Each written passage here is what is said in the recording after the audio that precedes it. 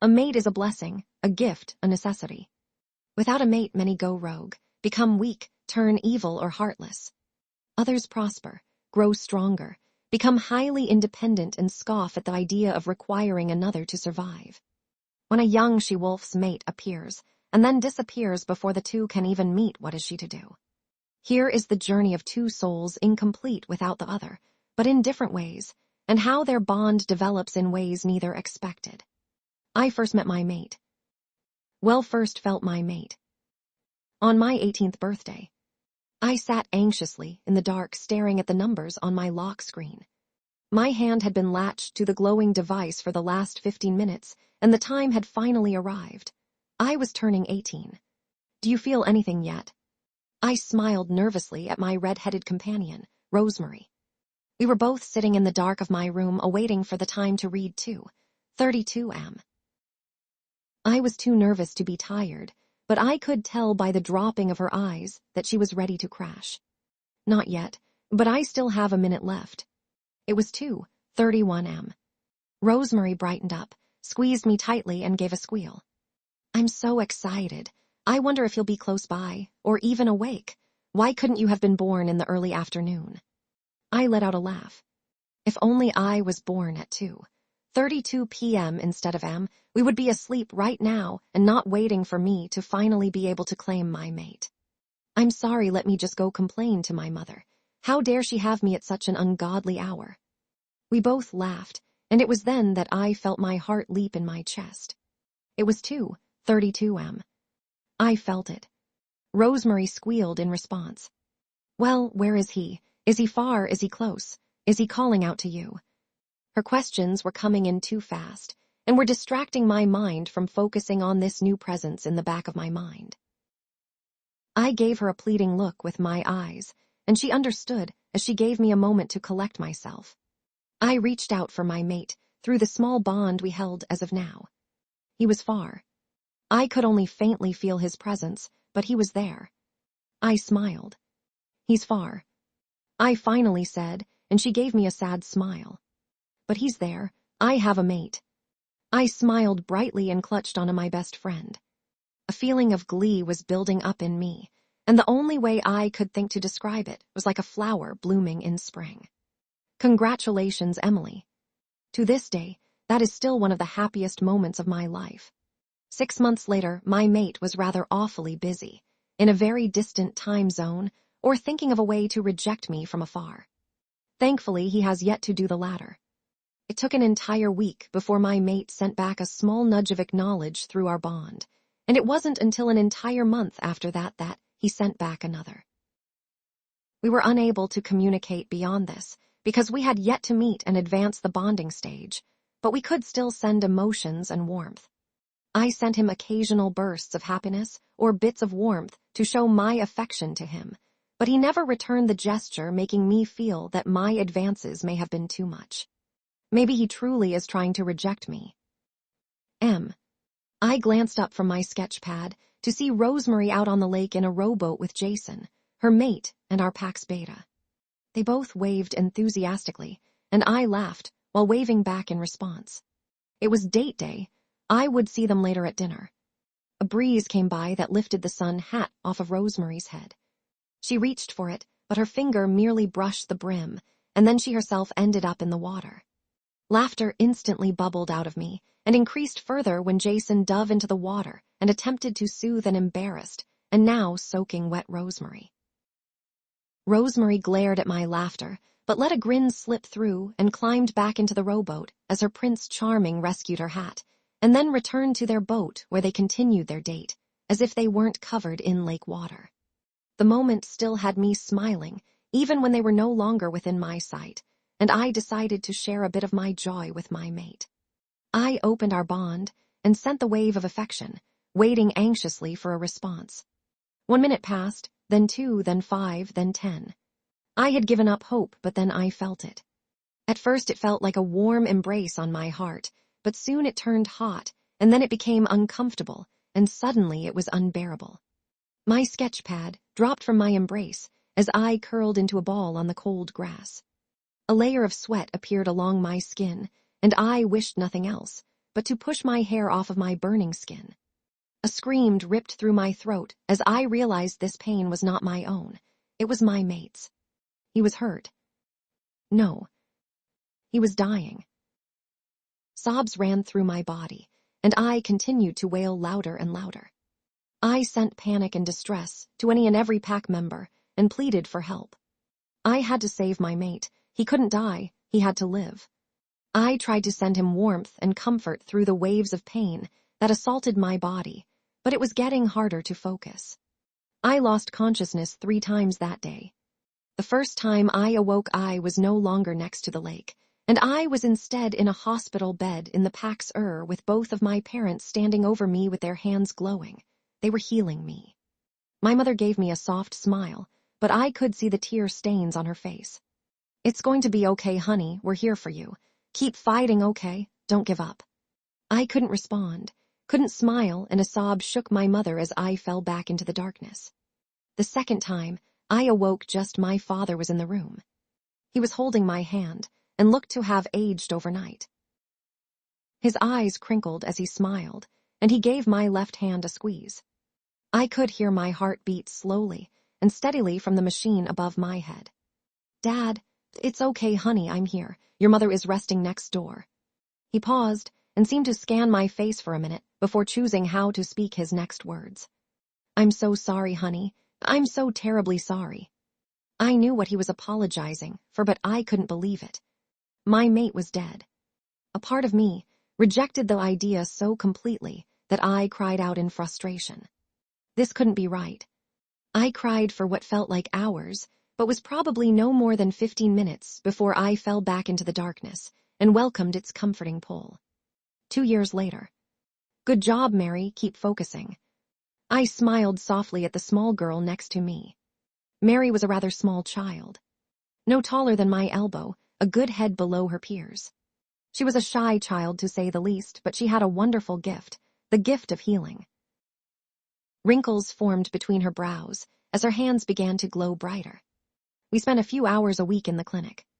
I allowed her to practice on some of the smaller injuries that came in, but mostly had her healing whatever injured animals had been found in the forest. Today we had a rather large squirrel that had somehow injured its front leg, to the extent that it was unable to climb the forest trees.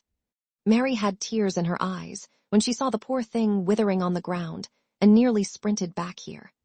A drop of sweat began to form on Mary's forehead, and I knew she was beginning to reach a new limit.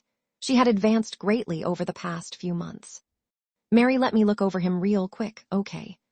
Mary let out a shaky breath and nodded before stepping away, her piercing green eyes trained on the still creature.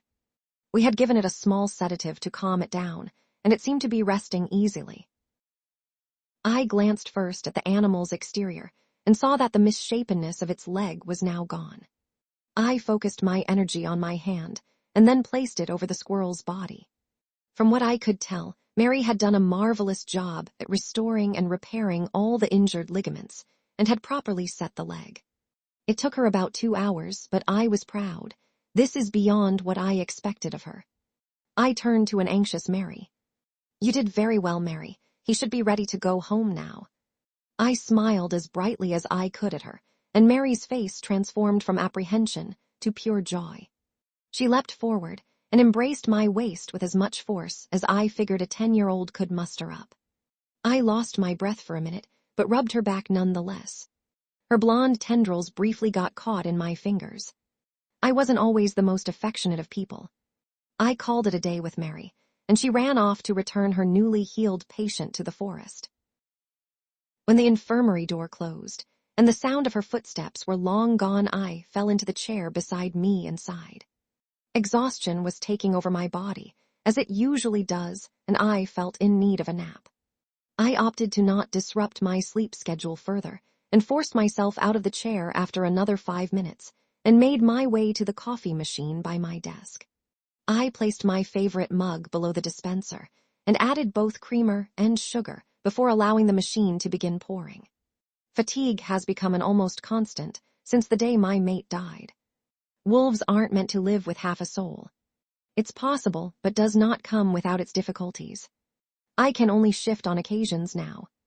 This saddened me greatly at first, but after realizing how little energy I actually had now, shifting became the last thing on my mind. I watched with blank eyes as the dark brown liquid began to pour into my plain baby blue mug. When it was done pouring, I sat down and took a quick sip. I hissed when my tongue burned instantly. I placed my cup down carefully and focused the energy needed to heal my minor burn. At least my healing abilities weren't lost along with my mate. I tried to smile about this small relief, but couldn't. I had sobbed in private, I had mourned quietly, I closed myself off for a long time, but then I saw how I was negatively affecting others and put in more of an effort to seem okay. I sat and stared at my coffee blankly for I don't know how long, but by the time a quick knock resounded off my door, the steam from my drink had long passed and the mug was cold to the touch. I drank it anyways. "Come in, Emily." I straightened in my chair and forced a small smile to my face as the alpha's daughter entered my office, Jasmine. Jasmine was always a bit smaller than the other wolves, but held her own nicely and was very much so respected. She was kind always, but capable of being stern when needed. She had long black hair that waved beautifully like her mother's, and the deepest ocean blue eyes. Rosemary and I had spent quite a bit of time with her growing up. "Hi, Jasmine, what can I help you with?" Jasmine fully entered my office and stood in front of me, seeming almost nervous with her hands knotted in front of her. This was strange behavior for Jasmine. "Are you okay?" Jasmine made eye contact with me, and I could see apprehension. She was worried about something. I put my cup down and gestured for her to sit in a nearby chair. She sat quickly. "You see, I turned 18 last year and, although my mate and I have been able to sense each other, we've yet to meet." I tried to hold back my reaction, but could feel a slight pain in my heart and an ache in my fingers to clench. I refrained myself and nodded for her to continue. "So because my mate and I need to prepare to one day take over the pack, I need to go find him. I was wondering if as my friend and a healer you would accompany me on my journey." My eyes widened considerably. I was shocked. She wanted me to come. Jasmine rushed on with more words. "I'm sorry if this is at all offending you. I know what happened with your—" She choked on the word. "I just really respect you as a healer and person and want somebody I can rely on in case an accident occurs to myself or any pack member that comes along. And also, if things don't turn out well. I feel like you'll understand and know what to do." It was true going could be potentially painful with seeing her be happy with her mate, but also nothing would make me happier than to unite the future Luna with the future Alpha, and besides, Jasmine is my friend. I gave her one of the most genuine smiles I have released in a while. "I would be honored to accompany you and aid in locating our future Alpha. It would bring not only myself, but my wolf great pride and joy to unite two soulmates." Jasmine smiled widely and jumped up to give me a bone-crushing hug that felt slightly awkward because I was still sitting, but I let it happen. I would make sure she gets to her mate, safe and healthy. Hopefully he was the same. 1 week later, telling my parents I was leaving with Jasmine for almost a month made them sad, but also very proud. Proud that I was benefiting the pack, but also worried that I was about to embark on something so personal to myself. I could see the shock in Rosemary also, but instead of probing and asking questions, she got excited for my travels and helped me pack. I had never left the Western Territory, but now would be traveling all the way to the Eastern Territory until we found Jasmine's mate or run out of a month's time.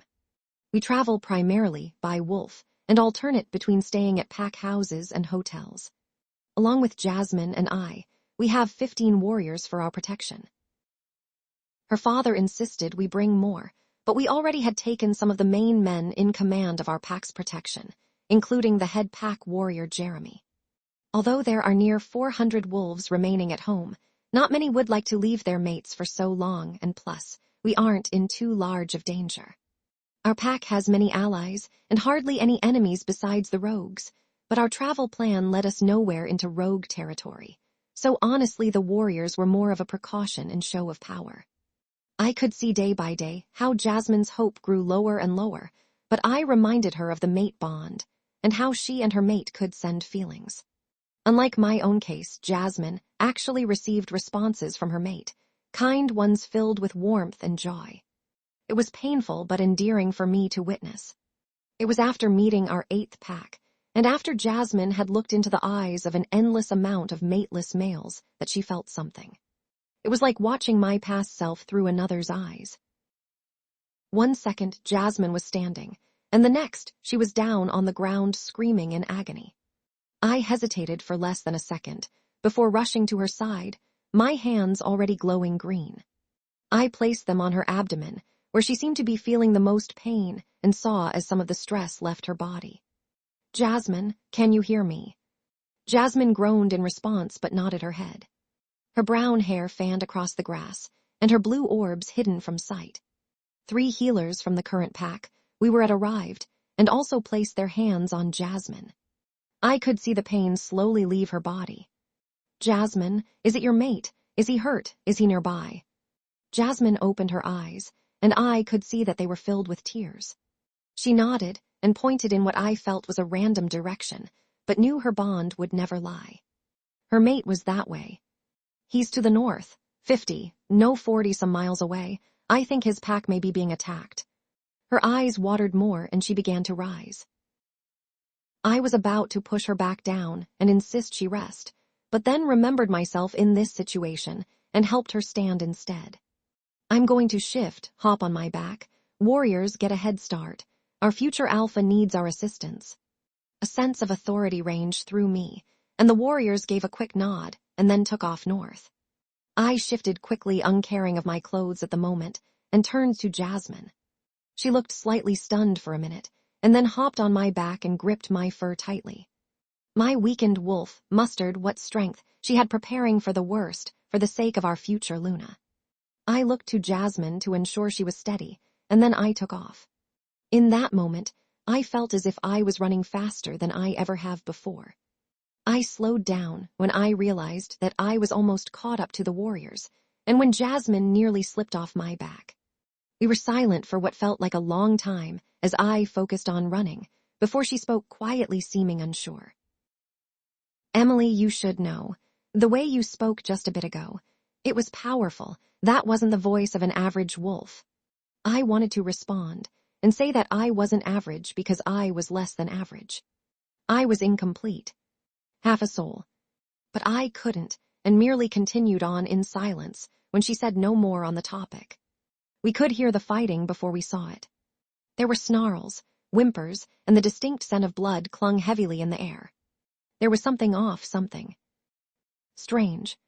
I felt as if the air around us had an energy different from anything I've ever experienced before. It unsettled me, so I hung behind the warriors with Jasmine still on my back. Her safety comes before all else. Our group stopped a mere half a mile from the fight. The warriors signaled for me to shift back, so I motioned for Jasmine to get off my back, and once she was down, I shifted quickly behind a nearby tree and pulled on my spare clothing from my medical bag. My wolf still felt unsettled by the energy in the air. It had intensified the closer we got to the battle. What was this? "Jasmine, do you feel an energy in the air?" Jasmine seemed to jump out of a trance. Her eyes that were previously fixated on the distant glow of the battle were now pinned on me. They were wide and frantic. Her wolf was itching to run to her mate. "Yes, I have.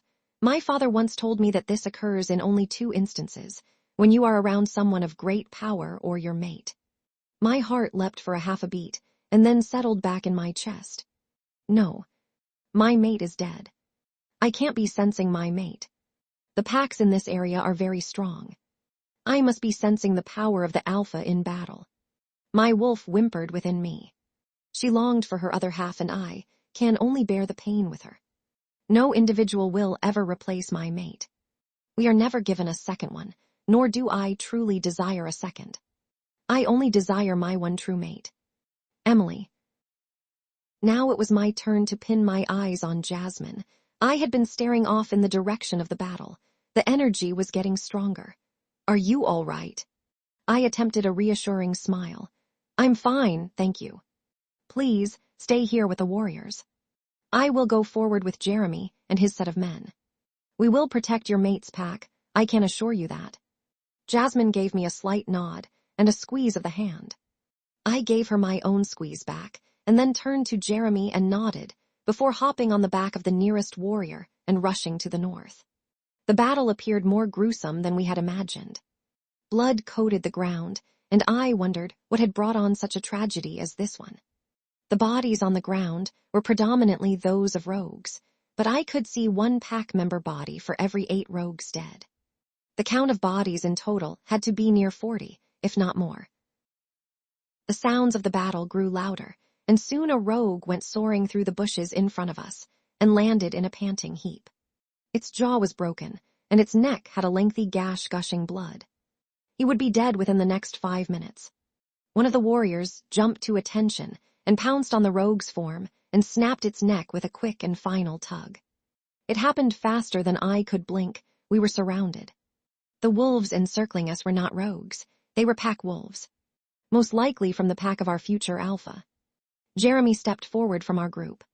We are from the Blue Stone Pack, and we are here acting upon the wishes of our alpha. One of your members is the mate of our alpha's daughter, and we are here to aid him and therefore his pack and unite him with his mate. Jeremy's eyes swept over the group as he spoke, and by the time his voice ceased to ring, the tension had seemed to dissipate between our groups. A man of about 23 years of age stepped forward. He was tall, maybe 6'4", and had golden hair and tanned skin with bright blue eyes. The electricity in the air increased, and my thoughts were confirmed. The power was him. This was our future alpha.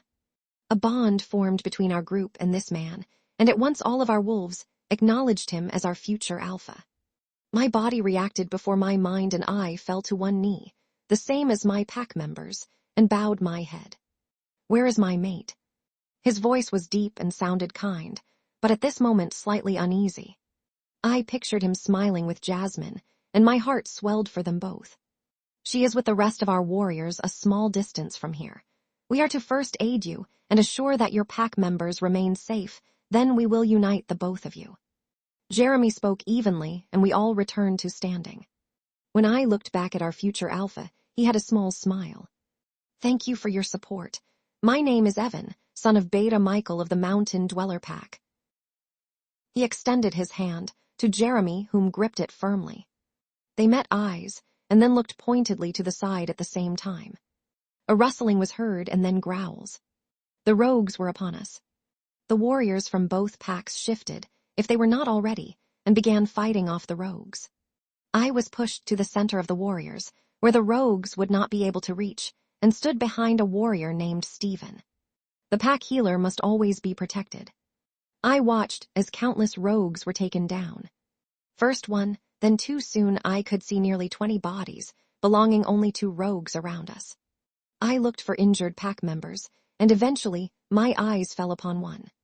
He was younger, maybe 17 or so, and was curled in a ball of pain on the ground, forced out of his shift due to a gash in his side.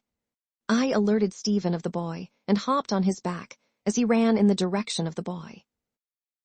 When we got to him, he looked first frightened, but then calmed when I raised my hands and allowed them to glow, the power of a healer. My name is Emily, and this is going to hurt. Bear with me, please. The boy nodded and opened his position to allow me to get to his wound. I pressed both of my hands on his side, and instantly he yelled out in agony. When it came to battle wounds, I had to put more into it to heal the patient faster. It causes it to be more painful in the beginning, but it soon fades away.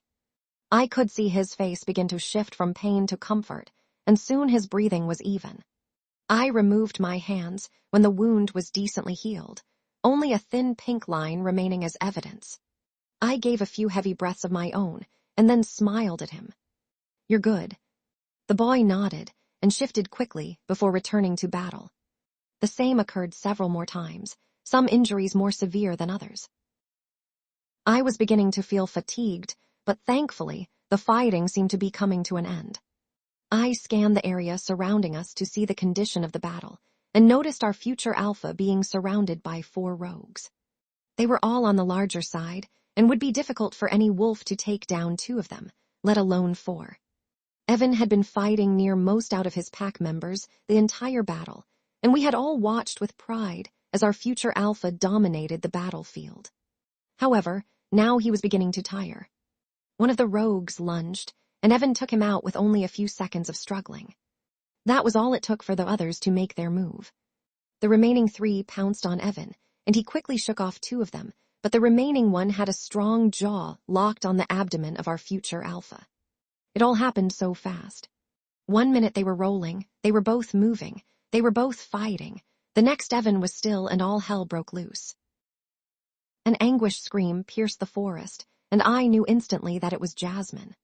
She could feel him slipping away. She could feel him dying. If he died, she might too. They would never be together. I moved faster than I thought possible. I moved faster than Stephen, or the other warriors thought possible. I was filled with adrenaline. I knew what I was about to do. I threw my body at the rogue that had attacked Evan, and we flew across the field. Wolves everywhere began to attack with a greater ferocity. I grunted in pain as my body rolled quickly across the dirt ground. I eventually slammed into a tree and took a few seconds before opening my eyes and seeing the rogue charging for me. I was preparing to jump out of its line of attack, but Stephen intercepted the rogue quickly and tore its throat wide open. Blood sprayed across the ground, and I ran towards Evan's body before I could put much thought into it. I reached him and he was still, too still. Blood was still pouring out of his body at a much faster rate than I would hope. The gash was the deepest I'd seen in a long time. I placed my hands on the wound and noticed his lack of response. He should have howled in pain. I looked around me briefly at the people, the ones I've known my whole life and the ones I have just met today. I looked to the sky and thought of all those I have lost before. My heart ached profusely as I thought of my mate. For the first time in a long time, I let a tear fall from my eye at the thought of him. I would be with him soon. I would save Evan and Jasmine right now. I stared down at Evan's body and began to allow my hands to glow. The blood began to slow down, but not fast enough. I put more into it and could feel my body begin to ache. The fighting around me began to stop, and I knew that my pack members could tell what I was doing. I hoped they would respect my decision. The blood stopped its flow, and my body wanted me to stop and take a break, but I knew for Evan to live, I had to continue. I healed the wound, and a large pink scar took its place. My own heart began to ache from overexhaustion, and that's when I realized his blood hadn't stopped because of me. It stopped because his heart stopped beating. I began pounding on his chest like a frantic person. My hair was everywhere. I was panting harder than I had ever before, and sweat covered every inch of my body. I needed to know how Jasmine was doing. The battle was over. All were watching me now. Get Jasmine now. They are mates. They need each other. I allowed myself a sigh when I saw a warrior take off in the direction of Jasmine. I looked down at Evan and knew I had to do it now. I concentrated on every bit of energy I had left in my being and closed my eyes. All of it, he was going to get all of it. Anything to get his heart to beat and for Jasmine to have her mate. As if on cue, a warrior appeared with Jasmine in his arms. She was unconscious and looking strained but breathing still. She was strong. I smiled in her direction and sent a prayer for her well-being in the future. She would be a wonderful Luna. I placed my hands on Evan's chest and began pouring my energy into his heart. 10 seconds passed, and then 20, and then 30. They all felt like hours. My body was screaming, and I couldn't restrain myself from biting my lip in pain. I could taste the copper of my blood. And then suddenly I heard it, felt it. His heart was beating. I gave an extra push, and suddenly it beat stronger and without my aid. I removed my hands from his chest as he began gasping and looking around frantically. I could see Jasmine, out of the corner of my eye, do the same. Everything began to blur. There was a moment of nothing within me, and then suddenly pain. Endless horrifying pain, almost equal to that of when I lost my mate. I screamed loudly and coiled into myself on the ground. Emily. Jasmine's voice reached my ears, and soon I felt her hand on my shoulder. It gave me very little comfort, but I tried my best to give her a brave face. I knew this would happen.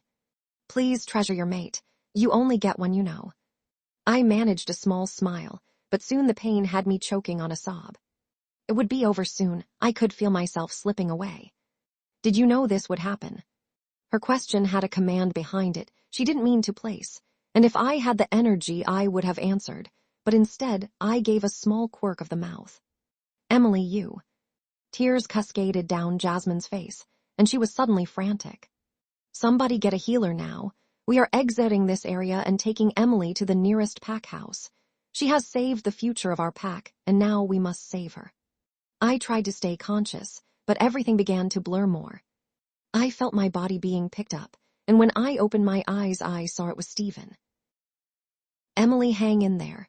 You're strong, you've proven it before, and you've just granted a blessing upon our pack. You can't go down now. I couldn't respond to his kind words, but tried my best to stay awake, but I knew it was useless. My only chance of being saved was to find my mate, but he was already waiting for me up there.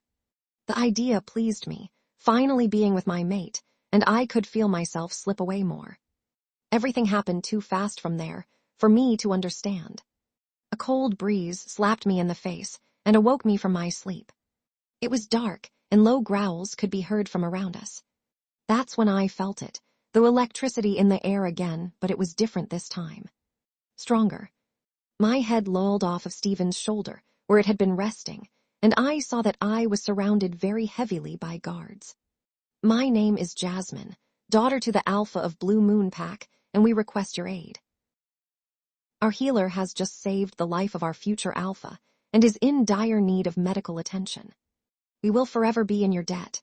There was a silence, or maybe my hearing was gone. I'll truly never know, because the next moment my heart contracted, and I knew this was the end. I jolted in Stephen's arms, and I could feel him struggling to hold on to me. Emily. My name was called by many, and suddenly I was laid down onto the cold, damp grass. My body thrashed more, and a scream left my body. I panted and screamed, and panted and screamed, uncaring of my appearance. More voices were heard, some I knew and others I did not. I was too absorbed in the pain to recognize much else, but suddenly it was all gone. All the pain, the agony, the screaming. I was dead still, I felt nothing. Everyone stared at me, and I could see now that an aged woman had appeared with glowing hands. She was too late, though. I could see it in her eyes, and I knew she saw it in my own. I breathed in one last breath, and then began to exhale slowly. Everyone began moving and putting me near blankets to warm me, and bringing out wash clothes and tearing open my shirt to get closer to my heart. I knew it was all useless. Still the woman tried. I thought about all the people I was leaving behind in those final moments, and guilt did enter my mind, but I knew time would pass, and they would understand, and all would be okay. I had no regrets and no more pain. I was ready to let go. Child, don't go. I forced my eyes to meet those of the old woman healing me. She looked sad, and I tried my best to smile for her, but it felt like it wasn't all there. She squinted, and I knew that she was trying harder to save me, and truly smiled then. She was very kind. My hand felt numb, but I attempted to lift it, and soon I saw it in my line of vision, and then dropped it on her own. She jumped and looked at me. I managed a small shake of my head. Enough. I mouthed to her. She reluctantly consented and sat beside me and began to stroke my hair. I heard sobs surrounding me and howls of loss. Our pack would feel the loss soon. I let myself drift further away, deeper into myself, away from this world. I felt a peace I had never known before grab me. It pulled me, and I went with it. This was different from the time when I lost my mate. This was easier. This was more comfortable, and this was real death. Death, it didn't sound so awful anymore. A warmth began to fill my being, and I grinned. A part of me called out, and I knew it was my mate. He was calling to me from the other side. I embraced his call and followed. However, it brought me to the opposite direction from where I was going. My eyes shot open, and the night sky was above me once again. Something pulled me suddenly. My chest rose off the ground, and I gasped in a large breath of air. The pain was back. My heart was beating. I was alive, but barely. I looked around frantically, and a mixture of emotions spread across the faces around me. I saw joy, confusion, and a sense of recognition, strangely enough from the faces I knew the least. And that's when it happened. I felt my mate. A growl beyond anything I'd ever heard before rang through the forest, and suddenly, everyone fell to their knees and bowed their heads. I could feel an energy suddenly getting closer, and could smell the scent of 5, maybe 7 men, but one scent stuck out the most. It was a type of musk I couldn't name, with a hint of citrus. It was my mate. He was coming. He was alive. My mate wasn't dead. Tears consumed me and sorrow, and joy and confusion struck my heart and body. I began to cry more. The energy began to approach faster, and soon the pounding of paws was all that could be heard. A large black wolf shot into the clearing, and my own wolf leapt within me. Mate. He was here. He was alive, real. This wasn't a second chance mate. This was my real mate. This was the same presence I felt all those years ago. His snout crossed the air, and suddenly his eyes locked on my own brown ones, and they were darker than the night itself. The pain in my chest began to fade from him being closer, and I felt myself coming back. My mate began running in my direction, and when he was but a few meters away, he shifted suddenly and into nothing but his naked form. I couldn't look away from his eyes. To do so felt like a crime. He reached me, and many of the pack members quickly moved away. Stephen still acting, as my guard was closer than the others, and my mate glared at him and growled. Stephen instantly bared his neck and then stepped away. My mate was strong. When he looked down at me once again, his eyes shifted from the darkest of blacks to a dark blue. His hair was black like the coat of his wolf, and was in a disarray at the moment. His face was defined, as if crafted by the gods themselves, and I could only imagine his smile to be striking beyond all belief. This was my mate. I had a mate. His hand extended, and after many torturous seconds, made contact with the side of my face. My cheeks warmed, my heart skipped 3 beats, and a surge of electricity ran throughout my body. I couldn't take it anymore. I passed out. This all had to be a dream or heaven. My mind felt clouded when I felt myself begin to awaken. My throat was dry and my body felt cold, freezing actually. I tried shifting my body and felt a resounding ache in every muscle. I groaned lightly and then opened my eyes. The room I was in was dimly lit, and the walls were all an off-white color. I wasn't in a medical room, but a regular bedroom with an 4 hooked up to my arm and a heart monitor at my side. Someone had managed to save me. My mate. I managed to sit myself up and was grateful for the many pillows stacked around me. The bedding was very plush, and my hand at my side sunk slightly into the mattress. I felt like I was on a cloud, but still I was freezing. I tugged the comforter further up my body, and then realized I wasn't in my own clothes. I was dressed in a large white male t-shirt and black sweatpants. I sniffed the shirt and instantly felt warmth encase my body. It was my mate's scent. My heart bloomed. I looked around the room more and knew this room belonged to no one before me. It must be a guest room. Everything was white, blush or cream-colored, and the carpet looked like it would be the softest thing I would ever touch besides this comforter. Everything was beyond neat and organized. I felt like I was inside a magazine catalog. I tried moving my body more and held back a groan of pain. I looked at my 4 and gave it a flick or 2. Hopefully there was some pain medication in there. My mate would be the best cure, but I had no idea where I was at the moment, nor did I know the whereabouts of the man that I thought had been dead for the past 2 years. My mood turned sour, but quickly was forced to shift as an alarm began to go off. Lights I hadn't noticed before began to flash in the corners of the room I was in, and a loud voice carried throughout the house. It sent chills throughout my body. It was my mate. Rogues have breached the territory. All women and children report to the designated safety zones. I repeat. The statement rang over the invisible speakers twice more, and then the voice was gone, and the sound of a siren took its place. A gas began to filter out of the walls and I panicked. What was happening? Was this poison? Are we under attack already? Is my mate safe? Is his pack safe? I forced myself out of the bed and planted my feet onto the ground. My body wanted to give up instantly and rest, but there was no time. We were under attack.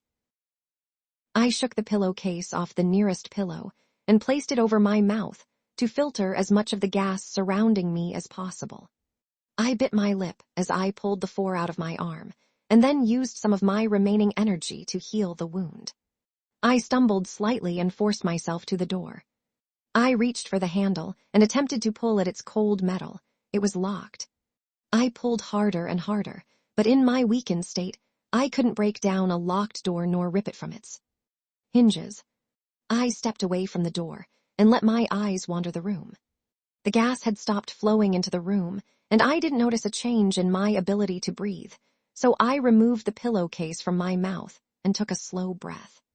I felt fine, but I could no longer smell anything.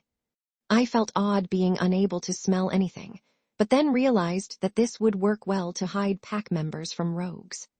I had to use this to my advantage. I ran to the balcony and opened the doors that led out to a beautiful patio with a stone table and 2 chairs. There were flowers in various pots with various colors. I didn't have the time to appreciate the beauty of this small area, though.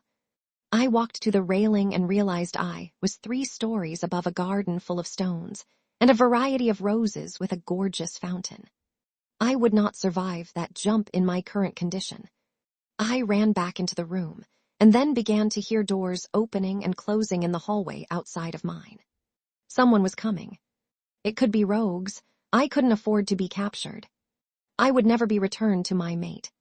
They would kill me or attack me, and I wasn't accepting either fate. I looked around the room quickly and saw 2 doors. I opened one and noticed it led into a large bathroom. I opened the second door, and it led into a large walk-in closet.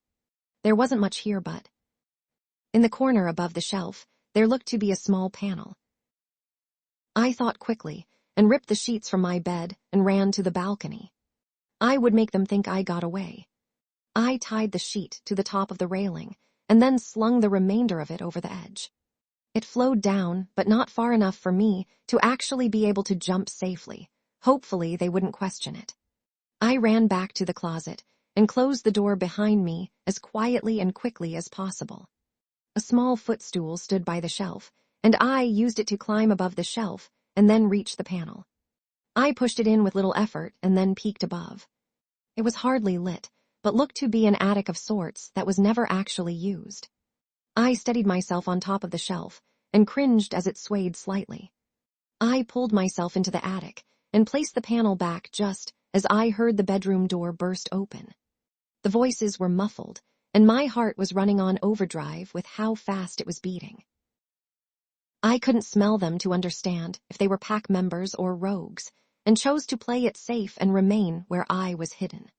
It sounded like the room outside was being torn apart in search of me, and guilt overwhelmed me. Was the pack under attack because of me? Was someone looking for me? I tried to think of a single rogue who has ever had a personal vendetta against me, and could not think of a single one. The closet door opened and I held my breath. Rustling was heard in the closet. There were only a few boxes to be tossed around, and only a handful of coats. A growl then shook the house, and I knew it to be my mates. The individuals in the room retreated, and I was left in silence. I sat there for 2 more hours. More chaos was heard in rooms surrounding mine, but never did they come into my room again. It was dark in the attic and cold, and a plethora of spider webs adorned the walls. I needed to get out of here. I was also beginning to get my sense of smell back. I could no longer smell my mate on the clothing surrounding my frame, nor could I smell him anywhere nearby. He was gone again. An emptiness filled me, and I attempted to hold back the pain of loneliness that had surrounded me for so long. Did I even have a mate? Had I imagined him? Was I actually taken by rogues? Was this all a trap? My own thoughts raised my level of anxiety higher than I thought possible. I needed to get out of here. I waited until the noises nearest my room began to dissipate and then completely diminish. Now was my chance. I felt the dusty ground around me and tried not to think of the multitude of dead insect bodies that I felt occasionally graze past my skin. At least I hoped they were all dead. I grabbed the panel that had allowed me access to the attic and moved it to the side. I looked down and saw that if I was careful enough, I could make it to a nearby shelf. I slowly lowered first my legs down and cringed at the immediate ache of my muscles. My feet brushed the top of the shelf, and I took the risk and let myself drop onto it. My heart raced in my chest and pounded strongly, but thankfully calmed down when the shelf did not topple over. I climbed down the rest of the shelf and then finally made contact with the carpet. I made my way to the closet door and slowly opened it, thankful when it didn't screech back in protest. The sight of the room was terrifying. Claw marks adorned the walls, the pillows had been torn apart, the mattress flipped and shredded open. I walked around the room trying to be careful of where I was walking, but still managed to step onto a pile of broken glass. I hissed in pain and grabbed onto a nearby wall. The gash on my foot was deep, and if I had the energy I would heal it, but I knew that my body hardly had the energy to run, let alone heal.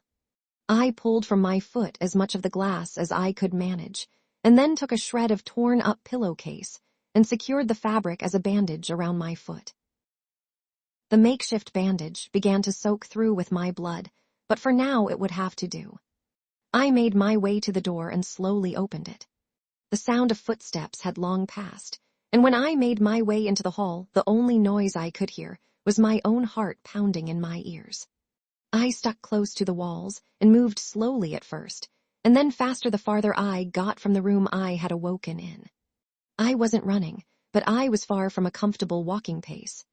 At the corner of every hallway I stopped, caught my breath, listened, and then hurried off again.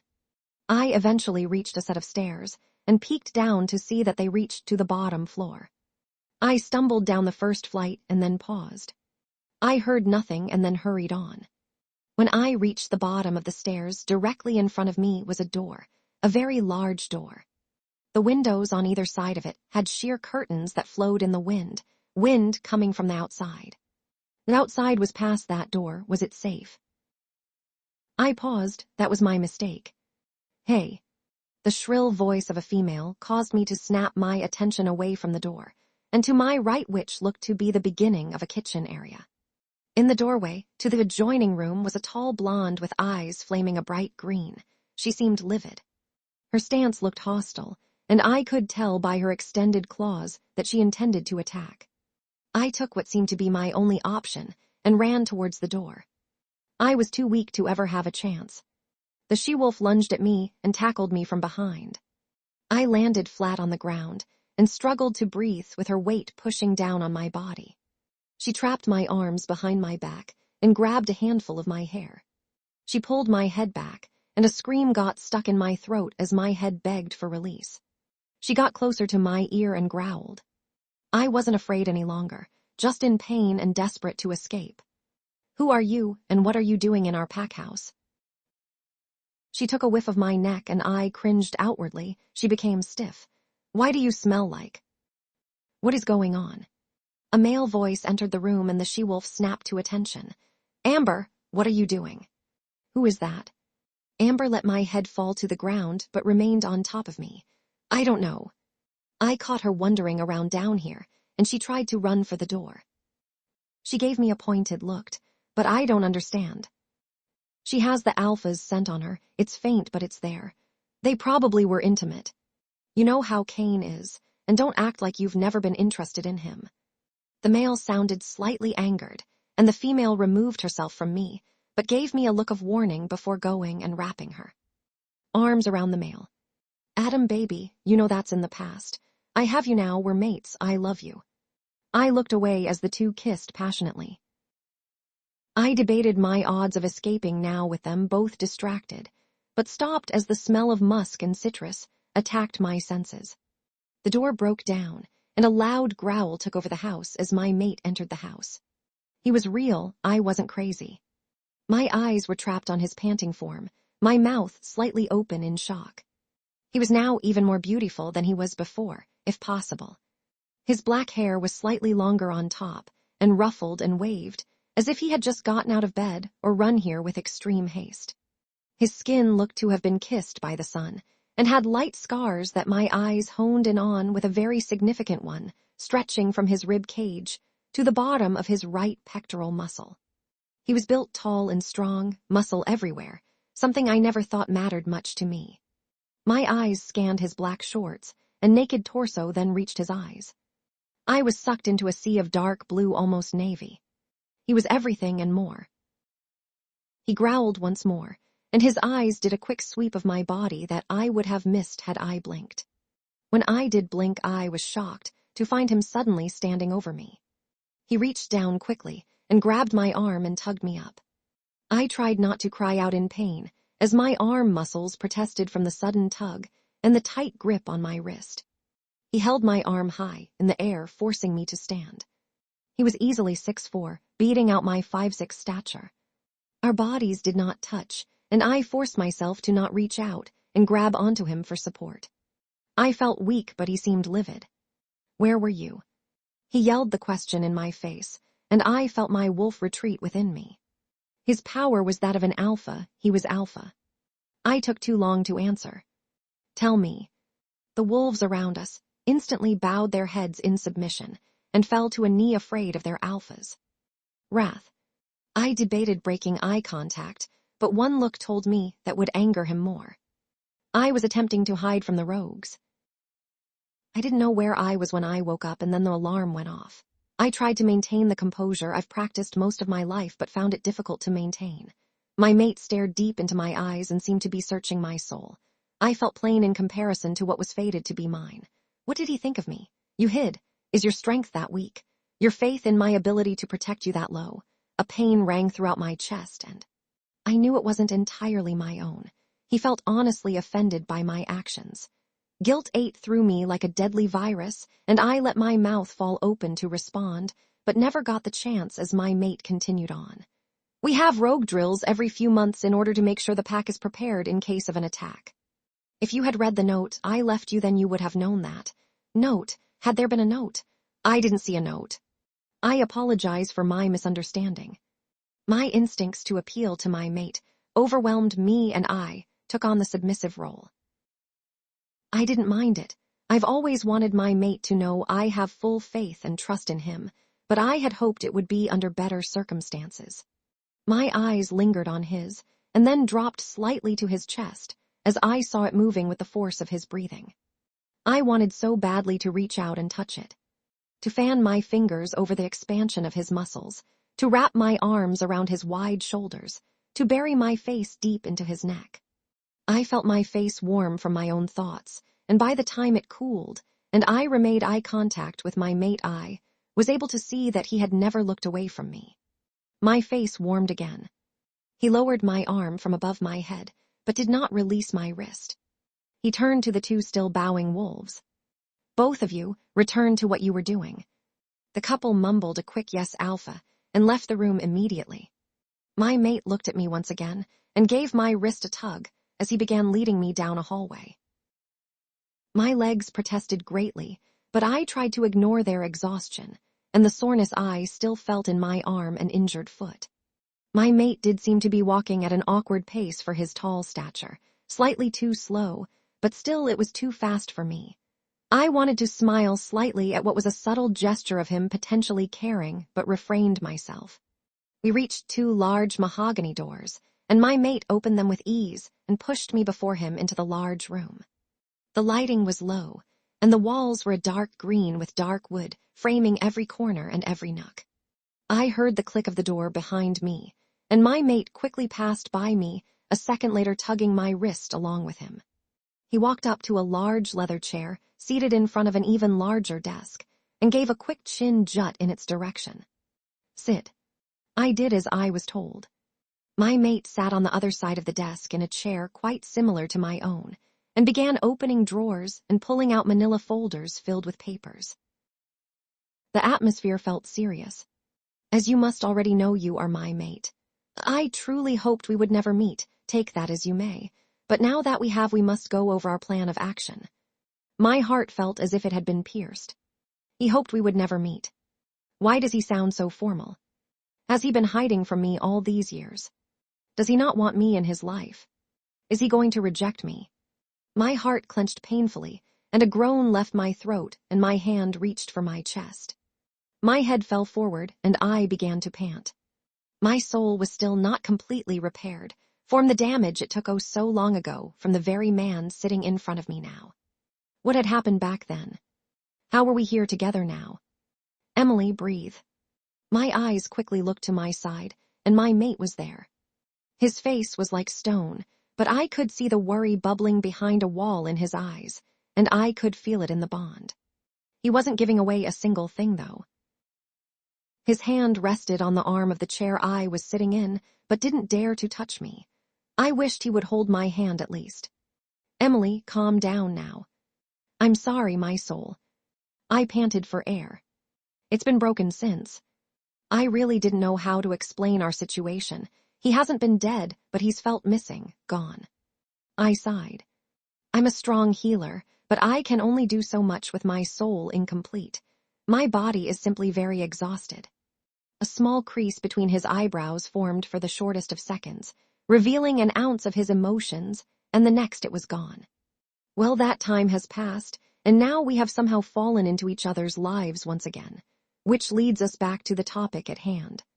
He stood as if nothing was wrong, and returned to his portion of the desk, and began pushing around papers. First introductions, my name is Cain. I am Alpha to the Fire Crest Pack, and have been for 4 years now. I took over when I was 18, and my father resides still in the pack house. I opened my mouth to introduce myself, but Cain stopped me with a hand. I already know. Your name is Emily. You are 20 and a member of the Blue Moon Pack, and are the daughter of 2 healers, and are a healer yourself. Your file says your mate died. But we both know that to be inaccurate. I felt myself remaining silent. He was acting so distant I didn't know what to say. Thankfully, or maybe not so, Cain seemed to have rehearsed this conversation a plethora of times, and spoke quickly, and with confidence while my mind still felt as if it had been thrown a curve ball with his sudden appearance. You will be the Luna to my pack, that is a given, but understand, we will not be sharing a room now or in the future. We will only be physically intimate, for the sake of making pups. You are to be marked within the week, and also introduced to the pack. You must also memorize our pack rules, as some may be slightly different from your last pack. We will hold hands in public on special occasions, but not often, and any form of public displays of affection outside of this is prohibited. Also, we will not be spending much time together, the less the better in fact, and I will make sure that you have a handmaid to attend to your every need. He pulled out a paper and placed it in front of me. If you understand, sign below. I stared at the paper with an open mouth and tied together all that my mate had said. This felt more like business deal than a mating. Why all the rules? Why all the formalities? I met his eyes. What if I do not agree to these terms? Cain's face hardened, and I could see his form shake slightly as he fought to contain a low growl. Anger pulsed through our weakened bond. Then we cannot be mates, and I will send you away from me. We will never meet again. I stared at the man in front of me and took no more than 2 seconds before picking up the elegant black pen stationed in a fancy cup holder on his desk and signed my name quickly on the required portions of the document in front of me. Once the pen lifted from the page, Cain took the paper from me and signed below my own name as a witness and dated the document. I wondered, with little humor, if this would be our anniversary. The paper was placed within the same manila folder that he had pulled it from and then quickly tucked away in the drawer of his desk. His eyes met mine, and he gave a small nod. He never did smile. I'm happy we were able to come to an agreement so quickly. A stab of hurt rang through me from his formal tone and lack of actual joy. Your handmaid will be Beatrice. She is 18 and mated. Hopefully you both will get along. If not, I'll simply replace her. He began shuffling papers around his desk. I knew this was my sign to leave. I knew I should obey. I knew I shouldn't argue, but I had so many questions. Cain, His eyes snapped to mine and they seemed to have darkened. Anger or longing. I really couldn't tell which had allowed the darkness to enter his gaze. I need to know what happened that day. You know which one I'm talking about. The reason I have it in my file that my mate died, what happened to you. My eyes drifted to his chest, and all I could imagine was that terribly long scar that rested angrily on his body. A conversation that is unnecessary.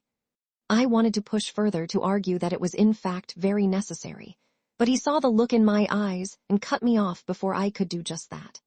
My past does not matter, and neither will yours. If you feel so inclined to know more about me, know that it will not make our relationship easier. He made eye contact with me, his paperwork momentarily forgotten. A chill went down my spine, and I sat up straighter, gripping onto the arms of my chair. You just signed yourself away to me, did you not? You care about me, you need me, and I do not need you. That is where we differ. You tire easily and nearly die from having an incomplete soul. I have flourished and raised an entire pack with the same soul you have. In all honesty, you're weak, unnecessary, a liability. Do you understand? I don't need you, I don't need to answer your questions, I don't need to prove myself. And it is only you that needs me in this relationship. You confirmed that the minute you signed that document. Now, I have work to do. Beatrice is waiting outside the door for you. As if on cue, a light knock hit the door.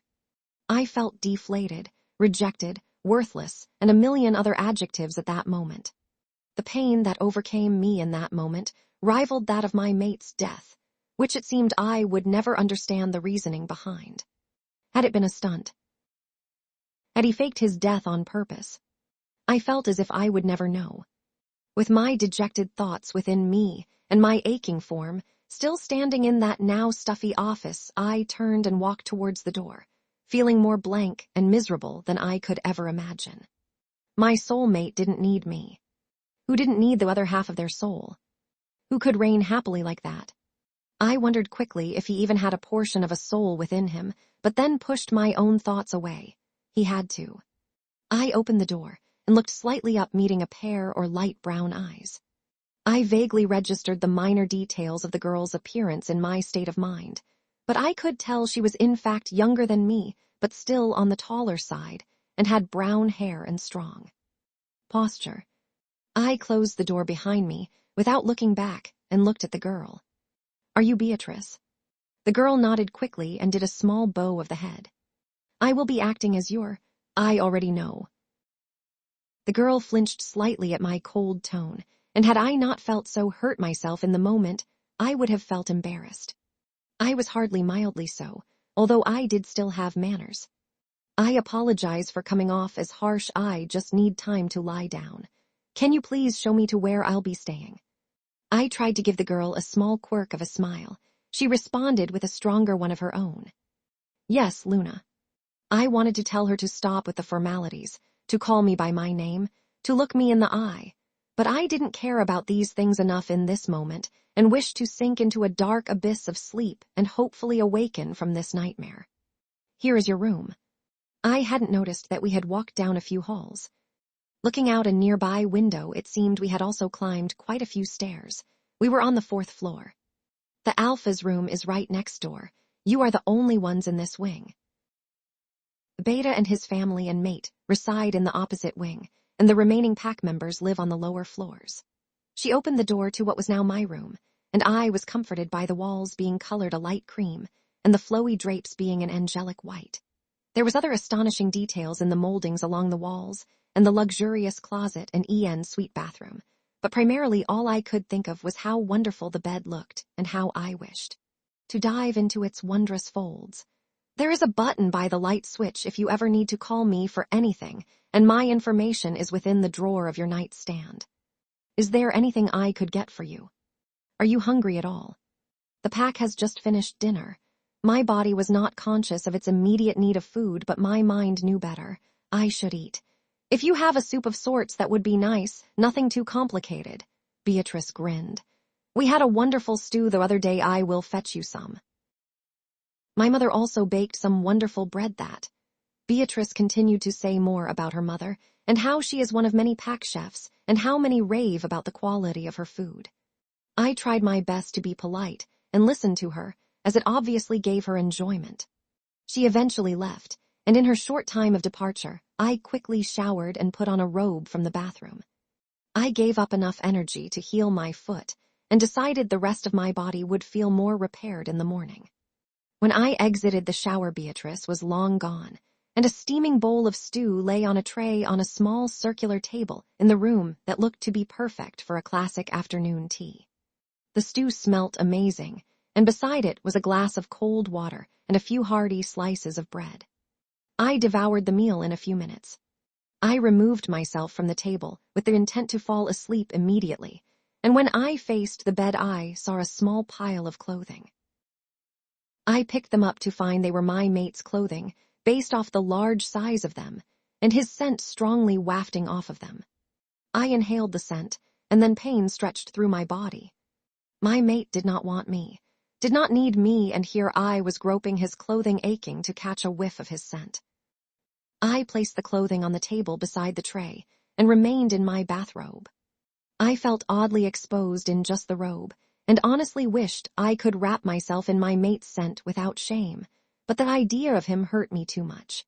If he could live without me, maybe I could live without him. He might be wrong, maybe I don't need him. I thought these things over and over again, as I tossed and turned as time shifted from the late evening to midnight, and then to the late hours, where only the owls would dare be awake and active. I hoped and wondered if I could truly be strong and live without my mate, not need my mate, love someone besides my mate. It was when I thought this final thought that I knew I could not. He was my soul mate, he was my only one. I didn't sign myself away to him tonight. No, I signed myself away to him the day I first felt him within me, the day I first realized I had a soul mate. I rose from my bed and walked over to the now cold pile of clothing. My mate's scent still clung strongly to them, and when I breathed in his scent this time, it took away a fraction of the pain. I freed myself of the uncomfortable robe and slipped into the many folds of my mate's clothing. I had to tighten the string on the sweatpants, and the shirt was almost a dress, but never had I felt more comfortable.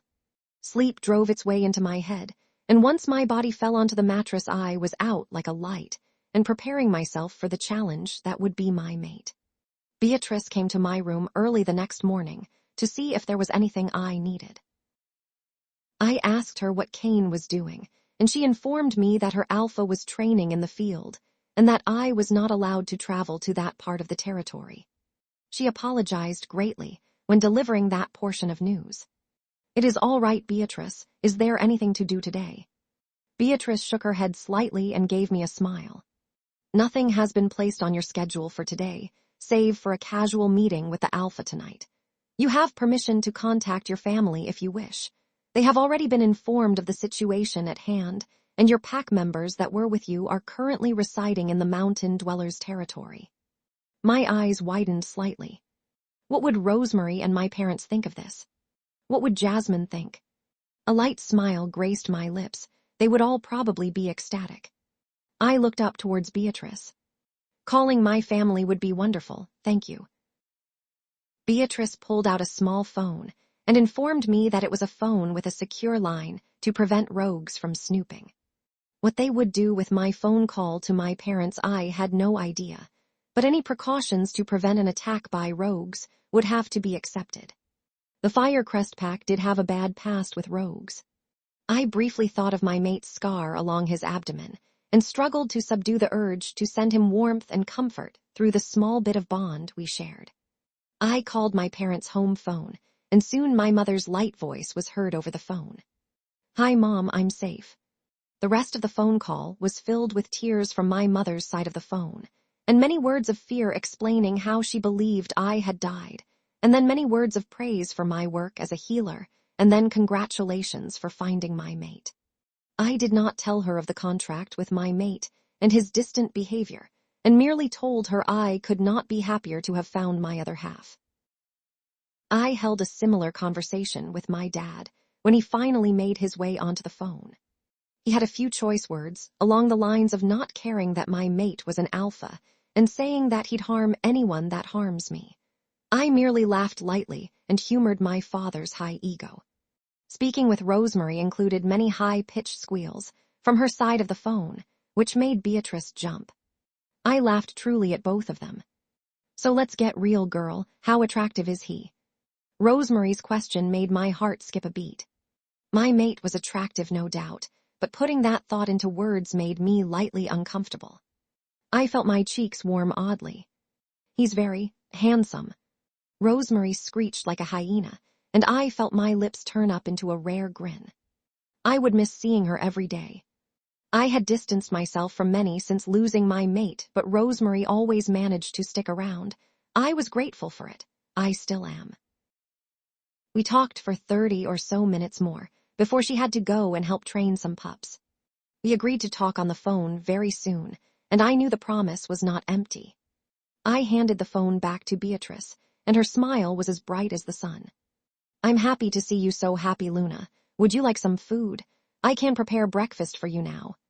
I gave her a light smile. She was very kind, and it seemed to be genuine. Her mate must be very kind also. "Yes, thank you, Beatrice." "Great, I will be right back." She turned and made her way to the door, and I quickly stood, with only a small struggle, and called to her. "Wait." Beatrice turned quickly, concern and a bit of fear in her eyes. "Yes, Luna, I'm sorry. Did you want something else? Did I forget anything?" She looked around the room almost frantically, but then locked eyes with me again, and then looked down and bowed her head slightly. "No, Beatrice, you have done nothing wrong. Please raise your head." She did so and looked at me with an unsure expression. I gave a small smile. "I merely wish to accompany you. Have you eaten yet?" She shook her head lightly. "Will you eat breakfast with me? Away from this room and in the kitchen, maybe." Beatrice blushed quickly, and then her face lit up and she opened the door widely. "Yes, Luna. I would be honored. The pleasure will be mine. You've brought me an immense amount of joy so far. Is it possible for me to change before we have breakfast?" She nodded her head quickly and closed the door to the bedroom, and then guided me to a closet door that I had yet to explore.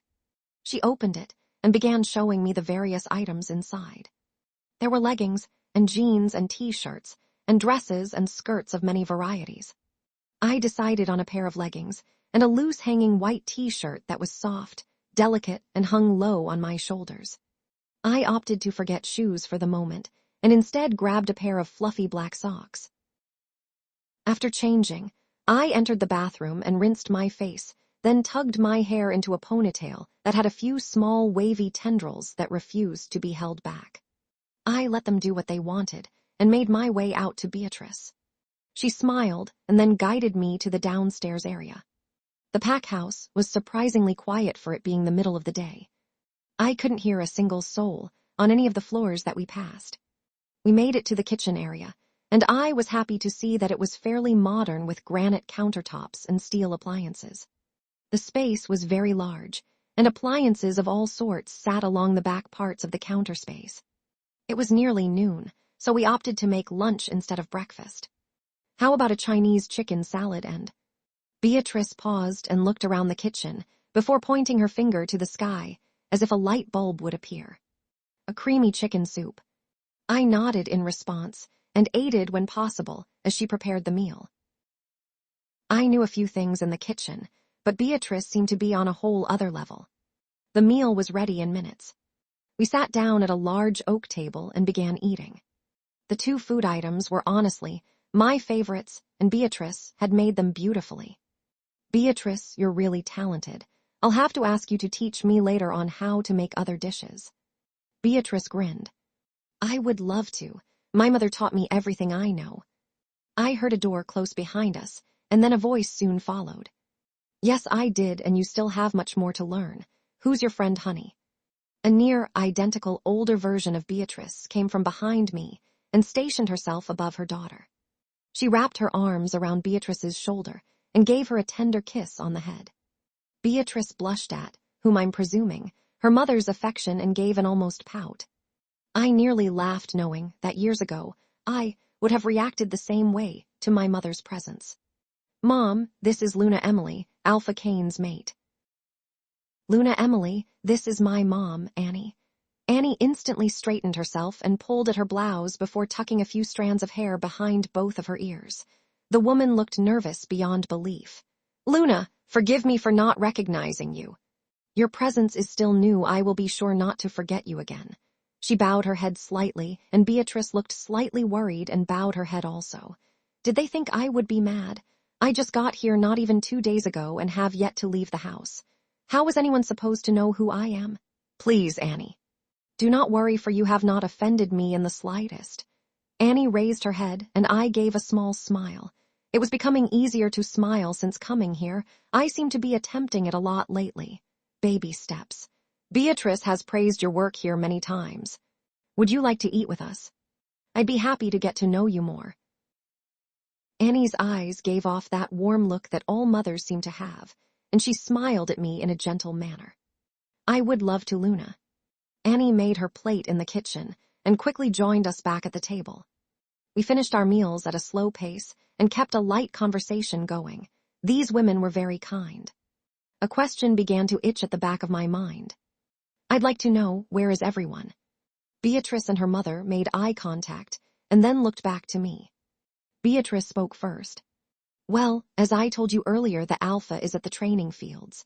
Many of the younger pack members are currently training there in one portion while the others. Beatrice looked at her mom quickly before returning her eyes to mine. I could see it was difficult for her to make eye contact. Are watching the execution. My heart skipped a beat for a second and then returned to normal. Execution? Who is being executed? My voice remained calm.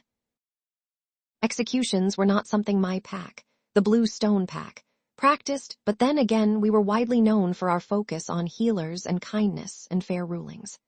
Fire Crest has often been stuck with the dirtier work of the werewolf world. They were not evil, not in the slightest, but tough and made into warriors starting from an early age if willing. Which most were.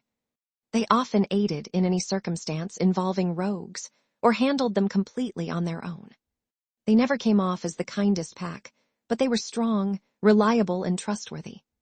It is a group of rogues. It started with one, Michael, who eventually recruited more to aid in his attacks. His last one consisted of 30-some rogues, and we managed to capture 7. They were questioned, but refused to give up any information, so now they will be sentenced to death for the crimes they have committed. Against our pack, I listened and nodded when she was complete. Thank you for telling me. I'm assuming I was not supposed to know, was I?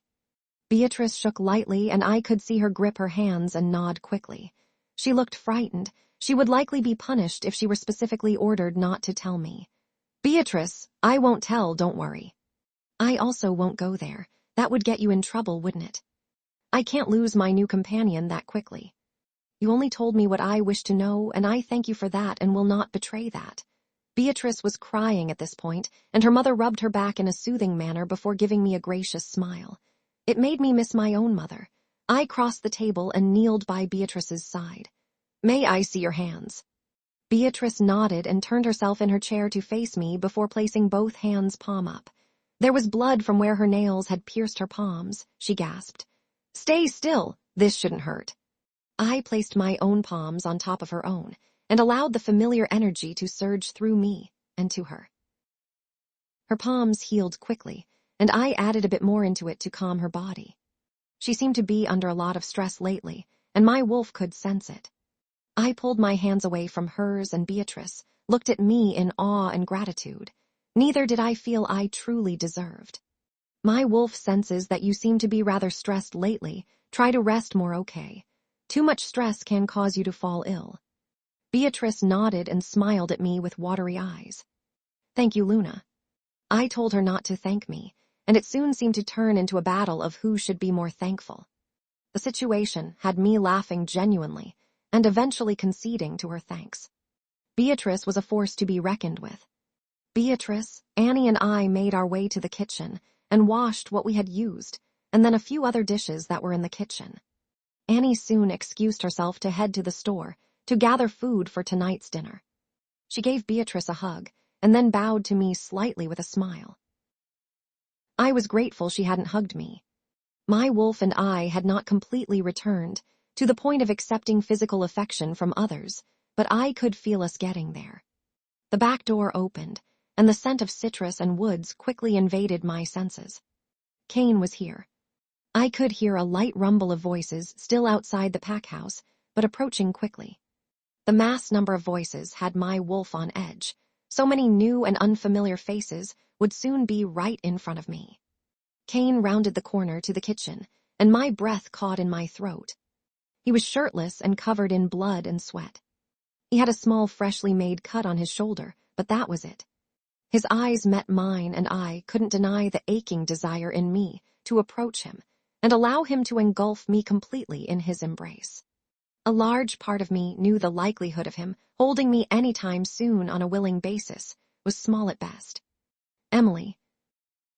I jumped out of a trance. I didn't realize I was trapped in and looked into the eyes of my mate. I was swimming in a sea of dark blue. Follow me. Beatrice, I will call on you later to take Emily. For now, do as you like. Cain turned sharply on his heel, and it took me a few seconds to remember to follow him. I threw a smile at Beatrice before exiting the room. I caught up to Cain quickly and began walking beside him, but slightly behind, as I didn't know where we were headed. So, how was your day? I asked. Fine. He replied shortly. He began walking faster, and it became harder to keep up with him without practically jogging beside him. I probably looked like a power-walking soccer mom. I was just missing the small hand weights and track suit. I took a shot at it and spoke again. I talked to my parents today. They're very happy that we found each other. I really think you would enjoy them. Cain didn't respond this time. His eyes didn't meet mine either. I realized opening my mouth again would be a futile effort at the moment, so I allowed myself to walk at a more comfortable pace and followed behind him. I memorized everything about him, from the way his hair appeared ruffled from the back to the way his shoulder moved when he walked, one a bit more so than the other. We turned down countless hallways and climbed a few stairs until we were in front of a new door. I looked up at Cain as he reached for the handle. He said nothing. He opened the door, and a wave of his scent washed over me. He gestured for me to enter first, and I did so with a bit of nervousness. He entered after me and closed the large door. His walls were a rich creme color, and his bed was a large king made of dark oak with a black comforter covering it with black, white, and navy pillows. All of his furniture had the same theme in color, but nothing hugely sentimental called to me in the room. It was beautiful, but hollow of any emotion or sentimental items. Sit, I'm going to shower and then we must talk. He didn't wait for a response and reached into a drawer for some sweats and a t-shirt before heading to his bathroom. The door closed loudly. I allowed my eyes to scan around the room and felt as if I was invading on his personal space. I looked for anywhere to sit and realized my options included the windowsill, the stiff-looking chair in the corner of the room, or the bed. I chose the windowsill. The place to sit on was actually rather large. You could fit another person in it. The curtains were light and white, so I easily pushed them out of the way. I positioned myself in the corner, lightly pressed against the glass, and realized I could open the top portion. I stood carefully and opened the top portion before settling back down into my spot. A gentle breeze blew in, and the sun shined down, but not in a blinding manner. I realized this would be a wonderful spot to read. A great view, my mate's scent, and a comfortable set of pillows to rest my back on. I allowed my head to loll to the side and rest against the wall. I had no intention of falling asleep, but I was more than comfortable with relaxing like this for a while. I bent my legs slightly into myself and closed my eyes, allowing the sun to fall on my face. I felt at peace. 10 minutes might have passed, or 20, but I was suddenly awakened but a growl. My body jolted from my resting position, and my head hit the window beside me. I groaned and gripped my head, leaning away from the glass. I looked up and saw Cain heading in my direction, looking less than happy. I backed away slightly, and he growled louder, so I froze. He came to my side and unexpectedly pulled me into his arms. He had me off of the windowsill and cradled in his arms faster than I could blink. He moved away from the window as if it were poisonous, and moved in the direction of his bed. He sat down on his bed and pulled me closely to his chest. His head went straight to my exposed shoulder and neck, and he took large whiffs of my scent. His grip on my sides was almost painful, but I ignored it. He sat there with me in his lap, breathing in my scent, for nearly 5 minutes, but he didn't seem to be relaxing anytime soon. This change in demeanor not only confused me, but had me worried. I was hoping for affection on some level, but this wasn't what I expected. He seemed angered beyond belief, but also almost terrified. My hand raised on instinct, and I stopped myself only a breath away from touching him. Would he be okay with it? His distressed state did not seem to be calming anytime soon, so I tried for it, and placed one hand on his back and the other in his hair. His dark locks were still damp, and my hand glided through its softness easily. I scratched his back in a circular motion and pushed my body into his. I couldn't help but nearly purr as sparks erupted across my body. I have never known bliss before this moment. Cain's growls finally ceased, and his breathing became less labored. The pressure of his hands were less painful and more soothing, as his fingers moved hesitantly against my body, as if he were trying to calm me as well. A smile graced my lips that he wouldn't be able to see. Something told me it was better that way. Cain pulled away and looked into my eyes before he began removing my hands from him, gently, as if I were made of porcelain, before he put a good foot between us. You are not to sit there again. The unmated males were able to see you from below, and the longing thoughts they were projecting so openly.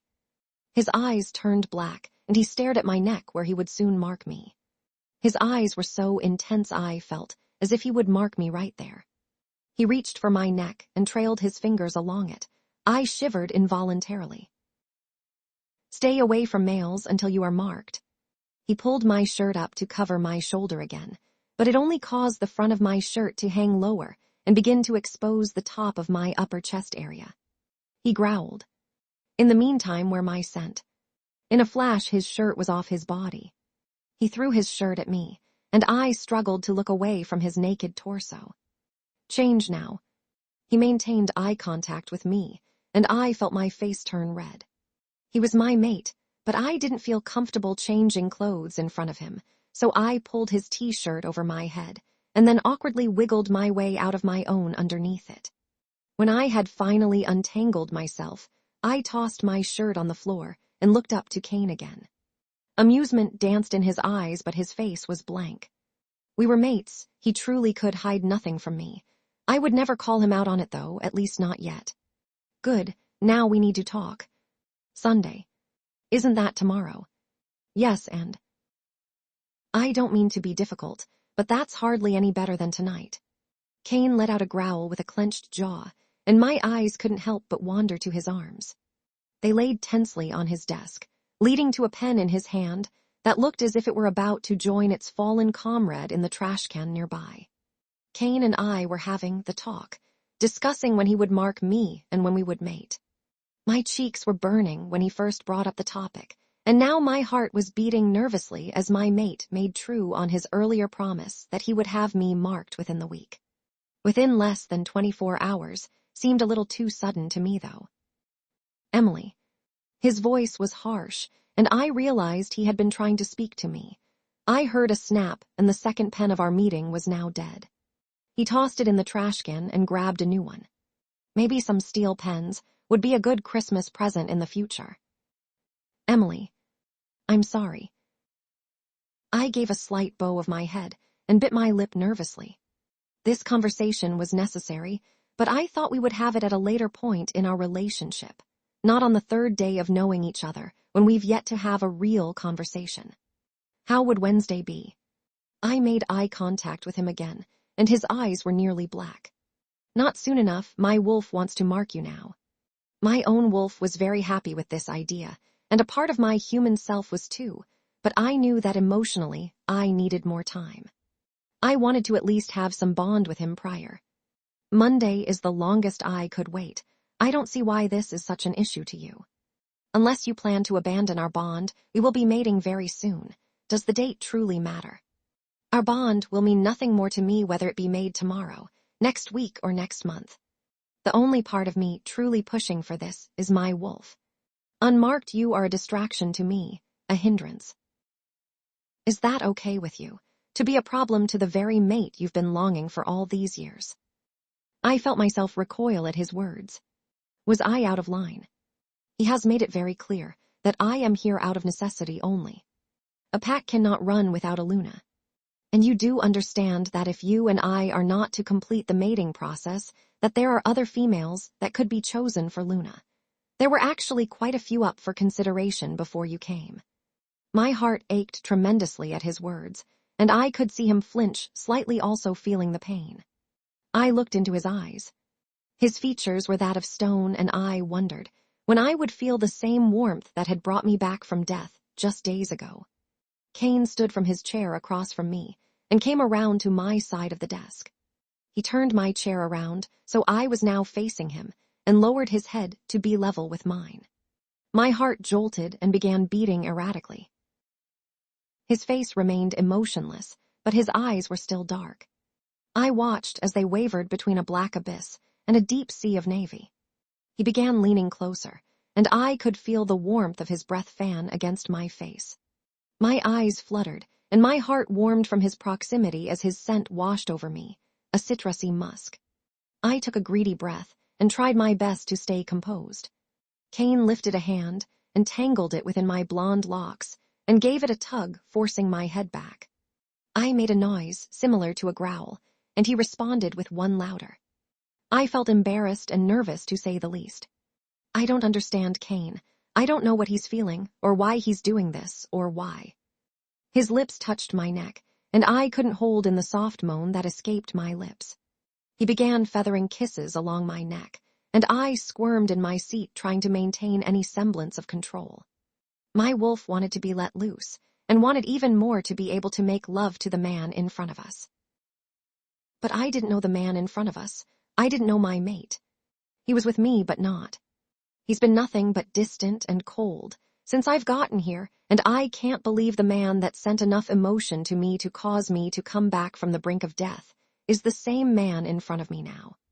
I felt gentle tears begin to stream from my eyes, and when they began to trail to my neck, Cain halted his onslaught of kisses. Cain's head raised from my neck, and his eyes changed quickly from black to navy.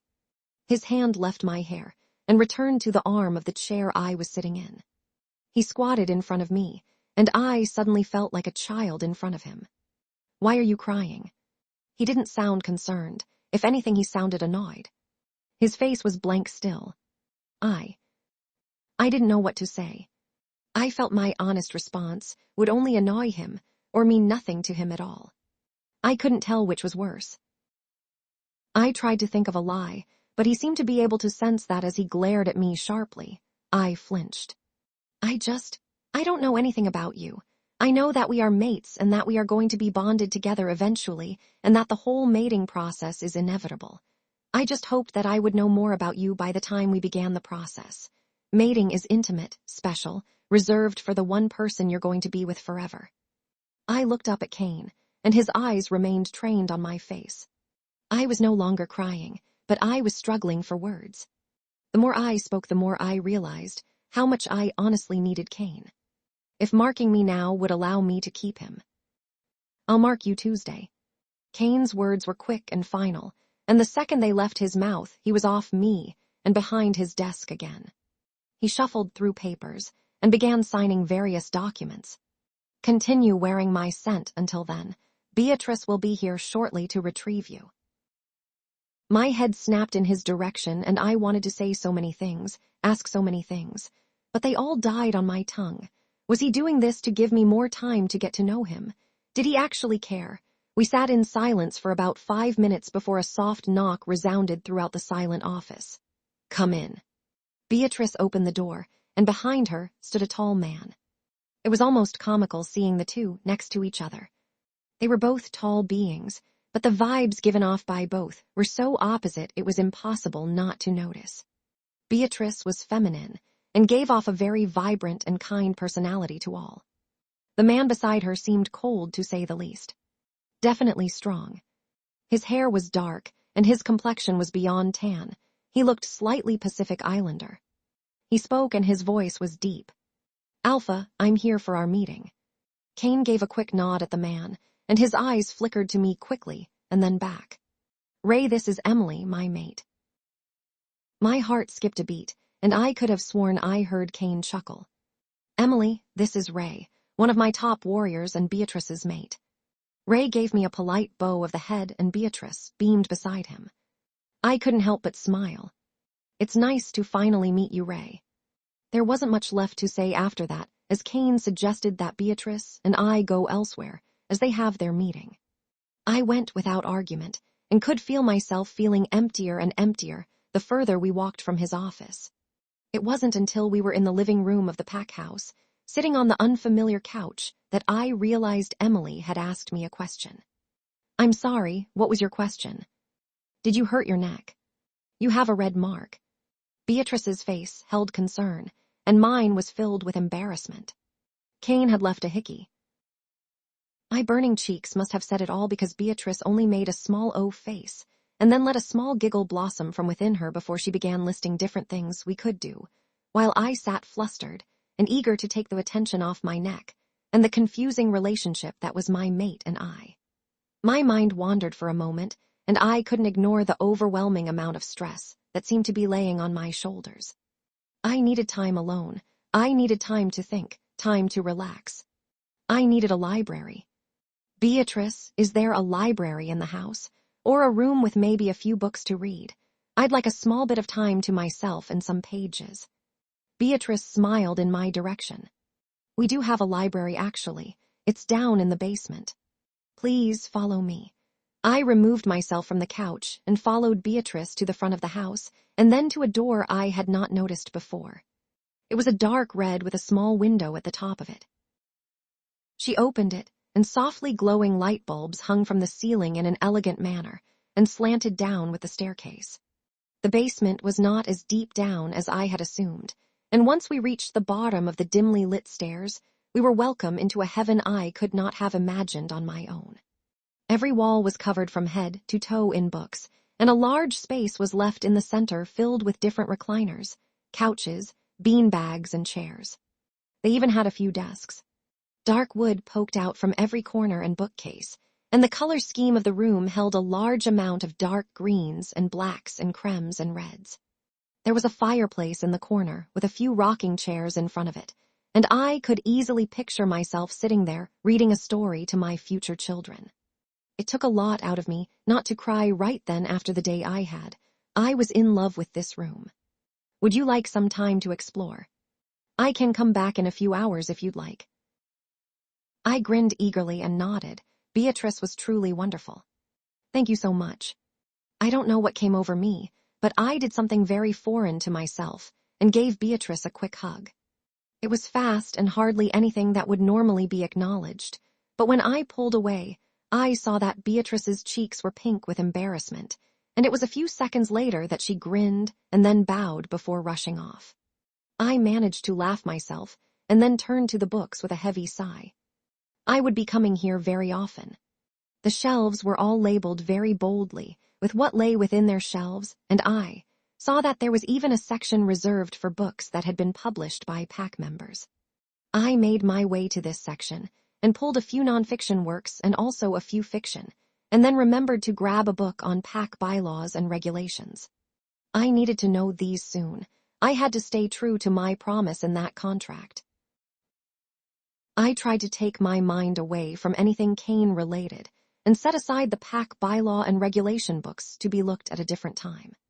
I started with an easy fictional read that had been written by an older pack member by the name of Dolores. The biography on the book indicated that she had passed quite a few years ago and that she was very much loved by the pack and had even adopted many children whose parents had died. I enjoyed reading about the woman, and because the book of hers that I had picked up was short, a story of a man lost in the woods that managed to find his way out with the aid of the many creatures of the forest and a small water nymph. I was able to read through a few non-fictional works by many pack members, some describing not only their own lives, but also others in the pack. It gave me an insight into the people that were a part of this pack, and I knew that this was going to be my favorite section of the library.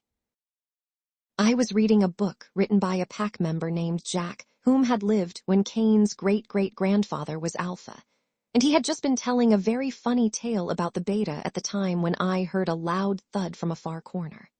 The sound made me jump. Only about 5 people had been in the library when Beatrice and I had arrived, and I had thought that all of them had left. But sure enough, when I looked behind me, towards the source of the noise, I could clearly see a figure. I did not feel alarmed, oddly enough, and stood and made my way to the person. They were in a wheelchair, and I could tell they were male from their short black hair and broad shoulders.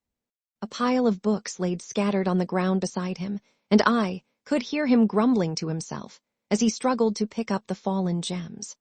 "Sir, do you need help?" I lowered myself to the ground beside the books and began picking them up. "No, but you're already picking them up, aren't you? How kind." He said the final word, as if it were a poisonous betrayal. I looked up at the man and was met by a pair of stormy gray eyes and a slightly aged face. He had what seemed to be a permanent scowl on his face. "Please, don't thank me." My own slight bit of sass surprised even me, and I stood and handed the books to the man whom seemed to be examining me. Once again, I oddly enough did not feel uncomfortable. "What's your name, child?" He plopped the books on the table beside him, and I couldn't ignore the bright tabs sticking out from each page. All of the books were medical-related, some specializing about certain muscle groups, and other theorizing about different methods of healing. "Emily, sir." Something about this man made me feel the need to be respectful. Something in his eyes told me he knew more than I could imagine. He nodded his head and looked me over again. I felt as if he were grading me, if I passed his expectations, or not. I have no idea. "Are you that new she-wolf shacking it up with Cain?" I hate to be the bearer of bad news, but he's gone through more girls than a rock band on a world tour. Don't get your hopes up. I tried to ignore the sting of the man's words, and also struggled to hold in my angry wolf. She did not appreciate the disrespect this man was showing, and neither was I, but I was not going to attack a man in a wheelchair. At least not physically. "I appreciate your concern." I let the word sit for a minute. "I am aware of the Alpha's ways, at least to a certain degree, and I assure you that my goal is not to be shacking up anything anytime soon." The man chuckled grimly, raised his eyebrows, and looked at me closer, if that were even possible. "What is your goal?" "To finally get to know my soul mate." The man's eyes widened for a fraction of a second, and then he burst into laughter. "You, the mate to that boy?" "Huh? That boy with a mate? I don't think so. He's probably got too many diseases to count, and has the commitment of. I don't even know what has a commitment level lower than that kid." The man laughed more, and I stood taller over him than I had before. The disrespect from this man was more than I could handle. "I'll have you know that he does have a mate, and although our situation has not been ideal, we have finally been brought together, and I will not be giving up my mate anytime soon. So, as a member of this pack, I would greatly appreciate it if you would not taunt the idea of your alpha being capable of having a mate. We all have one, don't you?" I couldn't help but glare down at the man, and his critical eyes finally shook from their glare and began to look like the windows into his own personal hell. I knew it instantly. His mate was dead. I did have a mate. She was everything. She was beautiful. She was perfect, more than a man like me ever deserved. She died because I didn't deserve her. I couldn't protect her. This chair is a daily reminder of that. His glare returned. "For your sake, I hope you're not throwing around that he is your mate when he truly isn't. A mate is a precious thing, a gift. To pretend to be someone else's mate in order to gain in some way. It's disgusting." I understood. I could feel his pain as if it were my own, and knew that whatever feelings I had had from losing my mate were amplified greatly in this man. I thought that Cain was dead. A few months after we first connected, our bond was basically destroyed, and a pain I didn't know existed destroyed me. My soul's been weakened because of it, but... I looked up, and he seemed to be looking at me differently, actually listening. Ever since I found him, I've felt myself coming back more. I'm not complete yet. I mean, I still hardly know him, but I'm trying." The man nodded, and we sat in silence for a few minutes before he broke it. "My name is Henry. My mate's name was Delilah. She used to love it down here." His eyes wandered the place, and his expression told me he couldn't understand why she loved this place so much. I couldn't help but laugh. His eyes brightened for a second and then returned to the book's covers beside him. "I come here to think of her, but also to see if there's something I can do about this damn chair so I can go visit her." Visit her. Delilah was buried in her favorite spot, deep in the rose garden past a stream and many rocks, in a place that she often went to in order to get away from everything. It's not the easiest place to get to in a chair, and I refused to be carried to my wife. I could imagine his wolf puffing with pride within the man. "I'm not ancient, just trapped in this chair, and I refuse to appear in front of my mate like this. It would definitely make her cry. She'd only blame herself. I'm a healer." I stated almost dumbly. Henry stared at me. "Great, do you want a prize? Every healer in this pack has tried to heal me. What makes you different?" "I can't guarantee I can help you, but at least let me try. I'm from Blue Stone Pack. We focus heavily on healing and have a few techniques that other pack healers haven't kept around over the years or have yet to master. I wasn't the best, but my parents were well admired and taught me most of what I know." He looked skeptical for a minute and then nodded his head. "What the hell, it couldn't hurt to try. Let's do this." He wheeled himself away from me and I followed.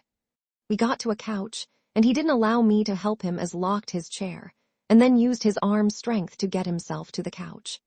I instructed him to lay down with his back to me, and I just noticed how large this man actually was with muscle and height. He had to be the same height, if not taller than Cain, and just as muscular, if not more so. "Tell me, how did this happen?" I lifted the bottom portion of his shirt and was met by a rather large, angry scar that went horizontally across his lower back. Henry laughed bitterly and grinned. "A rogue got a sword of silver and tried to chop me in half. Weak swing, if you ask me. His body also scratched up my back pretty back. They dislocated my spine and tore me up good. Delilah died that day. She tried to come help me. I watched her die. I had no words to say, and I knew anything I said would sound empty and unnecessary. Instead, I got to work. My energy was finally enough that I could most likely at least examine him without nearly passing out. I began at the base of his back and made my way up. I could sense the many injuries and looked for a solution, and realized that I could see how many healers would see this as something impossible to heal. But I knew a technique. My father had taught it to me a year ago when we had to aid a nearby pack following a great war. It could repair and regenerate bone, tissue, and even some nerves. It was a very draining technique that often took up a tremendous amount of energy. Nerves were not an easy thing to fix. My father taught me a technique a year ago. It's a more advanced method of healing and reconstructing. It's very draining, and not many have used in recent years because of some of the negative side effects healers have experienced. More often than not, though, that is because of overuse and bad training. Henry chuckled and I allowed myself to grin. "I'm going to try something. Hold still, this may hurt." I focused on a bundle of nerves near the base of Henry's lower back, and I could feel that they had been inactive for a long time. I focused energy on that point for around 5 minutes, and finally his leg jolted. I could feel it. My leg. He looked like he was in utter disbelief. I stepped back and lowered myself into a chair, taking a deep breath. "It'll take a long time, maybe a year or so, but we can do this. I can help you." Henry grinned at me and I grinned back. "I guess you're not so bad after all. Don't expect special treatment, though." His hard expression was back, but not with the same intensity as before. I wouldn't dream of it. Henry and I talked for a while longer after discussing a weekly appointment plan, where we would have sessions of healing every few days. He began to speak more about his mate, and I could see that it hurt him greatly at times, but then also brought him joy. I listened patiently, and honestly, the more I heard him say, the more joy filled my heart. Henry's words of love for this woman made me hope more and more that Cain would soon feel, hopefully, even a fraction of those same feelings towards me. What made Cain so indifferent to our bond? What made him this way? I wanted to find out, but I feared pushing him for answers would cause him to abandon whatever this was altogether. Got a lot on your mind? I hadn't realized that Henry had moved away from our spot by the fire. He was back in his chair and I was in a recliner. At some point, he had gone to the Keurig in the corner and returned with a coffee for me. It was a light brown color, meaning he had added creamer already. Thank you, you don't want one. His face scrunched up. I don't like coffee much, I'm more of a tea person. He reached towards a nearby table and grabbed a mug of now cooled down tea. I smiled and sipped at the coffee, it helped. Now I won't ask again, what's on your mind? I looked down into my drink and imagined myself diving into it. I could swim endlessly in coffee and let all my problems float away. I'm not sure how to handle this whole mated to an alpha thing. Are they all like this? Busy, isolated, domineering. I care for him, I do, and I know we are meant to be together, but how do I get him to open up? How do you men tick? I laughed bitterly with my last question, and Henry showed no sympathy in his expression, but understanding. Cain has been through a lot, I'll tell you that. He was handed the title of alpha sooner than him or his father could hope, but it was what had to be done at the time. He was the only one capable of leading. He wasn't always like this. He was always more of the serious type, but he did have some give. He used to be more social and more involved, and even used to hope for a mate. Henry sighed at this point. Life changes people in different ways. If you are his mate. He gave me another pointed look. I didn't respond. Then, maybe you can help him become his old self again. Henry began wheeling himself away towards a corner with an elevator. You're leaving. I felt slightly sad at the lack of his presence. He seemed so knowledgeable. There was so much more I wished to ask him, so much more advice I hoped to receive. Yeah, kid. I got places to see, people to meet. I'll catch you around, don't worry. He didn't look back, but put his hand in the air as if in a slight waving motion. I looked back down into my drink in thought. Oh. His voice captured my eyes' attention again. He has a sweet tooth and is a sucker for a nice girl. You seem friendly enough now, let's see if you can bake. The elevator doors closed and I hurried off to the baking section of the library. I was nose deep in a book of various types of cupcakes when Beatrice came to check on me. Beatrice. I couldn't hide the excitement in my voice, and it seemed to worry her. What's wrong? Are you okay? Did something happen? Beatrice scanned the room in a protective manner, and I wanted to laugh, but I feel as if that may have hurt her pride as a pack member. She was only trying to protect her future Luna. She had long ago earned my respect. Thank you for your concern, but I'm fine, I just need your help with something. I suddenly felt embarrassed asking. The idea of baking to try and win my mate's affection suddenly sounded ridiculously childish. What is it? Beatrice examined me for a minute, and then her eyes fell to the book in my hand, and then the many more that surrounded me. Do you need help baking? Beatrice grinned and I gave a bashful smile of my own and nodded. I was hoping to make this one. I opened the book in my hand to a page showing a red velvet cupcake with a thick creamy frosting. I've made these before. We can make them tomorrow, if you don't mind the wait. Not at all, thank you, Beatrice. Beatrice gave a slight bow. I then noticed something in her hand. Well, two somethings to be exact. What are those, Beatrice? She suddenly stood, as if she had forgotten something important. Oh, that's right. She came towards me, and without a word sprayed me quickly on the chest with a bottle of perfume. I felt my cheeks warm, did I smell? I gave a small sniff of myself, and was then overwhelmed by my mate's scent. Musk, forest, and citrus. I eyed the bottle of magic. What was that? Beatrice handed me the bottle. It was a light blue cologne bottle, and the other object, a dress. It was a beautiful navy blue with a high neck, stitched in at waist, no sleeves, and knee length. It had a variety of embroidered detailing on it, and it was neither overwhelming nor plain. It was perfect. The alpha picked out that dress for you to wear to dinner tonight. You will be dining with everyone.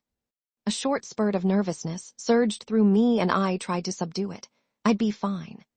And the bottle is a cologne simulating the alpha's scent.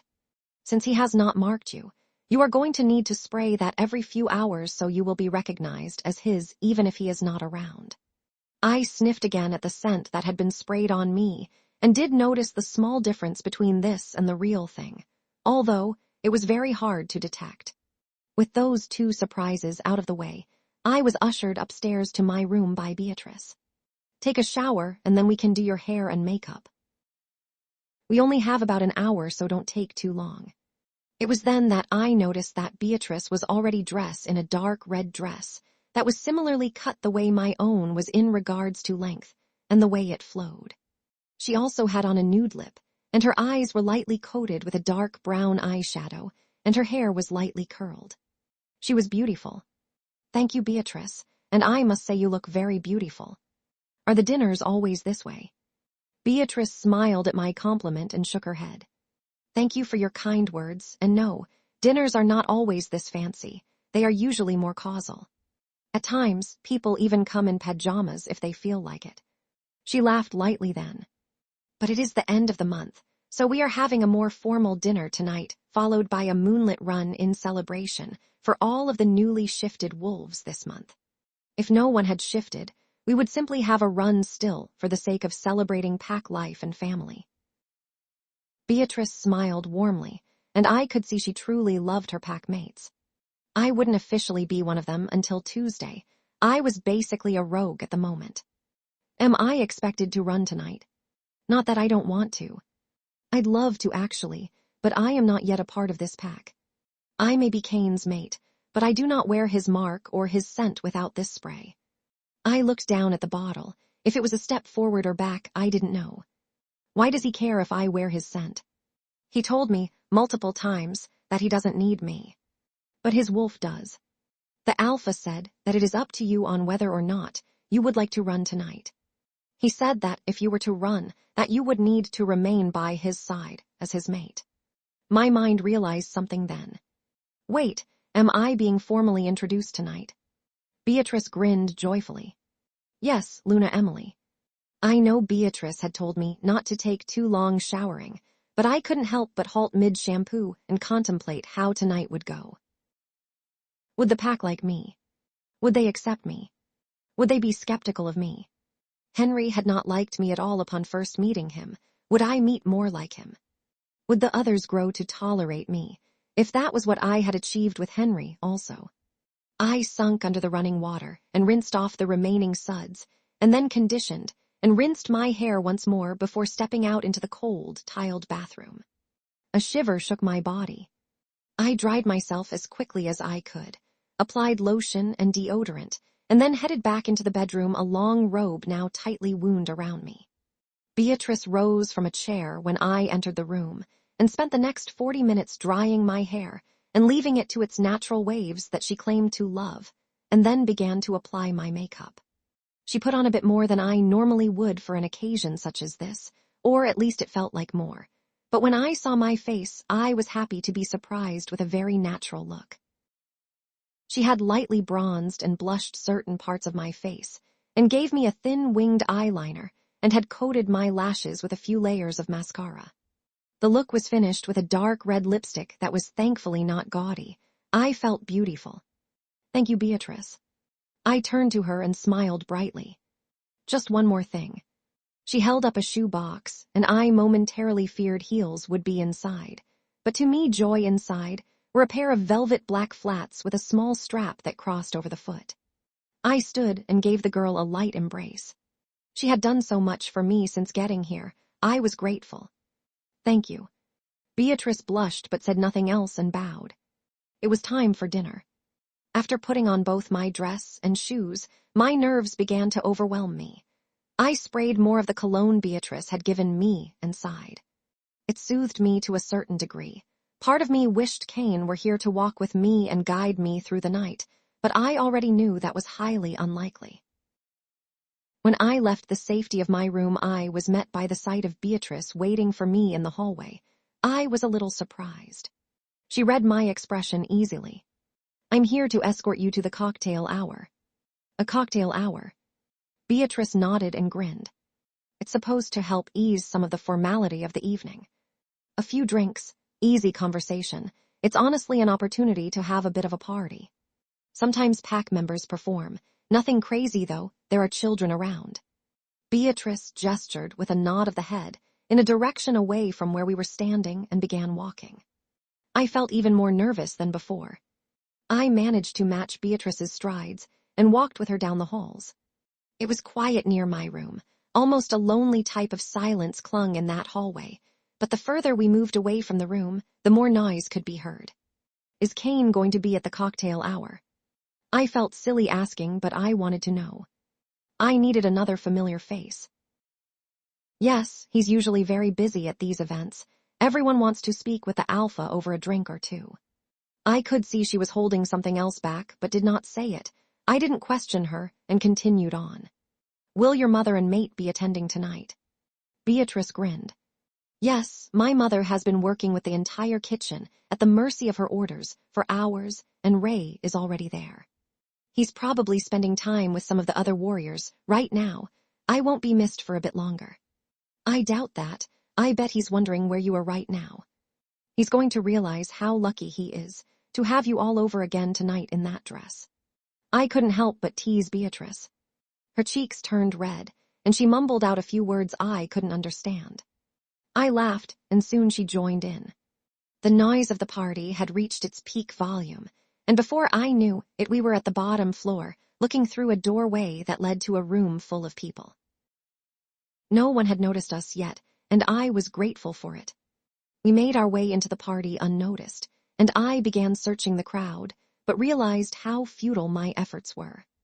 I was of decent height, but with most of the already tall females in heels and all the men of warrior stature, tall and muscular, I looked daintier than a flower and shorter than a munchkin. I turned to Beatrice. "What do we do now?" I asked. "Get drinks." The bar was nice, tucked in a corner, both large and molded into the walls. The counter was glass, and below it you could see countless bottles of various things and tools for mixing and making drinks, along with 2 sinks and blue lights illuminating everything. The rest of the bar area was very sleek, and I couldn't help but spend a few minutes just admiring it. The area was very packed when we arrived, but 2 pack members had given up their seats upon seeing Beatrice and I. I felt bad at first, but apparently they were good friends of Beatrice's and did not mind rejoining the party with a small stumble added to their steps and drinks in hand. Beatrice laughed as they walked away. "What would you like?" I looked up from the blue of the lights and saw a slightly familiar face, brown hair and eyes, and a build that surely put him higher in the pack. His eyes widened and then shrunk again. He got closer to my face and stared slightly before standing up straight again. "You're that girl." His voice was slightly raised, but no one took much notice to it. "If I remember right, your name is Adam." Adam nodded and gave me a look that seemed somewhere between slightly annoyed and curious. "You got it. You're still hanging around here. Haven't gone back to your pack yet." I felt confused by the slightly hostility to his voice, and when I glanced at Beatrice, she had a warning look on her face that Adam seemed to ignore. "No, I haven't, and I don't plan to anytime soon." "I am also not that girl. My name is Emily."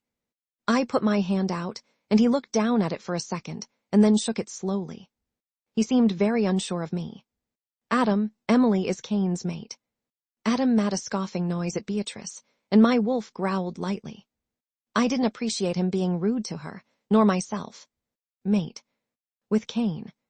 Do you know how many other she-wolves have claimed that title before? My own mate once tried to claim that title." Adam growled slightly at what seemed to be an unpleasant memory, and then composed himself. "Besides, Cain's already 22, and what are you? 20-something. You would have found each other 2 years ago, right?" "What?" "You find out Cain is an alpha without a mate, and decide to pretend to be his. I've seen it too many times as his friend and third in command to know that she-wolves can't be trusted. especially ones who have the most to gain from the situation. Now, what would you like to drink, Emily? Beatrice quickly ordered our drinks, collected them, and hurried back into the crowd. We found Ray and I stayed with him and Beatrice as the party carried on around us. I couldn't help the bitter feeling in my throat from Adam's words. How many women had tried to become Cain's mate before me? How many had almost succeeded? Had he loved any of them? These thoughts and more wandered through my head as I sipped at my drink. I felt him before I saw him, and I saw him before I heard him speak. A presence that caused electricity to shake the air around me began to approach us. I turned my head to the side and saw Cain making his way through pack members, whom all would stop their conversations to glance at him for as long as socially acceptable, before returning to their previous activities. Alpha Cain. Ray was the first to acknowledge Cain's presence. Beatrice and Ray both lightly bowed their heads in the direction behind me, and I took a quick sip of my drink and swallowed before turning and looking at Cain. He was godly as always, looking more attractive than ever before in a fitted white dress shirt and black dress pants. His eyes were glowing their own beautiful deep blue, and a bit of scruff was on his chin. Around his neck was a navy blue tie, and I couldn't help but do a double take and see that it was the same color as my dress. It was the same color. He had us color coordinate. A part of me found it harder than I thought it would be to stop a grin from overtaking my features. The little things he's done, walking slower for me, having me wear his scent, having us color coordinate. I tried not to raise my hopes as I wondered if all these little things were just his wolf. Ray Beatrice. His eyes met mine and lingered. I felt nervous, feeling almost inadequate in his presence. Emily. I trust that Beatrice has been taking care of you. She has. I looked to Beatrice and smiled with a small nod of my head. Good, if you both don't mind, I need to speak with Emily before dinner. Cain's hand touched the small of my back, and even though a layer of clothing separated us, I could still feel the overwhelming electricity between us. I noticed an ache in my neck, and I rubbed at it lightly. My body wanted to be marked. Cain placed a small amount of pressure on my lower back and nodded in the direction of an outdoor patio area that was almost completely free of people. My heart thumped in my chest, and I was sure he could feel it through his hand and the bond. Eyes turned in our direction as we walked and lingered far longer than they had when Cain walked across the room alone. I couldn't help but notice the eyes of a small group of she-wolves narrow when they looked at me. Were they once all candidates for Luna? I maintained my composure on the outside, but internally I was a mess of emotions. I was sad Cain and I weren't closer. I was mad these she-wolves wished to claim him as their own, and a part of me was happy that Cain had his hand on my back instead of another female's. We finally passed through the threshold, leading to the outdoor area, and even with the door to the party still open and conversations inside roaring loud, I could hardly hear any of it the second we got the patio railing. The view was the same as out of Cain's room, and when I looked up, I noticed the window connected to his office area. The memory of him chastising me for sitting in the window gave me mixed emotions, both pleasure and stress. Emily. The chill of his voice equaled that of the air and caused goosebumps to rise up on my skin. We need to discuss a few things first. Will you be running tonight? My nerves told me to say no, but my pride told me. Yes, I will be. Cain didn't react. All right, I will be introducing you as my mate tonight. You will run near me to satisfy my wolf, but there's no need for you to be beside me. My heart ached, and I could see his form twitch slightly. He had felt my pain. He continued. There are still other females looking to take the spot of Luna. Behave towards them as you see fit, but do not embarrass me. More pain, another twitch, he was silent now. Why do you act this way? We've discussed this before, I don't need you. You're a burden, eh? Another problem you don't need. An unnecessary tag along, and something that you say only your wolf desires. Why do you feel this way, though? What made you this way? Surely there was a point where the idea of a mate brought you joy. I stepped closer to him, my hand on the patio railing until I was a foot away from him, our hands seemed closer. I reached forward, grasped his hand within my own, and felt the sparks course through me. Cain tried to pull away, but I refused to let go. He didn't fight that hard. Let go of my hand. He commanded, but his words were lost to my wolf. She wanted this more than he wanted me to let go. No. This. I entwined our fingers and held our hands up between us. His stare was cold, mine was determined. This is a bond. We have one, connecting our souls, and I know you feel it because I can feel it every time we're near each other. You are my other half, and I want to get to know you and call you mine. You say you have other she-wolves here, and I believe you, but they do not have the same bond that we do. Although I do not like the idea of them pursuing him, my faith in the mate bond gave me some comfort. I continued. You know that eventually you will accept the bond completely, not only for your own sanity and safety, but also for that of your wolf. Your pack will acknowledge me as their Luna, and their wolves will recognize me as your destined mate. You will not be able to have another. I felt more confident, more sure.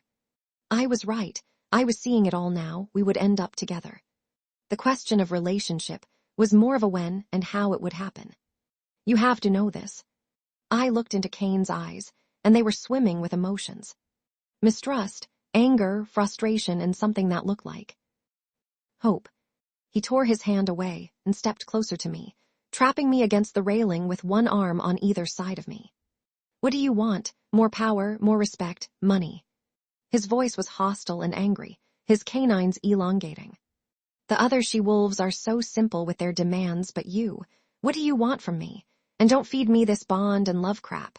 It's not real. Why can't it be real? My voice broke slightly, and I watched his eyes search my face endlessly. Because it can't be true, it's illogical. To allow one being so much control over yourself, to be so dependent on another. I am my own person, and will not be tied down or weakened by another. I cannot be weak for the sake of my pack and my own pride.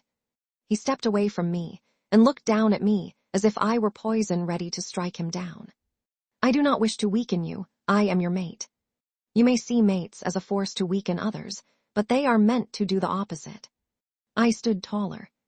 Mates contain the other half of your soul. Without them, you can never reach your full potential. You are incomplete without me, no matter how much you deny it. If strength is really so important to you, then you will know that accepting the mate bond will strengthen you the most. I placed my hand slowly on one of his forearms that encased me, and my heart shot out of my chest. My pulse was fast. Everything about me felt warm. My skin tingled all over, and it took everything in my being to not grab his body to mine in that very moment. He yanked his arm away, and I did not fight him. I said all I could. You can't force feelings from another. I am already strong. You should make sure to remember that. I know what they say about true mates, and I do not know yet if I accept you to truly be mine. I've seen others play your game. You act kind, you act sweet, but all you want is power. I turn my back, and you'll harm a pack member or demean them. He looked me over, and if glares could kill, I would be 6 feet under. Honesty is key, Emily, and true nature shows over time. I'll admit, there's something here, but I will not be tricked into giving up my pack and who I am for a lustful female. Cain stepped closer to Emily. He put his hands on her waist, pulling her forcefully against him. Emily's cheeks warmed, and she gripped his biceps for support. Cain lifted her onto the ledge of the balcony, so they were eye level. He held her tightly, leaning close to her ear, his breath flowing over her neck, making it ache. Tell me, mate, how many have you captivated before? His tone was hostile and mocking. Emily felt hurt. Please stop. Tears gathered in her eyes, and she gripped his biceps. Oh, and now come on, Emily, show me that wild side of you. Show me how much you want me as your mate. Cain began nipping at her neck and pulled her incredibly closer to him. She pushed harder on his biceps and squirmed as she struggled against his hold. Cain, stop. He didn't listen to her, pulling her close again. Emily took the opportunity and slapped him across the face. It was a harsh slap. I could feel our bond punishing me for it, as the slap hurt not only him but me. My cheek burned, and I could see his was a flaming red. He froze, stunned beyond belief, and his grip on me faltered, and I began to fall back. I reached out in a panic, and a small screech left my throat as I realized I was about to fall off the balcony. I felt my body begin to fall backwards into the cold air of the night, and I reached out feebly in the direction of a stunned Cain. He grabbed me while I was still within reach and pulled me back onto the balcony. My feet hit the ground, and my legs felt like jelly as I collapsed into a panting heap. Cain kneeled down with me, still supporting a majority of my weight. His grip was tight, and I could feel fear coursing through his portion of the bond. He was terrified. He looked down at me as I panted, and gone was the taunting grin and flirtatious gestures, and back was Cain, serious as could be and silent as a breeze in spring. His eyes did not scan beyond that of my eyes, as he looked to be trying to read me. He did that so often, he never seemed to have trust. I wanted his trust. My eyes wandered to the redness of his cheek, and I focused my energy into my hand, and then raised it to his face. He gripped my wrist tightly. I winced. I'm not so weak that I need healing from a simple slap. His words were less harsh, and was more so stated as a fact. Your pack doesn't need to see their alpha with a slap mark upon his face, and it's bruising. Cain held onto my wrist for a moment longer, and then released it. I placed my palm on his face, and he sighed, most likely without meaning to. His scruff was only slight, the area without it was soft. My thumb moved slightly in a stroking manner, and he did not stop me. You always have to touch others to heal them. His question surprised me, but I answered nonetheless. It's easier to have complete contact. I don't have to use as much energy this way. How many people have you healed in your time? Many. Both my parents are healers, and I would often help other packs when they did not have enough healers. Our pack has many, so we're often called upon when a battle occurs. So you heal mostly men. I glanced to his eyes. His face was still, but his eyes swam with emotions. Yes, mostly. Do they often pursue you? I almost laughed, almost. Cain sounded too serious. Not often. They were usually intimidated. Or embarrassed. Pardon. I looked up from my hand, and he had an eyebrow raised. If we were closer, he'd probably smirk right about now. Intimidated because I was a strong healer. Embarrassed because healing often hurts. I've seen many warriors cry. This doesn't hurt. I wanted to respond with, because it's not that bad of an injury, but left his words to sit in the air around us. I removed my hand, and he stood in front of me. I'll tell the pack you're ill and need to rest for tonight. I'll take you back to your room. Cain began walking, and I pulled myself up from the ground and followed after him, a hollow feeling aching in my heart. We walked away from the noise of the party, and instead went down a set of stairs that led to the garden area. I looked to the side and saw the flourish of roses seeming to glow in the light of the moon. I hadn't realized I had stopped walking. You like the roses? My heart jumped when I realized Cain had come back to where I was standing. He glanced at the roses longer than I expected, and then looked to me. Yes, I like flowers in general. What's your favorite? Babies breathe. Why? I felt confused by his sudden interest, but decided it was best to not question it. They're beautiful, but never the centerpiece. They always act to complement other flowers. They deserve to be someone's favorite. Cain said nothing and continued walking. I felt embarrassed and slightly idiotic, but continued after him. Cain continued to walk in front of me, and I didn't bother to try to close the gap between us, as my more cautious side had me lingering back. My emotions were still in a frenzy, and my body even more so. I gripped at my neck that continued to ache as we walked down the hall. The slight discomfort that had only occasionally come to my attention was now a constant, lingering itch and ache. Cain's eyes were focused straight ahead, their destination clear: my bedroom.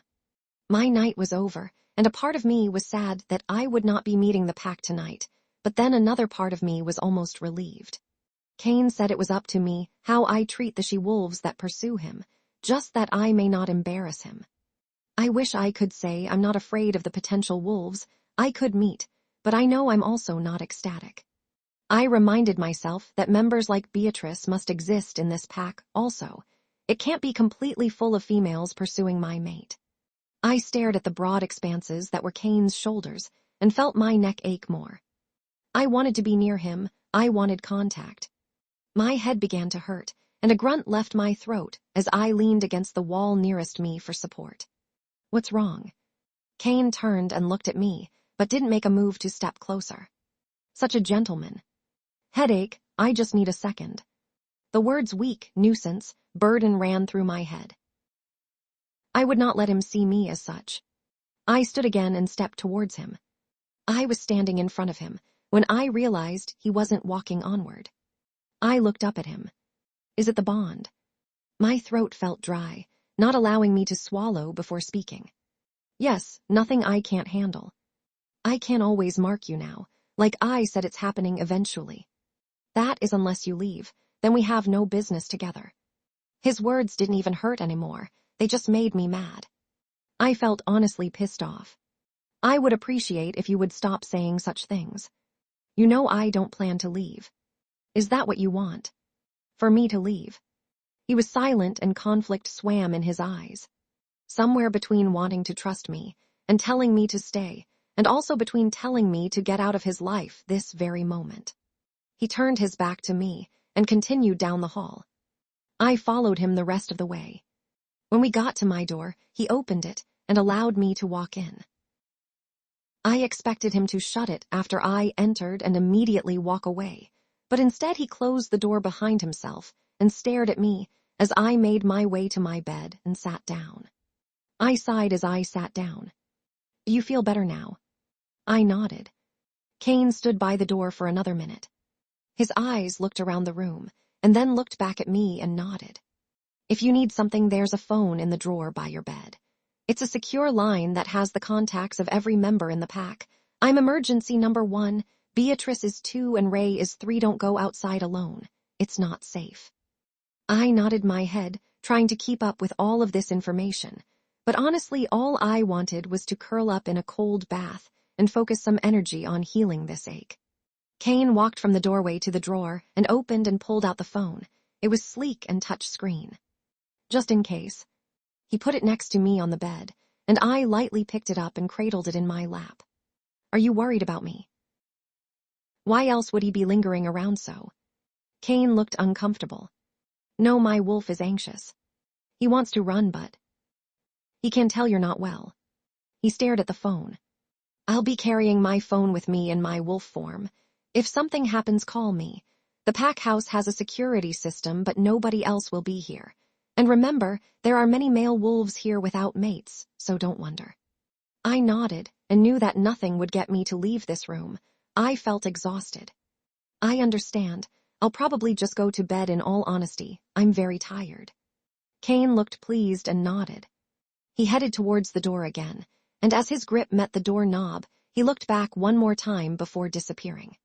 It didn't bother me that Cain's wolf was concerned. If anything, I was flattered and comforted by it. I knew my wolf was ecstatic and sad that we wouldn't be running with our mate. I tried to comfort her, but her lingering sadness clung to me like a wet cloth. I tried reminding her of Cain's wolf being concerned, and that seemed to alleviate her sadness, at least momentarily. I took a few moments of rest sitting on the bed, and then finally made the decision that it was time to bathe before sleeping. I made my way to the bathroom and found the increasingly more familiar faucet of the bathtub and turned it. I adjusted the water to be more lukewarm than hot and changed into a robe as I waited for the large bath to fill. I laid the dress on my bed and looked at it with a touch of sadness. Tonight was supposed to be a step forward. I guess in a way it was, or might have been, but now as I hide away here in my room as Cain, and his pack run in the night, I can't help but feel isolated and alone. I look to the phone on my bed and debate texting Beatrice to ask her how everyone reacted to my absence, or if Cain even bothered to bring mention to it. I wanted to call Cain and ask him how the evening was going, and if he was still concerned. I wanted to be needy, and I wanted to be needed. At the moment, I just felt useless. My mind flashed to an image of Henry's taunting smirk, and I grinned lightly. Someone needed me still. I had to get Henry back to his mate. I should meet with him tomorrow or the day after that. Well, maybe not the day after that. That's when I'll be marked. My neck ached further along with my head, and I was thankful when I glanced at my bath and saw that it was nearly full. I stripped from my remaining clothing and lowered myself carefully into the bath. The water was warm, warmer than I could handle, so I drained a bit of it and allowed cold water to flow in through the faucet. After a few minutes, it was still too warm, so I moved myself to the faucet and placed my head under the cold water.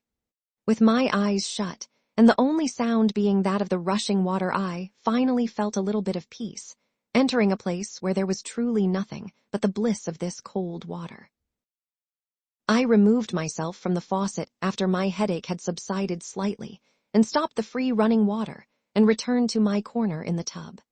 Looking around the edges of the tub, I could see an array of body washes and shampoos and conditioners and began reading the labels. They all had fancy French names that I would murder upon attempting to pronounce. I picked up a sleek green glass bottle and pumped a bit of the substance in my hand. I rubbed my hands together and it bubbled up slightly, shampoo. It held the aroma of eucalyptus and mint. I poured more into my hand and then rubbed it into my hair, the blonde locks now looking slightly darker in some areas. I proceeded to dunk my head under water and then fished through the bottles and tried out a few until I found a fresh-smelling conditioner that I liked. I put it throughout my hair and then tied it up with a hair tie while I began to wash my body with a white loofah. It was quiet in the bathroom, not a suffocating quiet, but also not the most peaceful. It felt empty, lonely. My mind wandered back to Cain and how I had felt this way before in his home. It was full of life everywhere else in the pack house, but when surrounding Cain's primary domain, there was a spark missing. There wasn't a home feeling to his area, there weren't many memories, and there wasn't a family feel. Cain didn't have family. It hit me so suddenly. Where was his family? His mother? His father? I'd never asked, but I was told Cain's father had passed him the title when he was young. Henry seemed to know quite a bit about Cain. Perhaps he could tell me more. But would it be better to hear it from Cain himself? What if there is more to the story, and the pack doesn't know everything, and anything Henry could tell me would just be a half-truth? I sunk further into the safety of my bath and played with a few clumps of suds that had formed in the water. It was a very cold bath. I could tell from the goosebumps on my skin, but it was helping my neck and head. It made me nervous. If my body was reacting this way now, how would it react tomorrow? Or after I was marked? I would go into heat soon, and the longer I waited to be mated, the more uncomfortable it would get. I focused some energy on my head and neck, and thankfully, after a minute, the pain subsided completely. I would just have to focus my energy on numbing the discomfort. I wasn't ready to be marked by Cain completely yet, or to mate. Both were very intimate acts and required a lot from both parties.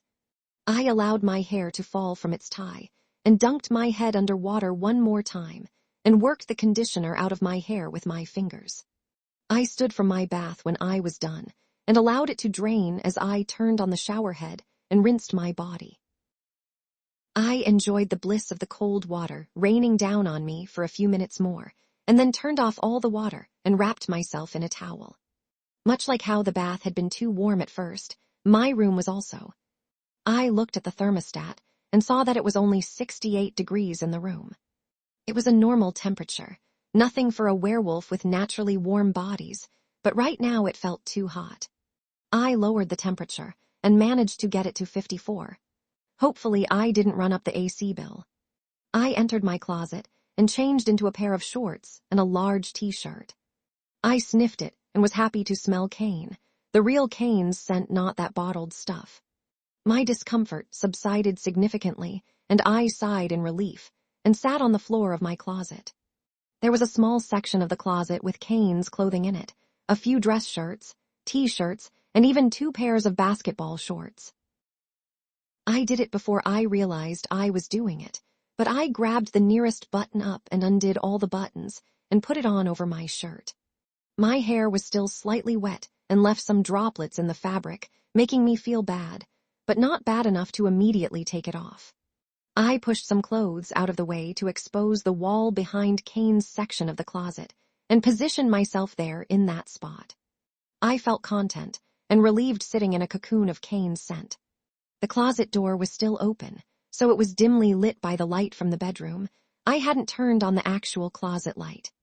With Cain's scent helping with some of my symptoms, the temperature of the room began to bother me. I fought it by laying down and tugging a t-shirt from the hanger above me and putting it over my body. I probably looked like a lifeless pile of clothing right now. With my body sufficiently warm and finally relaxing, I closed my eyes. It was early.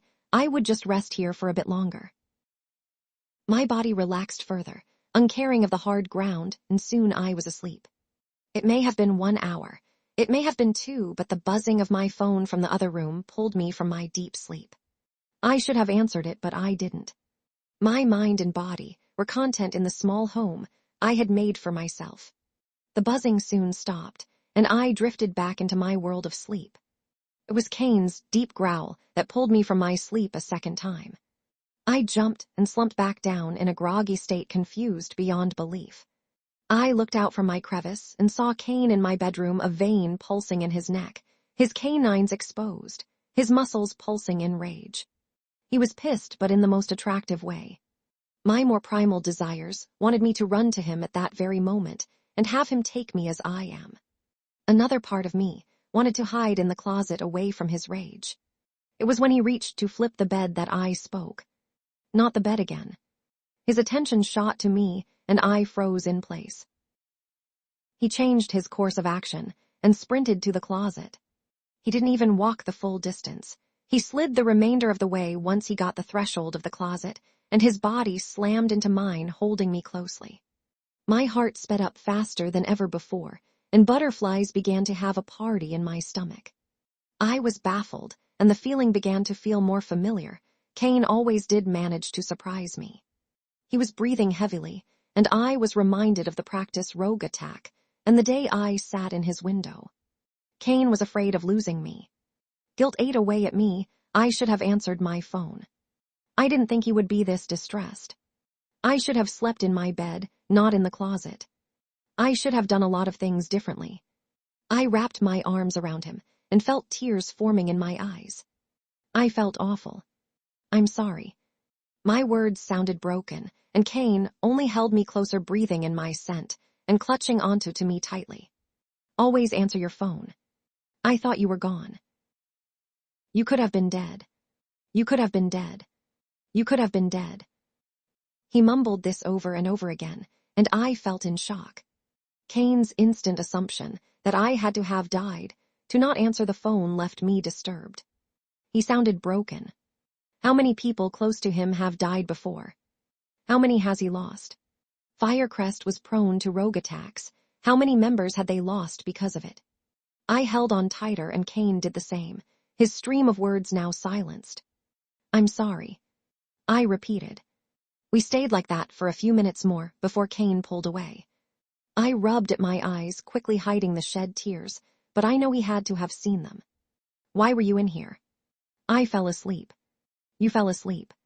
Cain raised an eyebrow and looked at my makeshift blanket and frumpy form, and something twinkled in his eyes, and then he laughed. Not just a chuckle, but a laugh, an actual laugh. He grinned widely, and his eyes danced with laughter. It was beautiful. You look ridiculous. My cheeks burned and my mouth dropped. He pointed at my attire and laughed more, pulling away from me. I was equally embarrassed and amused. I acted before I thought and slapped his arm. This only made him laugh harder. Rude. I just woke up. Of course I look ridiculous. Cain was almost rolling with laughter at this point. You couldn't even make it to the bed, so you slept on the floor. More laughter from him. The clothes are so wrinkled and big. You look like a hot mess. Cain continued laughing, and I tried my best to keep a straight face, but could not help it and grinned also, and then laughed. I laughed harder than I thought I could, and Cain laughed with the same intensity. It was perfect, ridiculously perfect. In this weird little makeshift closet bed, it felt like home, at least for this small moment. When Cain's laughter subsided, I wasn't surprised that he returned to his regular demeanor, distant and cold. I had made him smile, laugh even. Real happiness, and that is all I needed.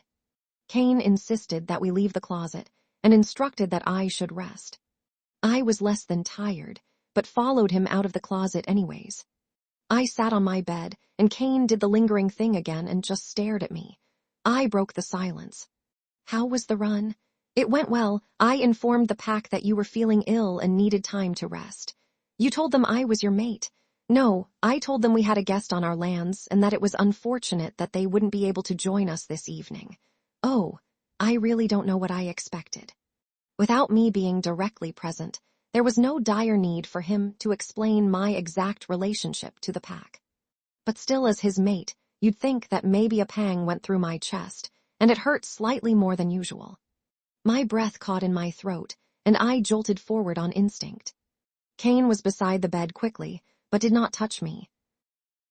I was able to catch my breathing after a few seconds, but my heart still pounded hard in my chest. Emily, I feel like I'm starting to understand you more.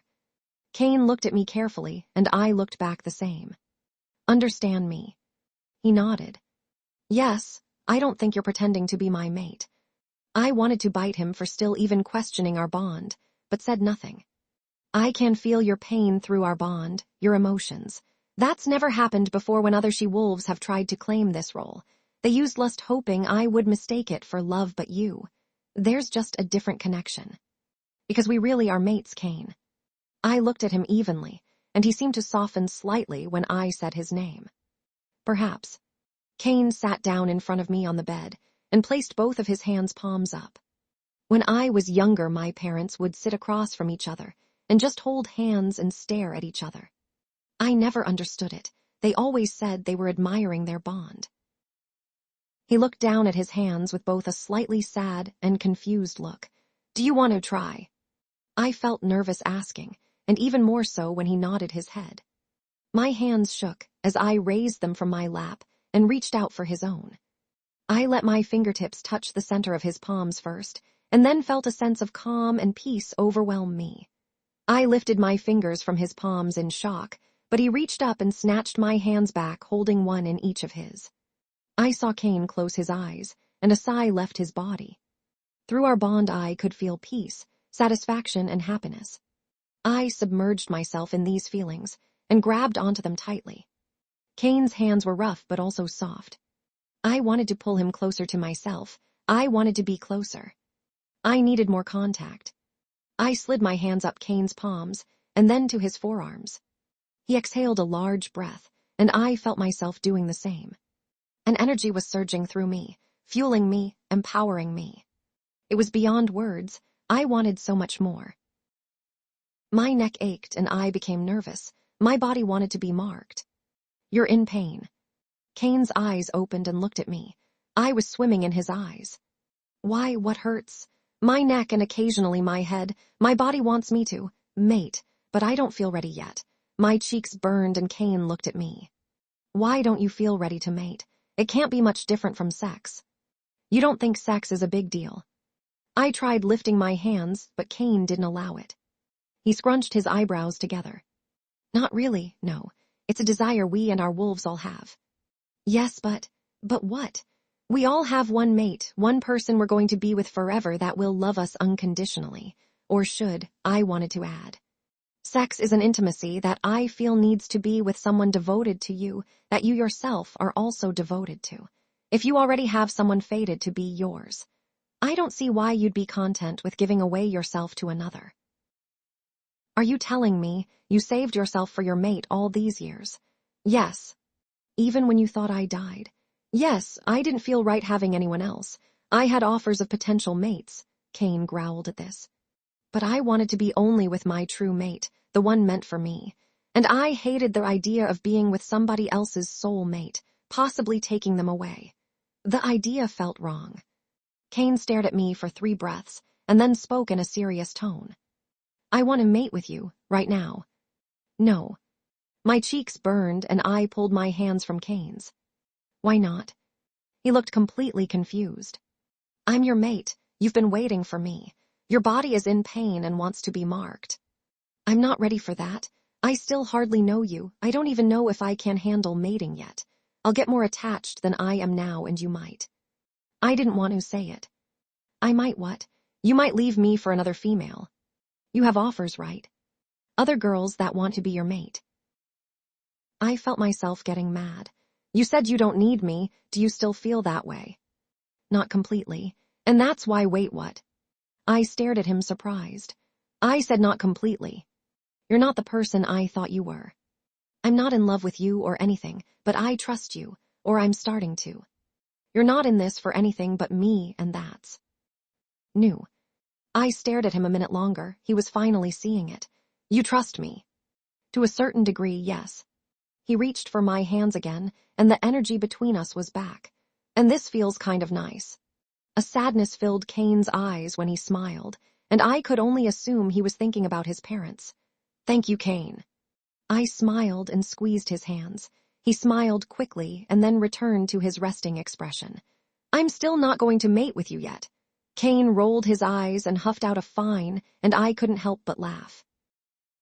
Cain lingered a bit longer in my room preceding our talk, and spent the time holding my hands in his, in what seemed to be silent meditation.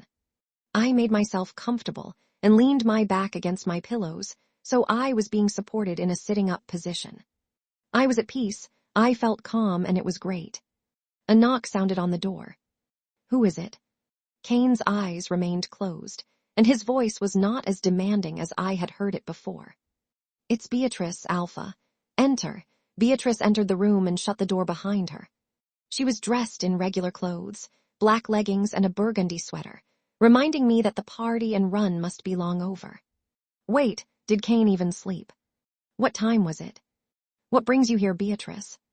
I came to see if either of you were hungry. Emily missed dinner, and you didn't eat preceding the run. I smiled hearing my name from Beatrice. I can't remember ever hearing her speak it. That sounds great, Beatrice. I'm actually starving. I smiled shyly, and Beatrice returned my expression with a bright grin. Perfect. I have the cart in the hall. Beatrice hurried towards the door, and I leaned to the side to try to get a better view of the doorway, and whatever it was that she was getting. The jingling of silver waver on plates was heard, and soon Beatrice was wheeling into my room, a cart covered with a white sheet and an assortment of foods. Call me if you need anything. Beatrice quickly left the room, but not before tossing a discreet wink in my direction. It took everything in me not to blush. I'll leave you to eat. I'll be going to bed soon, so I'll see you sometime tomorrow. Cain got up from the bed, and my body ached the further he got away. You don't have to leave. Cain stopped and looked back at me. We can eat together. You're probably hungry, right? Cain remained still for a few moments' breath and then nodded. Okay, just for a bit. He sat back down on the bed and pulled a few platters off the tray and laid them between us on the mattress. He grabbed a hefty-looking burger, and I grabbed a chicken BLT with avocado. I adored Beatrice more than ever. We ate mostly in silence, the only noises being that of our forks occasionally hitting plates when trying different foods and the sipping of water. It wasn't the most relaxed situation, but it also wasn't completely awkward. When I could eat. No more. I fell back onto the bed with a sigh and placed my hands over my stomach. I was stuffed and ready to slip into a food coma. You're happy. And content. I looked at Cain, and he was staring at me. I can feel it. It's practically radiating off of you. My curiosity overcame me, and I tried to feel for Cain's emotions also. They were a bit harder to read, but I could also sense what seemed to be a spark of joy, and what I also came to understand to be fondness. You're fond of me. Cain lifted an eyebrow. You could sense that. I nodded. He looked intrigued, and I felt a bit more intensity from his side of the bond. He really was beginning to trust me more, like me more. I guess in a way I am. You're new to me, and for once a female isn't trying to use me for something. Yes, I'm fond of you. You make it rather hard not to be. I felt my cheeks warm, and let a small smile grace my lips. Thank you, I'm fond of you also. You're not in love with me? He asked. I could sense a bit of humor in his tone and laughed. No, not yet. I still hardly know you. You can't fall in love with a stranger, even if they are your mate. Cain nodded, and I felt amazed that we were even having a proper exchange of words. This was nice, Too bad it had to end so abruptly. An alarm began to surge throughout the house, and gas filled the room, the same gas from my first day here. I was about to make a joke about not hiding this time, but Cain's face told me this was not a drill. "Emily, hurry, get up now." He was serious as he could be and got off my bed and was at the door opening it up within a few seconds. I scrambled from the bed, still clad in Cain's t-shirt, button-up and boxers, and dreaded the thought of running around in this outfit. I didn't even have a bra on, and my hair was likely a mess. Cain looked down at me when I got to his side and looked me up and down quickly before reaching towards me and buttoning every button on the shirt. I was impressed with how quickly he did it. "Be careful. Watch your surroundings and listen to what I say." He grabbed my hand and pulled me into the hallway where pack members were running quickly to different locations. "Where is everyone going? Isn't it safe in here?" "We don't know that for sure. We have multiple escape routes in the house, leading to safe rooms. I'm sending you with Beatrice and a few warriors to a safe room under my office." Cain walked faster and quickly tugged me into his office. He shut the door tightly behind us, and when I looked around, I saw Beatrice in a corner with Ray next to a bookshelf. She was clutching onto him tightly, and he was rubbing circles into her back and kissing her forehead. "Alpha Luna." Ray looked up from his mate to acknowledge both Cain and I. I then noticed about 4 other large figures in the room lower their heads in sequence.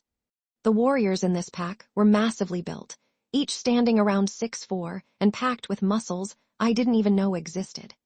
I turned to Cain. My concern for him was beginning to peak. Would he be okay? "Where will you be going?" I already knew the answer, but I didn't want to hear it. He was Alpha. He would go face the rogues that entered his territory. "I will handle the rogues. All will be fine. Stay here." He squeezed my hands that I forgot he was still holding, and then began to walk away. I didn't release my hold on him, and he looked back, surprise etched into his face. "Emily, you have to let go. You don't need a healer to come with you." The offer in my own head sounded ridiculous, and by the look on Cain's face, he felt the same. I released my hold with a bit of reluctance, and Cain nodded once in my direction. "I'll be back soon. I'll call you if needed." Cain placed my phone in my hand, and it felt like ice, but I gripped onto it anyway. He lifted his own phone from his pocket and tapped it for me to see, then nodded in Ray's direction. Cain and Ray both left without another word, and the warriors remaining in the room locked the door and set a PIN code into a pad that I hadn't noticed before. It beeped 3 times and then hissed. I guess we were officially locked in. Beatrice and I were shuffled through a door behind the bookcase that I felt was awfully cliché, and then were left in the new room with 2 guards, while the other 2 stayed in the office area outside the door. I sat close to Beatrice, closer than I'd been to anyone in a while. It was odd, but I felt the need for comfort. I felt more okay with contact, and I craved a hug from my mother. Something I haven't craved in years. Beatrice laid an arm around my shoulder and tugged me to her. I looked at her face and saw tears falling freely from her eyes. She looked absolutely broken. I shrugged off her arm and wrapped my own around her. She folded into me like a child and began to sob. It broke my heart, but I knew this was all I could do for her, as both her friend and Luna. The first hour felt the longest and was by far the most silent. I couldn't hear anything from outside. The only noise was that of the wall clock ticking endlessly and the occasional sob from Beatrice. During the second hour, the guards switched positions, and then things were silent again. It was towards the end of this hour that I began to feel anxious. Cain had not sent any blaring emotions through the bond, besides the occasional dash of worry for his pack, but I feel as if they were accidental, so my knowledge of what was happening outside was very small. It was the sound of a loud boom outside that shook the walls slightly that broke the room's silence. The guards looked on edge, and I could see their concern leaking through their expressions. "Do you have mates out there?" The 2 guards currently in the room both nodded slowly and then looked up at the ceiling. I understood. I grabbed my phone from my pocket and quickly found my way to Cain's contact and called him. It took a few seconds, but soon he answered, and all I could hear was screaming and snarls. "What's wrong? Are you hurt?" He sounded concerned, and I tried my best to stay focused. "I'm fine. What's happening out there?" "What was that noise?" Shuffling was heard, and more agonizing screams that made me want to lower the volume on my phone to the point where nobody else could hear it. The potential that their mates and family could be hurt was high. This attack was so sudden. There was an explosion at the doors of one of the safe rooms. A few men and women were injured, none killed. A group of warriors are disposing of the last bit of groups in the further portion of our territory, and I'm organizing the injured. How many are injured? 24. How many healers do you have? 5. Well, now you have 6. I'll be there soon. Wait, Emily. I hung up my phone and stood quickly, Beatrice no longer hanging to my side and now eager to leave this room. Take me to the injured, please, and then find your mates. The men both nodded quickly and sent a small smile my way that surprised me in this grim of a situation. Thank you, Luna. The title still didn't feel as if it was completely my own, but I did not correct them and followed them quickly out of the room. The other 2 guards joined us as we exited the room and began the trek down multiple halls. The sirens had long since gone silent, and the sense of many pack members had returned to the halls. You should know, Luna. The Alpha is not happy you are coming and wishes for you to remain in the safe room until he comes for you. I looked on at the anxious guard who had spoken and gave him a small smile. I apologize for putting you all in a situation where you may get in trouble for listening to my request. I just wish to help out this pack if I can. And also, I know what it is to worry about the safety of your mate. The rogues are long gone, and the attack is over. I will make sure Cain understands this later. Please don't worry for now. They all nodded one at a time, looking a bit more sure, but still nervous for multiple reasons. The infirmary was a swarm of bloody bandages and running healers and wailing wolves. One of the warriors to my right ran off into a corner where a girl laid on a bed, a panting mess, with a shard of glass protruding from her leg. A young woman was applying pressure on the wound surrounding the glass to slow the bleeding, but it seemed she was not a healer and could do no more. I went there first. The girl's injury was not the most serious I'd seen, but not the most simple. I began by taking out the glass and saved the girl the pain of alcohol and flushing the wound, and began healing for the purpose of eliminating bacteria while adding in a degree of numbness. Her panting calmed after a while, and the troubled warrior rubbed her forehead and feathered her with kisses. She seemed more at peace with her mate nearby. Healing her to the point for her to be out of any immediate danger took around 10 minutes. I wrapped her leg and instructed her mate to not allow her to walk on it for at least 3 days. She passed out before she could say anything, but her mate gave me a tearful thanks. I hurried around the infirmary, assisting other healers and sharing techniques for various injuries. They were all healers of high merit, but some of their techniques were slightly outdated. I had not seen Cain until I was on my 5th patient, whom was a male, burly and hardly covered in a thin hospital sheet. Many others were in the same state of dress, but Cain still did not appreciate my hands on another male. I had just finished healing the wounds on his chest and asked a nearby pack member to bandage him when Cain pulled me tightly against him. I gasped and felt my heart racing as our bodies connected, my back to his front. He let out a low growl for my ears only and buried his head in my neck, his arms wrapped tightly around my chest. A sense of relief washed over me, and I knew it came from both of us in that moment. Healer or not, I do not approve of your contact with males before our mating. Please stick to females. It took me a second to nod in response and squeeze his arms that were wrapped around me. I'm happy you're okay. I was worried. I spoke honestly, and I knew he could tell. If he died, if he were to disappear, if I were to lose him again. I'm okay. I was worried too. We stood like that for a few moments longer, and I was grateful no pack members gawked at us too obviously. I made the guards bring me here. Don't punish them for it. The attack was over and you were nearby, so I knew I'd be safe. Cain tugged me tighter, and his wolf growled in approval, as did mine. Trust was sacred within mate bonds, and I had just ensured him mine in this situation. I was mad, but I understood. He pulled away from me, and I turned and looked up at him. Still, no males, only women right now. Everything is almost handled. I looked around, and surely enough every bed had coherent patients in them that seemed to be in a better state than when they came in. I'm going to do a final check. Cain nodded, and I felt a surge of pride rush through our bond. I couldn't hold back a small smile nor my wolf's joy.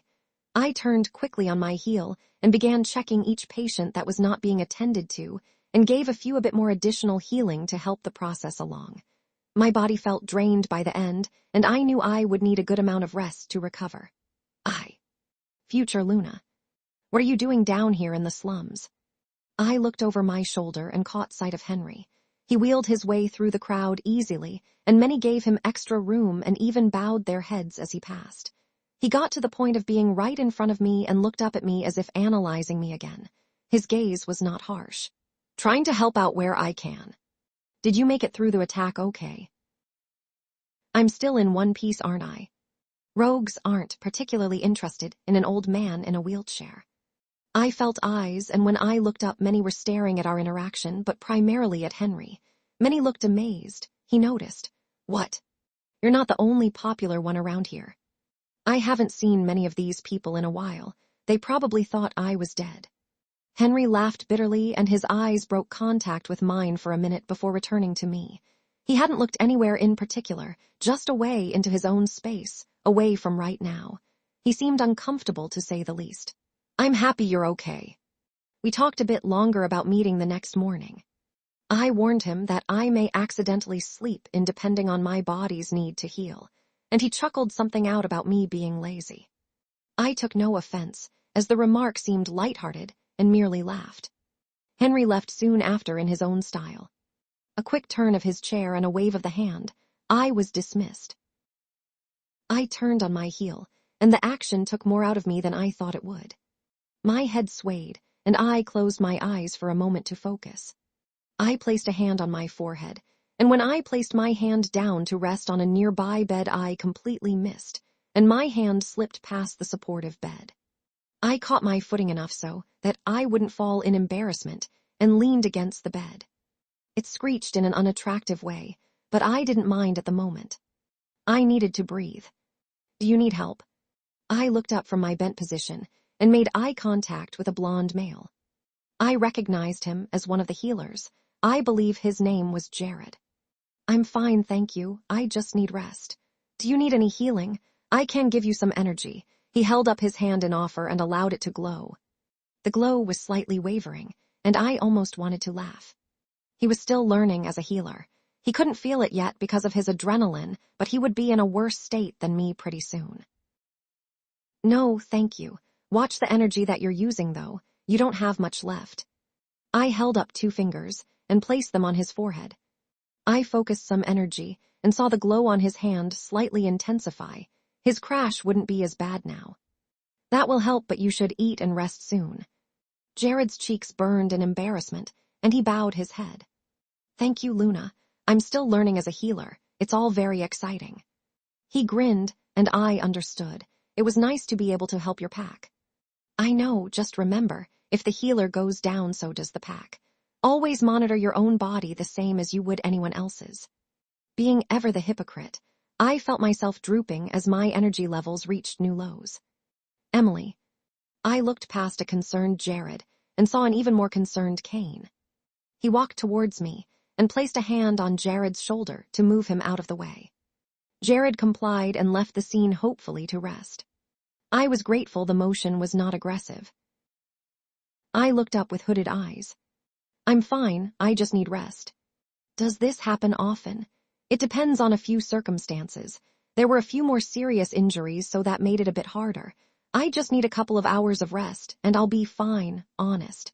Cain nodded in an unsure manner and stepped closer to me. He reached a hand towards my own and interlaced our fingers. I felt my energy level spark up, and a sigh left my lips and I stumbled in his direction.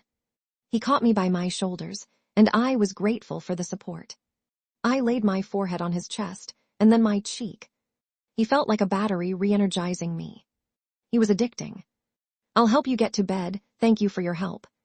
I gave him a weak nod, and dreaded the thought of moving. Cain untangled our fingers and I fought back a frown. He turned his back to me and then kneeled down. Was he offering a piggyback ride? I felt silly asking and waited for him to say he was actually tying his shoelaces. He wasn't even wearing shoes. You don't look like you can walk, nor do you seem to want to, and our contact seems to be helping you feel better. I felt a small grin on my face and stepped towards Cain. I kneeled down and wrapped my arms around his shoulders, and then leaned completely on him when he tugged my legs closer to his body. A groan left my throat when he stood and hoisted me up more onto his back.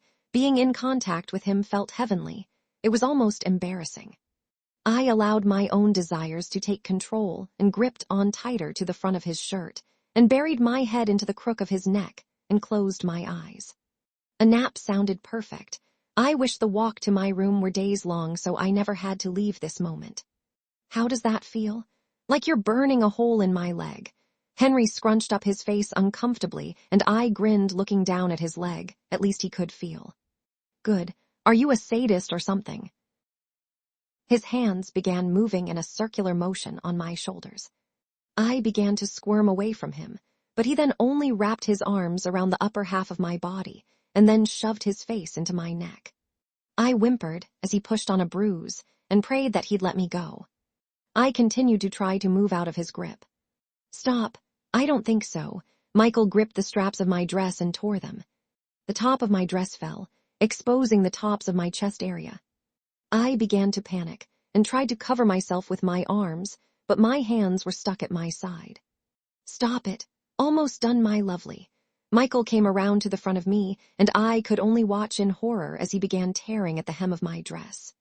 The tear started at my ankles, then moved to my knees, and then reached the middle of my thighs.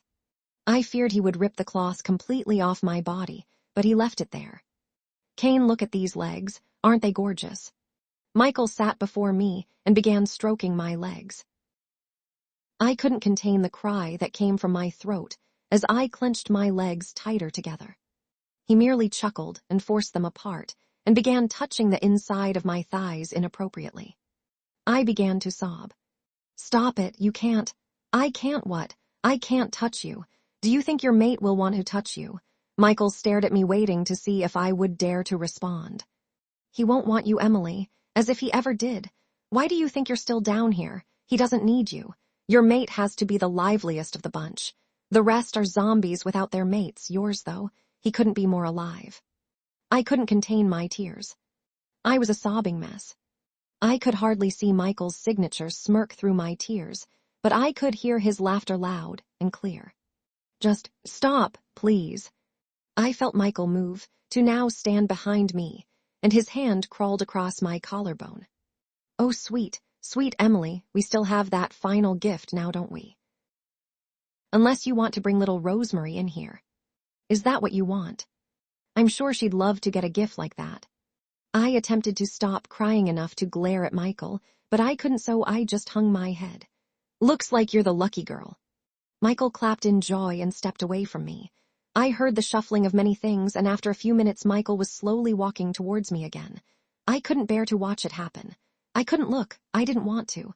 I wanted to pretend I was anywhere but here, so I spoke to myself on repeat. Cain is my mate. I am his. He is my only one. Cain is my mate. I am his. He is my only one. Cain is my... Chanting now, are we? Huh. This is perfect. Please keep going. Let's get a better angle on this mark, though. Michael gripped my hair and yanked my head to the side, exposing my neck where my mark lay. My mark was about to be ruined. I couldn't believe it. The mark I dreamed of for years, and finally had gained. All of the progress in our relationship that it symbolized. Michael was about to ruin it. You might want to bite down on this. Michael stuck a cloth in my mouth, and I screamed through it, feeling panicked. I couldn't see the hot steel, but I could feel it approaching. It got hotter and hotter. Each second I thought it was about to touch my skin, or already had. But when it finally made contact, there was no denying it. I felt like I was dying. I didn't stay conscious for long. I don't know at what point it was that I passed out. It might have been when Michael first took the hot steel off, and examined his work of my once there mark. Or it might have been when he decided that he needed to fill in a spot or two for some final detailing, as he liked to call it. Either way, I woke up tossed in the corner of my cell in an unimaginable amount of pain, and still clad in the poor excuse of a dress. My first response when waking up wasn't confusion, wasn't exhausted, it was grief and pain. I screamed, almost instantly hoping to rid myself of the agony. I tried healing it, but I was too weak to do much. I could only take the edge off. I screamed for hours, and all the others could do was sit and listen. To me, begging for death, crying for relief, and pleading on some Luna to spare my mate even a fraction of my pain. It was somewhere between 3 and 4 hours later that the pain was more bearable, and I could almost move my neck without feeling the need to scream.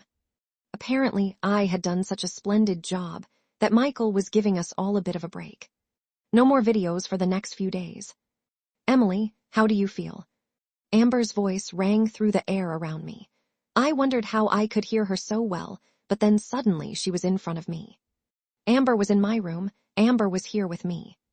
What are you doing here? My voice was scratchy, and Amber looked at me sympathetically. Michael decided that we could all have some girl time for next few days. He needs to leave and take care of some business, so it's just us and his men. Amber glared out the door, and sure enough 2 men were watching her closely. She turned back to me. The other girls are in the shower area already, and we found a new dress for you.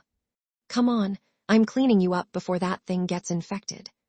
Amber hoisted me up, and I bit back the scream I wanted to let out. She carried me in her arms, like a child, and for a moment I sincerely wished she was my mom. I tried not to cry.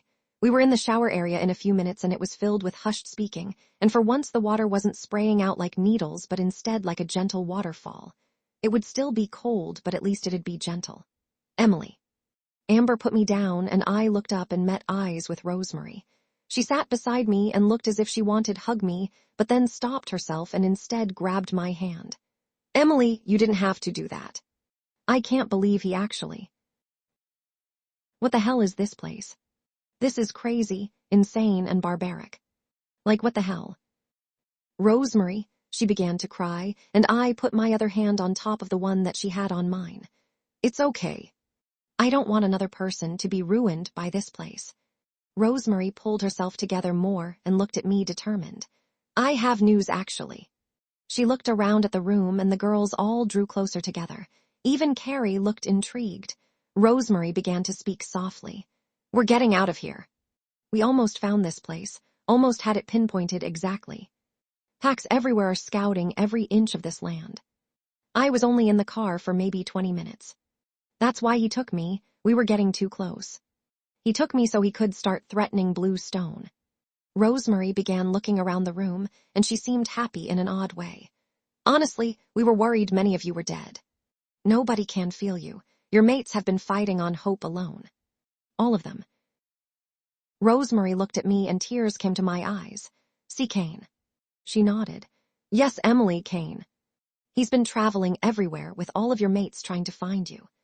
A massive alliance has been formed, and rogues are being tortured for information around the clock. Michael had hoped this would tear everyone apart, but if anything it brought us all together. Yes, some are getting the bad effects of the lack of bond, but they're fighting still. They're all hoping for each other that it'll be okay. We're getting out of here. We are. I told you, Emily, it'll be okay. Amber was ecstatic and looked around quickly to make sure the guards hadn't heard us, but it seemed as if they were off somewhere else. I'm hoping they'll come soon. Michael getting me was hard. His trail will be easier to find. Why do you say that? When he took you both from Fire Crest, he stole some of that spray you all use that covers scents. He's been using it for everything, to steal whatever he needs. And that crap has an expiration date. And it was a few days ago. Wonder what's keeping Michael so long. Maybe he got caught. Rosemary smiled, and goddess, did I hope she was right. We spent an hour in the shower area. Rosemary and Amber helped clean both the X on my chest and the X on my neck. I tried to look anywhere, but at the blood that was flowing away from my body and towards the drain. I looked at Carrie and noticed something. She had X's too. I had noticed the one on her chest before, but never the others. There was one on her stomach, one on her right thigh, and on her back. I saw a few of the girls speaking to Carrie, well more at her because she never responded, and she seemed almost a bit more alive. Rosemary given us hope that our mates were near, and that we would be okay. I prayed that the hope she had brought would be enough. When our time in the shower area seemed to be done, we began to return to our cells, but something was off. It was silent. There were at least a few guards still, while we had been in the shower area, but now they were gone. Where did they go? Amber asked. We all walked around a bit, looking, as odd as that sounds, for our capturers.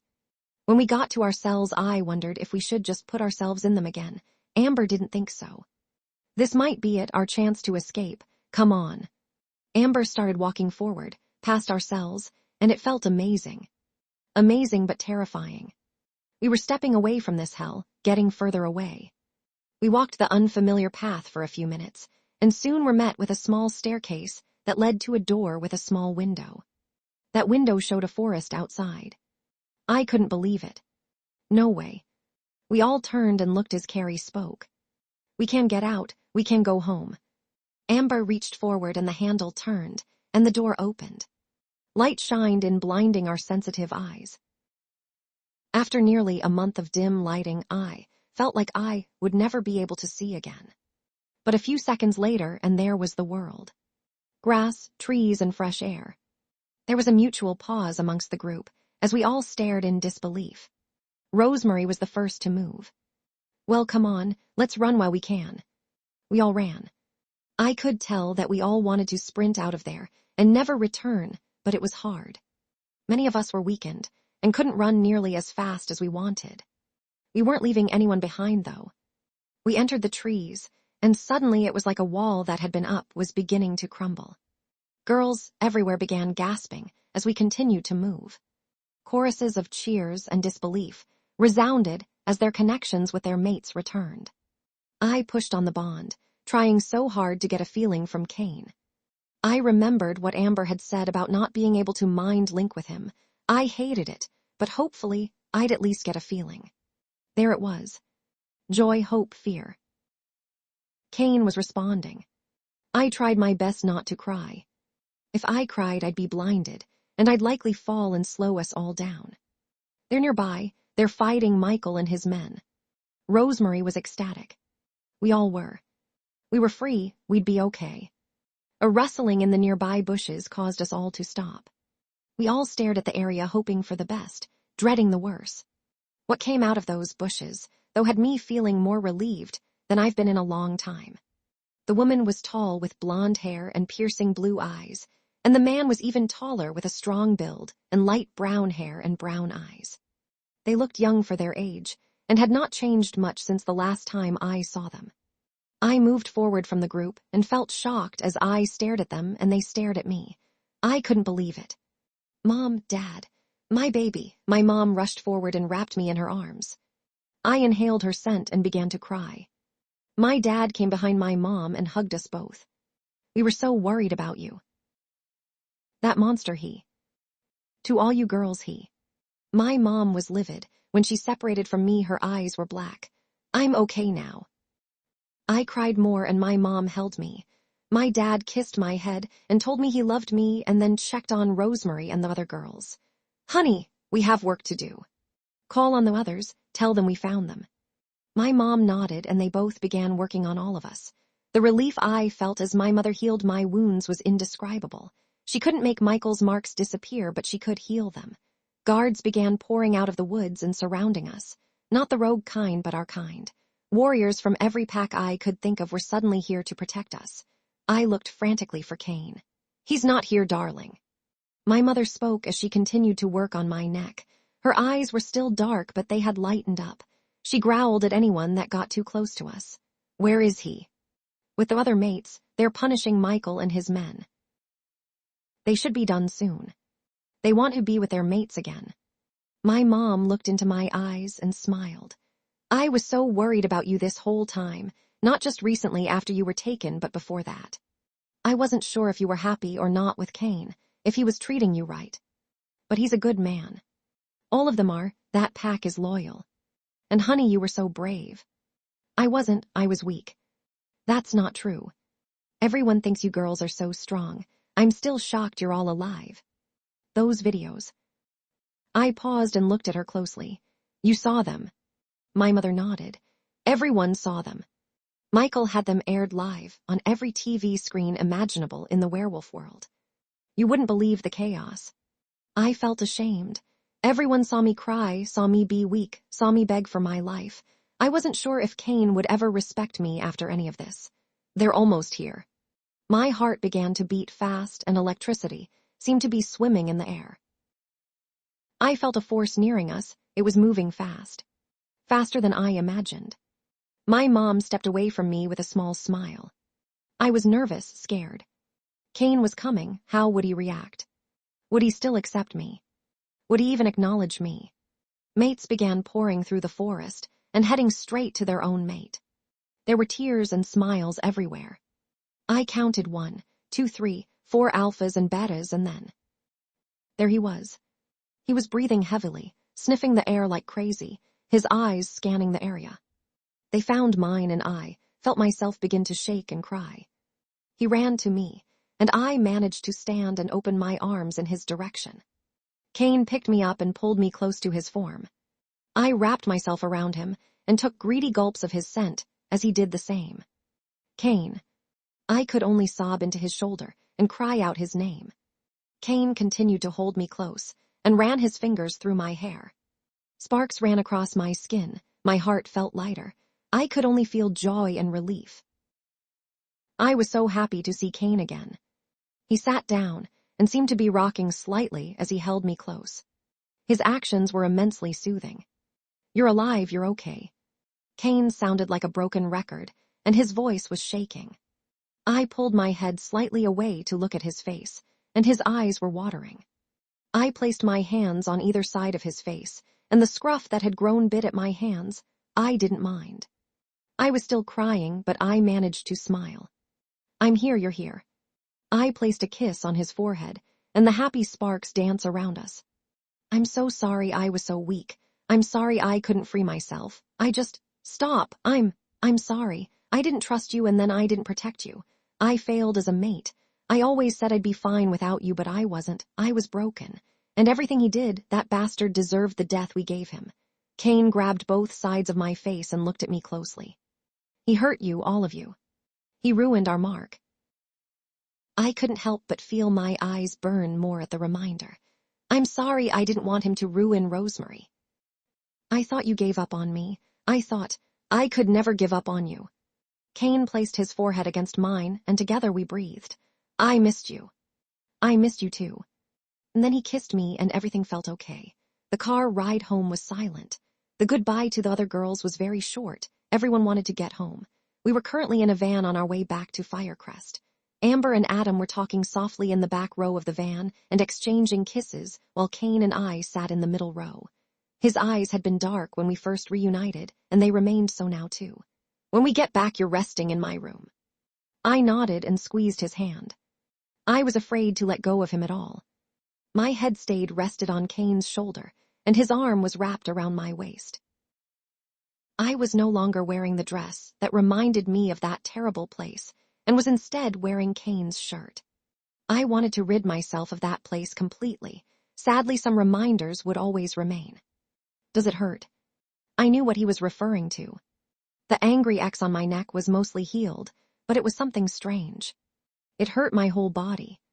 It was as if it were trying to destroy any bond I had with Cain. Yeah. Cain tugged my body closer into his side and kissed the top of my head. We'll make this better. I hoped he was right. The drive took about 3 hours. I fell in and out of sleep throughout most of it, but my nerves were still high. I felt like any moment we would be snatched up again by Michael. I was afraid. Cain lightly moved my shoulder when we arrived at the pack house. I tried to appear more alert. Emily, we're here. I looked around more, and the pack house was as I left it. Beautiful and full of life. A few children were in the backyard, and I could see them peering at the 3 black vans curiously. Are there a lot of people inside right now? I felt nervous. Not at the moment. Many of them are running patrol. I was gone for a while. Paul has been taking care of the pack for us. I tried to smile, but it fell weak on my face. I looked into Cain's eyes and felt a bit better. Did his son have his birthday yet? Cain smiled and squeezed my side. Not yet, still another week or two. I smiled lightly and nodded.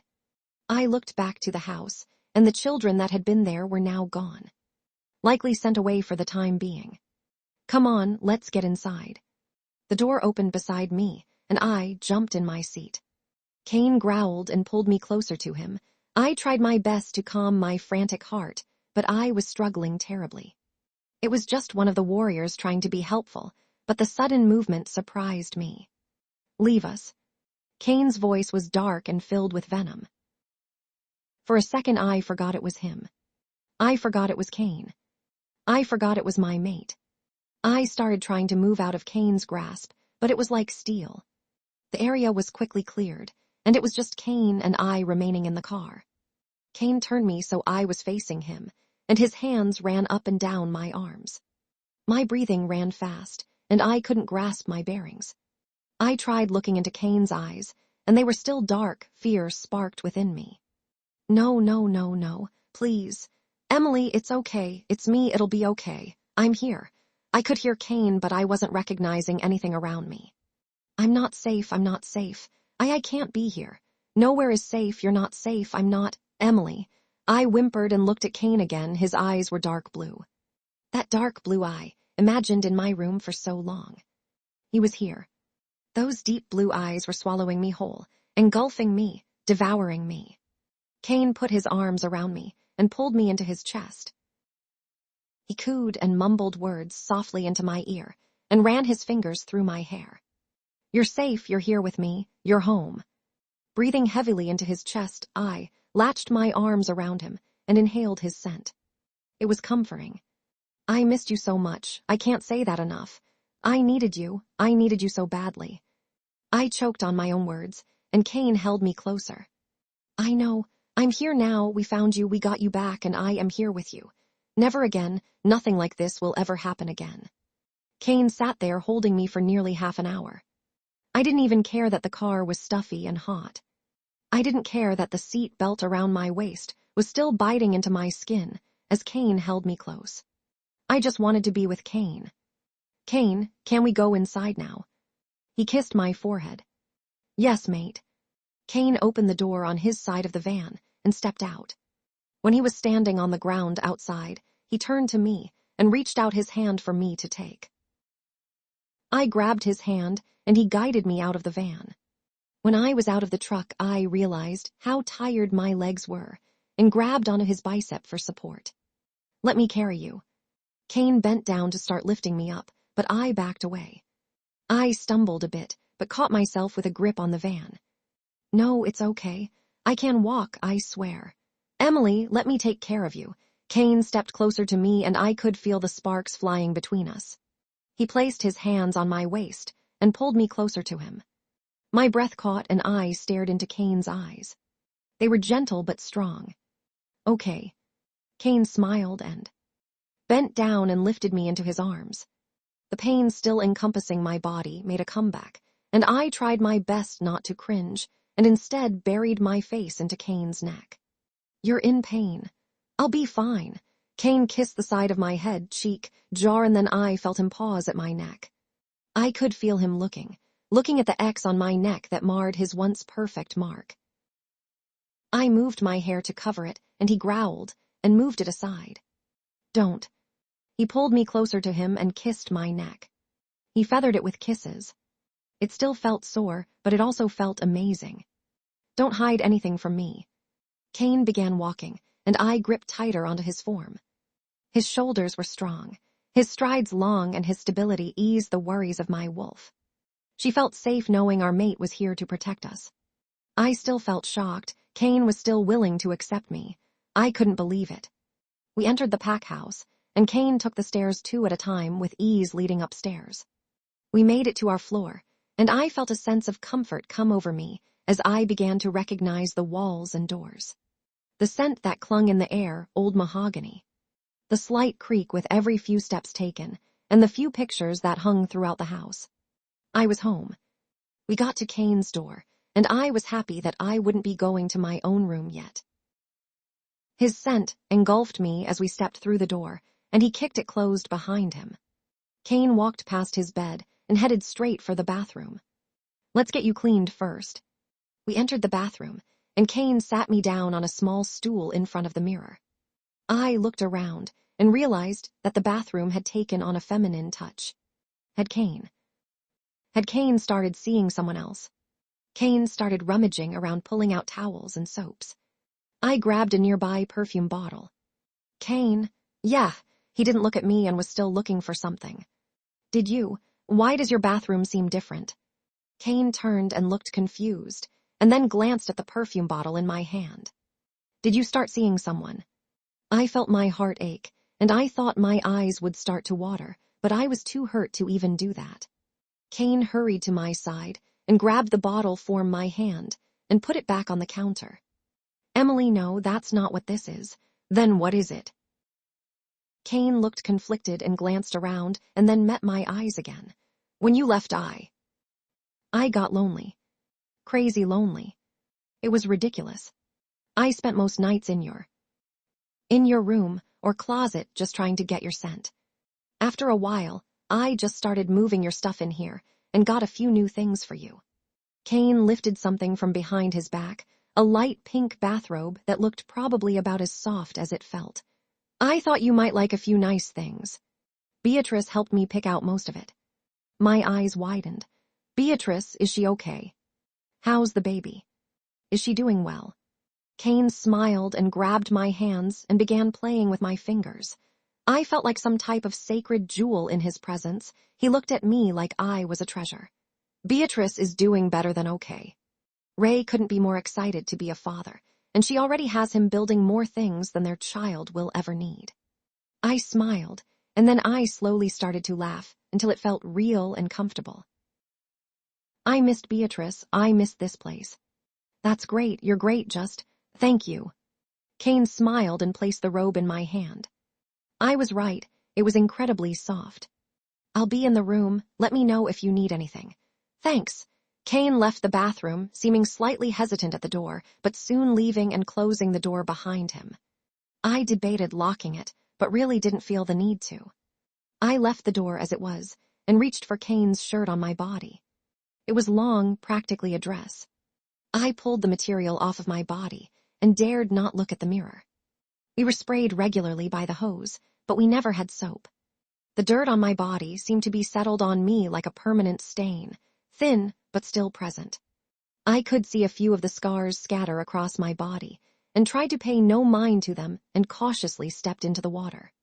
The shower was gentle, but the rushing of it, the sound of it hitting the ground, the feeling of the slight force on my skin. It reminded me of the hose. It took me a good 5 minutes to finally get under the water and begin to clean my body. I felt myself shaking, but knew I would have to eventually get over it. Everything would be okay. It was over. The suds that fell from my body were brown, making me cringe. I was filthy. Scabs fell off some older wounds and left pink flesh in their wake, new to the world and stinging from the soap. I wasn't in any excruciating pain, but the stinging did make me want to rush out. I conditioned my hair twice and shampooed once to get all the tangles and grease out. After a while, the shower felt less threatening and more relaxing. I let myself find comfort in my warm cocoon. I knew I was in the shower for a long time, so I also knew it was my fault when the water began to run cold as ice. The shock made me jump, and suddenly I felt like I was trapped all over again. It wasn't actually happening, but suddenly the tiles on Cain's shower floor looked like the tiles back in the shower room.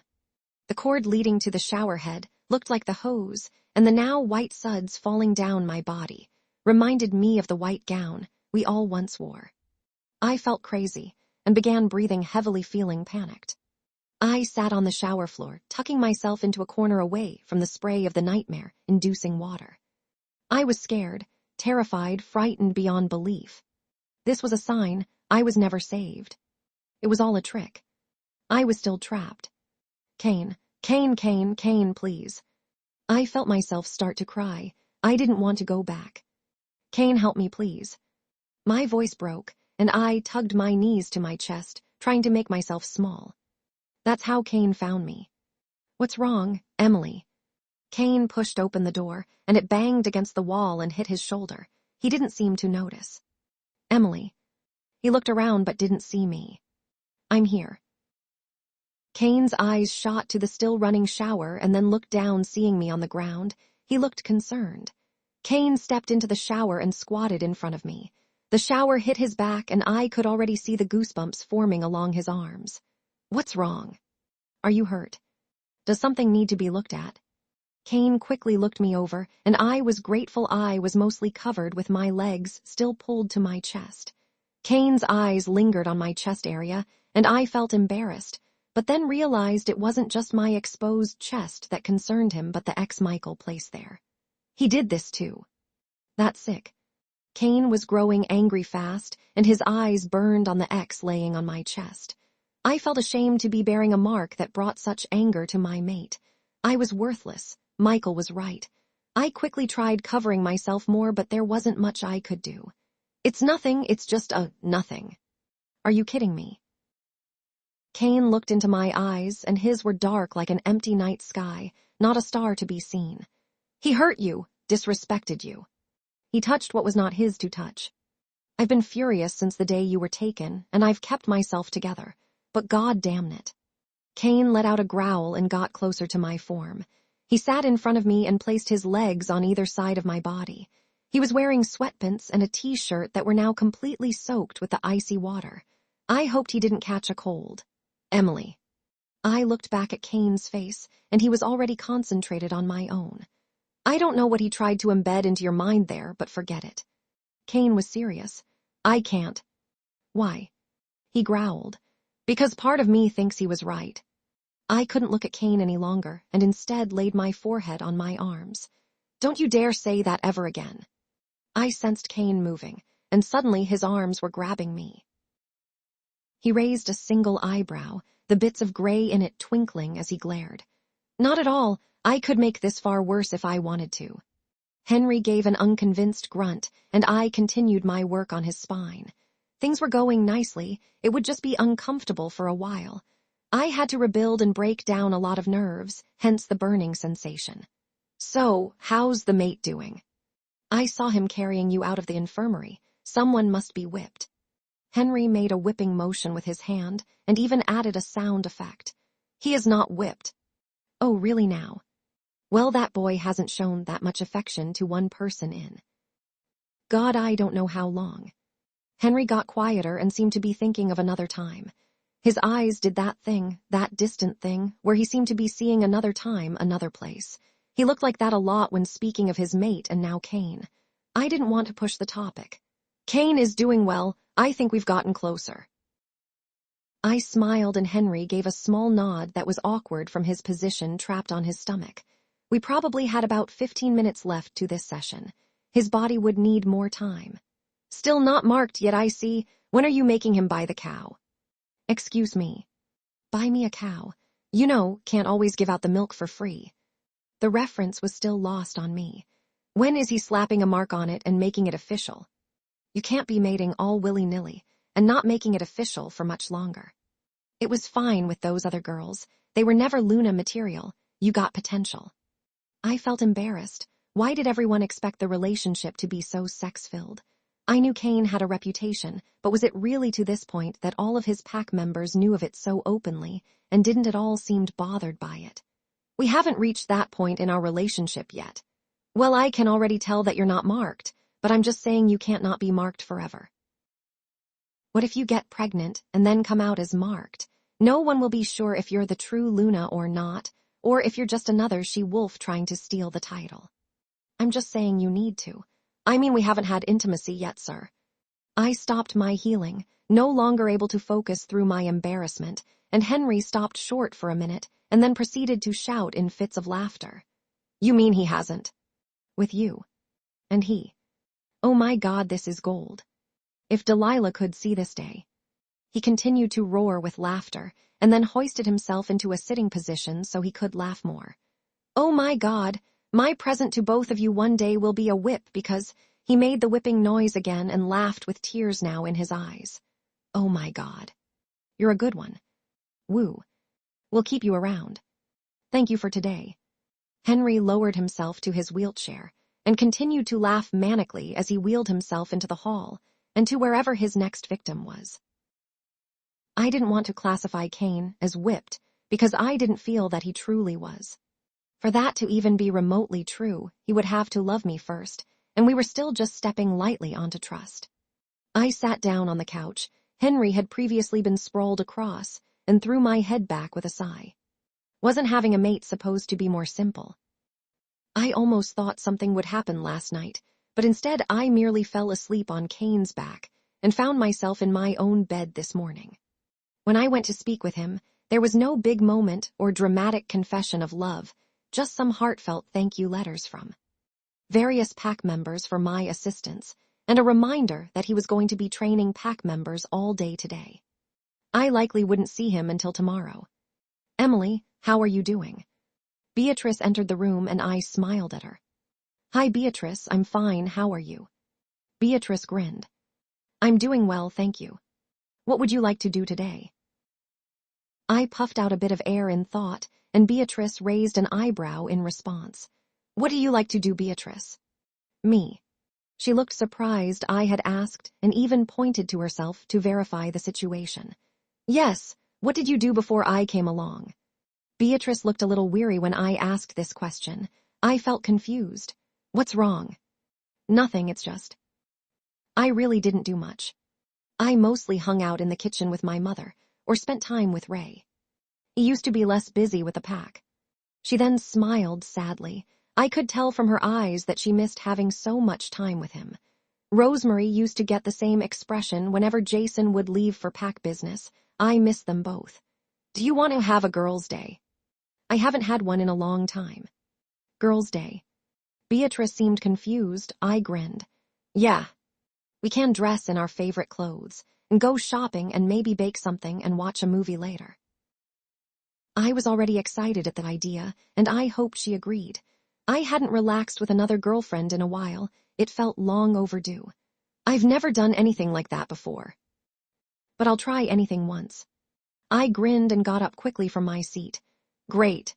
Let's both get ready and leave in 30 minutes. Does that sound good?"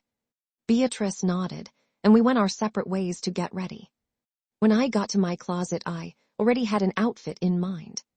A long light pink maxi skirt that flowed freely with a thin slit up the side, and a white tank top with lace detailing to tuck inside the skirt. I paired it with my brown gladiator sandals and did my hair in a loose, low-hanging braid with a few strands framing my face. My makeup was light, a bit of concealer and mascara. I debated on lipstick, but knew I would probably want to eat something, and decided against the endless battle between food and lipstick.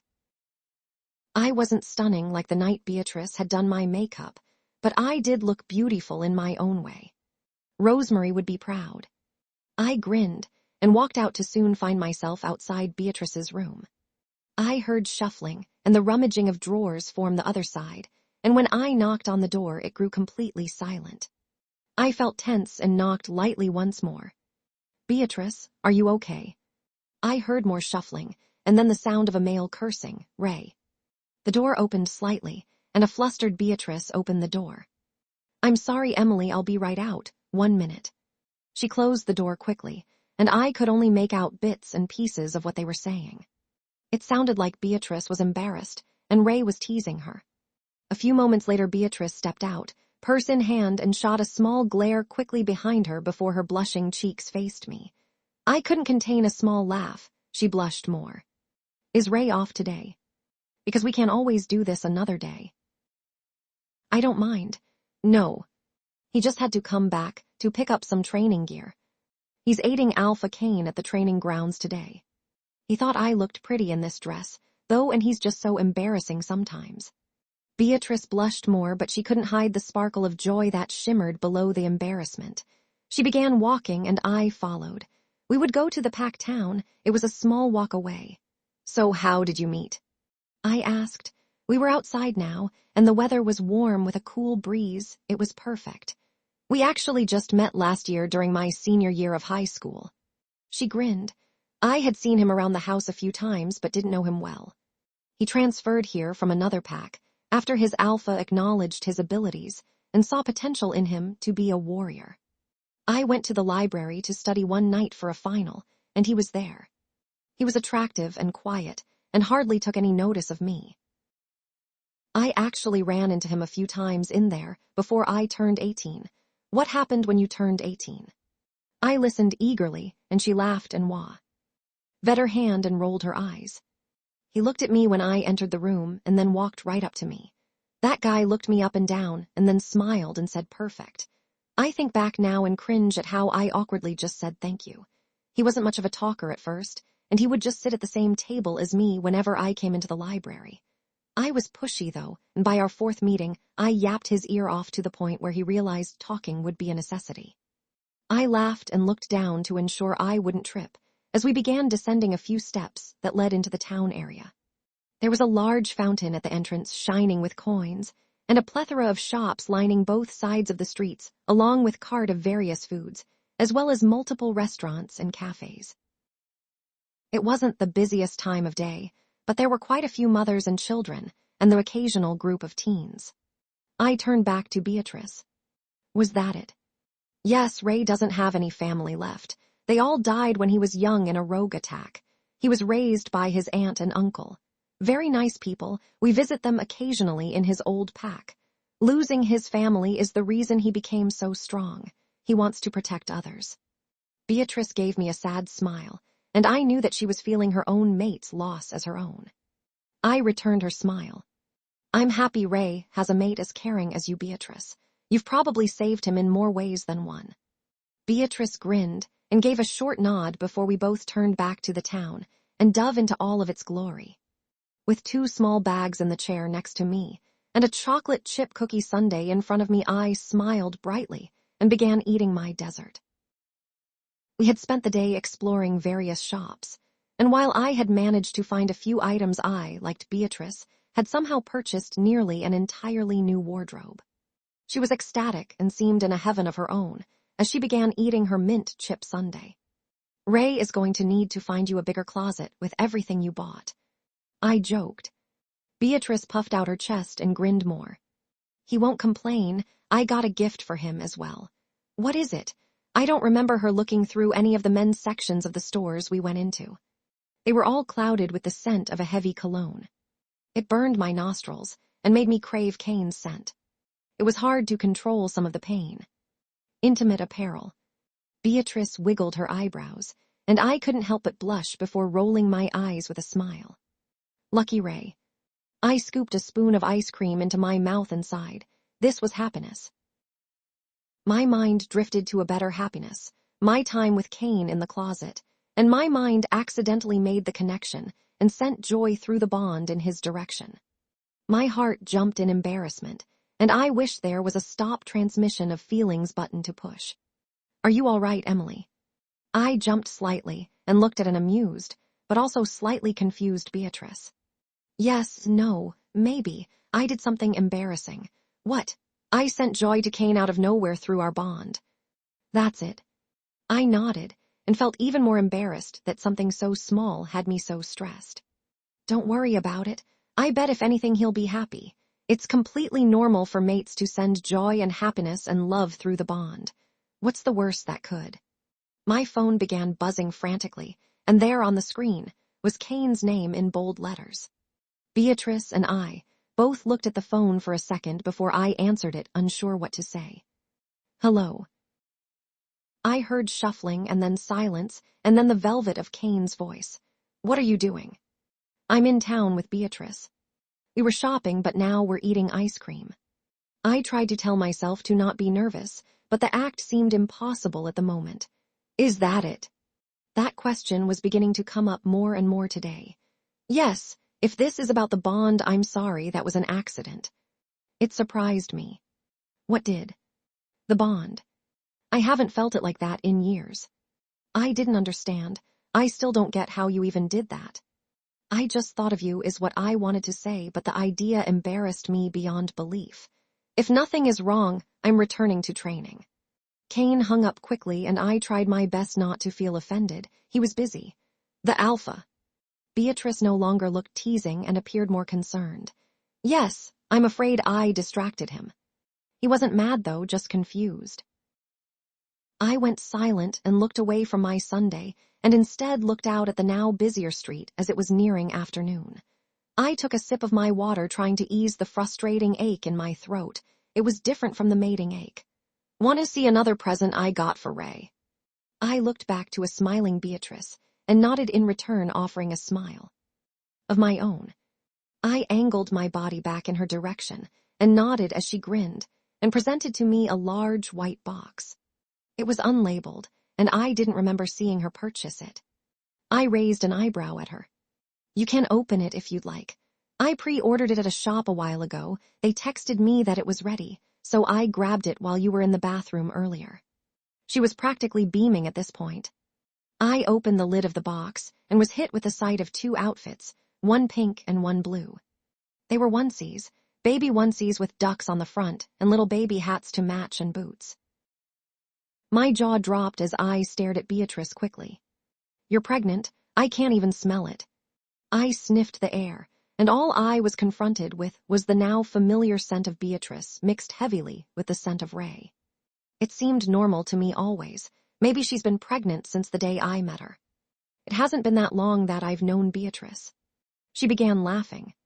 I'm not pregnant yet, Emily. Read the inside of the lid. She grinned more and surely enough when I looked at the lid in front of me that I had been holding up. Right there in large letters were, "Let's try for pups."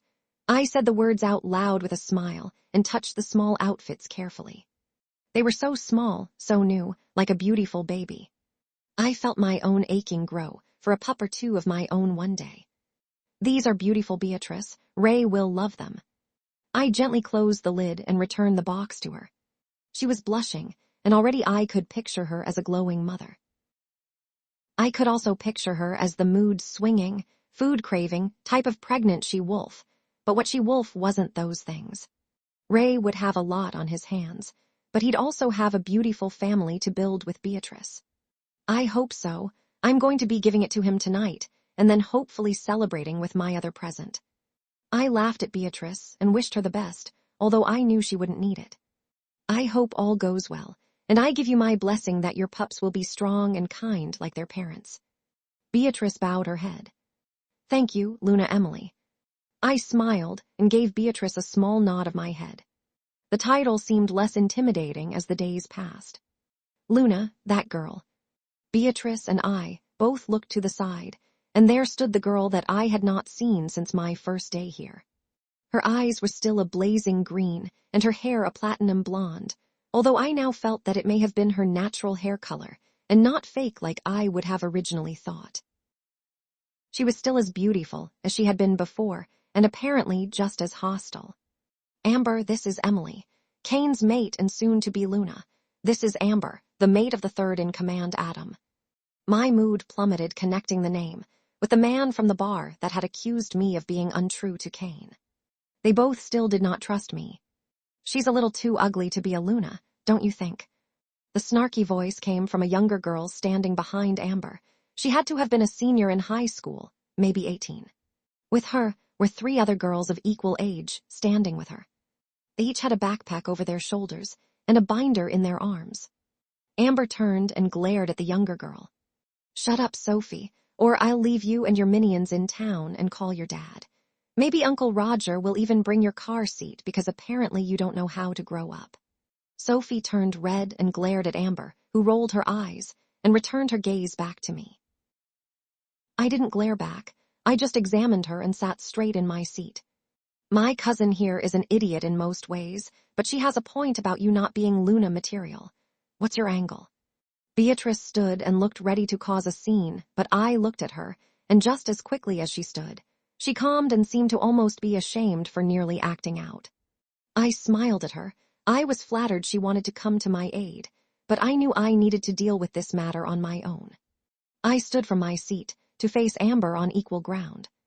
I have no angle. Cain is my mate and I only wish to be with him. And gain his power, am I right? I don't need his power. I was a healer in my old pack with decent status. Power is not something I ever needed, just my mate. Amber looked at me, closely inspecting my face and attire. You're probably the most modest girl to go after him so far. I'll give you that much. But forgive me for not believing that you are his mate, and just so happen to show up now of all times. My eyebrows scrunched together. What does she mean by that? Amber read my face and seemed annoyed. Don't act so surprised. Girls have been flocking from across the nation, this last year, to try to win the heart of the mateless alpha. He was going to pick a Luna in these next few years, and I see you decided to get a head start. She glared at me harshly once again, and my heart ached. Cain was truly close to picking a mate. A few years, yes, but still, he was going to do it. Amber continued on. Alpha's daughters have been knocking down his door for some time now, trying to get him to make a stronger pack or stronger pups. So, forgive me for not buying your lack of need for power, little healer. Amber eyed me further, and I struggled to contain my anger and pain. To not be trusted was a terrible feeling. Believe it or not, I do not seek Cain's power, and I am his true mate. Our situation has been different, but it has been decided by the moon goddess herself, as she decides all other mating pairs. I then remembered the conversation between Amber and her mate my first day here. And if I am correct, you were one of those females looking to take Cain as your mate before finding your own. Amber then flinched back slightly before growling lowly and taking a step closer to me. I was a different person then, and so was Cain. You think you're so high and mighty for getting so close to Cain, but you don't know the first thing about him, about this pack even. Where are you from? Blue Stone Pack. Amber laughed bitterly. No wonder you're a healer, your pack is mostly that, right? But no warriors, you're weak. Vulnerable. Our pack has saved yours and others countless times. What do you know of bravery and strength, O protected healer? We focus on the protection of others here, and what do? Hide on the sidelines, and use up valuable warriors to ensure your own safety, so you can take all the glory for saving lives, when it is the warriors that are saving lives. Amber's words sliced through me like knives, and I tried my best to contain myself. I had never become a healer for glory or protection, but it seems to other packs that is the primary reason to become one. I never considered healers cowards before or a waste of resource, as I only saw the positive impact of having a healer ready and nearby, but now I saw a flaw in the system, the misplaced gratitude. I have seen countless warriors die, and only a handful of healers in my time. I still remember the name of every fallen warrior that has protected me. There have been 12 now. I understand your judgment of healers. I locked eyes with Amber and she snorted. Oh, do you really? Yes, I do. She frowned at my words and I continued on. We are heavily protected, and yes, often respected without much effort on our own part. But this does not mean warriors are not respected to the same amount, if not more than healers.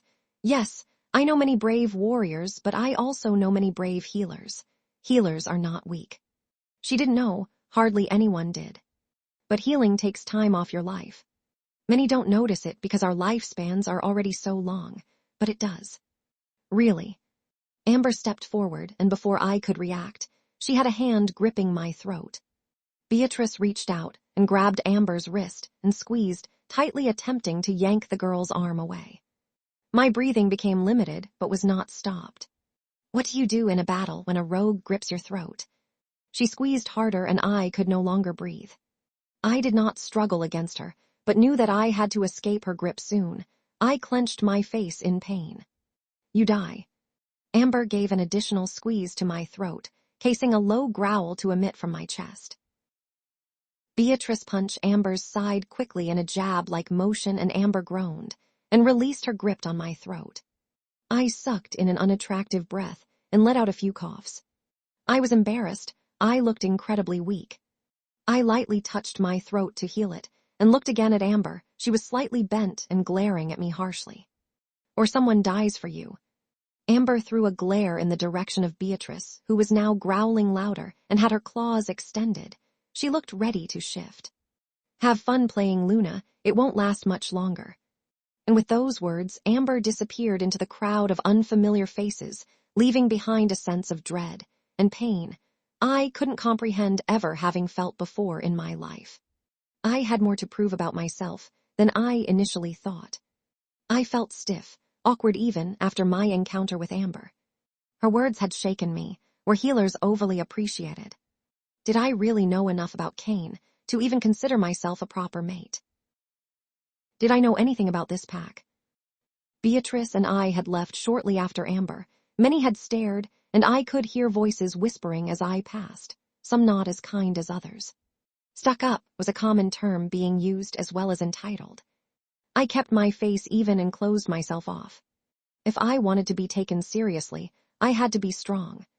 This wasn't my pack. Everyone was tougher here. Even Beatrice, under her sweet demeanor, had a fair share of warrior training. Everyone here did. When Beatrice and I got to the pack house, it was rather quiet, causing me to assume that many members were still out, enjoying the last rays of sun or training. They all trained, everyone. I haven't done any intensive training in. I don't even know how long. If you're thinking about Amber, don't. What she said was highly disrespectful, but it was true. I looked at Beatrice evenly and she looked ashamed. I am weak, Beatrice, I know it. I'm strong as a healer, but as a warrior. I probably couldn't defeat a single pup in this pack. It wasn't part of my training. I placed my bags next to one of the small coffee tables in the kitchen area and sat down on one of the kitchen bar stools. You are not weak. Beatrice, no. You are not weak. My eyes widened and I looked at Beatrice shocked. She had never yelled at me before, nor had I seen her yell at anyone in my time here. Her gaze was burning into my own. I saw you that first night when you were fading in and out of consciousness. You were going to die but didn't. That was because I finally found Cain. The mating bond saved me. No, you saved yourself. Mates can do a lot, but they can't bring you back from death. Why are you telling me this, Beatrice? She looked down and sadness leaked its way into her eyes. Tears brimmed the edges, ready to fall. Our last Luna died in a rogue attack. Her mate was by her side until the very end. Every healer in the neighboring packs came and spent hours trying to bring her back, give her a chance, but nothing could be done. She was brave, kind, beautiful, and her father was one of the strongest warriors our pack had ever had, and she could hold her own in a fight. But not even the mating bond could save her, and she had more life in her than you did that night. She smiled until her last breath, just for her mate. Beatrice's pain was clearly visible, and I knew Ray would likely be checking on her soon. You are not weak, Emily. You fought off death and saved many along the way. The other night, you even gave up the end of your strength to help others. You stand even when others have tried to knock you down, and you lived so long thinking your mate was dead, having your bond so destroyed. Both you and Cain are strong. Beatrice held a steady gaze on me and rubbed in frustration at her eyes. I gave her a small smile. You give me too much credit, Beatrice, but thank you. I looked down at my hands in my lap and examined them. Soft and thin, the hands of a healer. Not often calloused or dry, always dainty in a way and carrying an air of delicacy. It was something I had often prided myself on, but in that moment, I wish I were strong. I wished my hands were calloused and muscular. I wish I were capable of fighting off another wolf without breaking a sweat, and I wish I appeared capable enough of running a pack alongside Cain. I wish to train with you, Beatrice. With me. She looked surprised and slightly doubtful, but pride also ran through her eyes. Yes, please train me to some ability. I don't need to be a warrior or top fighter, just capable enough to be accepted by this pack. Beatrice smiled and wiped away her last tear. Yes, Luna, thank you. What would you like to do now? Not much, honestly. Is there anything you'd like to do? We could try baking. I smiled at Beatrice. That sounds lovely. Little did I know Beatrice could be a troublemaker in the kitchen. It had to have been 15 minutes into our baking session when I felt the need to sneeze. I moved away from the batter I was currently mixing, and Beatrice turned to me, a bowl of flour in hand. Are you all right? I pinched my nose, but could not hold in my sneeze, and sure enough, flour flew everywhere. There was still a good amount left in the bowl, but there was also a fair amount covering Beatrice's face. I couldn't even find it in myself to apologize. I had to laugh. She looked ridiculous. Beatrice, I'm. Laughter shook my frame, and it was only when I felt a cloud of powder hit my face and fill my mouth that I was able to cough my way back into a serious state and stare at Beatrice, whose hand was now a fine powdery white. She feigned innocence, and if I weren't covered in flour, I'd laugh more than I had before. Oh, I'm sorry. Did little old me do that? I'm such a klutz sometimes. She turned her back on me, and that's when I knew a war was inevitable. We finished our batters and placed them in cupcake tins, and then as if it were planned. We both eyed each other the second the oven closed. I still don't know if I threw an egg first or if Beatrice flung some batter at me. All I know is that an hour later Beatrice and I were cleaning the floors of the kitchen, covered in various cakey substances that would surely make us smell like a bakery for days. Honestly, girls, what were you thinking? That Beatrice set a timer. Beatrice sprayed me with a bottle of water, and I laughed and continued scrubbing the floor clean. Annie had appeared just seconds before Beatrice could dunk my head in a bowl of cupcake batter. My hair was still matted with the red velvet mix, and part of me wondered if my hair would be red after I washed it. You're both lucky I came when I did, or you would have burnt down the entire kitchen. Guilt struck through me, and judging by Beatrice's face, it hit her also. I apologize, Annie. This behavior was disrespectful to those who also use this kitchen. I bowed my head, and Annie entered into a panic. Honey Luna, please don't bow to me. Don't lower yourself. I shouldn't be allowed to berate you so. Annie lifted my chin, and I shook my head. Title is no reason to not apologize. Really, I am truly sorry for the mess. In the corner of my eye, I could see Beatrice bowing her head as well. Sorry, Mom. Annie gave a sigh, and we both looked up again. Girls, it's fine, just please finish cleaning before the pack returns. I began cleaning again, and thankfully, half an hour later, I was standing in the shower, rinsing the remaining mess from my body, as I could sense Cain's presence getting closer. I washed the last bits of suds from my hair, and saw that it was still tinted pink in some portions. It didn't look very nice. I dried my body, and quickly put on clothing, and wrapped my hair in a towel on top of my head. I could sense Cain getting closer, and I didn't want to risk him seeing my hair. It seemed trivial, but I didn't want to look odd in front of my mate. I entered my room and sat down on my bed, where a book sat waiting to be read. It was another bibliography from the library about a pack member and their family. My back rested against my headboard, and my legs stretched out in my sweatpants. I prepared myself for a good reading session when a knock came on my door. I sniffed the air. Cain. Come in. Cain pushed the door open and stood there, sweat still clinging to his frame and smudges of dirt marking his body. I put the book down and stood from the bed. Is everything okay? I examined Cain for injuries, and thankfully he seemed to have none. But why did he seem to have come here straight after training? Did he not wish to rest first? Or eat? Yes, everything is fine. I just finished training. Cain looked at me closely and then reached a hand in my direction. I held my breath as his hand got closer to my face. Was he going to try to kiss me? Even with the sweat and dirt, I don't think I'd mind, but this was just so sudden. His fingertips graced the edge of my left ear, and tingles shot down that side of my body. His fingers slipped behind my ear and touched the skin lightly, and then stumbled slightly with the fabric of the towel on my head. Dread filled my soul. He would see my hair. I flinched back, and Cain looked suspicious and grabbed the back of my neck, forcing me to face him. What's wrong? Why did you pull away? It's nothing, don't worry about it. I put a hand above the towel to keep it more on my head and gave a pleading expression. He wasn't buying it. Tell me what's wrong before I have to find out on my own. Cain searched my eyes, and I still gave nothing away. He narrowed his eyes slightly and looked at my neck. Does this have to do with a male? Did anything happen today? Was he worried a male would come after me, or that I would leave him for another male? Either way, both ideas were ridiculous. My heart sank, and I felt bad. I was being ridiculous, acting so afraid over him, freaking out about my hair. That seems to be the least of his worries. I thank myself for having healed the bruises left from Amber. I don't think that would have gone well, nor do I wish to seem weak or incapable of standing up for myself. No, Cain, I'm sorry. Nothing bad happened today, especially not involving a male. Unless Cain himself counts. I was with Beatrice, and we tried baking and well. I took my towel off and ruffled my hair a bit. The small slaps of pink were spread out and primarily towards the center of my head, no cutting that out. My hair got dyed pink a bit, and I was embarrassed to have you see it. It should come off after another wash or two, hopefully. My cheeks burned with my immature confession. You were baking, and this dyed your hair how?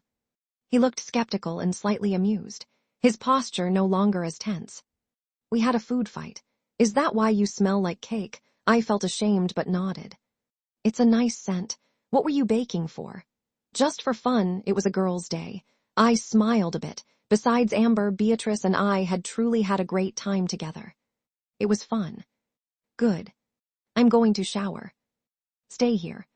I nodded and watched as Cain left my side and made his way towards my bedroom door. He exited the room, and I sat back down on my bed, returning to the page that I had left off on. I could hear shuffling in Cain's room, and I couldn't help my curiosity. I sat up further on my bed, inclining my head in the direction of the wall connecting our rooms, and could hear him rummaging through what sounded like his closet. I heard him turn on his bathroom light and waited for him to turn on the water to his shower. Why? I'll never know, but I only heard him shuffling around with various things in there too. After maybe 2 minutes, he turned his bathroom light off, re-entered his room, and then entered the hallway. I plopped back down onto my bed quickly as I heard his footsteps outside my door, and then he opened it. In his hand was a shower caddy full of different toiletries. He was still sweaty, shirtless and smudged with dirt, and the sight did something more to my body. I tightened my grip on my book. I'm using your shower. My throat went dry, my neck ached more, my eyes probably doubled in size. If you're wondering why, it's because I want to. I wasn't about to tell him no, as if I could speak at all right now, and merely nodded. He then entered my bathroom and closed the door, and it took everything in my power to stay calm. Cain was here. Cain was using my shower. Cain was unclothed in my shower. That last thought was a given, but still, Cain didn't go unclothed around most girls without a physical encounter being soon in the future. The water turned on, and I felt as if a timer had been set in my head. Why does he want to use my shower? Is it his wolf? Does he want to compare water pressure? Is he just trying to mess with me? Is this something mates do normally? It hit me then. Tomorrow, technically tonight at midnight, was our agreed day to mark me. My nerves hit a whole new level, and I closed my book to concentrate further. Was he planning to mark me tonight? Tomorrow? Is he trying to sway me, to get me to be marked tonight? My body isn't against the idea of being marked in the slightest, but my heart. I know that eventually I will be marked by Cain if this is something we're doing. I want to do this with him. I want to have my mate. I want to have Cain. I want to have Cain, but... I felt my chest ache and my throat growing tight. I felt so sad. I didn't want this to be so hard. I didn't want to have to worry about other females currently or from his past.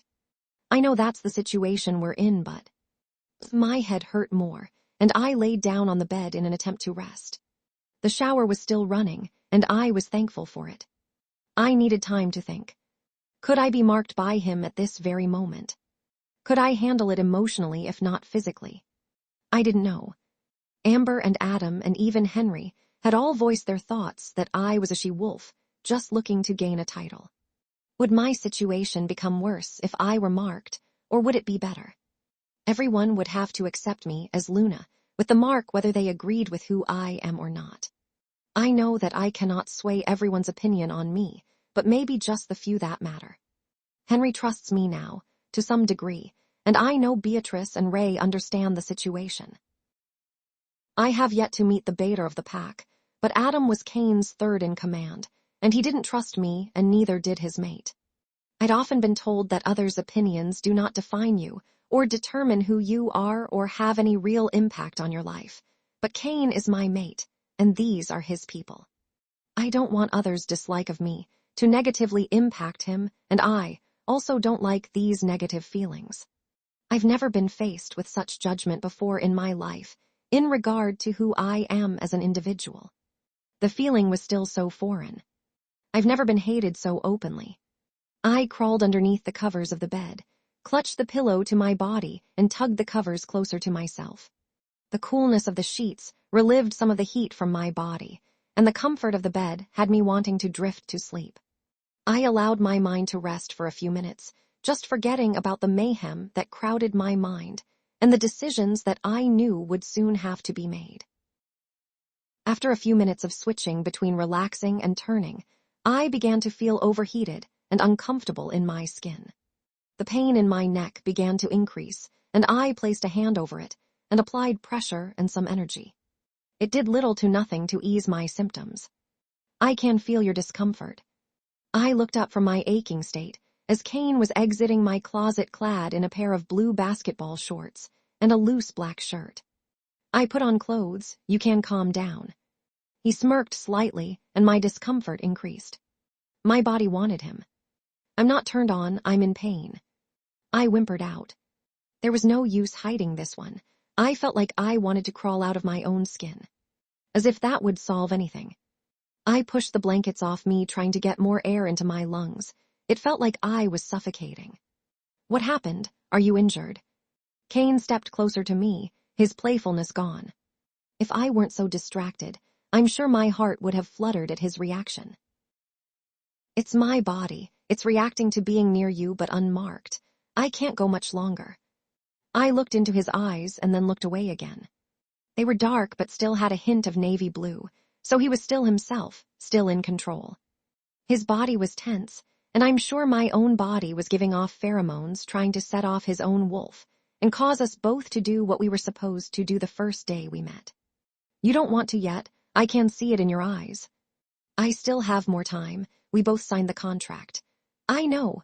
The room grew silent, the only noise being my panting and occasional groaning. Cain stayed stationed beside me, and I couldn't tell if his presence was making me more self-conscious or more comfortable. I was a mess. You don't need to stay here while this is happening. I know. His eyes were serious and set on my frame. Then why? You look awful. Ouch, way to sugarcoat the truth.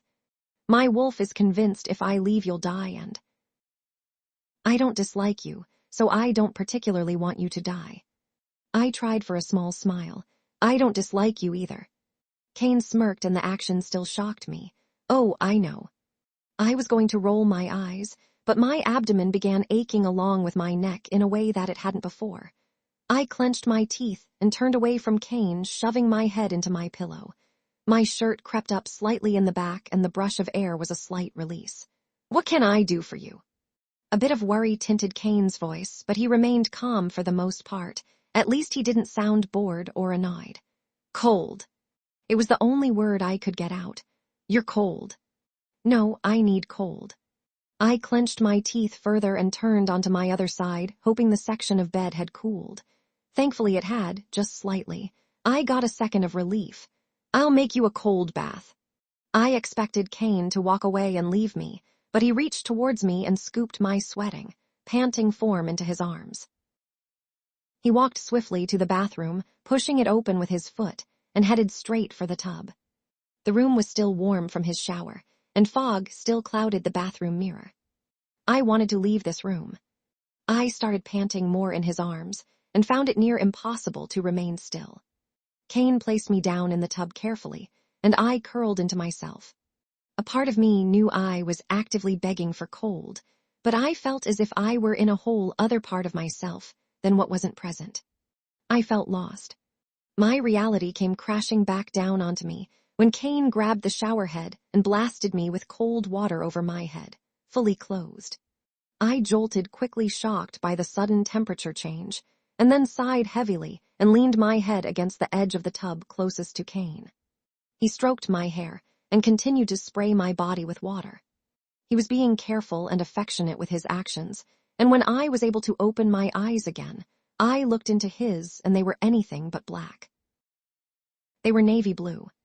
It was Cain doing this, not his wolf. Cain reached down and put the stopper in the tub so it would begin to fill as he continued to shower my body with cold water. Thank you. Cain didn't respond and merely continued what he was doing. I placed my arms along the edge of the tub and rested my head on my folded arms. I closed my eyes and enjoyed the feeling of Cain's fingers running through my hair. My legs felt heavy from my pajama pants, and my t-shirt felt stiff and uncomfortable against my skin, but Cain's presence had me feeling better than I had in the last few days. The water began to reach up to the middle of my shoulder blades, so Cain ceased spraying the water and hooked the shower head back into its appropriate holder. It was much more silent without the running water. Cain continued playing with my hair, and occasionally would pour handfuls of water down my back. It was maybe after 15 minutes that he finally spoke. Do you want me to leave so you can take a proper bath? His hands ceased all movement and rested instead in his lap. I tried not to complain. What do you mean? I mean, would you like me to leave so you can bathe unclothed? I felt my cheeks redden, and I was grateful I was not looking at him and instead was only staring at the water in the bath. It appeared almost blue due to the color of my pants, reflecting about the water. No, I do not wish for you to leave. So you want me to see you unclothed? I'll warn you, it may lead to more. I turned my eyes on him. He was smirking happily and I was glaring weakly, my burning cheeks taking away any ferocity in the gesture. I meant I won't bathe unclothed. I just want to sit in this water a bit longer. My body feels like it's burning. I rested my head back onto my folded arms and closed my eyes again. Does it feel better when I do this? Cain resumed his previous actions of running his fingers through my hair from the top of my head to about halfway down my back. Cain began to also stroke the back of my neck on occasion and then presumed weaving his way through my hair. I felt much at ease. Yes. I pushed my head into his hand and exposed my neck more to him. He chuckled. You're like a pup begging to be rubbed. I am no such thing. I am a female wolf in need of. I couldn't finish the sentence myself, and I was grateful when Cain only humored me with a light chuckle and then continued his actions. You're not the only one in need, darling. Please not now, Cain. Don't start that act now. Just act like my mate for once, please. My boldness arose from my annoyance with this constant pain. I finally felt comfortable again, and Cain was not going to ruin it. Act like a mate, you say? His words left more to be said, and he followed the words up with a gentle grip on the back of my head. I opened my eyes and stared up at Cain, seeing that his eyes now were a black abyss. My wolf has been dying to treat you as such, mate. His tone wasn't as icy as it once had been, but still, it did something to my body. It was frightening, but not entirely so. Cain coaxed my head closer to his own and placed his other hand on my waist in the water. Tingles shot through me, and I was frightened that if I weren't in the water that I would be ablaze in an entirely different manner than I had been before. It was something I could already feel overcoming me. Cain pulled my body closer to his own and urged my head to turn in a direction that he suited. He watched me carefully, alternating between the view of my eyes and my lips, and once even dipped to the view of my chest that was still covered by the damp cloth of my t-shirt. My nerves hit me hard. What are you doing, Cain? I'm going to kiss you, mate. Cain paused for a second, and it was then that his eyes turned back to their own navy blue. He was looking at me, not his wolf.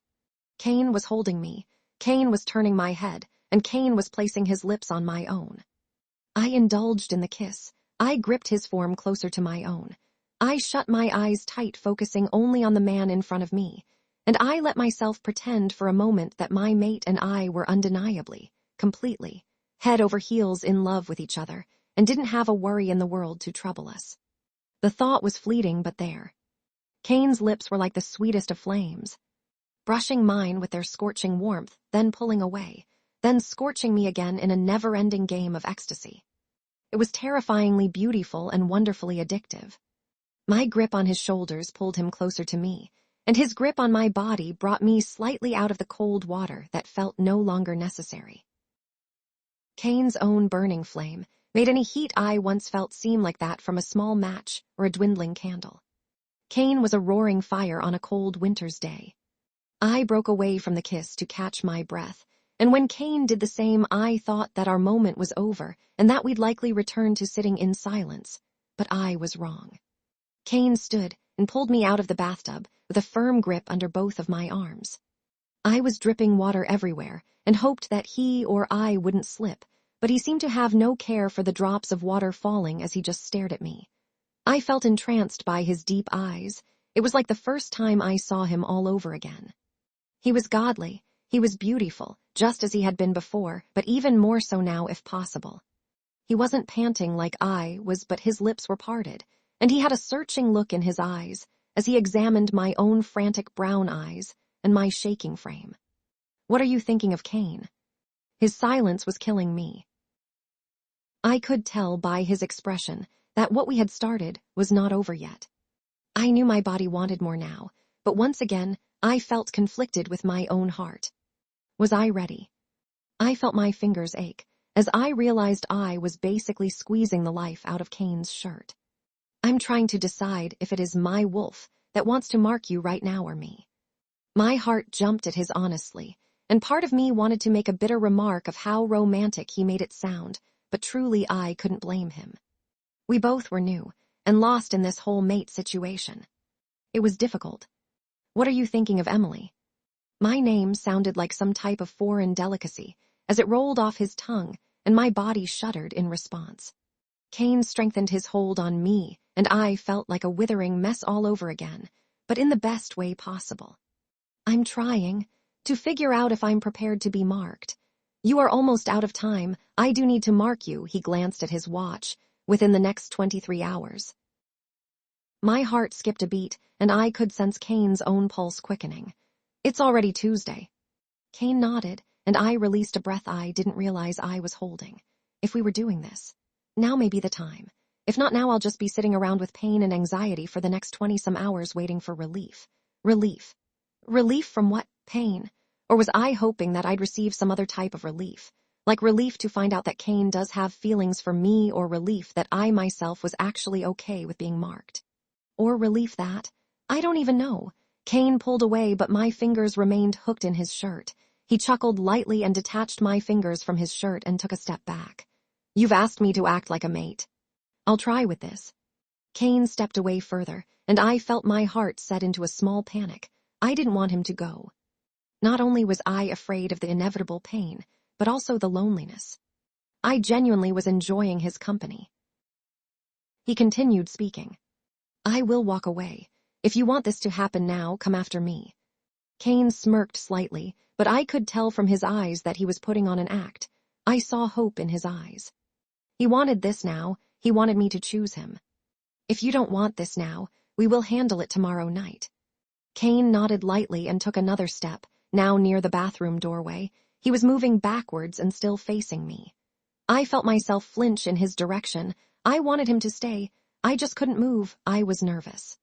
Cain took another step, and then another and another, each one coming faster than the next, and each one breaking me more. I followed him with each step, but my steps were not as large as his, causing me to continually grow further from him. We were growing further apart. Cain's eyes looked sad, broken even, but his face remained stoic. He was at my bedroom door.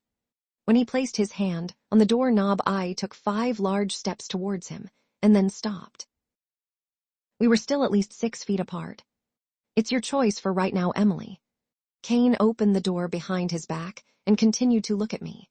I let out what sounded like a whimper, and Cain himself let out a growl in frustration. This situation was killing me.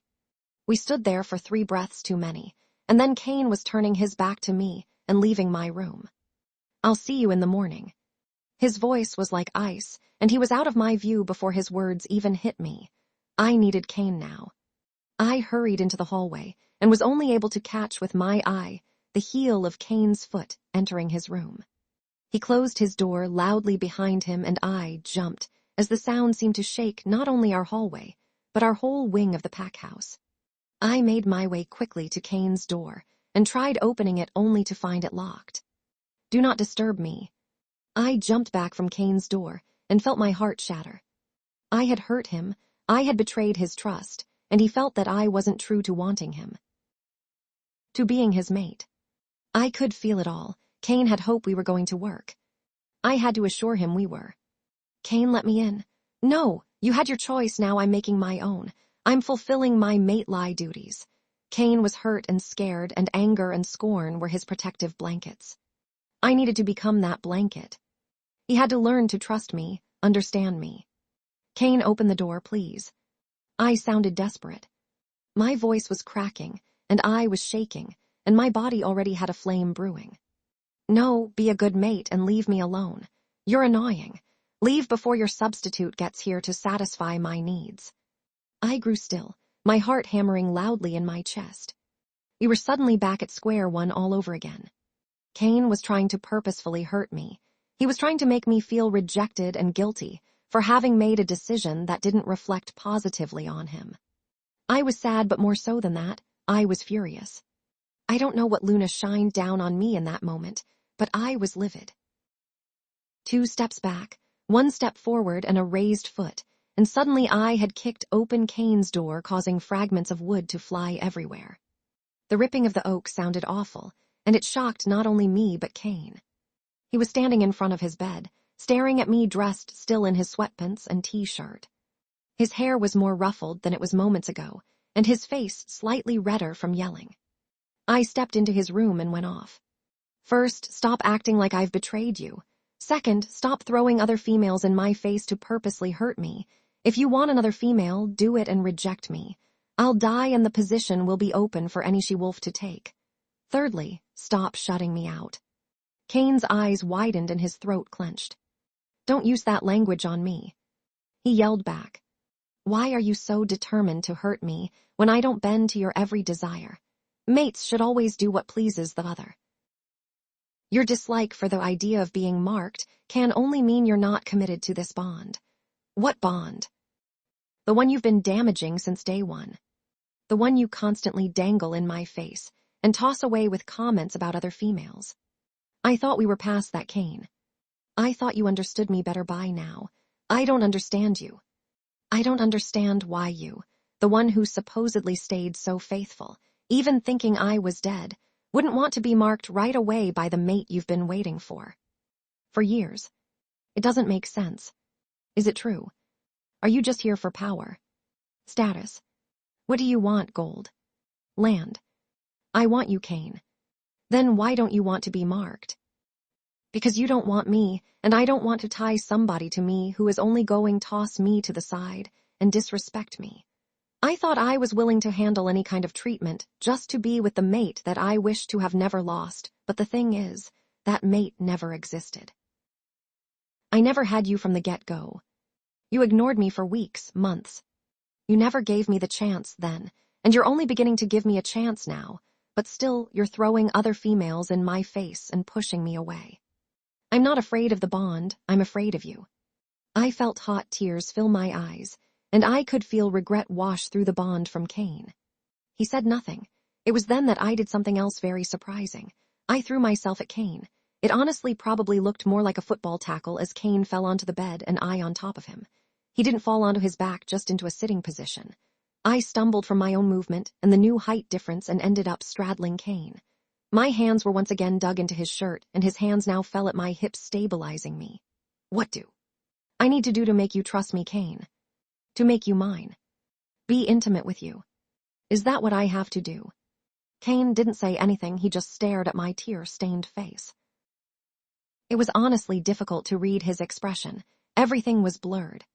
I leaned forward, and my lips hit his lightly stubbled chin. Sparks flew strongly.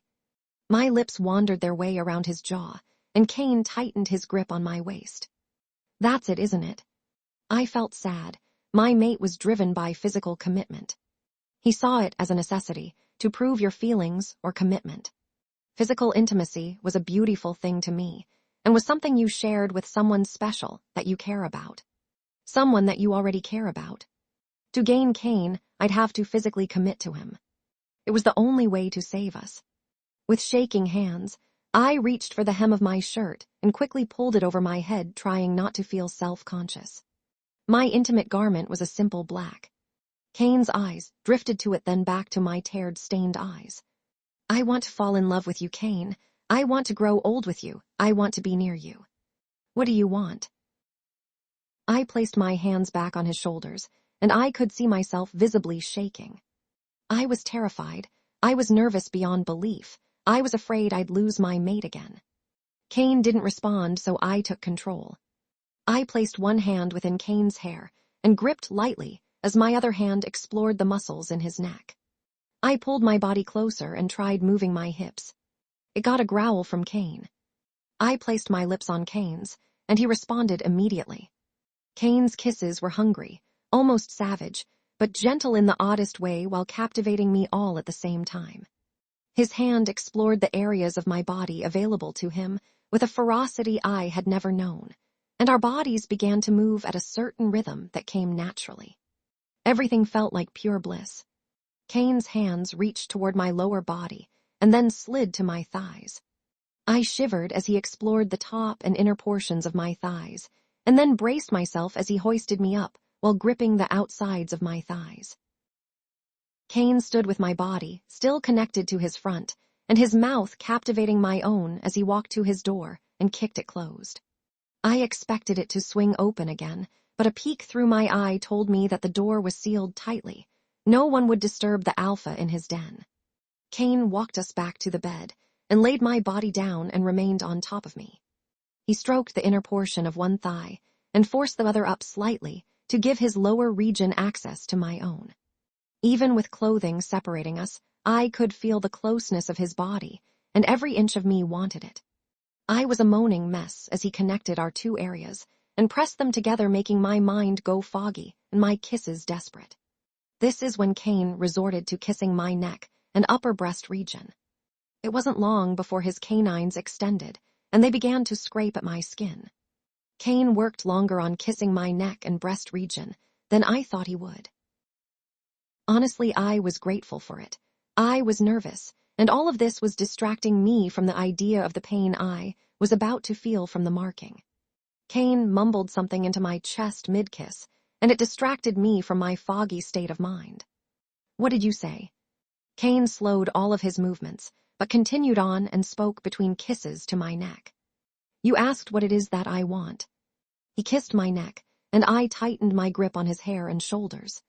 He growled deeply in approval, and I blushed. I want someone who will be honest with me and will fight for me. I want someone who is true to their word and true to others. I hate liars. Pain went through our bond, and I held Cain closer to myself. He truly trusted nobody. I also want somebody who will stand with my pack and make it their own. You don't think I can do that, Cain? I wasn't convinced you wanted to. I felt angry that he didn't trust me, but tried to ease my own mind. I'm learning to trust you still. It was then that I noticed Cain's movement had stopped altogether, and we were now both laying there. His head rested on my chest now, and my arms were holding him close to me. You can trust me, Cain. I'm your mate. You're the only one I'll ever have. I was sure of that before I met you, and even more so now. You hurt my feelings a lot, but I know there's more to you than that. I felt Cain hold me closer, if that were even possible, and I felt so content just lying there, our bond humming between us. Emily, I want to mate with you. I want to explore every part of this body. He placed an open-mouthed kiss on the space below my intimate garment, and I shivered. But I can also wait, for a while at least. No promises once you go into heat. Are we stopping now? Cain chuckled and looked up at me. His eyes were mischievous and a deep sparkling blue. I'm marking you tonight. Cain pushed himself further up my body, so our faces were aligned, and took a few moments to look into my eyes before descending down upon my lips again and moving our bodies together. I was a mess, a panting, heated, ecstasy-filled mess. My pajama pants began to feel constricting and uncomfortable. But I didn't think either of us could handle them being gone. Underwear would still be there, but after that. Cain's teeth began scraping at my neck, and I moaned louder than I intended to and felt instantly embarrassed and faltered in all of my movements. I felt like a child trying to be with a man. Don't be embarrassed. Don't stop. Cain spoke while peppering kisses on my neck, and his hand drifted down my back and played with the waistband of my pants, but did not go further before returning back to stroking my back and sides. You're beautiful. I don't think I ever told you that. My heart fluttered. You're always beautiful. I've yet to see you be ugly. Cain smiled in response and let out a small laugh. And I love your laugh, even when it's directed at me. Cain laughed once again, and I felt myself smile. I wish he was always this relaxed. I'm going to mark you now. Cain slowed himself and began to focus more and more on my neck, providing more and more pressure with every kiss. He began sucking on a particular spot, and I knew he found where he wanted to mark me. Keep breathing. Try to stay relaxed. It'll hurt less. I nodded, and he did it. He sunk his canines into me. It hurt like hell for longer than I had hoped, but then there was something like pleasure below the pain of the bite. Cain released his hold on my neck after a few moments, and I felt our bond pulse strongly between us. It was like a vibrating string connecting not only our minds but our hearts. We'd be able to mind link now. Do you feel okay? Did I bite too deep? Cain's eyes connected with mine, and once again I was shocked to find them to be a deep blue. They never turned black. His wolf never took over. This was all Cain. I'm fine. It hurt at first, but now. I didn't know how to describe it. My neck was sore, that's for sure. It's probably a bloody mess at the moment. I continued to look at Cain, trying to describe how I felt, but really, I just felt like everything was glowing. Cain, me, this room, everything was amazing. Everything's glowing. Cain laughed and examined me further with his eyes. You sound crazy, but I'll let you get away with that one. He laid down next to me, and we both stared up at the ceiling. I wanted to look over at him, but my neck wouldn't allow for the movement. How do you feel? I felt Cain shift slightly after I asked him, and when I forced my head slightly to the side to see him, I caught him staring at me. Well, I guess I can't say I caught him, because really he wasn't hiding it at all. I can feel you for one. Everything. I know that your neck is hurting you right now. I know that you no longer feel that terrible heat, and I know that you're truly my mate. Our bond is stronger now. It feels like it's ringing between us. Cain held up one hand in my direction, and I mustered up my strength to turn on my side and face him. I raised a hand to his own, and when our fingertips touched, a shock fell upon both of us. Wow. I managed to mumble out. Cain intertwined our fingers and squeezed, and I sensed relief and joy. Somewhere in me, I knew having a mate was important to Cain. He had a bad way of showing it, but he was lonely. I wouldn't let him be lonely anymore. You really care about me, don't you, Emily? I simply nodded, and Cain smiled. I smiled back. I'll try to do the same for you more often. He reached with his other free hand and gently touched my tender neck. There was no way of hiding the pain from him. Starting with this. Cain led me to his bathroom, where he carefully cleaned his mark with a cloth and water, and then kissed and licked it. Your mate's saliva was the best way to heal and ease the pain of a marking. It would be fully healed by the end of the day after tomorrow. Thank goddess. Cain gave me a pair of basketball shorts and a new t-shirt, and I quickly changed into the clothing. I was heading for his bedroom door to return to my own room when he called out to me. Sleep in my room tonight. It's best to be near right after marking. I stopped reaching for the door handle and looked back at Cain. He was relaxed in appearance, but once again I could read him like an open book. He wanted me to stay. Just to sleep. Unless you want the full experience tonight. I made a face and he smiled. But yes, just sleeping. I'll even sleep on the couch if the bed makes you nervous with me in it too. I'll stay, and we can both sleep on the bed. Cain nodded, and I made my way back to the bed.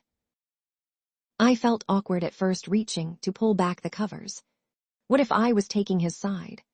Did he have a side, or was he a middle-of-the-bed sleeper? What if we preferred the same side? I looked up at him nervously. What side of the bed do you sleep on? The one closest to the window. I get hot at night. What about you? I end up on the left a lot. Perfect. Cain got in bed on the right side by the window, and I slipped into the left side of the bed. His mattress was soft and his sheets silky but warm. I sunk into the bed and was engulfed by his scent. It was heavenly. We both were turned to be facing each other in the bed, but a decent but not too hefty space was left between us. Cain's eyes drooped, and I could tell he would be asleep before me. "Good night, Cain. Good night, Emily." His words were slightly jumbled, and he was out faster than a light. Alpha work must have him exhausted. He slept with one arm underneath one pillow, and his other laying on the bed between us, his hand palm down. I didn't necessarily want to cuddle, but I did want contact, so I reached a hand forward and slipped it together with Cain's closest hand. It fit nicely. It was like that I fell asleep. I wasn't asleep for long, an hour maybe 2. The unfamiliar feeling of peace escaped me and shifted into an air of unease. It was small, but it put me on edge. At first, I wasn't sure what my unease was even about, and then I realized it was Cain. He was very knowledgeable in the whole marking process, more so than I thought he would have been. This realization dragged me into my own mind, where I felt reminded that Cain was looking for a mate before I had come. Cain was also a different person then, or so I thought. I had only been here maybe a week, and although we had made much progress, you can't change a person overnight. My mother would argue that mates change everything, but I found it hard to believe that old habits can die that hard. I looked at our hands, mine lying on top of his open palm. My fingers were so lightly entwined with his that it wouldn't be difficult to separate our hands. It felt like a metaphor of sorts. As easy as our hands would be to break apart our bond. I knew I had no desire to separate our hands, so I instead spent my time restlessly thinking while staring at Cain. He was a very quiet sleeper, and at the same time delicate. He looked like a work of art, as ridiculous as that sounds, and I could easily imagine him on the cover of a magazine for a cologne advertisement. He was truly handsome. He was clothed in pants and shirt, but the number of scars that remained visible was outstanding. The tales of past battles were written across his skin, some large, some small, all heartbreaking. There was the inch-long gash above his elbow, the small bullet wound on his left triceps likely from hunters, a larger 4-inch gash on the forearm of the hand I was touching, and a small gash hiding partially behind his right eyebrow. His eyebrow moved, and below it his eyes were now open, locking me in place with an intense stare. "Why aren't you sleeping?" Cain didn't move an in, and I briefly wondered if he was aware of our interlocked fingers. I spoke too soon. His eyes drifted to our hands and stared for a short amount of time. I began to pull my hand away, but he just kept it locked in his. I tried to relax. "I just woke up a bit ago. I got restless." "What has you restless? Are you in pain?" "Not particularly. My neck is a bit sore, but it's truly not that bad."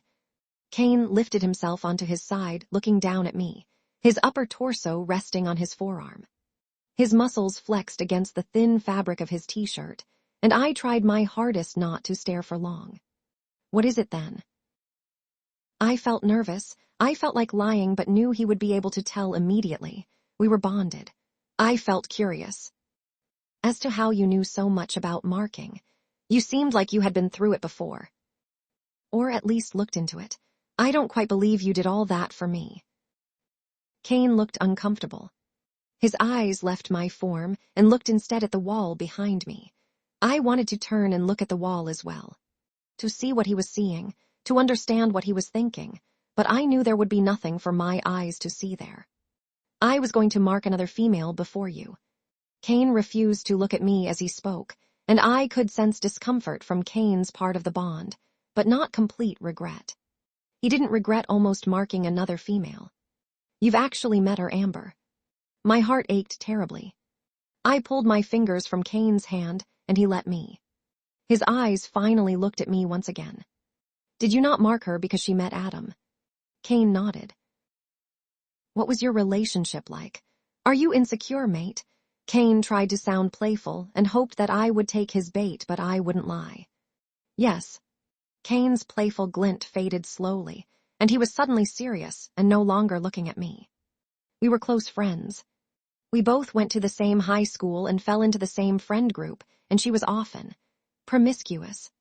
We were just friends for a long time and would often share tales of our conquests. It was after I believed you had died that I started to use more and more females. Amber got me to stop. She reminded me that I was to be alpha one day, and it wouldn't look good if I slept with every pack member's mate. He chuckled lightly, but I didn't find much comfort in it. We were intimate frequently. Eventually, it seemed like she wasn't going to find her mate in our pack, and you were dead in my mind, so it was decided we'd be mates. We invited a few packs to the house the day before I was to mark her, in order to celebrate new members that had been brought into the pack that month, and that was when Adam appeared. A friend of his had found their mate in our pack, and he had come to join the celebration. They met in the crowd, and that was the end of Amber being my potential mate. I continued on with having my way with a few females, but not to the degree that I had before. And then I found you. Cain looked at me in a way that made me feel as if my existence meant so much more than I had thought possible. I still felt unsure. I have another question. What is it? Henry, the male I've been helping. Is he your family? This question had been killing me for a while. The evidence was all there. Their looks, their attitude, Henry knowing so much about Cain, and the way Henry seemed to exude power. He's my father. Cain tensed. Why don't you seem to spend much time together? It's complicated. Life is complicated, that's not an excuse. I felt pain coming from Cain's portion of the bond, and I could tell this was not a simple matter. So Delilah was Cain's mother. That rogue attack that almost killed Cain. It killed his mother instead. I'm sorry, that was insensitive of me. It's something I don't feel ready to talk about. I stared into Cain's eyes, and then simply nodded my head.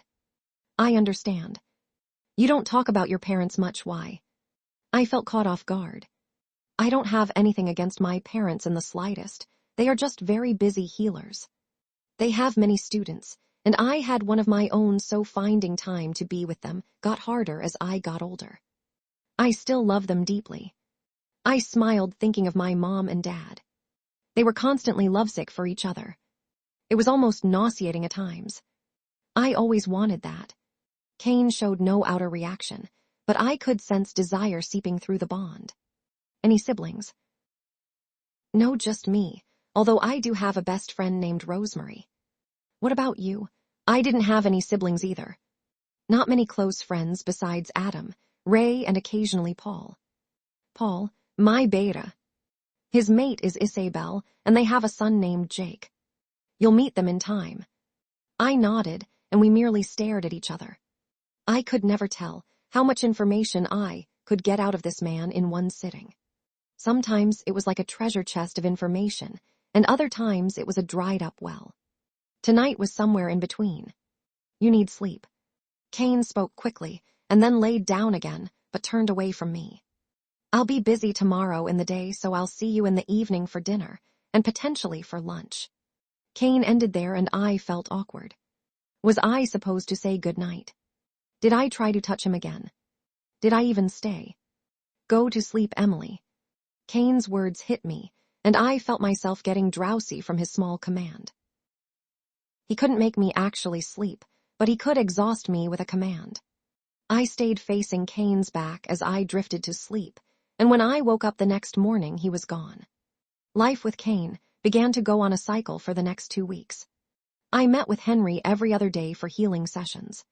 I'd read something written by a pack member in the library for an hour at least each day, and I'd spend time with Beatrice and whichever women would be in the pack house. Many began to seem more comfortable around me and began to refer to me as Luna. Amber had still not warmed up to me much, but did not say anything against me either.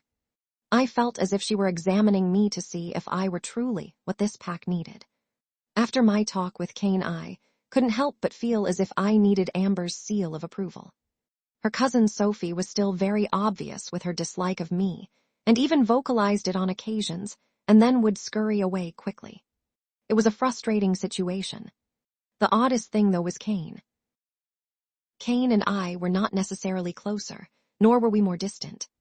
I ate dinner with him every night, and occasionally would read in his office while he did paperwork, but we only held light conversations about pack business or plans for the next day. mostly his and whether or not he would be around. The one thing that had changed was Cain often had me wear an article of his clothing around the territory. He also often pushed my hair behind my ear to show my mark more. It always made my cheeks warm and my heart rate increase. He never tried anything intimate, though. It felt like he was giving me space on purpose. I hadn't returned to sleeping in his room after that night that he marked me. I still slept in my own room.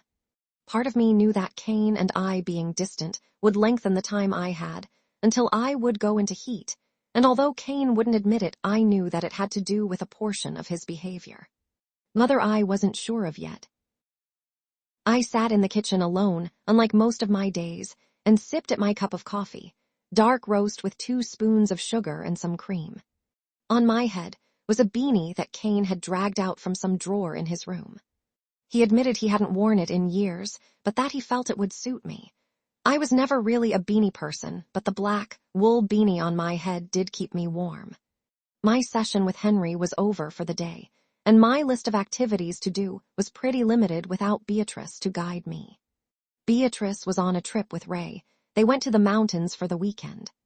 I wasn't going to be able to train with her today either.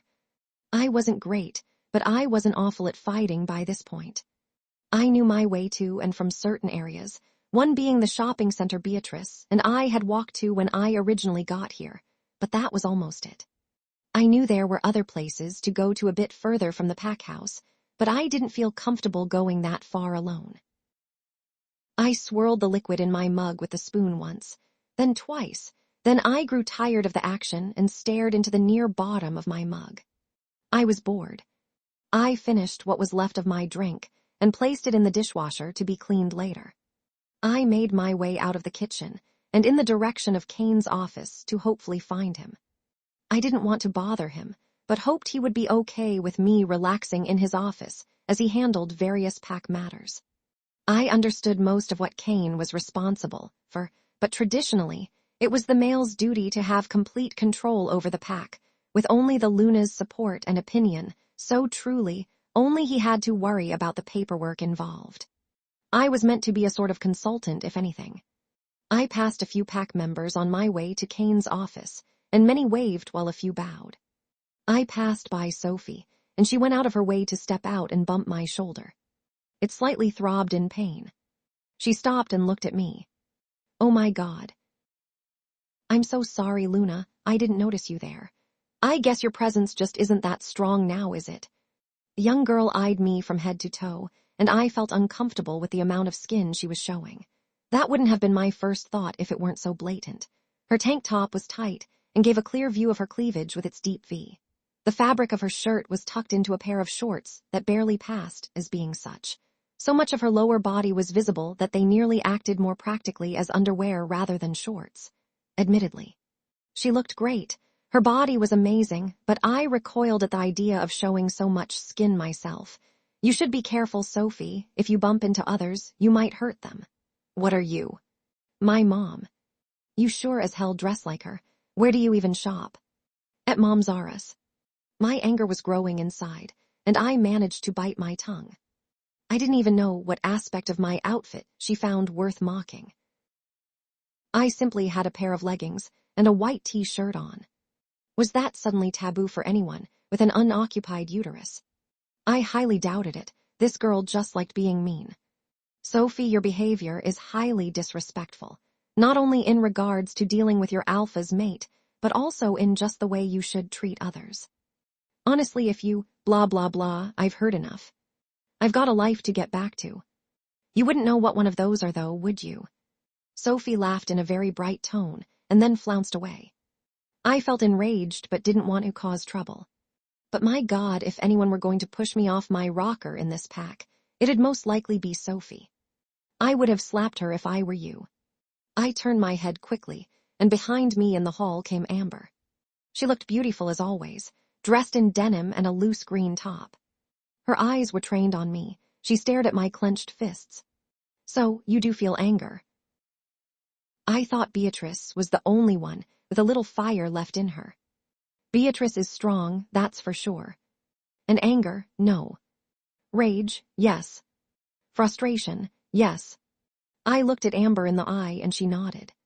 This felt like a test of many, where she would see if I could hold up to the task of Luna. I wanted her approval, her trust. I needed it. I would show her myself. Why didn't you hit her? Or yell, or offend her? You just took it. I'm still new to this pack. I don't want to cause any trouble for Cain.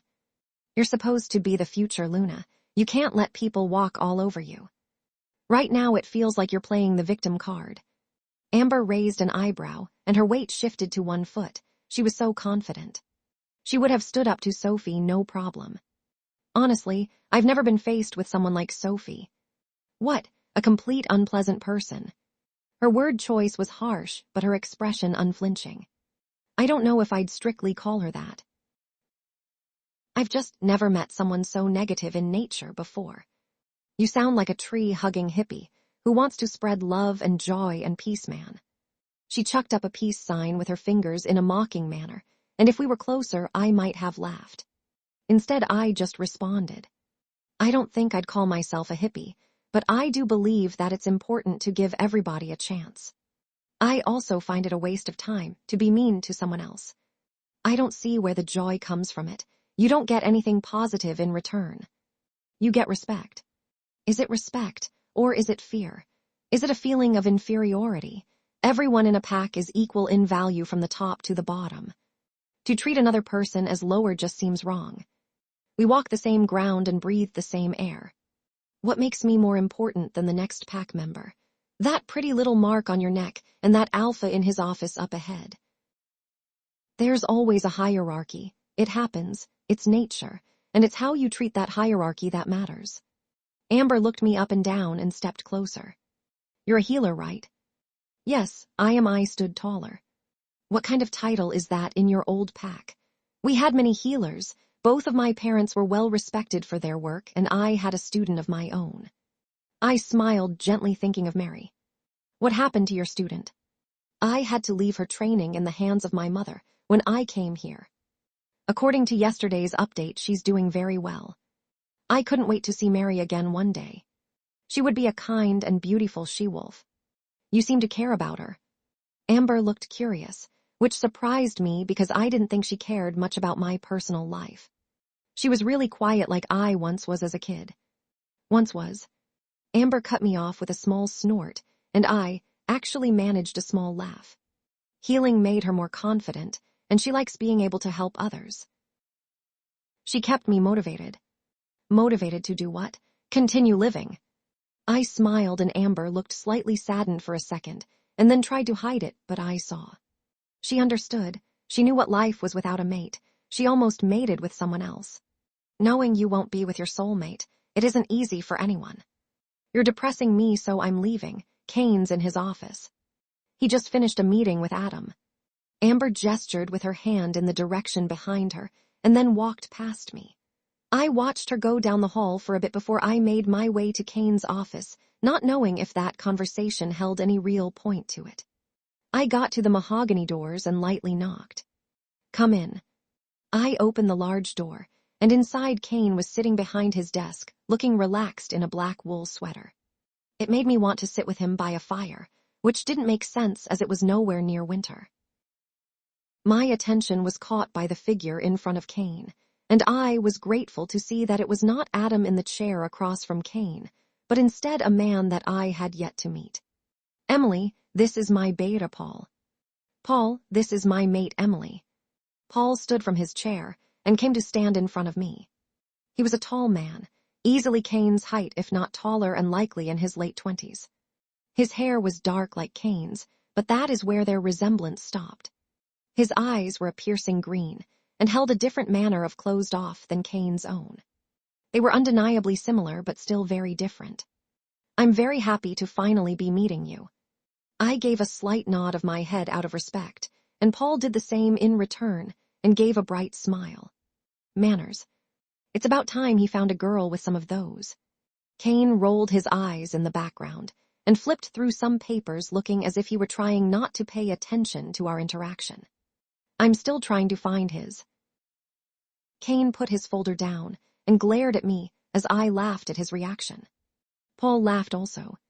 I'm just joking, Cain. You're a perfect gentleman in my book. I better be on every page of your book. I blushed, and Cain looked satisfied and nodded in a reassuring manner to himself. I just smiled. That was my soulmate. I'd stay and talk more, but I do have to return to my mate and son. Jake turns 5 soon, and my mate Isabel is going crazy with ideas for his birthday. Apparently 5 is a monumental year for children. She read it in one of those mother books. Paul smiled, and it was that same smile I'd seen on countless men's faces. I understand. I hope I can meet them both soon. Please send my regards, and tell her I don't have much to do if she needs any help. Paul thanked me for my offer, and assured me he'd tell her, and that I'd likely be given more than I had wished for. I was thankful. I'd have something to do soon, and hopefully, I'd make a new friend in the process.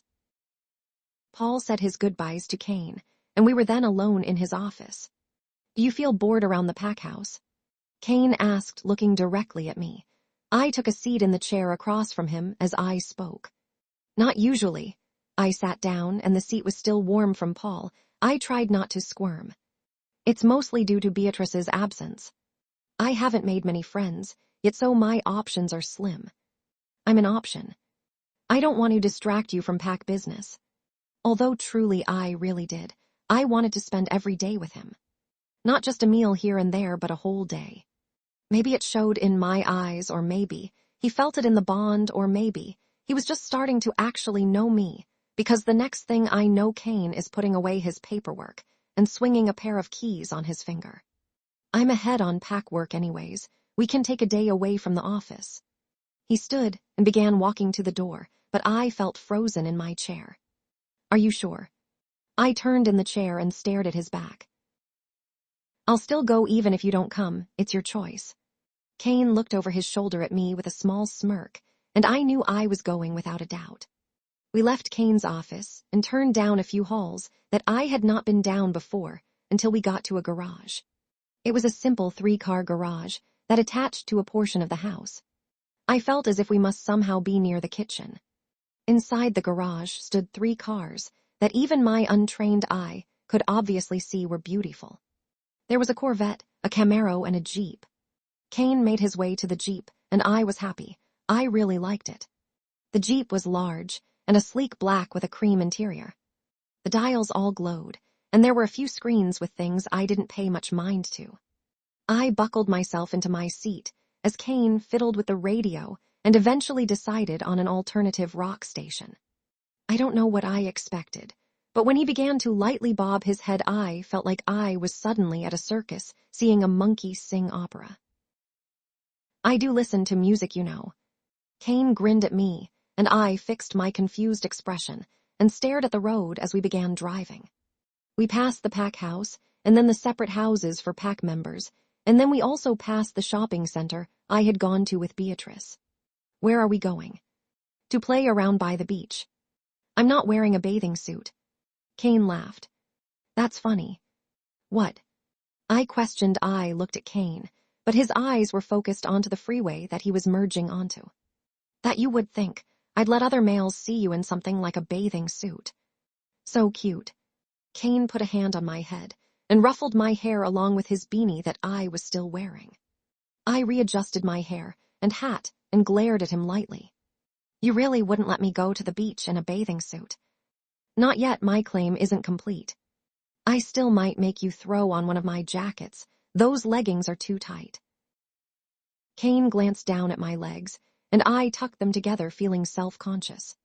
Did Cain like my appearance? I wasn't ugly. I knew that. I wasn't model-worthy either, but really nobody was. I had my curves, but I was also slightly smaller. I liked my shape pretty well, and it had gotten me compliments in the past, mostly from friends. Cain had a variety of women before, beautiful women. I wonder if I'm too plain to excite him.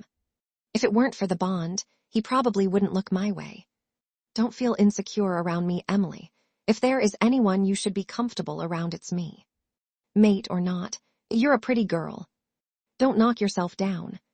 I looked at Cain, and he wouldn't look at me, but I could see a lingering shade on his cheeks. I smiled. Thank you, Cain. Now this is where you tell me I'm the most attractive man you've ever seen." Cain grinned in my direction and gaped at him. "No, that is not how this works." "Really? Dang, I was feeling open to a bit of affection. Maybe I'll even hold your hand in public." My heart jumped, but I tried to play cool. I knew he would know regardless, though. He laughed. I hoped he meant it. The contract we signed so long ago seemed to be void at times, but others. I wouldn't mind holding my mate's hand in public. Our car ride was silent for the most part throughout the rest of our 15-minute journey, until we finally got to the beach.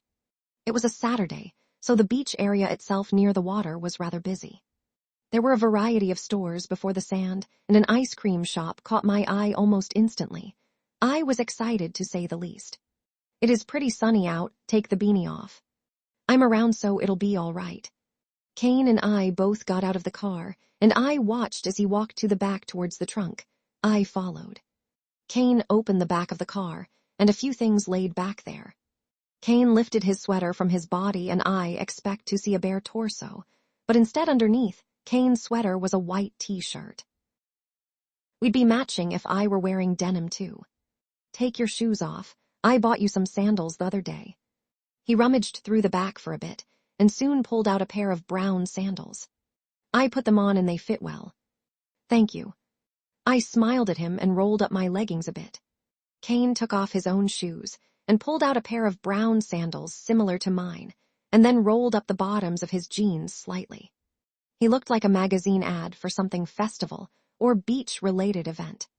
"You do realize we're almost matching, right?" "Perfect, just making it more known that you're not available."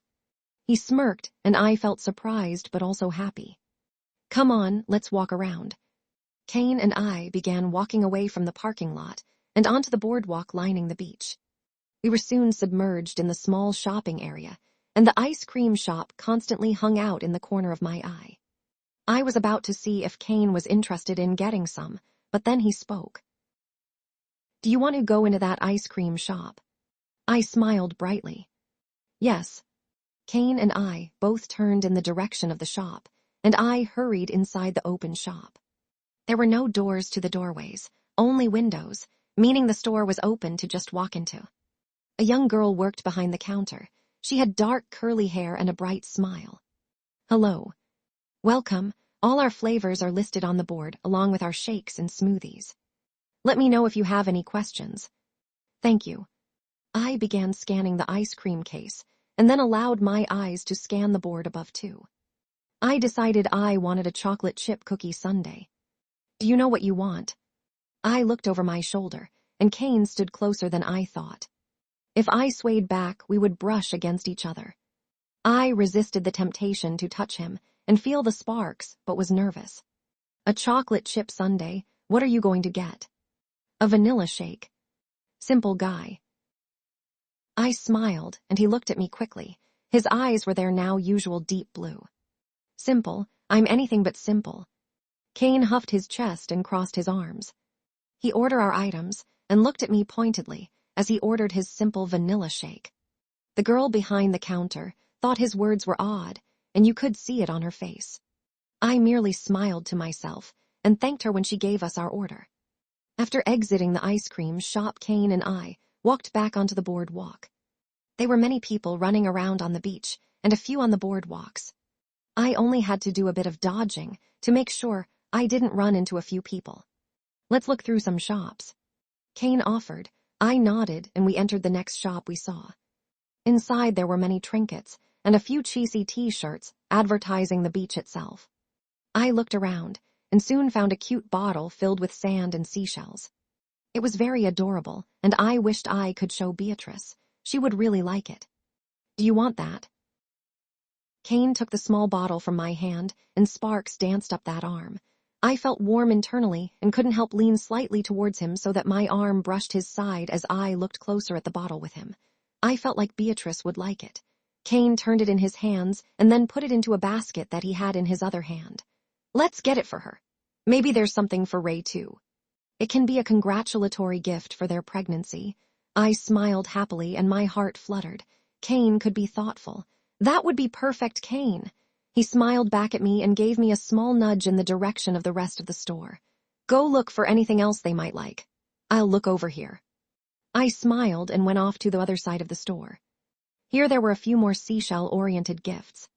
A few wind chimes, necklaces, earrings, and even a silver band with a small shell on it.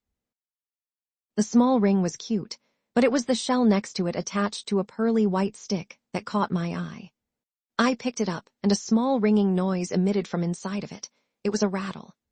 I smiled and held onto the precious object. Beatrice would love it. Are you finding everything all right? I turned away from the small display and looked to my side. A male employee stood beside me. Yes, thank you. I turned back to the display to look at the other items, but many of them were small shells tied together, forming different structures. I worried they would be a choking hazard if they broke apart, so I began to walk to another part of the store. Are you the lucky mother?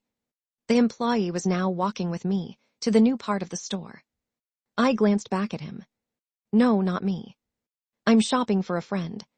His eyes seemed to shine, and he grinned at me in a way that if I were not a wolf would probably have been deemed cute. I could see where this was going. This boy was human and probably around 16. He couldn't tell I was marked. I'm here with my boyfriend. He's looking in another part of the store. Do you have any gift recommendations for our friends? I smiled, trying to remain kind, and the boy smiled back and stopped walking with me and pointed in a corner up ahead. There are some matching family shirts up ahead. People usually get a kick out of them around here. They're actually pretty funny. I smiled and read his name tag quickly. Thank you, Max. I'll go check them out. I wish those weren't the only things you were checking out today. He had mumbled it and likely thought I wouldn't have heard it, but I did. I sighed and reached the family outfits and began examining them. They were cute and had a variety of puns on them that made me laugh and smile. What did that guy want?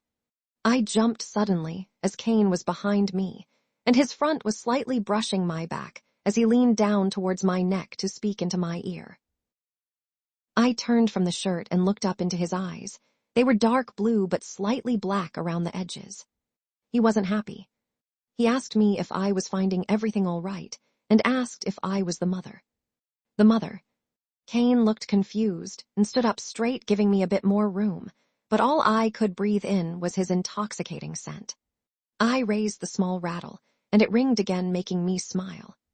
I found this. Cain smiled and held the small rattle and shook it once. His eyes turned more into their dark blue. It's cute. He put it in the basket he was carrying, and I noticed a small glass box with a shark tooth in it. The box had a small plaque on the outside that I couldn't read. What does that say? Cain grinned and pulled out the box and handed it to me. I read it out loud. I pulled this tooth from a great white shark. I gave him a look and he let out a small laugh. Every man needs a crazy story or two, even if they're fake.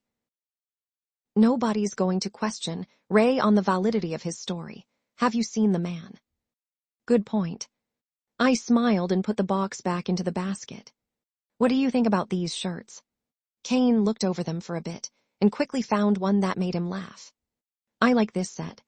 The set he pointed to was a collection of t-shirts, both male and female, that sported a mermaid body and a bikini on the front. Agreed. I smiled, and we picked out the appropriate sizes for Beatrice, Ray and their soon-to-be child, and headed towards checkout.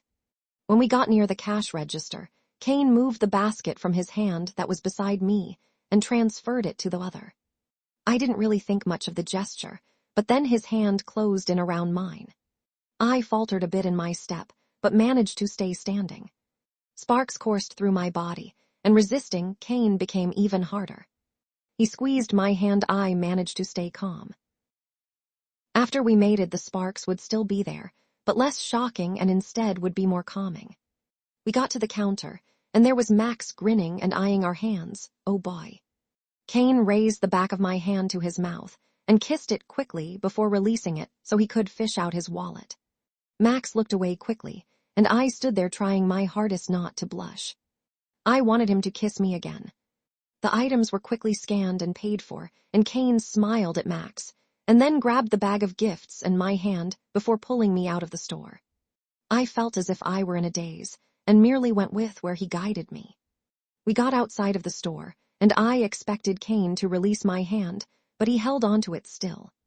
I relaxed a bit more after a while, and was able to walk besides him instead of just being towed along. My wolf was ecstatic that Cain was holding my hand and walking beside me, but from Cain I could only sense annoyance. Cain, what's wrong? Stupid hormonal human boys don't know when a woman isn't for the taking. What do I need to do? Stamp my name on your forehead. Cain eyed my forehead, and I could almost picture him planning to Sharpie his name on it later tonight. Don't even think about it. Cain smirked lightly and rolled his eyes before returning to his annoyed expression. I'm just saying we walked in together and we're practically matching. Human or not, it's pretty obvious we're together. As if a girl like you would be single. A girl like me. I tried to stop, but Cain tugged me along anyway. What did he mean by that? You're beautiful, okay. And not in the obnoxious way, but the gentle way. If you were human, you'd be one of those married at 18 types. What makes you think that? I was curious. Of Cain's opinion of me as not only his mate, but as a person. I wasn't sure which mattered more to me. You're one of those forever types that seem to believe in a better world. I want to call it being oblivious to the bad, but I feel like you're too smart for that. Cain looked down at me quickly to see if I was listening, and then looked away again. I don't know. I'm still figuring you out, but... He stayed silent for a while, and it didn't seem like he planned to continue. But what, Cain? God, don't say my name like that. Cain squeezed my hand tighter, and I noticed we began walking a bit faster. It looked like we were going back to the car. Like what? We were now exiting the store's area, and were back on the boardwalk leading to the parking lot. I guessed we were leaving. I got slightly disappointed. It was nice here. Just stop talking for 1 minute. I felt hurt and instantly shut my mouth and followed Cain as he led me to the car. He quickly opened the trunk and put our purchases back there. I expected him to close the door, but he then began going through the bag. He reached around a bit and then pulled out a lightly colored floral one-piece bathing suit. He threw it to me, and I caught it. It was really pretty. Is this for me? Yes, we're going swimming. Cain reached into the car and began grabbing towels from the back and a pair of dark blue trunks for himself. I was confused. Earlier he said he wouldn't let me go swimming in front of other males until I was marked. Can you explain why you're mad first? I felt stressed. I didn't like not knowing or being the source of his anger. He huffed and threw the trunks back in the Jeep and turned to me. He reached for my arm and pulled me behind the Jeep and hoisted my form up so I was sitting on the edge of the Jeep's open trunk. My body reacted strongly as Cain stepped between my legs and the insides of my thighs brushed against his hips. I gasped and placed my hands on his shoulders as his hands stayed on my hips and began playing with the hem of my shirt. I'm not mad at you. His eyes were dark, not completely black yet, but dark. I'm intensely affected by you. You've been marked for weeks and we haven't mated. It's like walking on eggshells. Now, we're going to go swimming because I need to calm down, and I need to show all these humans who you belong to. Cain drew me closer to his body, and I couldn't help but sigh as his lower region pressed into mine. I wanted him right then, but he merely kissed my forehead and stepped away with a sigh. Let's go change in the bathrooms. He grabbed our towels and bathing suits along with a beach bag and put a hand out for my own. I took 2 deep breaths and then took his hand, and away to the beach we went. Cain finished dressing before me, and when I stepped out, he was standing in all his glory outside the bathroom stalls. His abs defined, his arms beautifully tan, and his demeanor so calm. His eyes burned as he stared at my exposed legs. I became highly aware of the light breeze grazing my nearly exposed breasts. The bathing suit was modest, and I liked it for the most part, but the front was a little too deep of a V for me. Apparently it was too deep for Cain's immediate liking either. He came closer to me and grabbed my hand. I didn't realize how low it was. We'll get it fixed later. I nodded and knew it wasn't that bad, but agreed that it could be a bit more closed up. I felt slightly self-conscious as eyes landed on me from a nearby group of guys sitting on the sand. Cain noticed and growled lightly, and put an arm over my shoulder, pulling me into his side. Why am I doing this? These fucking bastards. Cain released me and pulled out his shirt from the beach bag on his shoulder and put it over my head and tugged it down my body. I put my arms through the sleeves, and the shirt fell to the middle of my thighs. Cain put his arm back around my shoulders and pulled me to him again, and then had us walk in the direction of the water. I didn't know if it was the heat of the sun or Cain's presence that had me feeling like I was 1,000 degrees, but it was likely due to the latter. Cain found a spot he liked near the water's edge, but far enough away that we weren't going to be sucked into the ocean. He released me and laid down a towel and pointed at it. I sat obediently, and he stared down at me. I'm going to run into the water really quickly. Stay here, okay? I nodded, and Cain looked at me a bit longer. He reached into the bag sitting at my side and took out a baseball cap. Wear this, the sun might hurt your eyes. He placed the hat on my head, and I adjusted it slightly. Thanks. He nodded and literally ran away into the water. I was surprised I didn't get a mouthful of sand. The water wasn't too far, so Cain was fully submerged in it and looking back at me to verify my location in less than a minute. I waved, proving my presence, and he returned to dunking his head under the water. He was glistening like a god, and other girls on the beach were not oblivious to his looks. I was going to run in there if any of them tried touching him. I wasn't the best swimmer, but I could at least go to the chest-height water comfortably. I sat on the towel playing with the sand near my toes until I made a small castle over my feet. I had been to the beach quite a few times before, and it always brought me a warm, happy feeling. It was calming and tranquil. As if to prove me wrong, a shovel fell in front of me, accompanied by 2 pairs of small feet. I looked up from the ground, and in front of me were 2 very confused toddlers. Why are you burying your feet? The one that had spoken was a little brown-haired girl with pigtails and a pink one-piece with a tutu. The other child was a boy, a little taller than her, with brown hair also. They looked to be siblings or cousins. It feels nice. Have you ever tried it? I smiled at the small girl, and she then glared at the little boy. He buried my feet once. I got stuck, and a wave hit me and ruined my dress. I tried my best not to laugh, and instead gasped and looked at the grinning boy. No, that is no way to treat a lady. He chuckled. She's no lady. She's just a little girl. He stuck his tongue out at her, and she glared at him. I'm going to tell Auntie. You'll be in so much trouble. The little girl looked smug, and the boy rolled his eyes. He'd likely get a scolding in the car later. If he makes you a castle fit for a princess, will you forgive him? The girl looked interested in the idea, and finally agreed. The little boy looked determined. We drove for hours.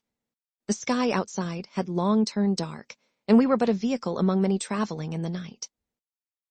Our captors had yet to speak to us since we were taken, and I wondered what our experience would be like now. Amber had been contacting Adam since we left and tried to tell him where we were going, but honestly we had no idea. The window was hard to see much out of. A few car lights every once in a while, and an occasional glance of a tree. We would have tried breaking free of the vehicle, but the many scents of the area told us that we were in human territory now. We couldn't risk causing a scene and exposing werewolf society to the world. Nor could we risk being spotted by hunters. They'd kill us on the spot. Cain and I still could not communicate through our minds, but I continually pushed for it. I needed it. I needed his voice, his comfort. He sent me many feelings, trying to assure me that I would be okay, but it wasn't the same. It's because you haven't made it. Amber spoke. What? I stopped my efforts to focus on Amber. I felt exhausted, and a headache was forming. You can't mind Link anymore because you're not mated. The mark lets you do it for a while, but the longer you wait to mate, the less effective the mark. It'll still be there physically, but its effect will be less. Are you saying it's as if I'm not even marked? No, not exactly. You'll still have a portion of Cain's scent, that mark on your shoulder, and a few of the perks like a stronger bond and increased strength. You just don't get to mind Link and those little sparks. They may become a bit less, and your reliance on each other may become less intense. My head dropped. I'm definitely not feeling that last one. I want Cain more than anything right now. I just couldn't stand the idea of all those pack members being hurt. You love Cain. I lifted my head and stared at Amber shocked. Love? No, but... I looked out our tiny window and caught a fleeting glimpse of some stars. They lived short lives, appearing then bursting, but their image is long-lasting, reaching us thousands of years later. I care about him greatly. He is my mate, but he's also becoming my friend. I waited so long to find him, thought so much about being with him, and now I have him. He's not perfect, but nobody is, and I never expect him or our relationship to ever be anything like out of a fairy tale. But I smiled and looked at her. But I'd sure like to see what life with my soulmate is like. Cain's no Prince Charming, but he is my other half. He's everything I'm not, and hopefully I'm everything he needs. There was a bit of silence between us for a bit, and then Amber spoke. Cain told me what Sophie said. He asked my opinion of you, and wanted to know if I felt the same way as Sophie. And I looked at Amber, genuinely curious. I treasured her opinion. I told him I thought you were stuck up, privileged and weak. I felt my heart sink, but smiled lightly, happy that she was honest with me. Thank you for the honesty. I looked away, but Amber continued. I also told him that you're more suited to being his mate than I ever would have been. What? I'm not going to lie to Cain. He's my friend and alpha. I told him the truth. Sophie is a lying female dog, and yeah, you're weak, and yeah, you came off as stuck up and privileged when I first met you, but you're not that bad. You're weak, like extremely weak, seriously. Train with me sometime. Beatrice is not pushing you hard enough. But you're not stuck up. Slightly privileged maybe, but not stuck up. You're shy and nervous, and don't seem that confident, but you're changing. You need to talk to more pack members, though. A lot of them think you don't care, because you only hang out with Beatrice and hide inside the pack house. Honestly, I've been nervous to branch out. Why? You're going to be Luna. These people have to respect you, and many of them want to. You just have to give them something to respect. I feel intimidated by everything. I never pictured myself as a Luna. I've only ever been a healer, a regular pack member. I'm not perfect, and I'm worried the pack members will see that and think poorly of me or pity Cain for being stuck with me. I wish I were more like you. You're confident and strong. You're liked and respected. If you were me, you wouldn't be Cain's mate. You're things I'm not. You thought about your decision earlier to give yourself up for the pack. I just wanted to kill the rogues and go down fighting if necessary. I may be strong, but I don't have what it takes to be this pack's Luna. That's why the moon goddess gave me to someone else. Someone who understands me and needs me. Someone who I understand and need also. Amber smiled, and it was genuine and beautiful. Mates are a gift, a blessing. They provide to you what you've never had before, true love and a greater perspective on life. It's an experience you cannot capture with anyone else, and I'm thankful for it every day. You should be too, even if your mate is as emotionally gifted as a boulder. I laughed at Amber's comment. He's gotten better. We held hands the other day in public. Amber fanned herself and spoke sarcastically. Oh God, things are really steaming up over there, aren't they? I laughed and honestly felt happy that I had Amber here with me. We could do this. We could get back to our mates. Everything suddenly shifted violently, and the car came to an abrupt stop. Amber and I both fell to the side in the back of the car and looked to each other. Is it the pack? Have we been found? I asked. Let me ask Adam. Amber zoned out for a minute and then returned looking morbid. He said they lost our trail a while back and can't recover it. They're asking other packs for help, but they don't have any leads yet. He's worried. Sadness filled Amber's eyes. She was afraid too. We'll make it through this. I locked eyes with Amber and tried to look brave. She seemed unsure for the first time, but nodded anyways. We had to stay confident and strong. The back doors opened up and Michael stood in front of us, a field of darkness behind him. Hello, my beautiful blondies. Welcome to your new home. Two men appeared beside him and grabbed both Amber and I. Their hands felt grimy on my body, and I detested it greatly. I let out an angered growl of disgust, and the man loosened his grip for a minute and then tightened it. Michael laughed heartedly. "Careful, boys, Lunas know how to bite." He grinned and bit at the air in a comedic manner. I wished Amber could claw his face up again. "Where are we?" I asked. I looked around and we were somewhere deep in the forest. It was dense, and if it weren't for my enhanced sight, I would have been blind. We were so detached from civilization that you couldn't even make out the distant glow of a city or town. It was just dark, the only light being the stars and the small crescent of the moon in the sky. Michael stepped closer to me and grinned. Like I said, we're home. He reached behind him, and now present in his hands were 2 sacks. "Let's keep it a surprise now, okay?" He shoved the sack over my head, and based off of Amber's own muffled curses, I knew they had put one over her also. "Walk." The rough voice belonged to one of Michael's lackeys. He kicked at the back of my heels, and I began to stumble forward unsure of where I was going. We walked for quite a while. Surprisingly and thankfully, I didn't trip, and was able to maintain my way with only a few harsh nudges from the rogue behind me guiding me when I strayed from the direction of this supposed home. It was cold, and branches constantly scratched at my legs in an irritated manner. I tried to focus on Cain as I walked, and I sensed distress flowing from the bond. He was afraid, I was afraid, I missed him. I wanted to be near him again. I wanted to run, but knew I'd likely be killed on the spot, and I couldn't leave without Amber. We needed to be smart about this. The longer and further we walked, the harder it was to stay connected to Cain. It seemed the more distance between us, the greater the strain on the bond. It made me think back to when I was 18 and had first sensed him. The many emotions I had sent to him: joy, happiness, affection, and admiration. Back then, it had been so hard to get any response at all from him, and now it felt the same. However, the situation was completely different. Cain wanted to talk to me now, wanted to make sure I was okay. He wanted me near him. I could feel it. I was still hurt from our previous conversation, but more than that, I wanted my mate. My arms were yanked harshly, and I was forced to the ground. I grunted as I landed hard and dirt covered my body. My head throbbed, and I could feel a few more scrapes now present from the impact, but ignored them and stayed still, listening intently. Amber made a loud, grunting noise, likely similar to my own, and growled loudly at the men. I felt a foot being pushed into the center of my back, and felt a significant amount of weight causing me to be immobile. "Wait right here, ladies, as I check on some final preparations." Michael's voice drifted away towards the end, and a few feet from my spot on the ground I heard the sound of a door opening. The door closed and the night was silent, the only noise being the panting of both Amber and I.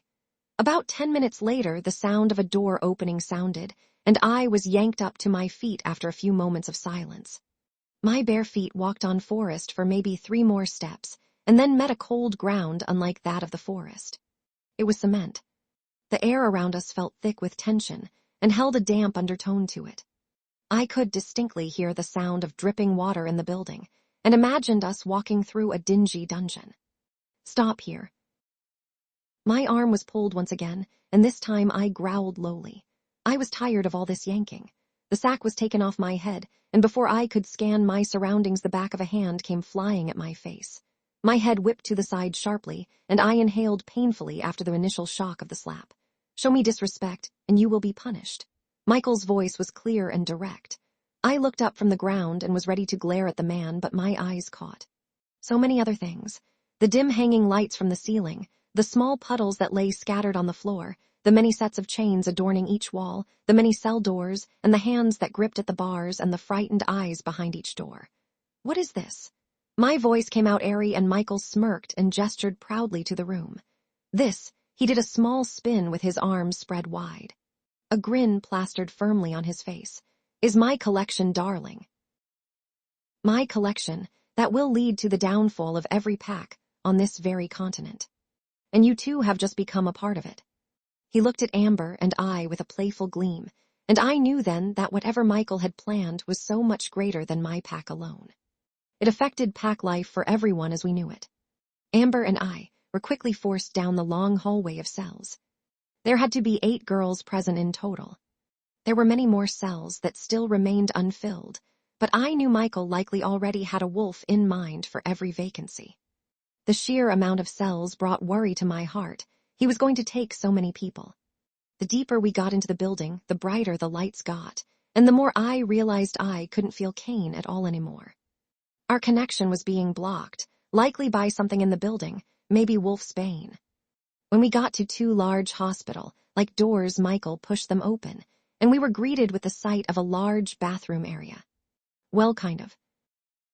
There were no bathroom stalls. There were toilets, but they were all along the walls and a few feet from each other and completely out in the open. There were no showers, but there was a giant drain in the center of the room, leading me to believe that there once had been a shower. I was wrong. Amber's scream, along with the sound of skin smacking against tile, caused me to turn my head and see that they were spraying her with a power hose. She screamed in agony, and I knew it hurt when they hit the scrapes that we had obtained in the forest.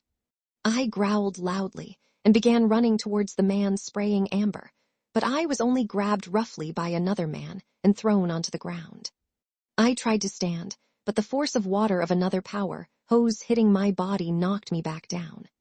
My own screams began to mimic Amber's, as I felt my skin getting bruised by the harsh, cold water. I was cold, hurting, and mad. So mad. I could only scream. They sprayed us for what felt like hours, and they laughed occasionally when they'd stop and see how much we would be able to move before they sprayed us down again. It was an awful cycle. When it ended, I didn't quite believe it until I heard them place the hoses on the racks in the bathroom. There. Now you ladies are all clean and ready to see your new cells, but first, how about an outfit change? Michael was enjoying himself. He was practically beaming at us. I wanted to swipe his throat. He threw down a massive white fabric at both Amber and I, and looked at us expectantly. They were simple white floor-length dresses. They almost looked like nightgowns. Change, you whores. I am not a whore, and will not lower myself to the eyes of another male. Amber spoke strongly, and to emphasize her point spit at the ground near Michael. He grinned and began to walk towards her. I moved quickly and was crouched in front of Amber watching Michael. I didn't want Amber to get hurt. I felt protective as her Luna and comrade in this awful situation. Oh, and now how sweet is this, boys? Michael clapped his hands together and laughed, lightly looking around the room, and then back at us. She protects the very woman who, if I remember right, please correct me if I'm wrong, was going to mate with Cain. Ha, how the world does go round. Come on, Emily, don't act like you've completely forgiven this girl. Don't act like you care about her. He grinned and took a step forward. I growled lowly and he stopped. I was weaker than him in more regards than just strength, and yet he stopped at my anger. He was slightly unsure. Now this is interesting. He circled us slowly, while contemplating his next move. I was freezing. My body trembled lightly from the cold and goosebumps scattered my skin. It was like an ice box in here. Michael stopped circling us and stopped when he was once again in front of us. Okay, Emily, let's make a deal. Rather you change now, for all to see. Whistles sounded throughout the room from the men. They wanted a show. Or accept a beating for the disrespect you both have shown. His eyes gleamed brightly. Of course, only you will be beaten, Emily, as you are just so strong. He played with the word and laughter danced in his eyes. I didn't want to be beaten, but I also did not want my body on display for males other than my mate to see. And if we let them see us in such undress, what's to stop them from taking it further? I had my answer ready, but Amber beat me. You ugly bastards want to show that badly. All right, you sick perverts.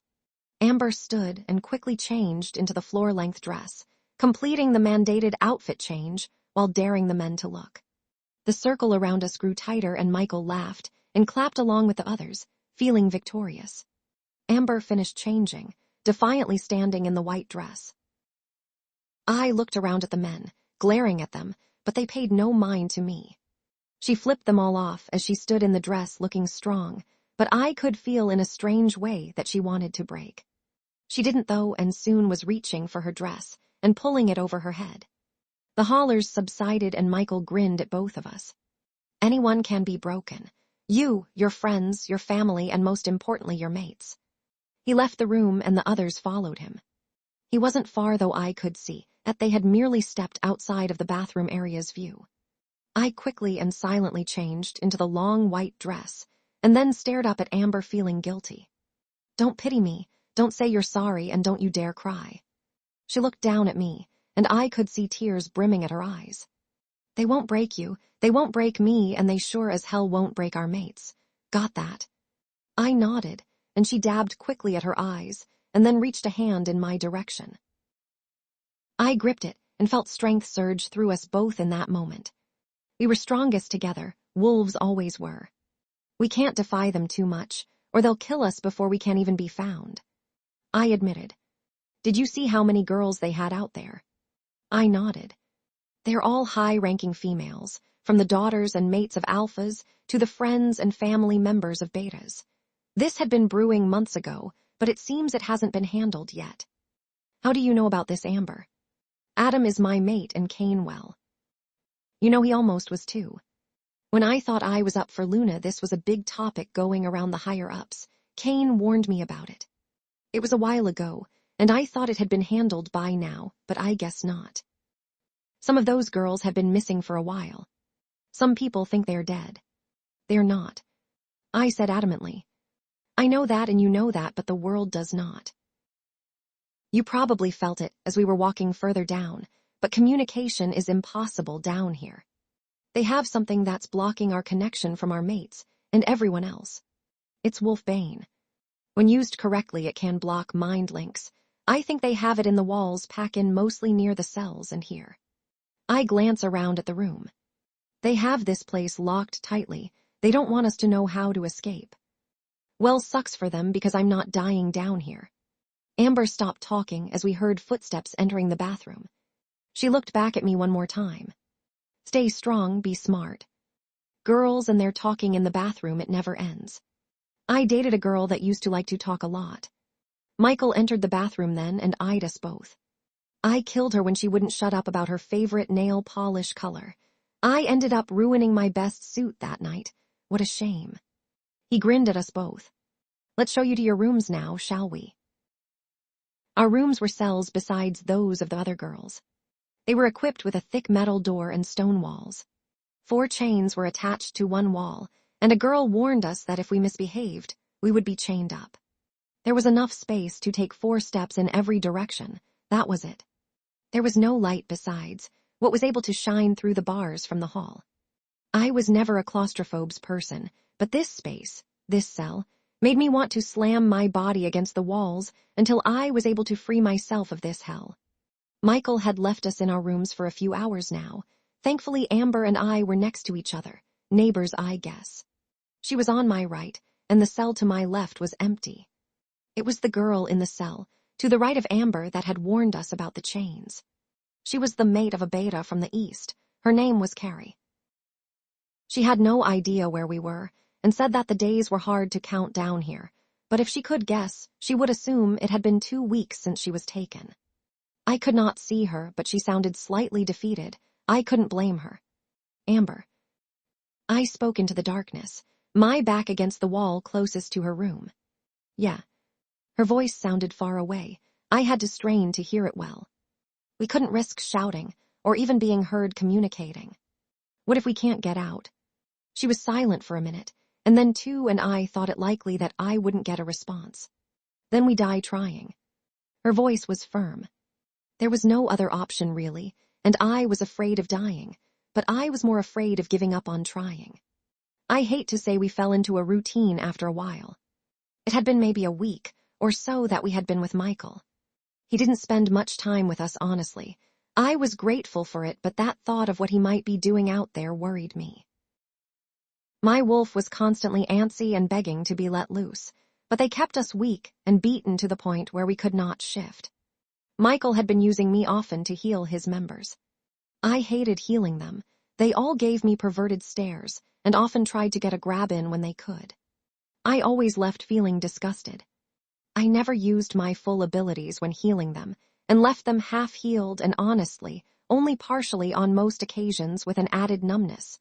so they couldn't feel their injuries as badly. They were terrible men. I had no desire to save their lives. Each day the groaning from each cell grew louder. At first I thought it was from hunger, boredom, and fear. Now I realized it was so much more. It was pain, pure pain. Amber experienced it, and so did I. The pain of being away from your mate felt like you were losing your soul more and more each day. This, along with the constant pressure of your wolf begging to be released, caused for a terrible experience. In my weakened state, I only had the opportunity to heal myself every so often. Most of those offens I gave to the other girls. We were only able to see each other for a few minutes a day, when they would spray us all down and make us change before them. It always attracted the largest crowd of men. The girls here were all slim, not the healthy kind. We were fed a bowl of oatmeal once a day. Their bodies were bruised and beaten, scars long healed. Skin that once hardly ever felt the hand of pain was now damaged and even burned in some cases. I was able to heal a few girls after the men got their show out of us. I'd sometimes be able to slip between us all and get to heal everyone just a bit to help with the pain. It was on the 7th day of doing this that things took a turn for the worse. "Emily, you need to hurry, he's coming back." Amber waved her clothing a bit in an attempt to cover me slightly from view, without being obvious. I was currently working on a nasty bruise along the ribcage of one of the girls. She had been kicked in the side last night for crying too loud. She was the newest. Only 15, and the younger sister to an alpha from the west. Just a bit more. I put a bit more into it, and the bruising looked considerably better. I stepped away and acted to be fixing my clothing just as Michael walked in. The men always left us alone for a bit after their show. "Ladies, how are we today?" Nobody responded, and Michael chuckled. "No one is in the speaking mood, it seems. Well, anyways, away with the fun and down to business." He began circling us like prey, examining our forms, and I couldn't help but feel like he was looking for something, someone. It was like the first day all over again. Who was he taking? He began to slow down, and I noticed his eyes resting on a coiled-up figure in the room. Her brown hair clung to her face, and her eyes reflected fear. It was Carrie. "Now you see, girls.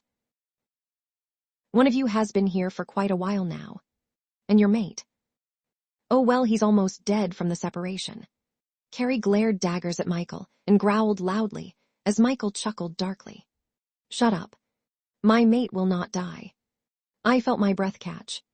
"Oh, but on the contrary, dear. The man is but a slip away from death." He laughed lowly and stared down at the now panicking girl. "That's not possible. We're still alive. We're not dead. They should be fine." Carrie was frantic, and I knew we all were too. We were alive. Our mates couldn't die, not just from us being gone. This isn't possible. "Oh, but dear ladies, you all might as well be dead. You can't communicate with your mates down here. You can't feel them, and you can't see them. What makes you think, with all these things missing on their behalf as well, that they would think you're alive? Or even feel or believe that you're alive? People lose hope. They give up, and they rather move on or die." He grinned and stared at all of us. "I wonder who will be next." He looked pointedly at Amber, and she growled. Michael looked back at Carrie and smirked cruelly. "We need to film a little something, a message for your mate." Michael snapped his fingers, and 2 men came into the room. They began to approach Carrie and looked ready to grab her. Everyone reacted at once. We all quickly surrounded Carrie and growled at the men. They faltered in their movements, and Michael laughed. "All right, ladies, I always do enjoy a little tussle." He clapped his hands 3 times, and more men entered the room. They grabbed at us and pulled us apart roughly. Claws dug into skin, punches tried to reach body parts, and teeth tried to bite flesh. I was thrown to the ground, but somehow managed to get myself back up. A fist made contact with the side of my face, and I fell again, my head banging hard against the ground. My head rang loudly, a high-pitched noise that was beyond painful. The only other noise hanging behind the pitch was the sound of screaming, fighting, growling, and the slap of skin hitting the ground over and over again. I tried to stand again and again, but each time I was knocked back down. A kick here, a punch there, and the occasional slap. Amber's voice was drowning in the background. She was shouting and fighting harder than I'd ever heard before. After a while, I couldn't do it anymore. I couldn't move. I couldn't shout. I could only lay there on the ground. My eyes could only see a fraction of the room, and the ground directly in front of me. Blood leaked out of my mouth and formed a puddle by my head. I wasn't dying, but I was beyond repair at the moment. I saw girls falling and dragging themselves back up again in front of me. I heard their cries, begging for mercy. There was blood everywhere on the floors, walls, shower heads, and on everyone's bodies. We were swimming in it, rolling in our death, our own destruction. It was horrendous. Everything began to get quieter. The fight was ending, and then the door was opening. I couldn't see it, but I could hear the fading sobs of Carrie. I could hear the heavy footsteps of every man leaving the room. I could hear everyone, including myself, sobbing. We were doomed. Our mates were doomed. And regardless of if we get out of here or not, our mates were likely going to die before we got the chance to accomplish either. We couldn't protect Carrie. We couldn't protect each other, and mostly we couldn't protect ourselves. Emily. My eyes wandered to Amber as she dragged herself into my line of view. Her left eye was already swollen shut, and her lip was sliced open and bleeding. Her beautiful face was covered in scratches and blood. She was sobbing. Emily, stay awake. We have to keep fighting. We have to. She sobbed harder, her face coiling in a way I'd never seen her do before. I felt hot tears begin to stream from my eyes, but didn't have the energy to even hiccup in my grief. I missed Cain. I needed Cain. My body ached and my vision blurred, but in the distance, I could hear the screams of Carrie and the clanging of different metal items. I heard her begging, sobbing, demanding relief from this hell. They were torturing her and inversely torturing us all. Our hearing prevented us from shutting out the inevitable truth. We were stuck here, and we were all the play toys of a cruel Michael. He owned us now. I was able to remain there amongst the other sobbing girls, a bloody mess and barely conscious, for only a few more minutes. The men flooded back into the room without Michael and began to collect us, pushing us roughly and dragging us if we could not stand. I was dragged to my cell by the neck of my dress. I struggled to breathe as the material of my dress dug deeply into my skin. My hands tried to create space, but I could only gasp for breath every few seconds. When I was finally tossed into my room and capable of breathing again, I sucked in the air around me greedily and felt beyond lightheaded. When I caught my breath again, I was stuck in my position on the ground, knowing all I could do was try to rest and heal. I kept my eyes closed, my body tucked close to keep warm and my breath even. Carrie's screams filled the cells with a steady background noise for another hour. I tried to shut her out, ignore her, but I knew I couldn't do that. I had to listen, I had to understand her, and I had to be with her in this. We couldn't abandon each other, because we're all that we have left. I won't say it. I was slapped across the face harshly. Blood leaked from my mouth and dripped down onto my dress. Tell Cain that if he stays in this alliance that you'll be killed. Tell him you don't want to die. I was slapped again, and more blood filled my mouth. I spit it onto the ground, and it landed by Michael's foot. He growled loudly. Emily, do not defy me. After Carrie had been taken, Michael began taking each of us into a dimly lit room where he filmed us. Sometimes he would rough us up. Sometimes he'd ask us questions, and other times he'd request that we say something specific. I say request, but really they were orders. This was my 4th time in here. Some of the girls had been in here 6 or 7 times, and it's only been about a week or 2 since he started. I honestly can't keep track of the days any longer. Come on, Emily. You got to learn to cooperate a bit more. Michael pushed me to the ground and proceeded to kick me. I couldn't cover my face. I could only curl into myself. My hands were tied tightly behind my back. Cain, do you see this? Look at your precious mate. Look how weak she is. I can't believe you gave up Amber for this one. I growled loudly at Michael.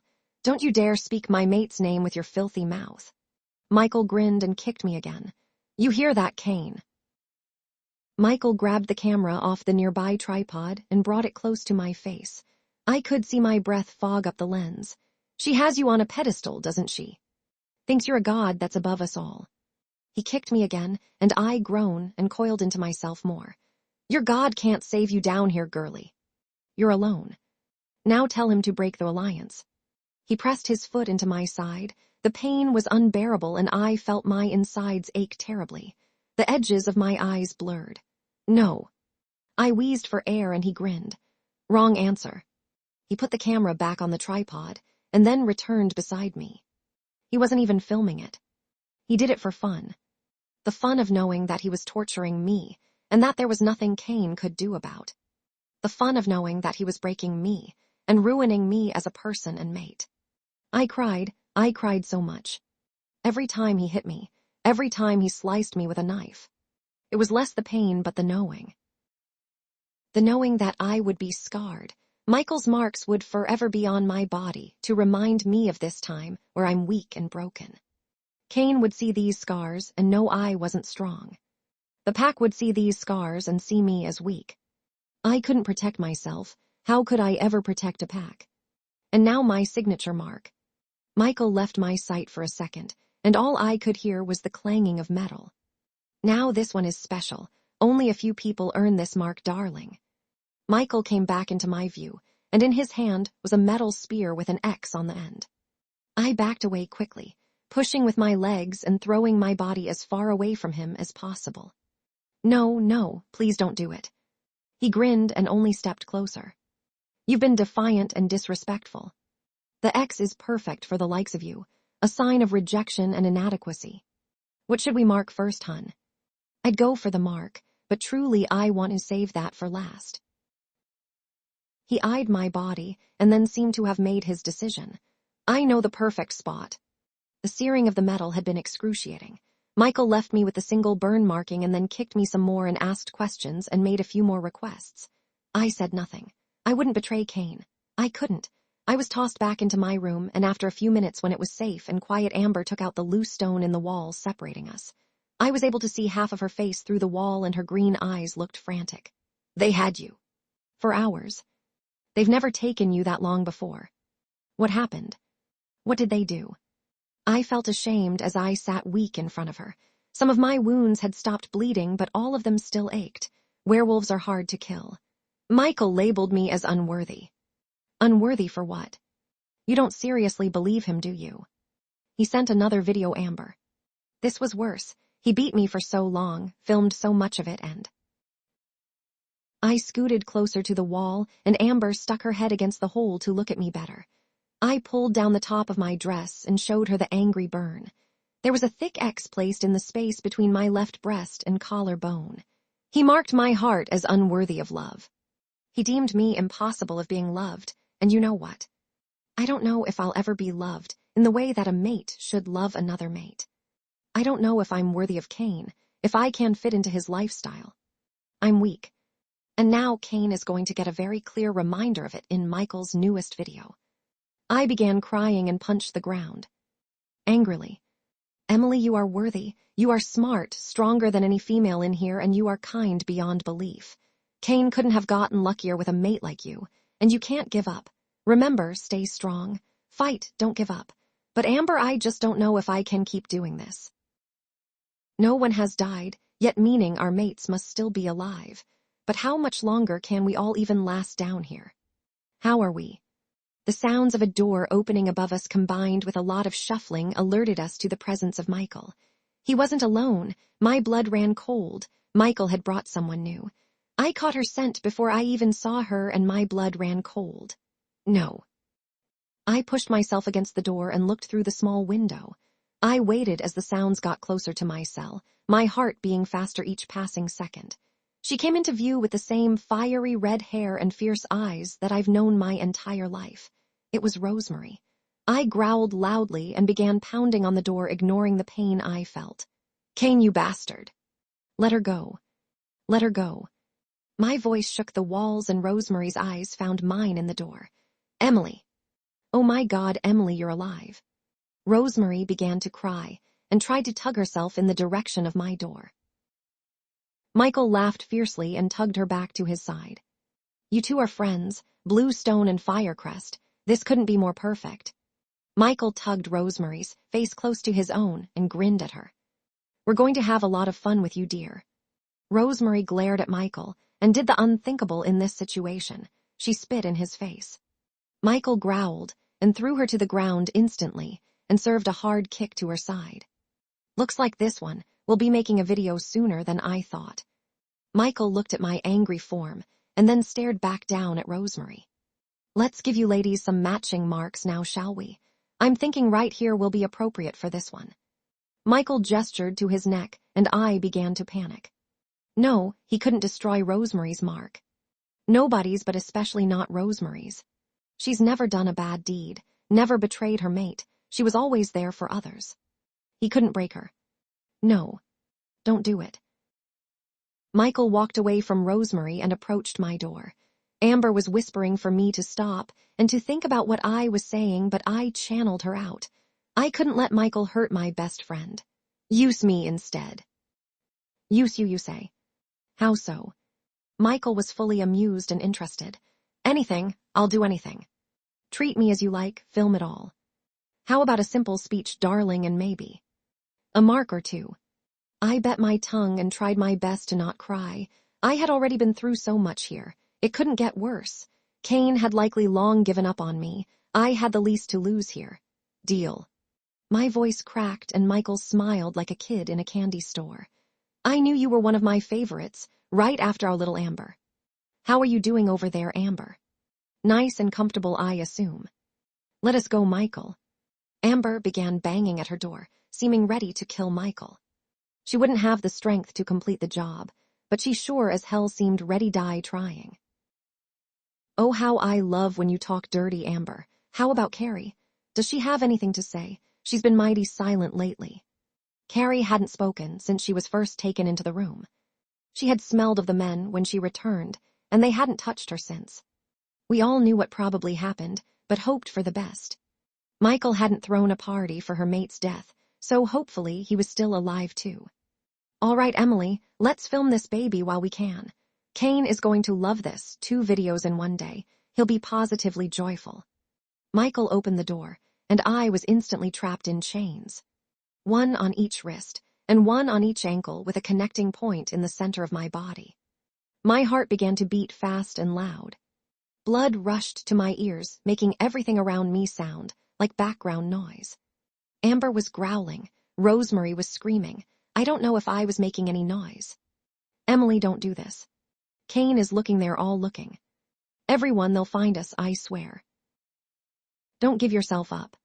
Rosemary was struggling trying to get near me, but one of Michael's men was holding her back. Rosemary, it's okay. I'll be fine. I tried to steel myself to any emotion, but fear still lingered in my mind.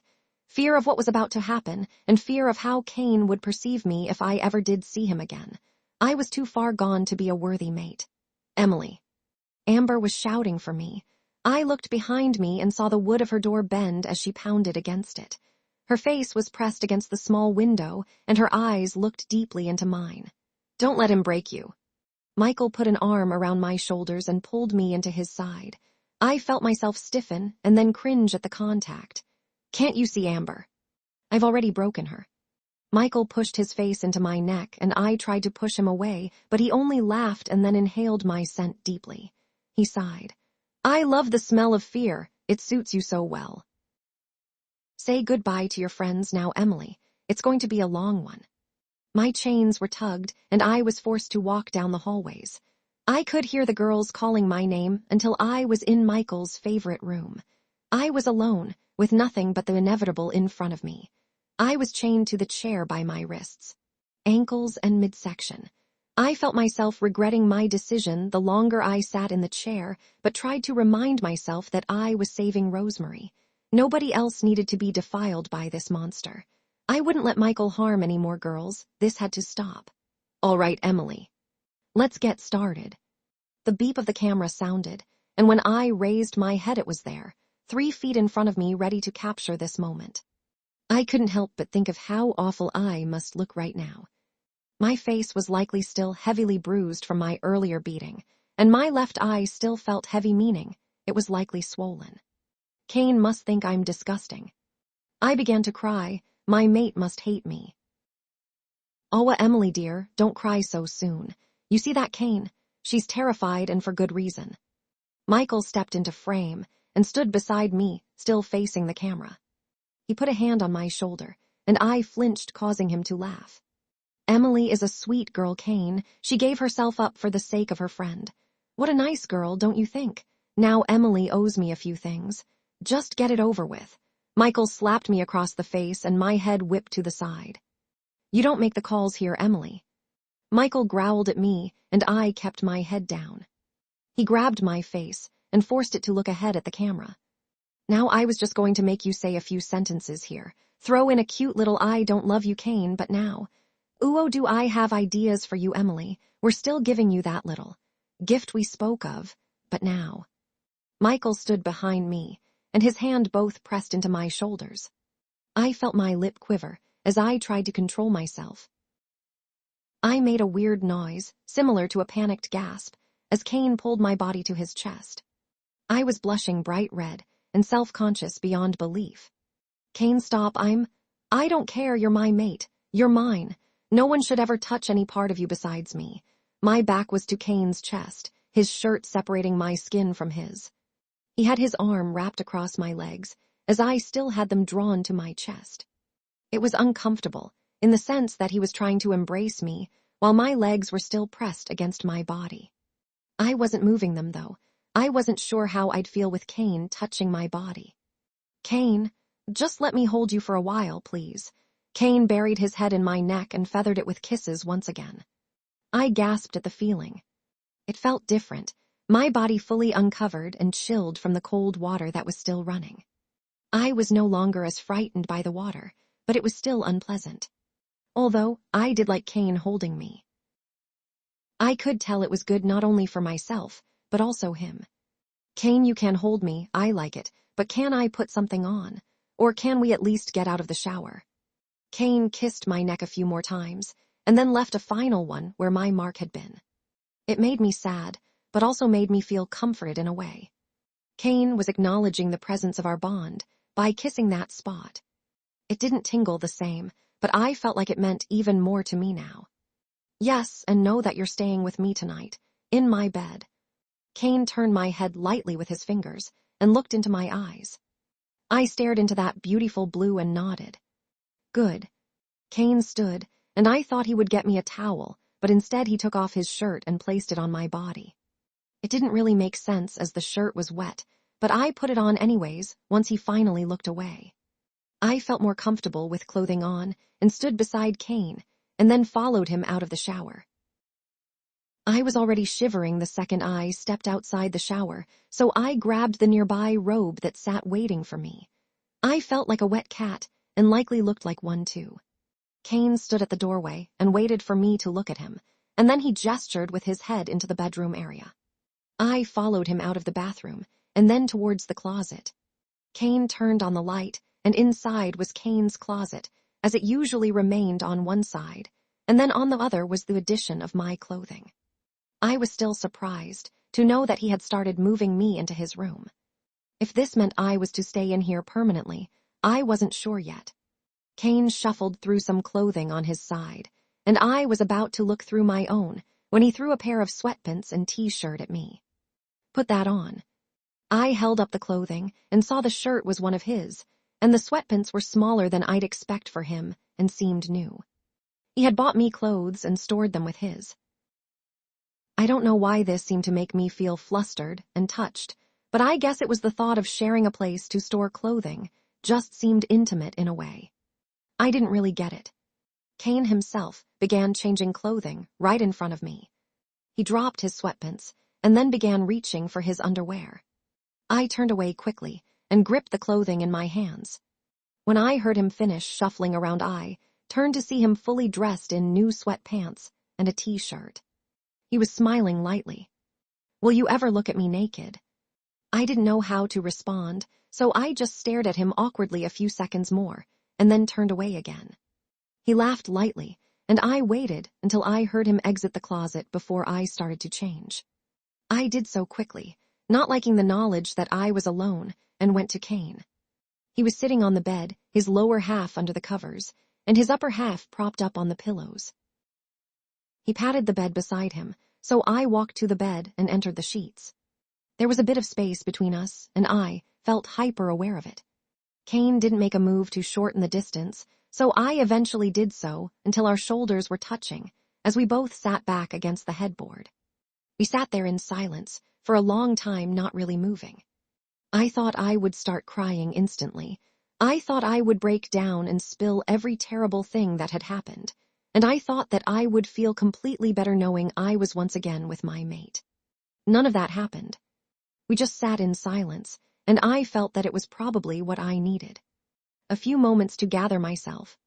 Cain's hand reached towards my own, and his fingers brushed the top of my hand.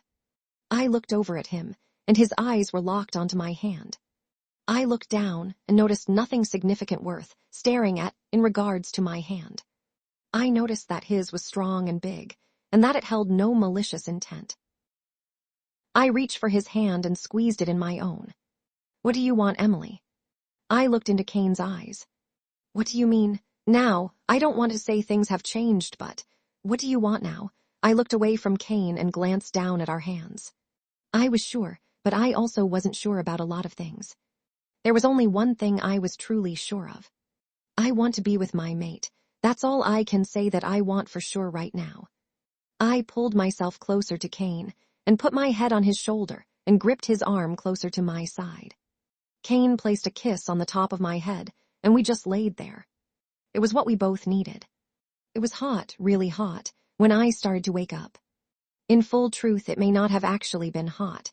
I may have just become accustomed to the cold of the cells that I had almost forgotten what it was to be truly warm. Cain's arm still remained in my grip. We had hardly moved. I looked to the side out the window and saw that it was still dark outside. It looked like a portion of the sky, maybe slightly lighter, meaning the sun was nearing, but still very far. Everything seemed far still, even Cain, and he was laying right beside me. He was perfect in appearance, all the way from the ends of his hair to the tips of his toes. He was godlike in not just looks, but also strength. I wished that I could match him in that regard. I wanted to be stronger, braver, more respected, and more worthy of being Luna to this pack. I also felt like a broken record, as these are all things I have constantly wished for since meeting Cain. I turned my head to examine Cain further, and my eyes were drawn to the curve of his lips and the lashes of his eyes. It seemed so long ago that those lips had been firmly pressed to my neck as he marked me. The feelings we had in that moment, the raw passion. I felt myself craving to be that intimate with him again, but also felt nervous and damaged. My body was not as it had been before. It was now marked by the scars of the time I had spent away from Cain. A loud banging on the door to Cain's room had my heart racing, and my grip on Cain's arm tightened tremendously. Cain jolted and tried to sit up, but somehow I had the strength to keep him pinned to myself on the bed. I curled myself around him and flung my leg over his waist, trying to be as close to him as possible. The banging resounded through the room again, and I imagined Michael's men coming to kill not only myself, but also Cain. I was terrified. "Emily, let me check. I don't smell a rogue scent, it's okay." Cain sounded like he was trying to be gentle with me, but I could hear the edge in his voice. He was concerned about the banging, but more so concerned about me. "Who the heck is doing this right now?" Cain growled and finally managed to sit up. I stayed strapped to his front and straddled his lap, not a breath between us. I had my arms around his shoulder, and my head buried in his neck. They are here." Cain rubbed my back and began stroking my hair. "Emily, you're safe, you're okay. It's just some idiot. Let me just go tell them to go away. Really just, no, you'll be killed. They'll kill you and I'll never forgive myself. It's all my fault. All of it. Everything, we're all going to die and I can't do anything." Cain gripped the sides of my face and rubbed circles on my cheeks with his thumbs. My tears covered his hands with their weight. I gripped his forearms, trying to breathe, while looking into his eyes. They were shifting between deep blue and black. He was conflicted between comforting me and handling the intruder at the door. "Emily, breathe." I attempted to breathe normally, but my breaths were ragged and my face wet. "Emily, look at me, come on." I stared into his eyes, and slowly I was soon able to breathe normally again, but the sound of someone outside the door still disturbed me terribly. They're still there. I know, don't worry, I called on some warriors. They're almost here. Cain wiped my face with his thumbs again, then began stroking my sides and then my back. I sighed and breathed while looking into his eyes. Shuffling was heard outside, and then the complaints of a female. "Let me go, you idiots. I want to see Cain." I felt myself get angry as I recognized the voice. It was Sophie. "It's Alpha, learn some respect," one of the guards shouted. Sophie honestly sounded drunk, and my thoughts were soon confirmed as the sound of a bottle dropping outside the door resounded throughout the room, and the smell of a strong liquor invaded my nostrils. "It's Sophie, she's drunk. She's being escorted back to her room now. The pack was warned to stay away, but some people think they are above the law." Cain growled, and I felt it was my turn to comfort him, but honestly I was still shaken. "Does she come to your room often?" Cain looked at me, and his eyes were serious. "She thought she could take your place. I've turned her down countless times now." I felt like his stare was meant to be comforting, but honestly it made me feel guilty, as if I were hiding some secret from him. "I think you should know. My mark isn't a mark anymore." My eyes started to water. "It doesn't mean anything anymore, so if you've changed your mind on being my mate, you can. You're not tied to me anymore." "What do you mean it doesn't matter anymore?" Cain looked confused, and I could sense his increasing anger. "Haven't you noticed the difference?" He looked at me blankly and shook his head. I had stopped crying at the point, and was now beginning to breathe normally also. "Of course not. You weren't completely invested in our bond before, but I was, and I'm telling you, it's void. We're still mates, but your marking on me was destroyed. You're basically a free wolf now." Cain growled, and before I knew what was happening I was pinned to the bed, Cain's body on top of mine and pressed between my legs. My heart jumped, and I felt my desire for him increase. "We've been through this already, god damn it. I saw what life was like without you twice now, and I can tell you I don't like it. I'm an insensitive person, but that doesn't mean I don't want my mate. I've learned that you're important to me. Besides, you've enchanted me for too long for me to deem any other woman suitable as your replacement." Cain pinned my wrists to the bed and began kissing my neck. I cringed imagining him seeing the ruined skin each time before he kissed it and felt deeply self-conscious. "Cain, stop, please." "Why?"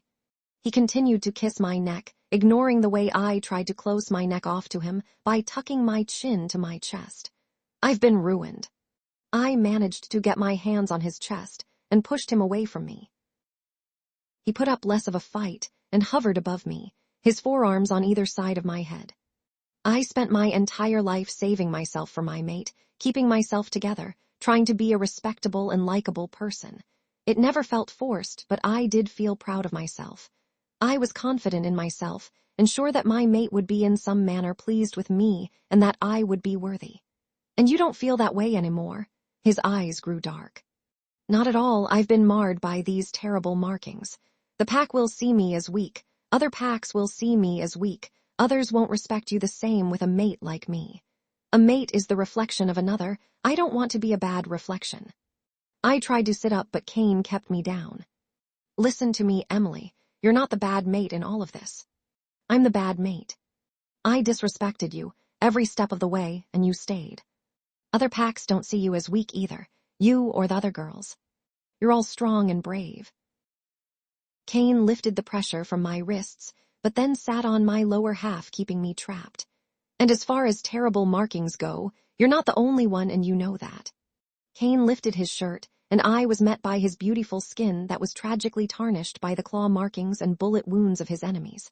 Cain allowed me to sit up, but he kept me trapped under him still with his lower half. I reached out carefully and touched a claw marking on his abdomen. His body tensed, and then relaxed.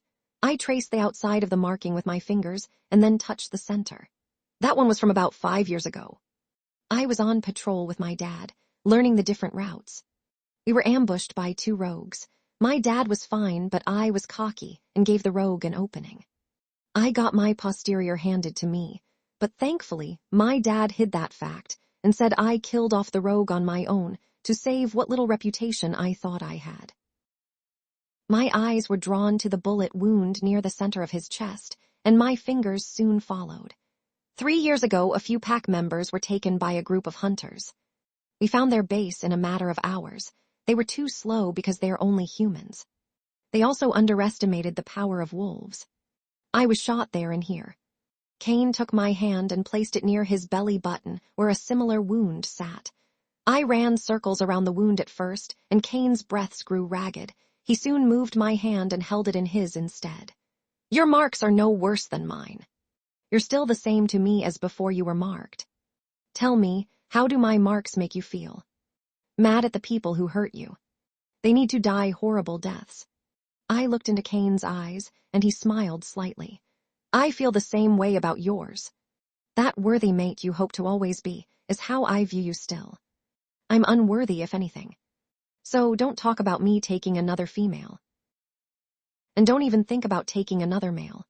Cain pinned me again and began showing physical affection to my neck. I didn't feel as self-conscious this time and allowed him access to my neck. I already told you, I don't want another mate. I just want my true mate. I confessed and felt myself beginning to pant as Cain's actions became more heated.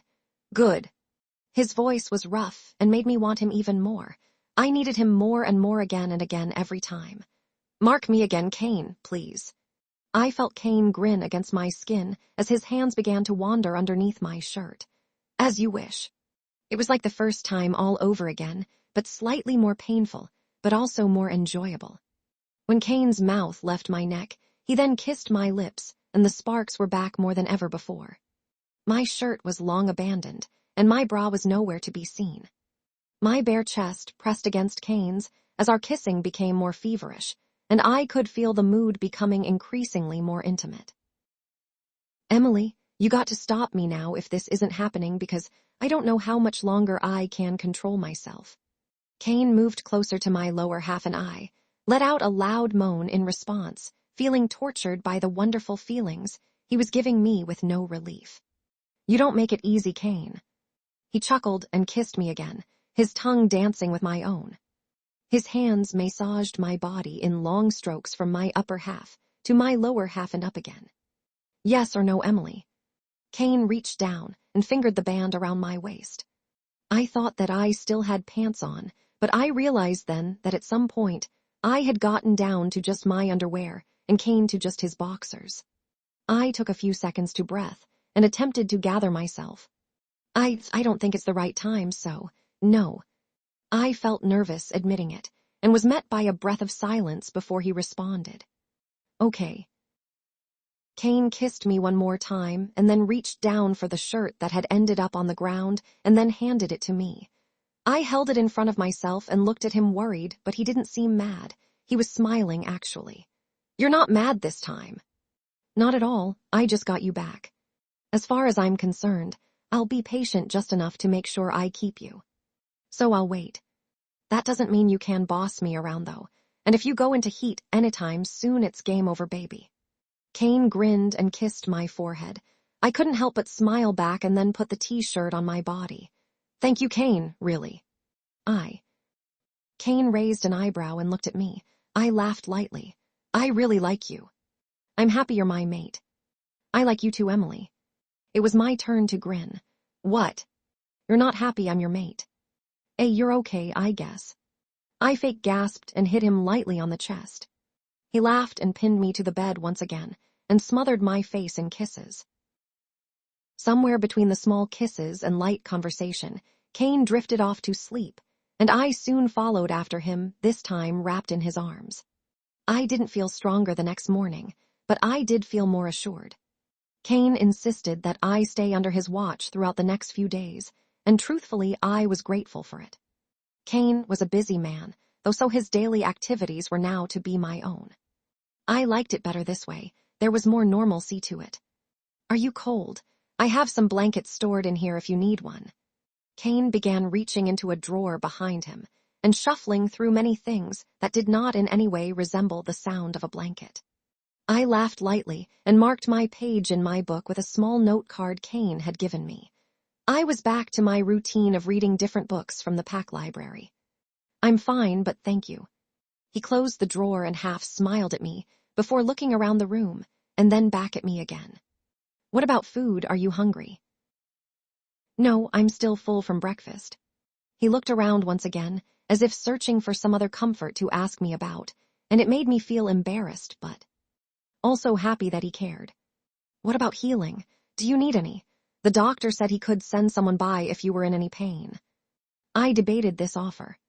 I wasn't strong enough yet that I could completely heal myself or eliminate all pain. Not that I couldn't handle a bit of pain, but I worried Cain could feel some of it too, and he had too much on his plate to be dealing with any setbacks. That might be nice, thank you.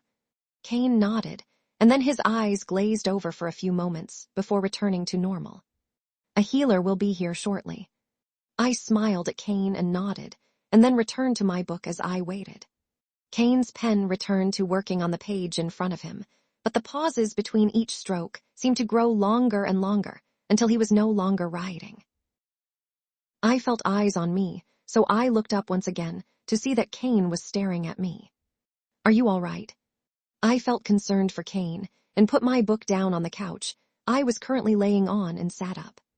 Yeah, Cain seemed lost for words and frustrated by it, and began stroking his forehead with the thumb and index finger of his right hand. He looked stressed, so I went to his desk, pulling a chair with me from the opposite side of it so I could sit beside him. Cain's actions screamed stress and anxiety, so I laid my palms face up in front of him. He stopped the rubbing of his forehead and looked down at my hands. Do you remember? You once told me your parents would hold hands for hours and just enjoy each other's company. Last we tried it out, I felt pretty calm. Cain smiled slightly and placed his own open palms on mine. I felt a wave of relaxation go through not only myself, but Cain. It felt like that first morning stretch, completely blissful. Cain sighed, and then interlaced our fingers and rubbed circles with his thumbs on the backs of my hands. Thanks, Emily. It's just weird realizing I actually have you back.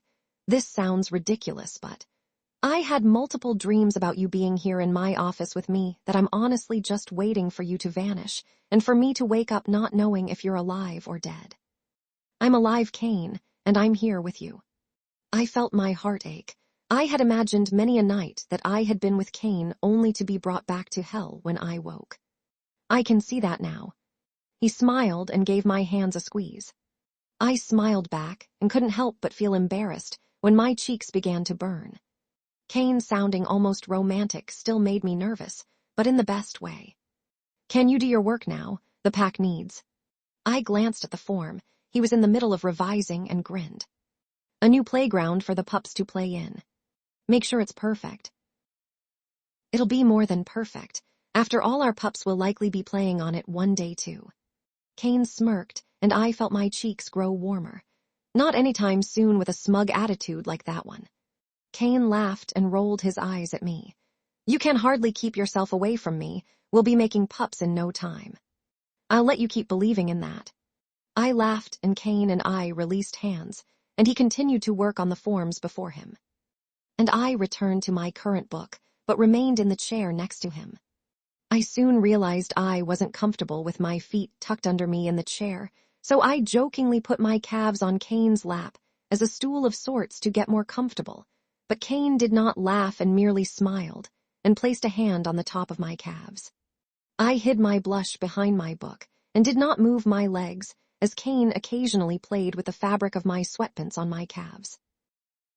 We stayed like that, me pretending to read as all I could focus on was Cain's hand playing with the ankle of my sweatpants, for maybe 20 minutes before a knock sounded at Cain's office door. I hardly jumped thanks to Cain's presence, but I did lean slightly closer to him. It's the healer, he seems to have a guest with him. Come in. The door opened, and a familiar-looking blonde entered the room pushing Henry, who sat in his usual wheelchair, a look of annoyance on his face as he glared at the young healer. I told you, pup, I don't need your help getting around. Henry sounded as lively as ever, and I couldn't help but laugh at him. His eyes turned to me, and he let out a rare smile. I'm sorry, Alpha. It's just such an honor to be able to help you in any way possible. The healer seemed nervous, and more he seemed to be familiar to me. It hit me. It was Jared, the young healer who had barely noticed how low his energy was at the second to last rogue attack. I smiled, remembering how excited he had been then about helping the pack, and how he still seemed to be now. One thing you'll need to know about this man: he hates flatterers, Jared. I grinned at Henry, and he smiled while Jared looked beyond embarrassed. I heard music beside me, and it was Cain laughing also. Thank God you're back. This one has been yapping my ear off every day trying to learn your techniques, as if I know what the heck it is you do. Jared blushed deeper and looked beyond embarrassed. I apologize, Alpha, Luna and Alpha. I'm trying my best to learn what I can to better this pack. Not that it isn't great. I just want to benefit the pack the most I can. He bowed his head, and I felt bad for him. He seemed to have a lot of hope, but also a lot of nervousness. Those intentions alone are what better the pack, Jared. Remember that. I felt surprised by Cain's random bit of kind words, and everyone else in the room seemed equally surprised. He quickly recovered and became more stoic. Now please, my mate is in need of healing. I smiled, feeling very proud of his encouragement. Of course. Jared moved from behind Henry, and it was almost comical thinking of him as timid or weak in a skill, as he was built like any warrior here but slightly slimmer.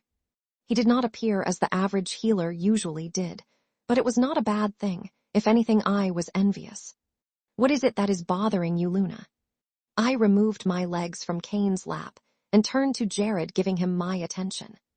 I could feel his nerves rolling off of him, and I honestly could not blame him. He was here upon the Alpha's request, in order to aid the Luna. My body is still quite sore to the point of discomfort, and I have a headache. I'd heal myself a bit, but I'm not quite there yet. I also am in need of some numbing of my neck. Cain let out a low growl, and one of his hands landed on my knee, while the other continued to sign away and annotate different documents. Remember to be careful where you touch, healer. This is my mate, patient or not. Cain threw a quick look at Jared that I could not completely see, but based off of Jared's own facial reaction, it held a warning. Yes, Alpha, of course. Never thought I'd hear this one acting all protective over anyone. Henry laughed, and Cain's eyes lingered on his father for a moment and then returned to his papers. His expression almost read as sadness to me. I tried to put that thought into the back of my head to be dealt with later away from others. Cain has his moments. He's a very strong wolf. It is always said to mess with a wolf's belongings is to wish oneself dead. Cain smirked slightly and squeezed my knee, but did not look at me. His tough guy act was one I could tell he prided himself on, so I'd let him have it.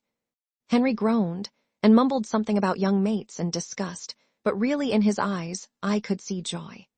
Cain and Henry were more alike than either would ever admit. All right, Jared, let's begin.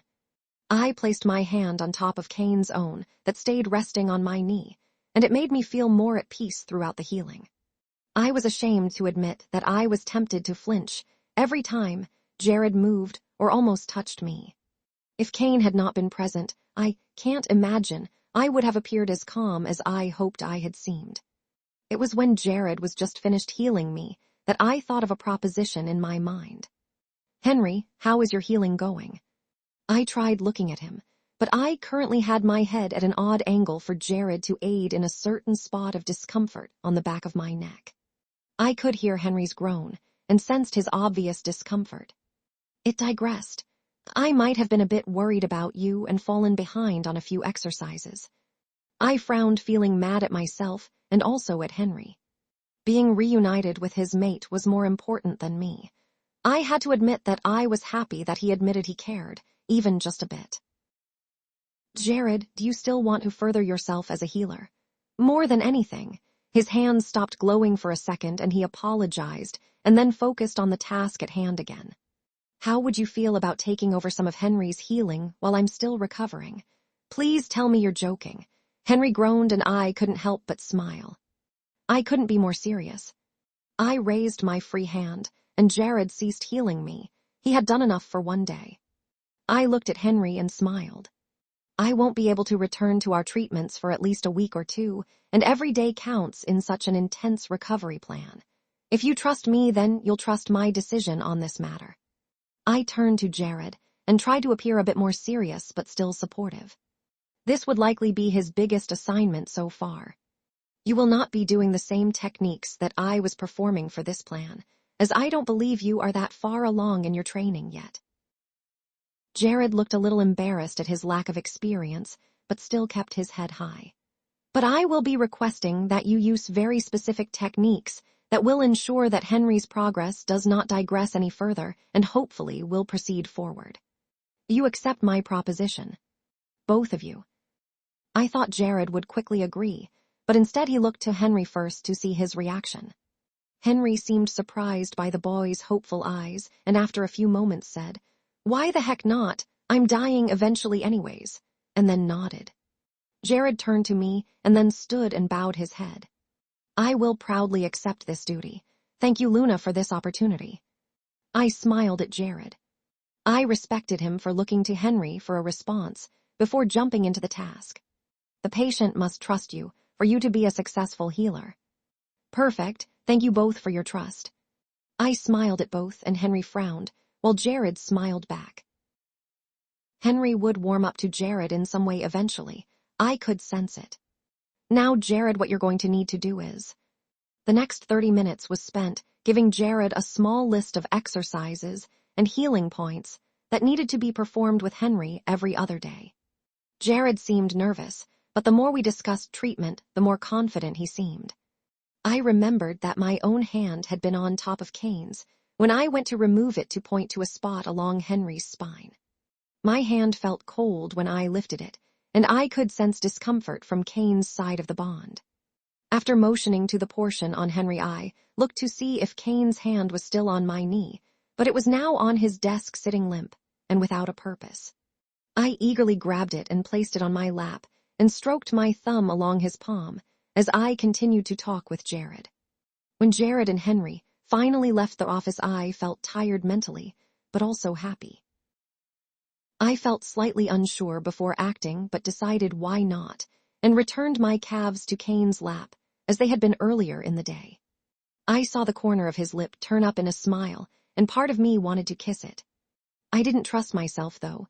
With my mark fresh and emotions still high, I didn't know how far a kiss would be taken at this moment. "You handled that really well. You sounded like a Luna." Cain put down his pen and looked at me. I could see pride in his stare, and it made me smile back wholeheartedly. "Thanks, that means a lot. Your dad will be tough on him, but I think Jared will learn a lot from having his own patient. He seemed respectable enough. He kept his hands to himself just fine." I couldn't help but laugh. "Of course he kept his hands to himself. You looked like you would bite them off if he so much as grazed my skin with his fingers." Cain smirked and he began rubbing my calves. "And rightfully so, you're mine to touch only." I wasn't sure how to respond to Cain's possessive behavior, but it in no way made me uncomfortable. It made me happy, beyond happy. All I could really do was smile like an idiot, not completely believing the same mate that had been so reluctant in the beginning was now claiming me as his very own, no questions asked. "Actually, while we're on the topic of you being mine..." Cain ceased stroking my leg and looked at me seriously. I wondered what he had to say. I felt nervous. "Do you remember the night you were to be introduced?" "Well, the pack would like an official welcoming. They know of you for obvious reasons." He was silent for a second in which I felt his pain, and then continued. "They'd like an evening of celebration just for you, and they've asked that it be conducted tomorrow night. I already told them that it should be put off for a later date, so maybe next week would be best. Or even the week after, it's really up to. Tomorrow night would be perfect." Cain looked wearily into my eyes and squeezed my hand. "Are you sure? You're still not completely healed, and I just got you back. You just got marked. You've hardly slept." Cain was not yelling at me necessarily, but he did seem frantic, and his voice had picked up in speed and tone. He was worried about me. I realized a few things when I was away and even before I left. I hardly know the pack, and they hardly know me. It was fine for a while, because I was still adjusting, but many started to feel that I just had no desire to meet them. I don't want any pack member to feel that way. I want to meet them as soon as possible. Cain continued to look concerned and placed a hand gently on the side of my face. I leaned into it. Do you feel ready? Not at all. I laughed nervously, but tried to look determined. But it's something that I have to do. I also know that once I know them, that I will love the pack with the same intensity as you do. Cain smiled and searched my eyes before nodding his head in approval. Okay, tomorrow night, I'll alert the pack. I grinned and then began fiddling with his hand, feeling nervous. Now, I have a question. And what is that? Cain was in good spirits now. He seemed happy. What should I wear? Cain grinned and surprised me by lifting my hand to his lips and placing a small kiss on the back of my palm. My heart fluttered and my insides melted. My mate was truly charming. I already have it picked out. As long as it isn't anything my grandma would wear. What? You're not a strong believer in a bit of modesty. I laughed loudly on accident, and it made Cain jump, which just made me laugh even more. My grandma was a respectable healer, but was by no means modest or humble. Sounds just like you. I slapped his arm with my free hand, and he grinned. Don't tease me too much. You'll start to sound like your father. I laughed and expected Cain to join, but he did not and instead looked mildly grim. I awkwardly stopped laughing and instead felt concerned. Cain, what's wrong? It's nothing, really. Cain grinned and his eyes pleaded for me to drop the topic, but I couldn't. I knew that Cain felt the need to coddle me until I was well, but that didn't mean that he did not deserve the same treatment when something was obviously not well with him. I don't like liars. I felt bad saying the words, but I knew it would take a bit of guilt for Cain to speak truthfully. Emily, I'm not. He looked conflicted, and his inner turmoil showed clearly in his eyes. Cain could pull of any expression, but he could hide nothing in his eyes. They always showed me what I needed to know. Tell me why you feel so conflicted about your dad. Please. Cain looked down at our intertwined hand and ran the fingers of his free hand over each individual finger of my interlaced one. He did it gently and with purpose before finally speaking. He must have told you by now how he ended up in that chair. Cain looked at me, and I nodded reassuringly. Well, a part I'm sure he's left out is that I'm the reason my mother is dead. I was shocked. I stopped breathing for a few seconds before I was able to find my voice. Cain had to be mistaken. What do you mean? Henry told me that. That his mate died protecting him. How is that your fault? I tried catching Cain's eyes, but he wouldn't look at me. That's true, but my mother would never have even been near those rogues if it weren't for me, if I had never gone out that night. If I had just called on my dad or fought on my own, she wouldn't be dead and he'd be walking. Cain, it's my fault she died. Something warm and wet landed on my hand. I looked down and felt my heart constrict as I realized it was a tear, Cain's tear. I placed my hands on his shoulders and rubbed them carefully. I was frightened he would break at any moment. Cain, hey, look at me, please. Cain raised his head reluctantly, and wetness laid beneath both of his eyes, but his face remained stoic. I placed my palms on either side of his face and felt the slight stubble prick my hands.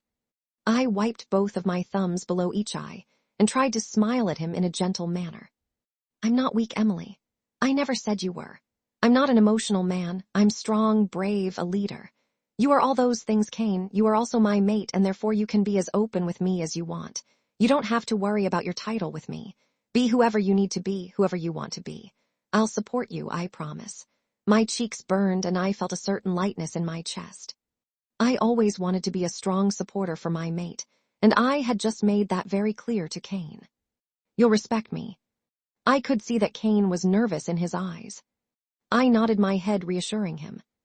I'll respect you. Cain watched me a few moments longer and then reached up and grabbed the hands that I had placed on his face. He gripped them both with his own and sat them on my lap between us. About 3 years ago, around a year after I became alpha, my dad was still showing me the different responsibilities I'd be taking on. We had meetings, we went on trips together to other packs, and we patrolled every inch of our territory countless times. This was back when rogues started to become more prominent in the area, and I needed to be ready for anything. I thought I was ready for anything. But I wasn't. Cain grew silent and looked up the ceiling. His eyes seemed to be searching for an answer to some question that he himself had never been able to answer. In that moment, I saw a desperate man. I stayed patient and waited for him to continue. I did a solo run. He looked at me finally. His eyes locked with mine, a resolution clearly there. It was late and I had a dumb argument with my dad that day. I thought I was everything, invincible. I felt like nobody could stop me from doing anything. I was wrong. Cain let go of my hands, and I tried not to miss the feeling of his warmth. He reached for his t-shirt, and in a blink it was off his body, exposing his beauty. He gestured to a scar on his abdomen. It was large, and I felt like wincing just looking at it. The first rogue took me down with a blow to the side. I tried fighting, and I managed to take out that one and the one that attacked me after that, but soon. There were just too many. I had to be surrounded by 10 of them when I realized that I wasn't in the woods alone. My mother had followed me. It happened so fast. I thought I was alone, but she saw me leave that night and tracked me to make sure I'd be okay. She fought hard, too hard. She was strong, but never truly trained the way our warriors were. Back then, none of the females were. Pack members soon came, but she was so weak. She lost her life while protecting my father. Cain. I felt hesitant as I raised my hand, but in me, I found the courage and placed my hands on either sides of Cain's face again. I rubbed circles on his cheeks with the pads of my thumbs, and he sighed. If I hadn't felt the need to prove myself, she'd still be alive. I cost myself a mother, this pack a Luna, and my father his mate. I destroyed so many people. Tears formed in my eyes, and I tried not to allow them to fall. Your father feels the same way. He thinks your mother's death is his own fault. But it is mine. Everything is. Cain reached forward and wrapped his arms around my shoulders and buried his head in my neck. I got up from my chair and sat in his lap to get closer. I wrapped my own arms around his shoulders, and Cain's arms found their way then around my waist as his head stayed buried in my neck, engulfing my scent, calming himself down. Cain, it was neither your fault nor your father's. It was the fault of the rogues. You didn't make the best decision of running out at night alone, but you were attacked completely unprovoked. The rogues attacking was not your fault. They were targeting your pack then, and they are still targeting you now. It's not your fault. But it is Emily. All of it. I felt his hot tears rolling onto my shoulders, and my heart continued to break more and more. It's not, and I will remind you of that for as long as I need to. It's not your fault. Cain held me tighter, and I did the same. We were silent, and Cain did not sob, but the liquid flowing from his eyes did occasionally fall onto my shoulder again and again. He was hurting, and I could feel it. My body stiffened as a knock resounded in the office, and then the door abruptly began to open. It was like a flip had been switched in me, and I suddenly grew dangerously protective of my mate. Cain doesn't want anyone seeing him like this. No one will get near my mate. Cain, I have that form on the agreement with. It was Ray, and he was still looking down at a paper in his hand when I was suddenly in front of him. I growled loudly and crouched in front of the large warrior. It likely looked ridiculous. He was easily twice my size, but at that moment I didn't care. Leave. I felt a power emit from my voice quite similar to that of an alpha's command, and Ray stiffened. Emily, it's me, Ray. Calm down, I just need to talk to Cain about. His eyes began to raise in the direction of Cain, and I growled again, louder this time, and moved to block his view of my mate. Leave us now. No one is to go near my mate until I say so. I stood my ground and could see Ray physically struggling against the force of my words. I had adapted some of Cain's authority, making it difficult for wolves to not view my commands that same as Cain's. Ray made one last effort to get near Cain, and when I finally made a show of preparing to shift and fight him, he backed off completely and bowed his head. I apologize, Luna. He placed the documents in his hand on the floor, and then began to back up towards the office door. Please give these documents to him. They're very important for the pack. He will receive them. I tried to calm down, but truthfully felt completely unable to until Ray was out of the office and the door was closed as he left. Emily. Cain's voice made me jump and then turn around. He was standing at his desk, looking apprehensive and slightly confused. I felt embarrassed and guilty. I almost attacked Ray. I just yelled at Ray, "I need to apologize. I feel awful. He didn't mean any harm by coming here." I gripped my head, now feeling more myself. "Emily, it's not your fault. It was your wolf being protective." Cain came around the side of the desk that I now stood at and placed his hands on my shoulders. His tears were long gone and he now looked happier, lighter. He smirked. It was actually really attractive. "You care about me a lot, don't you?" "Maybe just a bit." I smiled and Cain smiled back, and his hands dragged down from my shoulders to my hands. I felt my mood falter a bit as I remembered our previous conversation. I gripped his hands tightly in my own. "Cain, I meant what I said. Everything that happened is not your fault. I truly believe that." Cain's face turned into a frown, and then returned to a smile. "I know, Em, thank you." "Em." He called me Em. The name was said with endearment and made me smile. "Em." I smiled and Cain smiled back. "It's cute, and only I can call you it." Cain leaned forward and his lips brushed against mine. My hands reached up and touched his bare chest, and my body heated up instantly. His arms circled my waist and pulled me closer, and I did the same as I wrapped my arms around his neck. Our lips met and separated multiple times, and I wanted to take it further. I felt like taking it further. Every part of me wanted Cain now. He stopped us, though. I can tell where this is going, and as much as I hate to say this, it's going to have to wait. Cain's warm breath fanned my face and I sighed. "You need to get stronger and heal from your wounds. Worry not, you'll be mine completely soon." He grinned and I laughed. "Oh, thank God, I need your body now," I recited in a mocking tone. Cain laughed and placed a gentle kiss on my forehead, and I felt heat consume my face. I was happy. The day and night passed quickly, as did the next morning. It was peaceful, and Cain remained close to me throughout the entire time. I spent the night in Cain's room, and I could tell that this would likely become a permanent arrangement. It was now time to get ready for the barbecue tonight. "I'm so happy you're okay." Beatrice was crying. She had been crying for the last 20 minutes, and I knew it was in part due to the hormones likely still coursing through her body. Her stomach had grown a small round lump that was sure to grow larger in time. "And I'm happy to see you, Beatrice." I continued to hug the very emotional woman in my arms and felt a few tears of my own stream down my cheeks.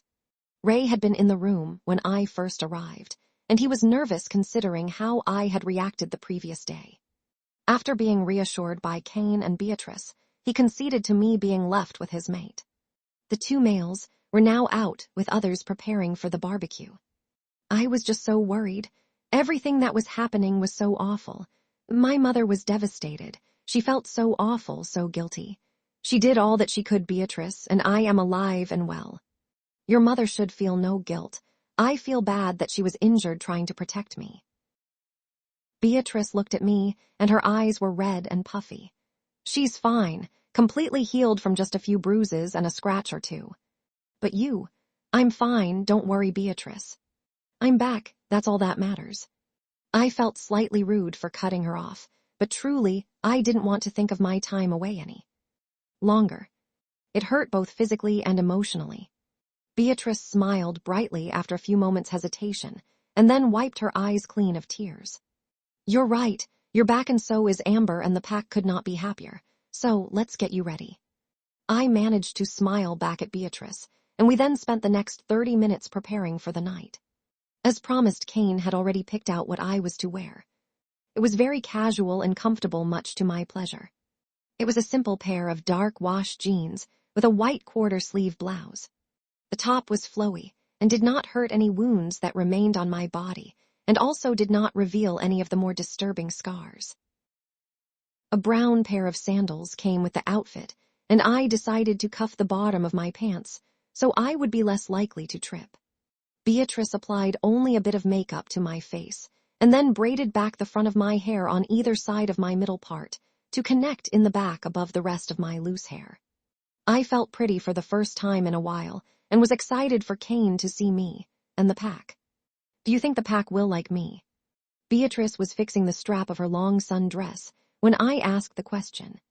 She was glowing, although when I had said so earlier she argued that it was only sweat. I think they'll love you. She smiled and I smiled back. Thank you, Beatrice.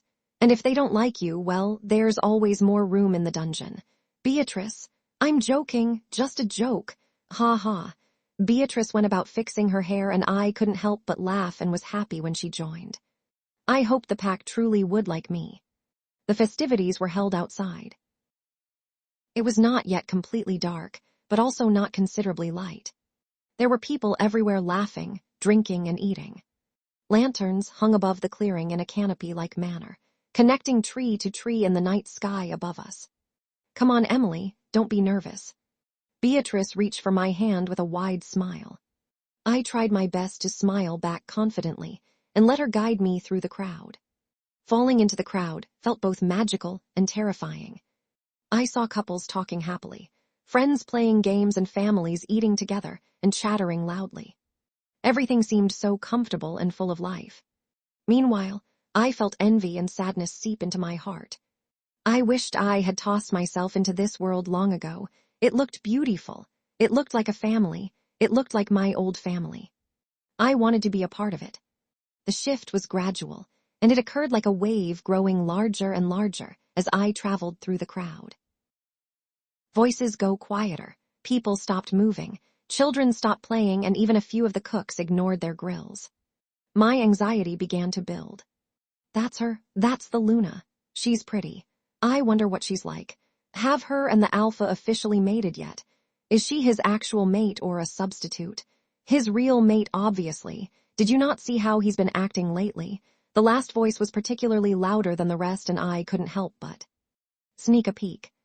It was an older woman. She was currently glaring at a small group of teens that looked bored of the night already. I noticed Sophie amongst them and looked away. I wasn't ready to confront her. Beatrice continued to guide me through the many pack members until we were at the heart of the festivities, near a large amount of clustered picnic tables. I spotted a large group of warriors chatting in an animated manner. A few had their mates beside them or children. My eyes found their way to Cain quickly, and Beatrice began to pull me in that direction. Ray. Beatrice released my hand and ran to her mate with opened arms. He smiled lightly and pulled her close. I couldn't help but smile affectionately at the couple. Soon they'd have a pup to add to that hug.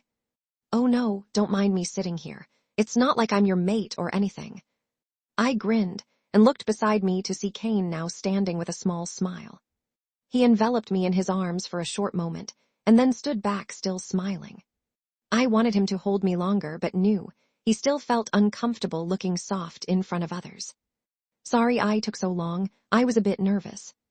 I wrung my fingers together and bit my lip. I was happy to be here, but also worried I'd get overwhelmed. Don't be, everyone is happy you're here, and I'm here. He placed his hand on the center of my back and tugged me slightly forward. My hands fell to his chest to support myself against him and I resisted the urge to purr at our contact. So you'll always be safe. I smiled and then went onto my toes and planted a quick kiss on his cheek.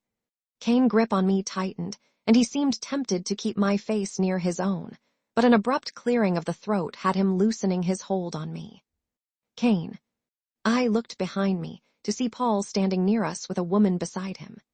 She looked to be Paul's age, slightly older than Cain, and had light brown hair and hazel green eyes that seemed bright even in the dim lighting. I'd like to introduce Emily to my mate, Isabel. I tried my best to smile confidently at Isabel. It's great to finally meet you, Emily. Paul has told me good things. I smiled gratefully at Paul and then at Isabel. I'm happy I can finally meet you too, Isabel. I tried to think of something to quickly add and then remembered their son. It's your son's birthday party soon, right? Isabel's eyes lit up and she was quickly rattling off details and people and games she had planned for the occasion.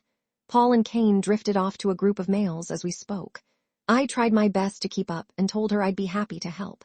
She then gave me a mischievous smile and told me she'd be holding me to that offer. I felt happy. I was making a place for myself. I could help her with the birthday party, become better friends with her, and meet more of the pack in the process of planning. Isabel. I turned my head to see an excited Beatrice coming towards us. She embraced Isabel, who struggled to get her arms carefully around both Beatrice and her baby belly. Beatrice had told me earlier that Isabel has been helping Beatrice through her pregnancy. Hey Beatrice, how's that little pup doing? Has he been kicking around? Beatrice grinned and nodded, placing a hand over her growing stomach. This little bugger loves running already. He probably can't wait to get out. He still has time left in there. Isabel smiled at Beatrice, and for a moment I felt jealous. I wished I could share this joy of motherhood. One day. When will you be joining the mommy club, Emily? I blushed but responded nonetheless to Isabel. Likely not for a while, but I think I'm excited for it. We will have the cutest pup dates imaginable. Beatrice began gushing about how our children will be friends and will have parties together and will go to school together one day, and all the while I grinned. The image made me happy. Emily. The voice of the young female had me feeling tense as I turned to face her. Sophie. She was smiling brightly, 2 drinks in hand.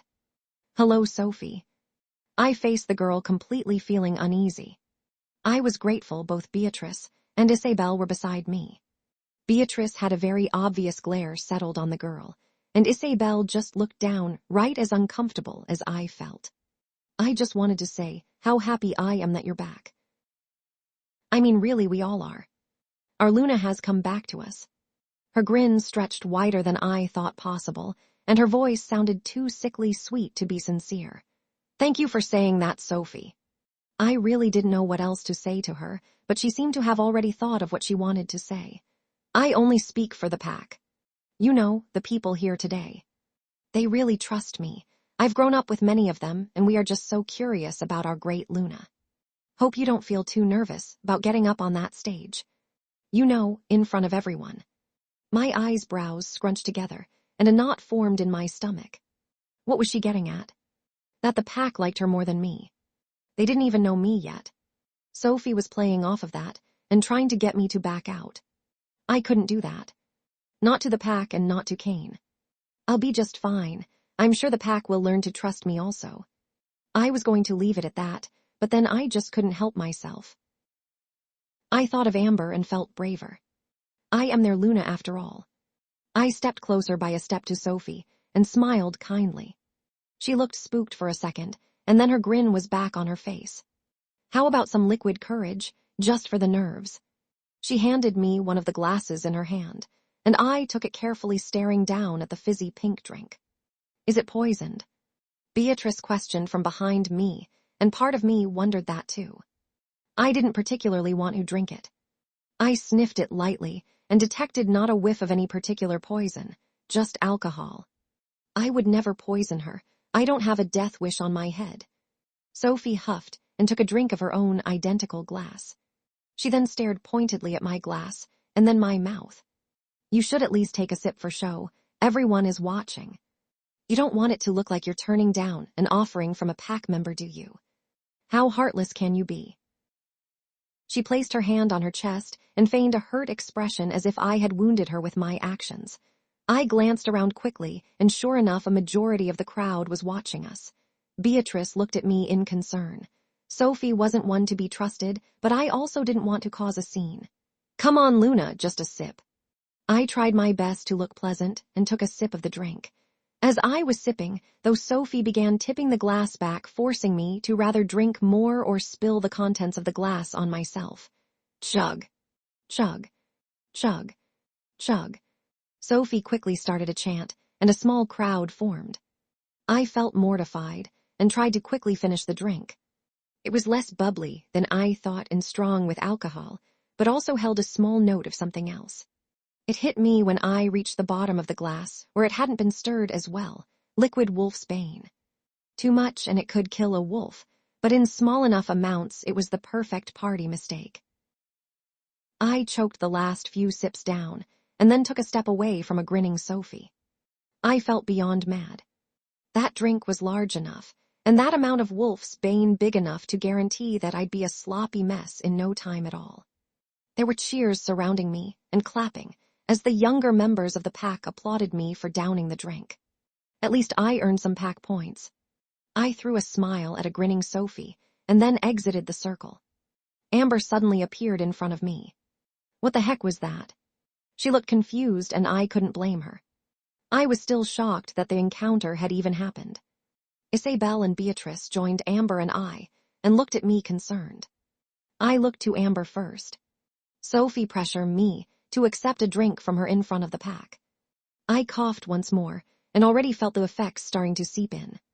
Something about the situation seemed almost funny, but I knew it wasn't actually. She tossed Wolf's Bane in, that person. I laughed, and the girls all looked concerned. You're drinking water now. Amber grabbed my arm and dragged me to a table covered in food and drinks. She grabbed a water bottle and placed it in my hand. Drink now. Yes, ma'am. I laughed and saluted her before drinking from the bottle. Are you kidding me? It's been like 5 seconds.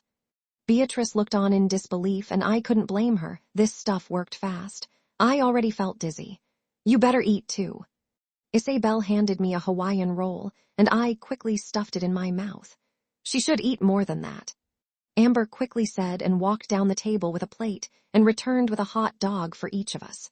I ate mine slowly, suddenly not feeling as hungry as I realized I had to go on stage soon. I need to sit down. I started sitting, and Amber and Isabel both caught me by an arm. At least sit in a chair. Come on, try to walk normally before anyone notices. The two quickly walked me to a table with enough chairs for all of us, and they all sat down and watched me finish my water bottle. I love you guys. I smiled and sighed as I looked at all of them, such lovely friends taking care of me. Barf, stop it now. I don't want to hear that. Amber bit out and fake gagged. I frowned slightly. But Amber, I love you. You were such a good friend to me the whole time we were. My eyes started to burn, and I felt my throat constrict, a sure sign that I was going to cry. Amber's eyes widened in panic and scooted closer to me and rubbed my back, looking nervous. Okay. I love you too. Happy. I sniffled and nodded my head, and Amber rolled her eyes. Oh my goodness, please just sober up already. Emily. Everyone's eyes filled with dread, but my own lit up in joy. Cain was here.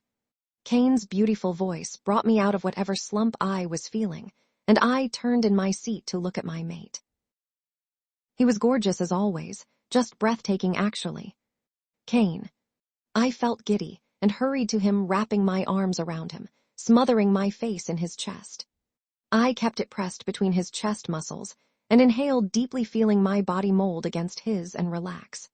Cain felt slightly tense and surprised, but wrapped his arms around me carefully. Are you okay? I could feel you through the bond. You were upset.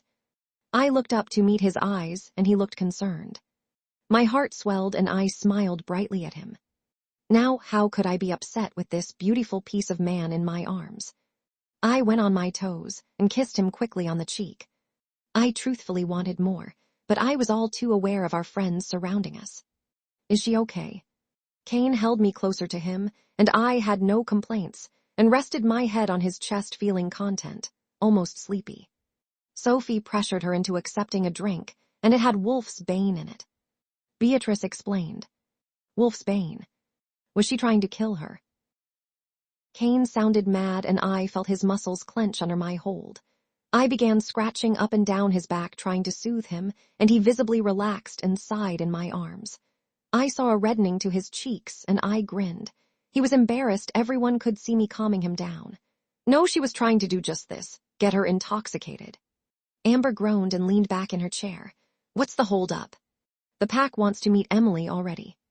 I turned and saw Adam, Ray, and Paul approach our small group meeting. Adam went to Amber and stood behind her and rubbed her shoulders. So, what is it? Amber quickly explained what was happening, and I felt myself getting tired again. I truthfully wanted to crawl into bed with Cain. Thoughts of physical intimacy riddled my mind at the thought of Cain, and I felt myself grow antsy in his grasp. I wanted to touch his body. My hands maneuvered between us and created some space. Cain looked down at me confused, and then his eyes widened as my hands crawled up under his shirt and began stroking his abs. I sighed and Cain gasped and stepped away from me, adjusting his shirt. His voice was sharp and slightly higher. Amber was laughing heartedly, as well as Adam, and everyone else seemed to be struggling to keep themselves composed. Let me show affection to your body. I stepped towards Cain with my hands ready to grab for his shirt again, but he caught my hands with his own and intertwined our fingers and pulled me impossibly close, constricting any movement. Cain.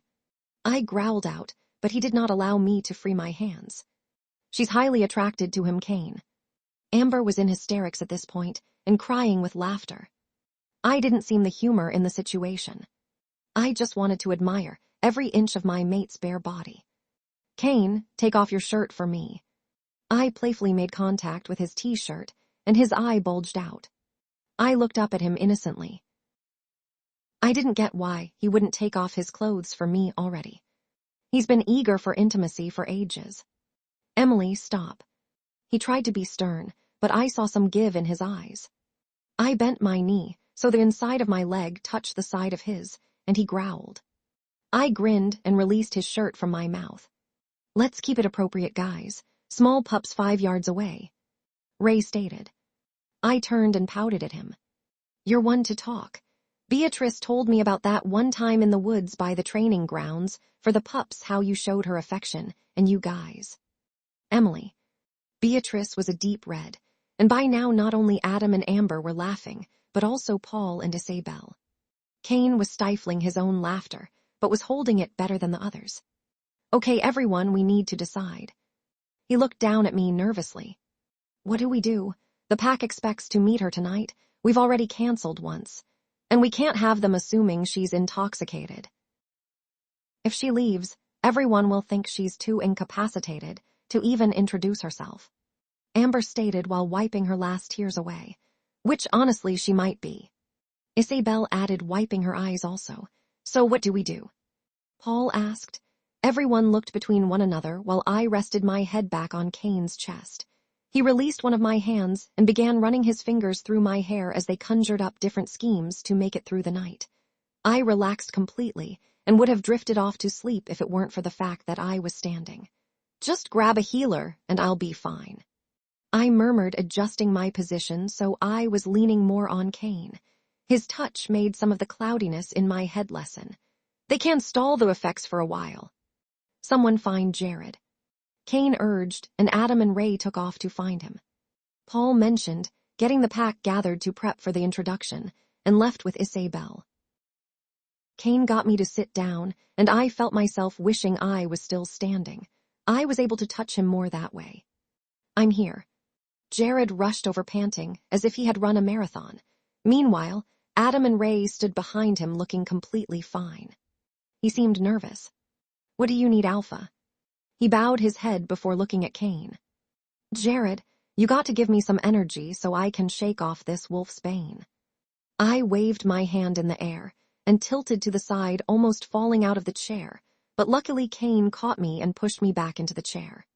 Wolf's bane, has she been poisoned? Jared looked genuinely concerned, and I felt myself laugh. Sophie tricked her into drinking it, so she'd be too intoxicated to present herself to the pack properly. Amber growled. Isn't that an offensive of sorts? Jared asked, and I looked to Cain, wondering the same thing. I can't punish her for getting Emily drunk. To the pack it looked like bonding. Cain admitted, and his fists clenched. He was mad, and so was I. Sophie was attempting to ruin me. So can you give her an energy boost or not? Beatrice asked sharply. Jared jumped but then nodded his head. You're going to need to touch me. It'll be more effective. Cain growled, and I looked up at him as he glared at Jared, daring him to comply. Cain, I only mean my forehead. He calmed down slightly but still looked displeased. I rolled my eyes, but then looked at Jared in what was hopefully an encouraging manner.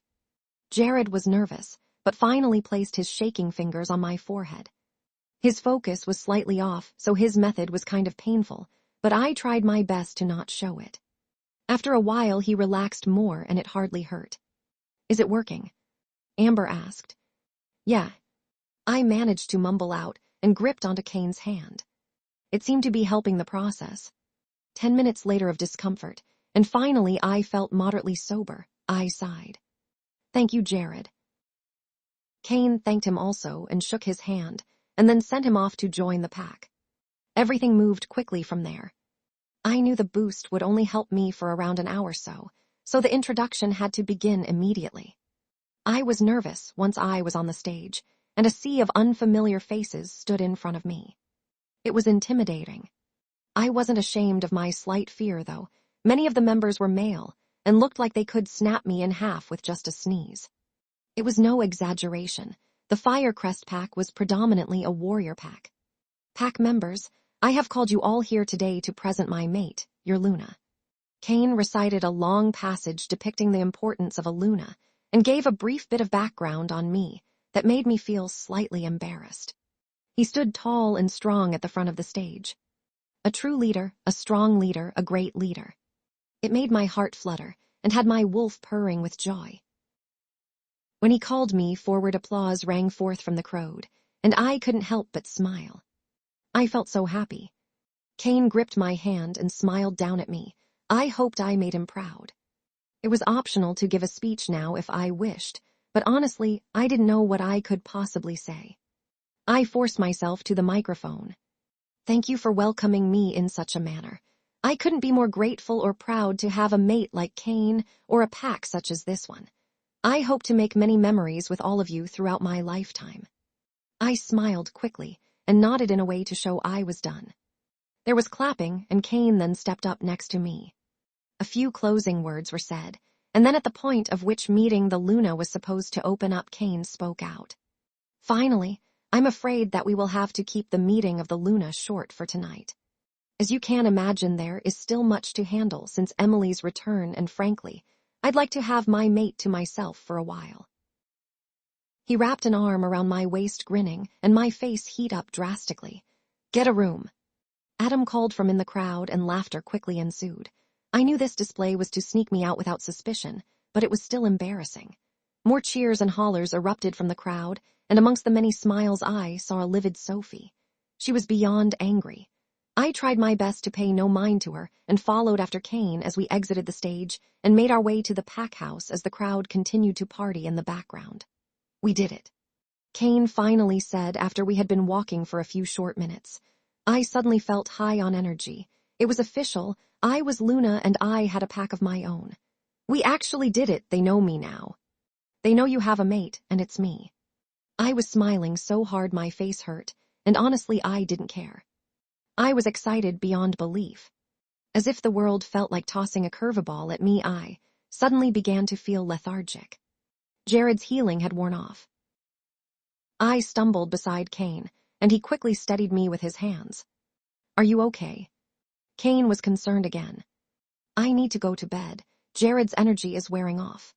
My head swayed from one side to the other, and Cain moved some hair out of my face. I felt embarrassed. "Come on, Luna."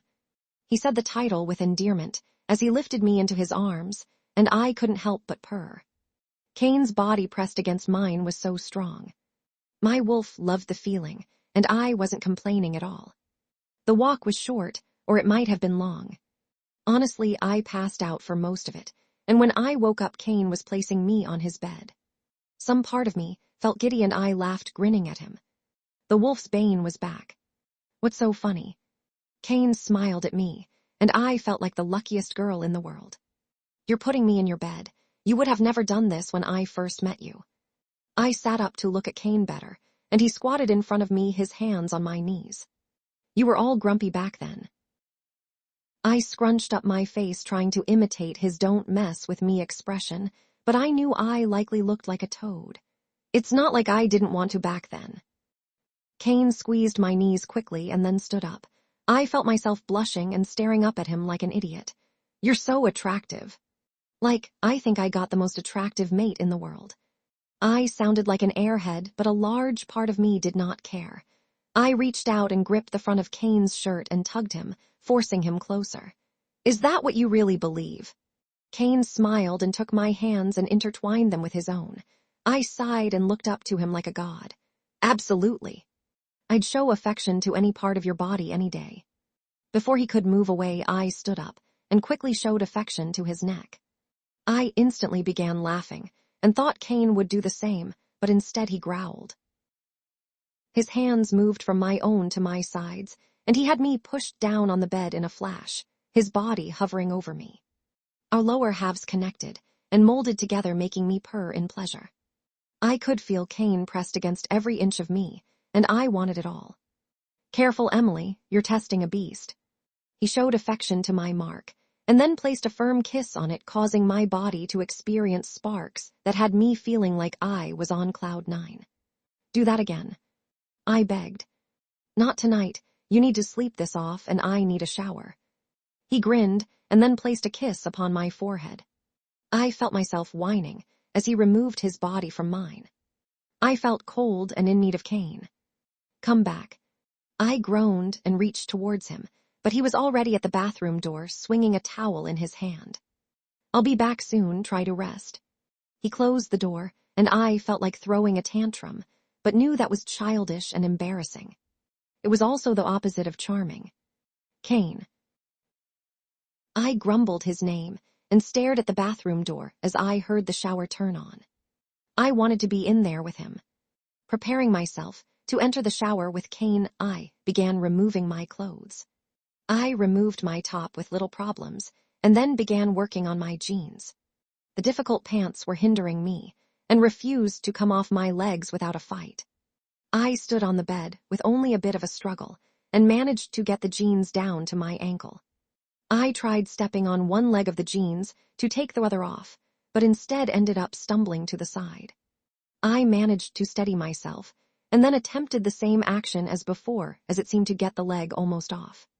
I stumbled again, but managed to get my foot completely out of the jeans, but in the process fell off the bed and onto the floor.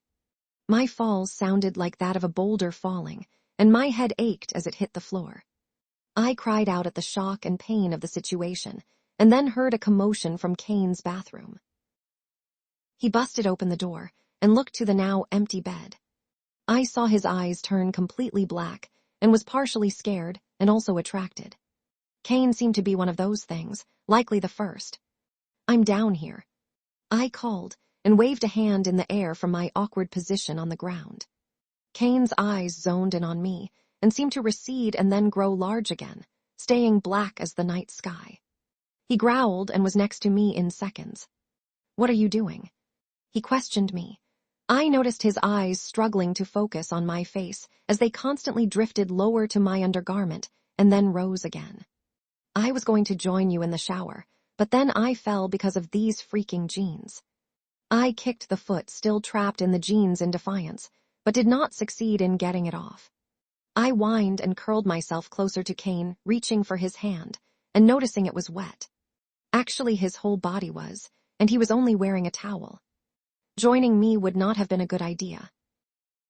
Cain's eyes traveled to the difficult jeans, and then his eyes lightened slightly to the navy blue. I would have pursued intimacy with you, my Luna. There he was saying that title like that again. It did interesting things to my body.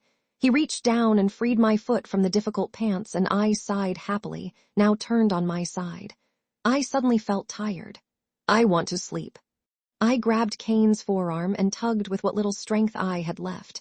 Cain laughed, but it seemed strained. Let's put you to bed then. Cain lifted me up and placed me on the bed. Hold on a minute. He left me laying there, and I felt my eyes grow heavier. I was exhausted. He returned now dressed in shorts and a t-shirt and held a similar pair in his hands. Can you get dressed? He asked and handed the clothing to me. I grumbled something and managed to put my hands through the armholes but made it no further. I can't move. I'm exhausted here. Not literally, but I didn't have the energy, nor did I feel the need, to put this shirt on. Cain helped me get the shirt on the rest of the way, and then I flopped down dramatically ready to sleep. Come on now, you need your shorts too. He tried to convince me. No, I don't want to. Underwear are considered shorts in some stores. I assumed Cain would give in, but he didn't. Come on, Emily, just put on the shorts. He sounded tired and part of me felt bad, but I didn't feel like putting them on. No, I don't want them. I just want to cuddle with you. I reached towards him, but this time he dodged my hands. Emily, I can't cuddle with you unless you put on these shorts. Why? Because I'll try to become intimate with you. He stated bluntly. My eyes widened and my cheeks reddened, but my body seemed to have no problem with the idea. Okay, do it. Cain's own eyes widened and he then growled. No. Now I was confused and offended. No. He nodded and I sat up to look at him better. What the heck?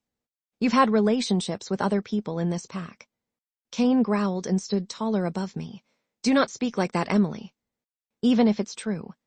I felt feisty and I wanted my mate. I've given him everything, why can't he do the same? Do you just not want me? I felt my eyes burn and Cain's own softened. No, Emily. I want you, more than you know. But I'm not pursuing intimacy when you're like this. He was serious, I could see it in his eyes. Why? Because sober you would hate to not remember everything. You would hate not knowing what it was like when I showed you affection. You would hate not knowing what it sounded like when I called your name.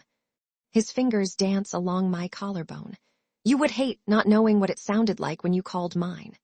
He touched my mark lightly, and I sighed and rubbed my head into his hand. And you would hate not remembering that moment when we've officially been bonded. He reached my face and stroked my jawline, and then touched my bottom lip with his thumb. I think under the influence, me would love very much to experience all those things. I kissed his hand and he laughed. I'm sure she would, but I think sober you would have a few choice words of regret. I felt my mood falter knowing he was in part right. I always wanted a half-decent mating. I at least wanted to be sober for it. Okay. Cain smiled and helped me put on the shorts. Once I was finally dressed, we got into bed and faced each other. I reached for his hand, and he met me halfway and held mine also. I smiled and he smiled back. I could see his lips moving as he spoke different things that sounded like terms of endearment or could just as easily have been curse words. I was too tired to tell. I passed out shortly after he placed a quick kiss on my knuckles, and all I could wonder is how I ended up with a mate like Cain. Hey, Em, how about you take off your clothes for us? Amber taunted with a smirk. Oh no, Amber, you've got it wrong. Remember, Cain has to be the one to take off his clothes for Emily. Beatrice added with a wide smile on her face. I ignored them, both feeling annoyed, and cut at the paper in front of me, trying to make it resemble a dinosaur. Even with the stencil, it was hard to do. Paul and Isabel's son's birthday was coming up, and we were currently helping with preparing decorations for the big day, as she went and met with the Pack pastry chef about the cake design. Oh, come on, Emily, you have to admit it was hilarious. I wish we could have recorded you. You were just so. Amber bit her lip and began laughing again. I put down my scissors and paper and glared at her, and a now laughing Beatrice. Ha ha ha, laugh it up. And they did. I'm sorry, it was just so out of character. Beatrice exclaimed. I know, right? Who knew that Emily had a sensual side in her? Amber added and laughed more. I knew the way I had acted was ridiculous, but part of me wondered if maybe I should act a bit more like my under-the-influence self, at least around Cain. Maybe he'd be more affectionate if I put myself more out there. How are the decorations coming? Adam sauntered up to a grinning Amber and kissed her on the cheek. I was surprised with how strong Amber seemed after we had come back. I was a mess. I knew a lot of it had to do with Adam. Their bond seemed oddly more significant than others. They weren't just mates, they were best friends. It'd be going a lot better if some people would actually start making the decorations. I threw pointed looks at both Amber and Beatrice. Amber laughed and Beatrice shrugged her shoulders, looked slightly embarrassed, but also amused. Girls, show some respect to Emily. He chastised. I stared at him, surprised that he was actually standing up for me. I was about to tell him it was unnecessary, but then he continued. If you tease her too much, she may command you to take off your clothes. Oh, wait, I'm sorry, that's just Cain. The three of them broke into a roaring laugh at the poor joke, and I just rolled my eyes before giving up on defending myself to my few friends. The night of the welcoming had been 2 days ago. I was embarrassed the next morning when facing Cain, to say the least, but he didn't tease me about it nor seem to really desire discussing it further. I cringed even thinking back to how blunt I was, but part of me also felt oddly satisfied by how I acted. I felt almost liberated. Aren't you and Cain supposed to be discussing patrol plans right now? Amber asked as she grabbed her mate's hand and intertwined their fingers. Yeah, we were in the middle of our meeting when we had a small disturbance. Adam looked uncomfortable, and I noticed his eyes quickly shooting to me, then looking away. A small disturbance? I asked. Adam looked nervous, but then met my eyes standing a bit straighter. Sophie came into the office with a few of her friends claiming to have been well attacked by you the night of the welcoming. That's a lie. Beatrice growled. Amber also called out something else in protest, but I couldn't hear it as I was already walking away from the table and headed towards Cain's office. I was officially done with Sophie, sick of it all, completely tired of being pushed around by this child. Emily. Adam caught up to me after a few short breaths, but I was too mad to even look at him. He didn't seem to care and continued speaking. You should know, Cain didn't believe her. I mean, obviously. I was annoyed by you when I first met you. I glanced him then, and he shrugged with a grin. But you're not that bad, and you were there for Amber, when I wasn't, so what I'm trying to say is. He dwindled off, looking uncomfortable, and stopped walking. I stopped also and looked at him. Sophie's a disrespectful person, and you're not that bad. I went off on Sophie when she approached with her complaint, and Cain looked beyond angry. So just know you have more people on your side, no matter what she says. I was still feeling frustrated, angry, and above all exhausted and annoyed, but I also felt happy that Adam had even approached me and grateful that I had his support. So I smiled. Thanks, Adam. All right, don't get all emotional. Go do whatever you were going to do now. He waved his hand in a shooing manner and then turned around back in the direction of his mate. I turned myself also and headed towards mine, and hopefully Sophie. The first sign that she was there was the thick scent of fruity perfume. The second sign, her whiny voice and dramatic sobs that could be heard from 3 halls away. If I thought I was mad before, oh, I was livid now. I didn't break my step as I shoved open Cain's office door and headed straight for the blonde who sat on the edge of Cain's desk. I growled, and she looked legitimately afraid. Good. Get your rear end off his desk. I headed straight for her head of fried curls and grabbed them, harshly causing her to cry out in pain and stumble off the desk. Cain stood from his chair, but I glared at him also, and he froze. I turned my glare back to Sophie. Now this is how things are going to go. I yanked her by her hair to the nearest wall and forced her against it. She cried out like a wimp and shook against the wall as I slammed my hand beside her head, forcing her to stay in place. You're going to stop with this mate-stealing nonsense, and you're going to stay in your own damn lane. Understand? You're not allowed to do this. I'll tell everyone. Cain. Can't you see that your mate is a psychotic person? She tried looking beyond me to see him, but I grabbed her by her hair again and forced her to look at me. I was sick of her entitled attitude. Psychotic people try to steal mates and intoxicate their Luna. Ring any bells, darling? Sophie cringed back and for once actually looked intimidated by me. It felt good. Now here's how you and I are going to work from now on. You're staying the heck away from me and my mate, and I don't want to hear another foul rumor from your mouth. And if I do, I will come right for you and your precious face, and I will destroy you. I will make sure everyone in the pack sees our sweet little Sophie for everything that she is. Because guess what? I am Luna. I am your Luna, and I am Cain's mate. So back off, because I am done with getting screwed over by you. I tossed her head to the side, and she stumbled but didn't fall and instead glared at me, and then glanced between Cain and I as if waiting for some type of just kidding or Emily is the worst speech. Neither happened. You're so fake, Emily. Cain, I swear to the moon goddess that she What did I just say? I lunged for Sophie and she screamed, but before I could even touch her, Cain had his arms wrapped around my waist and was pulling me into his chest. I tried forcing my way out of his grasp, but the more my body came in contact with his, the more my wolf just wanted to settle into his arms and relax. I tried fighting it and continued to growl at Sophie. Sophie. Cain's voice was hard, and it made me silence myself and retract slightly into him. He hadn't addressed me directly, but his tone was thick with power.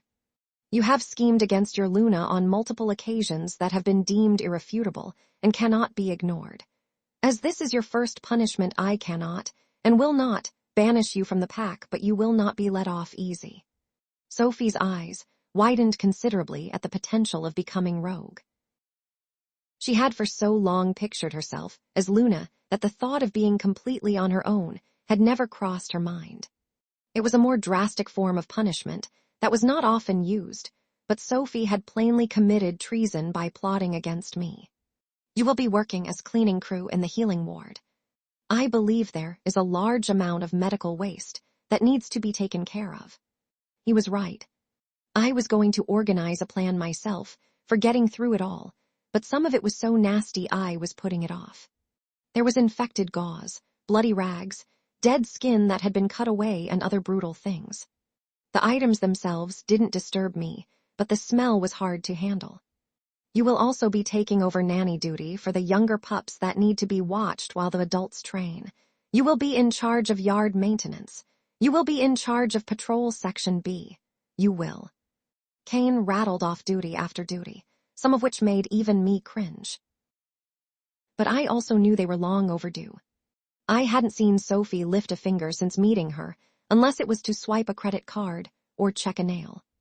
You will also be giving a formal apology to your Luna in front of the entire pack. I couldn't keep the grin off my face, and Sophie couldn't keep the frown off hers. You have to be joking. Sophie stared at Cain, looking beyond mortified. After huffing and pleading for what felt like an eternity, but was likely 5 minutes, Cain gave her an ultimatum she couldn't believe.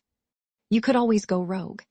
She looked offended and was stuck in shock for 2 more minutes before screaming and then charging out of the office. Another scream echoed a moment later from the hallway. Stupid person, who does she think she is? I'm not leaving. More screaming began to slowly fade out until I was alone with Cain in his now quiet office. I didn't know Sophie had driven you so far. He began loosening his hold that was still on me, but I prevented him from moving and gripped him tighter. You're finally mine. I'm not letting her ruin that. Cain chuckled lightly. Day when you will forever have a better chance than Sophie. I couldn't help but smile and turn to face Cain. He was just so handsome. I placed my hands on the front of his chest and enjoyed the heat I felt. His hands were on either side of the middle of my back, and I wished he would hold me tighter. My bold side wasn't wrong to want Cain. The mate bond made him hard to resist. Say something flirty, say something flirty. You smell nice. I felt my face heat up, and I fought the urge to cringe. Regardless of the fact being true, it sounded awkward and random. Cain grinned, and it made the urge to cringe lessen. You smell nice, too. He leaned down and inhaled my scent, his lips inches from my collarbone. Really nice. The stubble of his chin brushed against my skin, and I tried not to laugh, emphasis on tried. Your stubble tickles. I couldn't help but laugh and touch the side of his face, liking the feeling against my hand, but also kind of missing the smoothness of his skin. Too stubbly. He questioned. He scratched the side of his face, and his eyebrows knitted together in an attractive way I could never understand. Just a little. Made a small measurement with my hand. I like the shadow, just not the scratch. Shave me. It wasn't even a question, more so a playful command. I gave him a funny look, but he ignored it and grabbed my hand, pulling me to his office bathroom. He took off his shirt, and I allowed my eyes to devour the sight of his back. It was so strong. See something you like? He was looking at me in a playful manner over his shoulder, and my cheeks burned red. Nothing in particular. I tried to sound calm and unaffected, but knew that my voice didn't sound as confident as I wanted it to. Cain grinned and turned to face me. His bare front was just as beautiful as his back, and I felt my fingers twitch at my side. I wanted to touch him. Are you going to shave me or admire my body for the rest of the day? Cain was grinning and a small chuckle escaped his lips. My heart felt light in my chest. Admire. Who's admiring? Not me, that's who. I turned away from him and tried making myself look busy as I grabbed a small towel, shaving cream and razor from the bathroom cabinet. I turned and faced Cain with the objects held in front of me. Here you go. You're a man, shave yourself. He took the offered objects, and I made a move to walk out of the bathroom, but he sidestepped me and blocked my path. I looked up into his eyes and felt captivated. At least stay while I shave. His eyes looked lonely, and my heart broke in my chest. I could never say no to him. Only because I don't feel like making any more paper chickens. I thought it was a dinosaur-themed party. You try making a T-Rex out of paper. Cain laughed and I couldn't help but join him. The next 15 minutes or so went moderately fast. I sat on the bathroom counter, to the side of Cain, as he hovered over the sink as he shaved. He was fun to watch. We spoke a few words, every once in a while, to break the silence. Small talk about Beatrice's baby, disbelief of how far Sophie has gone, and comments on how the pack responded to my welcoming. The overall opinion is that they're happy to have a lady as Luna, and not a worthless person. Cain chuckled and I couldn't help but join him. I also have a flood of pack members asking when we will be having pups. Cain stopped shaving momentarily to look at me, and I felt my cheeks heat up and my heart rate increase. What would our pups look like? Strong and daunting like him, or slightly more warm and delicate like myself? Maybe some sort of perfect hybrid between the two of us. I couldn't help but smile, and Cain's eyes flickered when he noticed. They grew darker and then lightened again. He wanted intimacy, I could feel it. He turned his attention back to the mirror and began shaving again. I told them, with the way you've been pursuing me, that we'd likely be expecting pups any day now.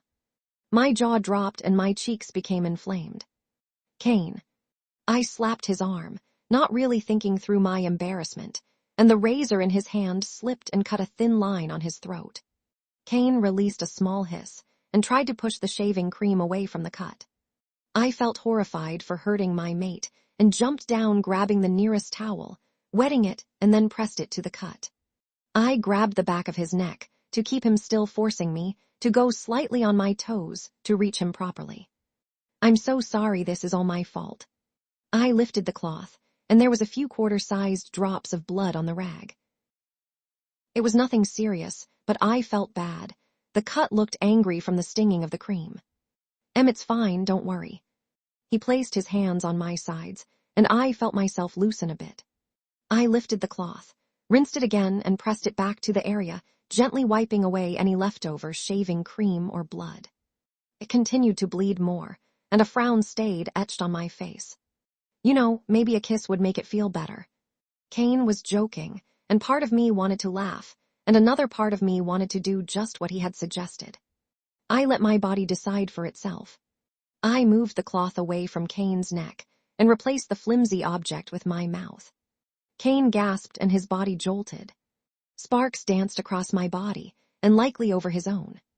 The bitter taste of blood slowly disappeared from my mouth, and soon all I tasted was Cain. He was exquisite. I pulled away to examine his neck, and it was completely healed, not even a faint line of a scar. It worked. I looked up at Cain with a grin and felt myself blush as I realized how dark his eyes were. Cain was highly aroused. His grip on my sides tightened, but not to the point of discomfort. The edge of my shirt lifted, and I could feel his fingers graze my lower back. I instinctively got closer to him. You make it nearly impossible to resist, you, Emily. Cain leaned down and his lips captured my own. He just held me closely and kissed me in a sweeter way than he ever had before. Our lips moved gently together as if we were cherishing our last few moments in this moment, and then Cain's lips were gone. I looked up at him feeling breathless, and he looked down at me seeming more than happy. Satisfied, content, whole. They were all things I felt also. Then don't. I stated. What? Cain seemed puzzled, but I wasn't. I was sure beyond a doubt. Don't resist me. I pulled Cain closer to me and captured his lips with my own. He took a second to respond, and then soon all I could feel were his emotions, and his body pressed against mine. Cain hopped down from the sink, and then forced my body closer to his own, as we continued to kiss. I felt my feet leave the ground, and then noticed Cain moving out of the bathroom. I wrapped my legs around his waist, and he held me tighter to him. I was captivated by the time he was sitting on the bed, my body still straddling his own, but I knew from the look in Cain's eyes that I had never been more beautiful. And trust me when I say, I sure as heck felt like it too. My body felt hot, the room felt like it was spinning, and all I could think about was how I needed to be as close to Cain as possible. My lips were locked to Cain's, in a way that felt breathless but somehow sustained us. With every breath I breathed in more Cain. My hands explored the expanse of his chest, and his found their way to the bottom of my shirt. He began tugging it up, and I lifted my arms so he could remove it. My bra was nothing special, a simple black one, but it really didn't matter. Cain feathered kisses over the top of my chest, paying special attention to my scar. Beautiful, he mumbled into my chest. I wrapped my arms around his neck, and his lips returned to my own. That beautiful flame Cain seemed to always possess was back in full force. I pressed my chest closer to Cain's, and he moved backwards so he was laying on the bed, and I was hovering above him. I felt his strong presence near me, and we both felt overwhelming anticipation. I want you, Cain. I sat up from kissing him. My hands rested on his lower abdomen, his hands holding firmly to my hips. I had no doubts my eyes were intense, Cain's were the same. My fingers began to play with the top of his jeans, and he gave a low, appreciative sound. Then have me, I'm yours. I smiled and lowered myself once again to kiss him. I only let the kiss be a short encounter, and slowly began kissing my way down his jaw, neck, chest, and then down his abs until I was near the button of his jeans. I looked up at him, to see his head back and a hand in his hair. I felt proud of myself and happy. I was making him feel this way. I unbuttoned his jeans and began pulling them down. I quickly realized I wouldn't be able to do it alone, and thankfully Cain could tell as he sat up and removed the remainder of his jeans. He then captured my mouth, and once again I was completely absorbed in him.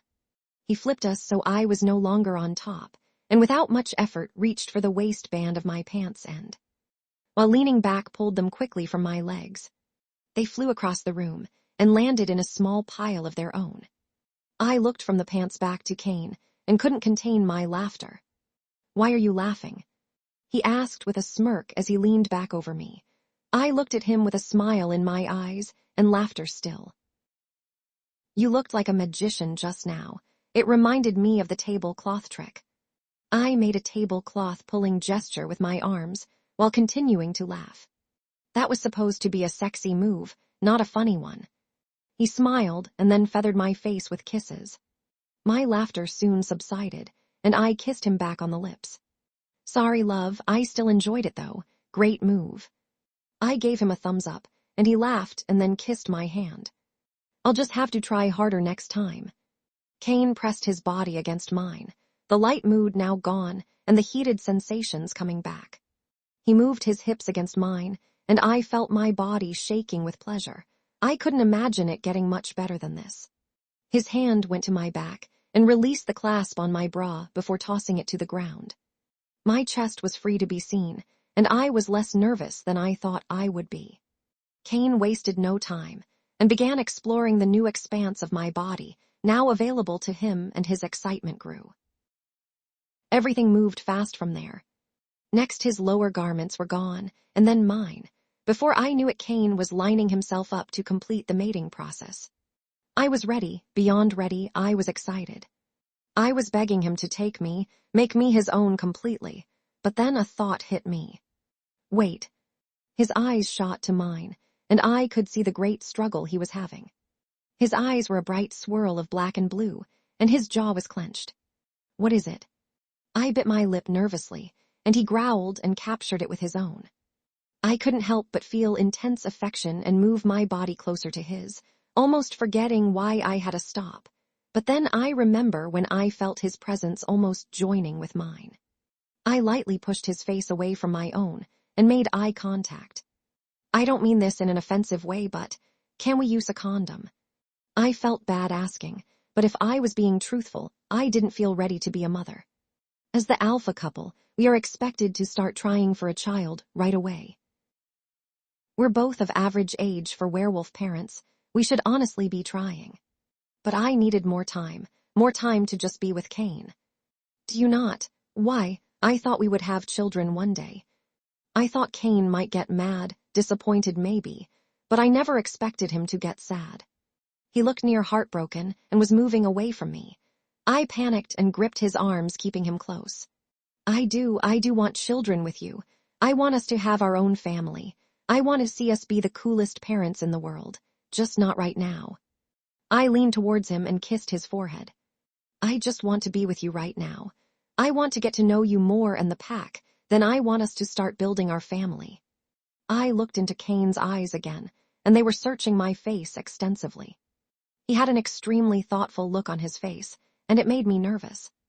I feared I may have forced us a few steps back. Part of me almost wanted to take back what I said, but that would be dishonest. Cain hated liars. I have one question. He touched the side of my face and rubbed a thumb across my cheek. I turned my face and kissed his hand. When I looked back at him, he was smiling. Do you love me? He said the words awkwardly as if it were a foreign statement and looked away. I thought it was adorable. My heart fluttered. Yes. His eyes widened and he looked back at me, and I was smiling like the idiot I was. I love you, Cain. I've loved you for longer than I have realized. I love you. He smiled and I leaned up and kissed him again. He laughed while we kissed, and I could still feel the smile. He was happy. I could sense it through the bond, and more importantly, I could see it with my own eyes. I made him happy. Things moved quickly from there. We got the condom. It was in his nightstand amongst a handful of others. I eyed the drawer with a small frown, knowing it was once used frequently. He caught my look and apologized quickly, but really, there was nothing to apologize for.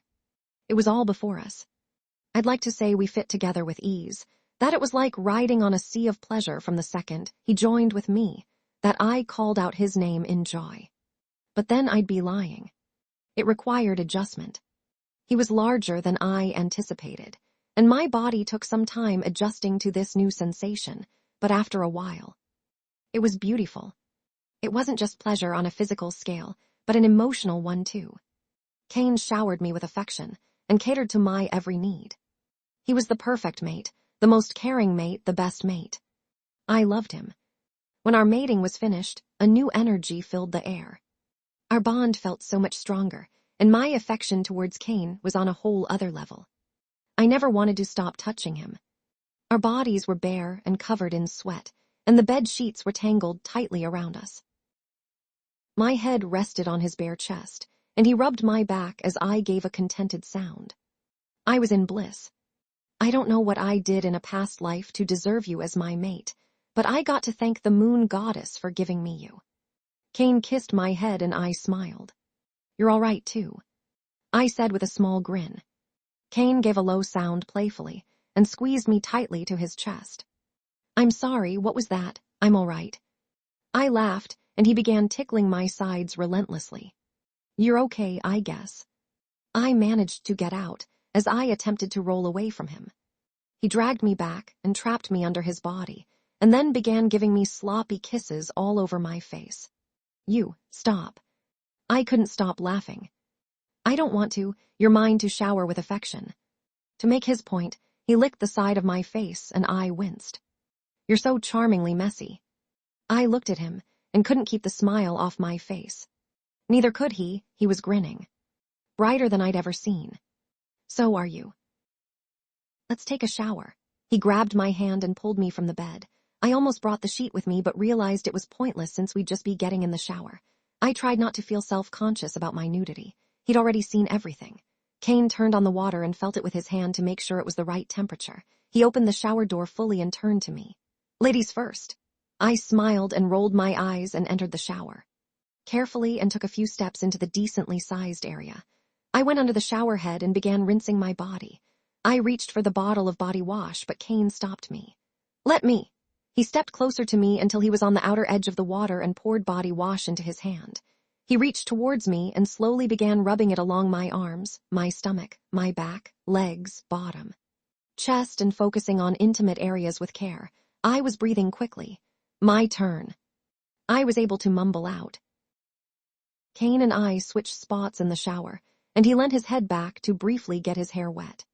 I began rubbing the body wash along his shoulders, then his arms. I took special care while washing his chest and abs and kissed the worst of the scars. I made my way lower and washed his legs and then attended to his physical needs. It was clear he was aroused, and when I touched him, Cain gave a low sound. I took my time showing him affection, and when he reached a satisfying release, I was in need of another washing. Once we were both clean, we simply stood in the shower, enjoying the warm water. It felt so peaceful, so comfortable. I was so happy. I was with the man I loved. The thought crept up on me without me noticing, and it was then stuck in my head. I tried to act like it wasn't bothering me, but Cain could sense my unease through our now sensitive bond.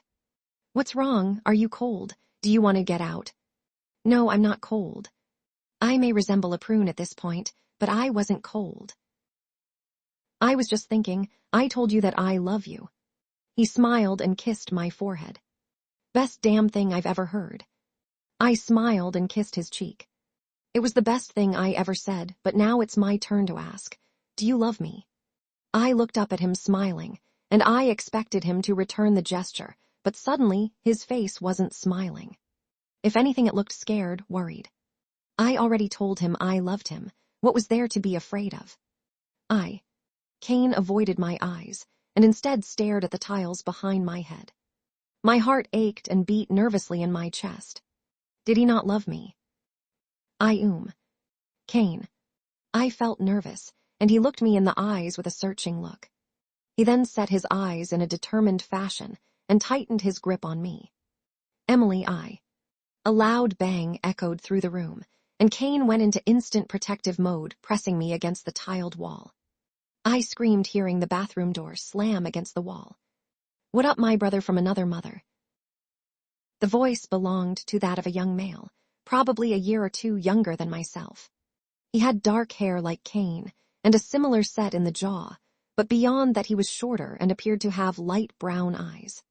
Light brown eyes that were currently scanning my body through the shower glass door.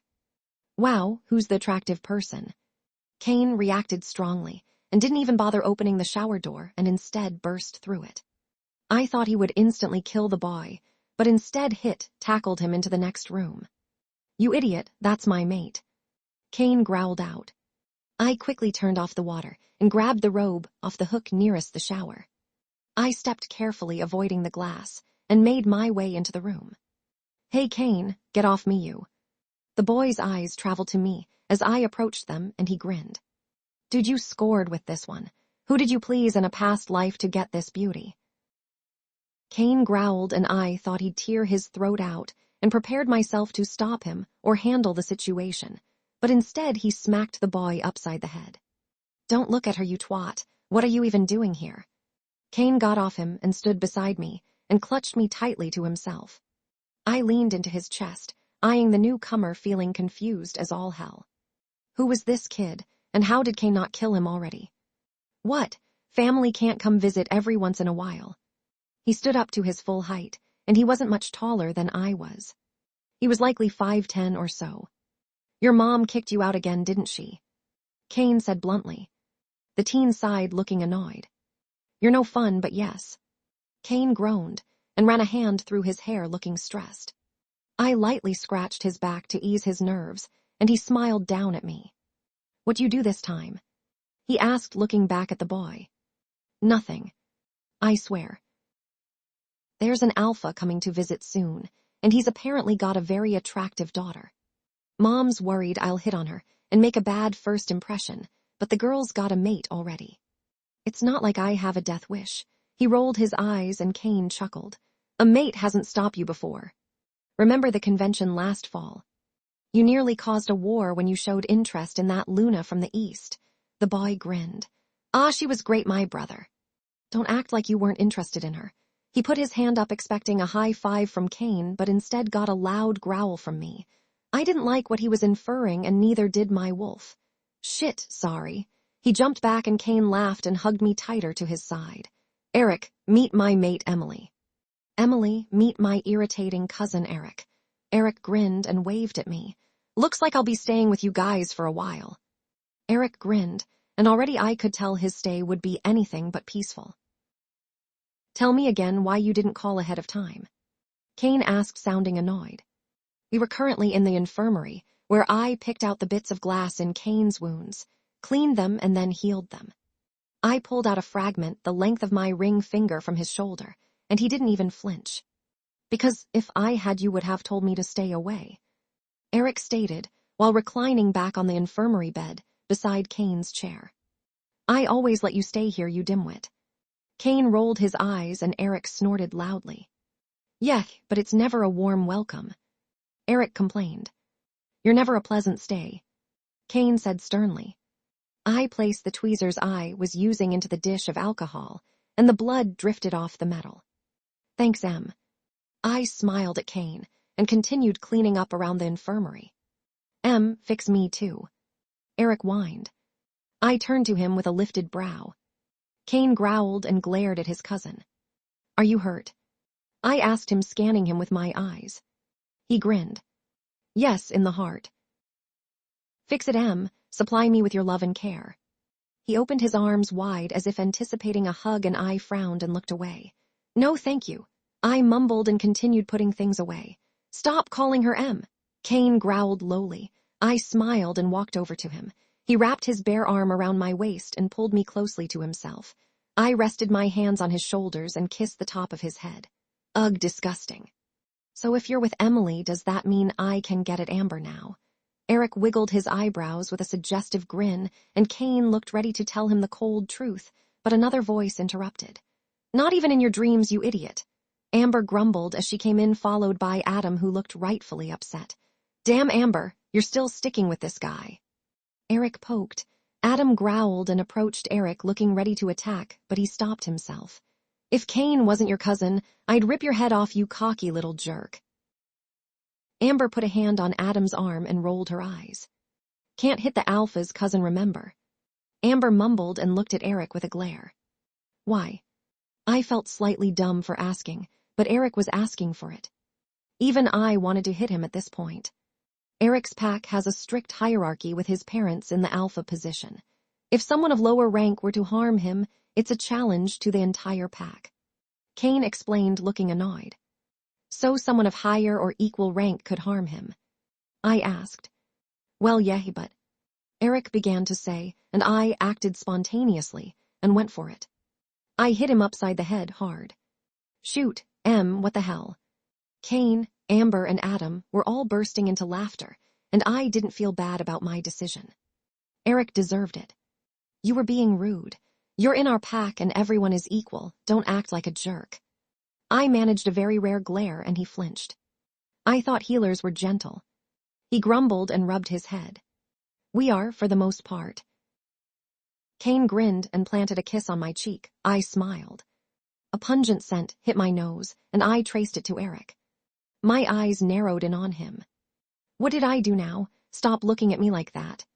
I stared at his left arm, and sure enough, blood was dripping down it. You're hurt. I approached him and grabbed his arm.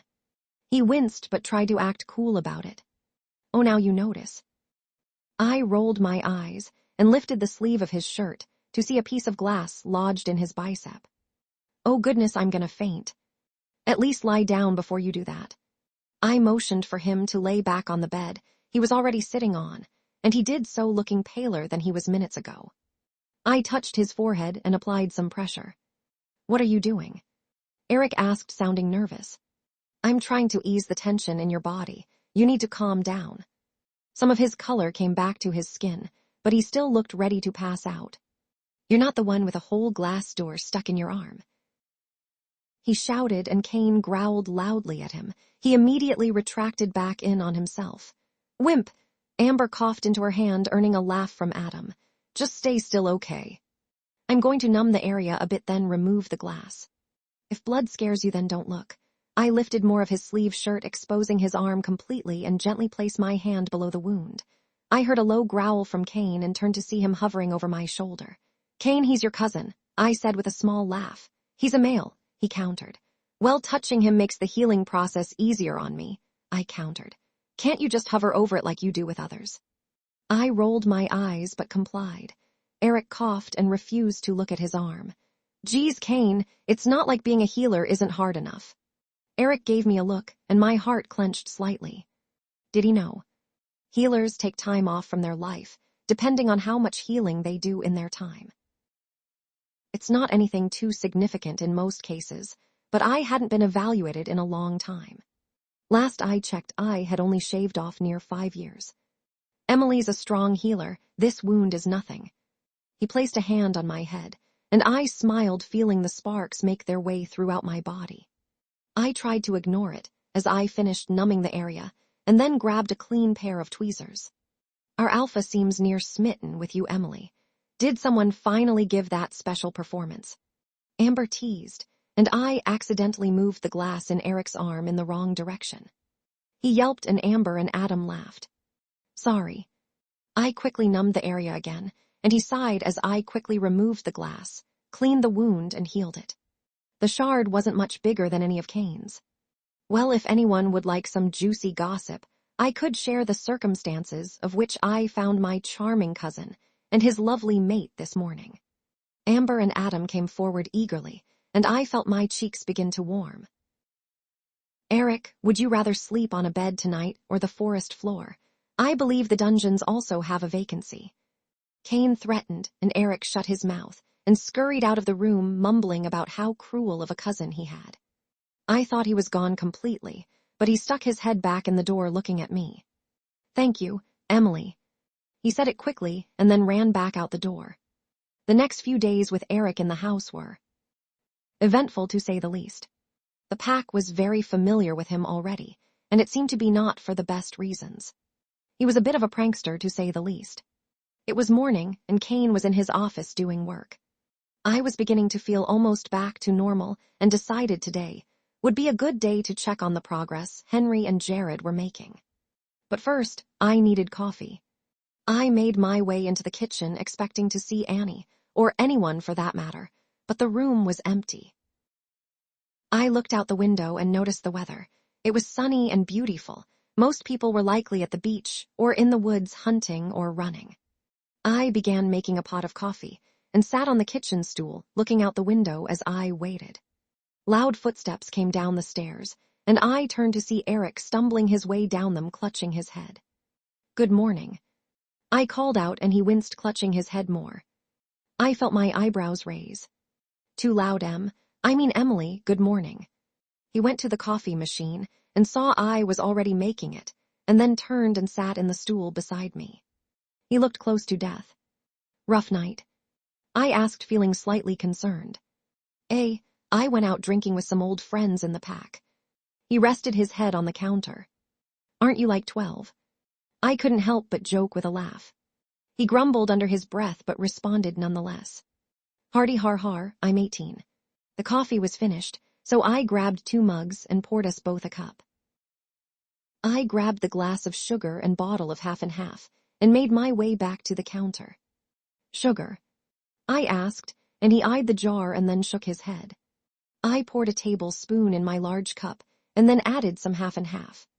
I stirred it and then took my first rewarding sip, only to quickly spit it out.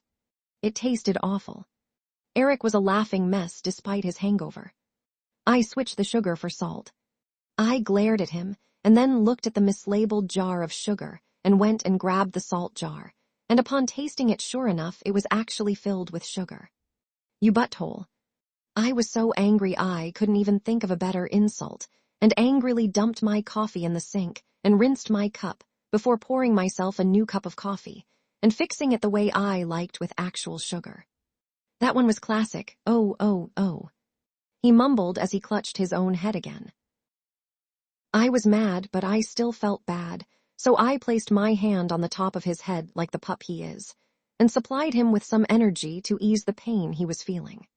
I was just getting started when he gripped my wrist, removing it from his head. "What? I'm helping you." I looked at his eyes and they were serious, almost sad. "Don't waste your healing on a hangover. It's not worth it." I swatted his hand away and placed my hand back on his head with a strong grip. "Let me decide that. You're basically my family. I can't let you suffer even if it is just a hangover. This is nothing for me." I focused on his head and could see much of the stress of the pain leaving his features. "You know, don't you?" I asked. The mood was somber. "Yeah," he replied quietly while avoiding my eyes. "How?" I asked. It wasn't necessarily a secret, but it wasn't shared much outside of the healer community. "I witnessed it. I got injured once from a hunter. I was just a pup and I was supposed to die, but I didn't." I nodded and finished with his head and sat back in my chair. I stared into my coffee cup as he continued to speak. "An elder healer in our pack volunteered to help me. She was older but nowhere near close to dying, at least another 50 years. You know, we lived to be like 150, so she was pretty young, like 70 or so." I nodded. "Anyways, she saved me. But after that, she was completely restricted. She only lasted about a year and then fell into a coma for another 3 before her family finally decided it was time to let her go. I visited her a lot while she was alive and she told me. She taught me to respect healers." I looked in his eyes and they were looking at me. I smiled lightly and looked back into my cup before taking another sip. "She must have been a great healer." I responded, putting up a wall. It was a topic I like to not dwell on. I was doing what I was meant to do, what I loved to do.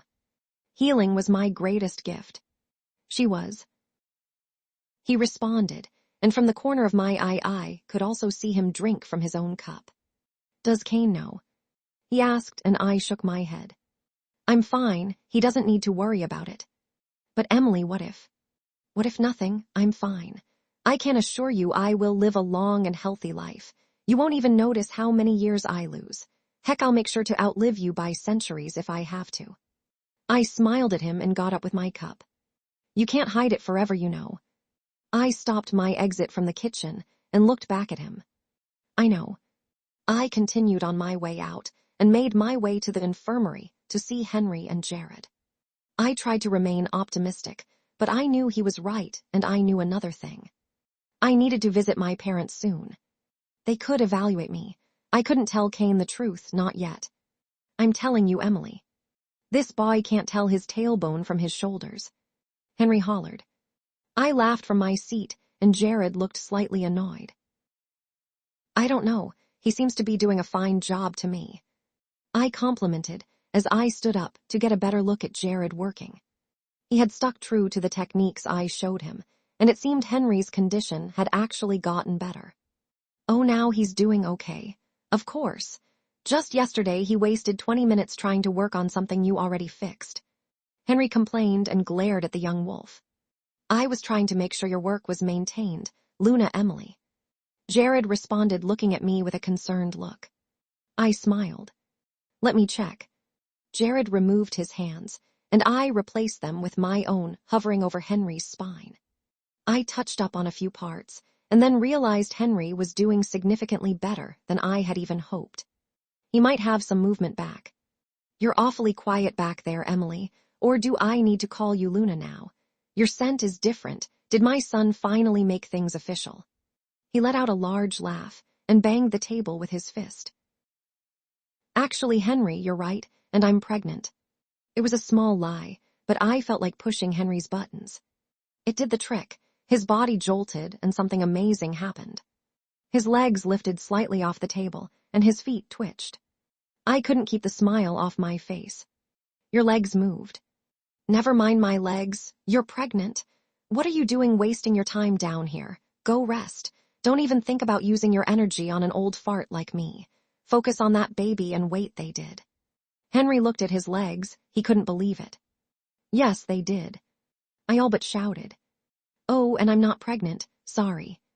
I grinned sheepishly for my little prank, but was still beyond happy. "He may be able to stand soon." "You'll be the end of me, kid." He laughed and then stared at his legs again. Jared was also grinning. He looked almost ready to cry. Good job, Jared. I smiled at him, and he bowed his head, still looking like he was on cloud 9. We did a routine checkup and had Henry try a few tests, where he tried pushing back against our hands with his legs and feet. The amount he was able to push back was weak, but it was something. What's the prognosis, Doc? He asked with a grin, now sitting back in his chair. I looked over his results and made an estimate. I'd say, we could have you standing in at least a month, maybe even shifting. If we can get you to shift again, it'll speed up the process even more. Henry nodded his head and got a distant look. He smiled, and it was soft, charming even. He would see his mate again soon, I knew it. After talking a bit more with Henry and working out some details with Jared, we decided on a more intensive plan of recovery, where Jared and I would both now be working on Henry starting in a week's time, when I would be near 100% again. I decided to walk around the pack house a bit, but eventually got tired before I saw anyone, and instead opted to visit Cain in his office. When I got to the door, I noticed a scent, besides Cain's, lingered in the air. It was a scent not belonging to our pack, but it didn't smell of rogue. I knocked on the door, feeling slightly unsure, and received a delayed response from Cain. Come in. I opened the door and couldn't stop the bit of unease that settled in my chest. Cain sat at his desk as always, but beside him was a female. The chair that was usually on the other side of his desk was moved to the side of his and facing him. He looked relaxed, and the woman beside him looked stunning. She had long midnight black hair and strong features. She was wearing all black, and I could tell that she was strong from the way she handled herself. I felt myself shuffling slightly in my dark wash jeans and baby blue blouse, feeling slightly small in her presence. Cain turned away from his guest and smiled at me. Emily, join us. I closed the door behind me and walked until I was standing in front of Cain's desk.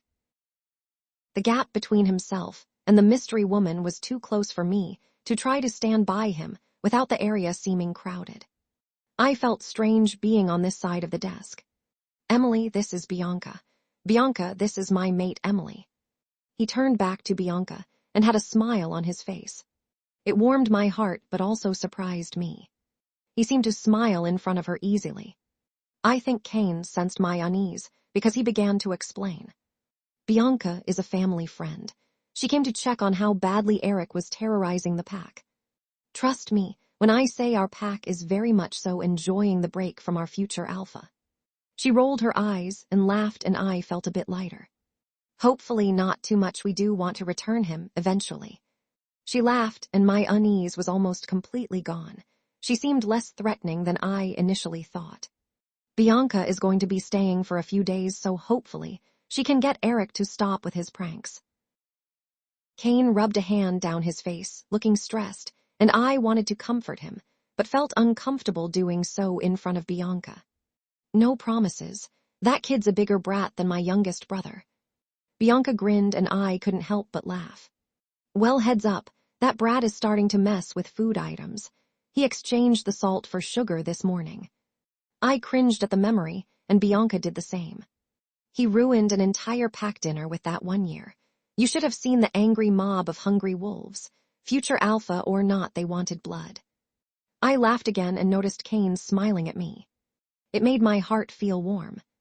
A knock on the door resounded throughout the room. Come in. Cain spoke, and the door opened, showing the man of the hour, Eric. All right, what's this surprise I'm get? Eric's enthusiastic voice cut off as he saw Bianca and turned into an obnoxious groan. You have got to be kidding me. Gift rejected, please return it to the store. He began to leave, but Bianca was now up and grabbing him by the back of his shirt, keeping him in the room. Not yet, you're showing me to my room. We're going to be neighbors, Eric, right, Alpha? Bianca said, with a menacing grin, making Eric look afraid and stare at Cain with pleading eyes. That's right, show her the way, Eric, it's the room to the left of yours. Cain said, while beginning to shuffle through paperwork on his desk. You traitor, how could you let this she-devil in? I'm your only cousin. Eric shouted, and Bianca rolled her eyes and dragged him out of the room. I waved half-heartedly at their retreating figure and closed the door, leaving just myself and Cain in his office. When I faced him again, he was grinning. Well, this will make things interesting. I couldn't help but muse as I took the seat previously occupied by Bianca. He turned and faced me, placing a casual hand on the arm of my chair. I'm hoping it'll get Eric to mellow out a bit more. Bianca has been a companion of his since childhood, so she's not afraid to rough him up a bit when he needs some sense knocked into him. His mother's worried. He's supposed to take over as alpha one day, and he has hardly started his training. She was hoping he'd get motivated after staying with me for a few days. He rubbed his face again, looking stressed. So there's no attractive alpha's daughter on his territory that they're keeping him away from. I questioned, and Cain shook his head with a small laugh. No girl whatsoever. Why, Cain, I thought you hated liars. I teased, and he grinned. This lie I can understand. He tugged my chair closer, and I smiled to myself as our legs touched and the sparks danced their way up my body. I lifted my legs so they laid across his lap, and he began stroking them. Do you have a lot of work to do? I asked, feeling slightly out of breath.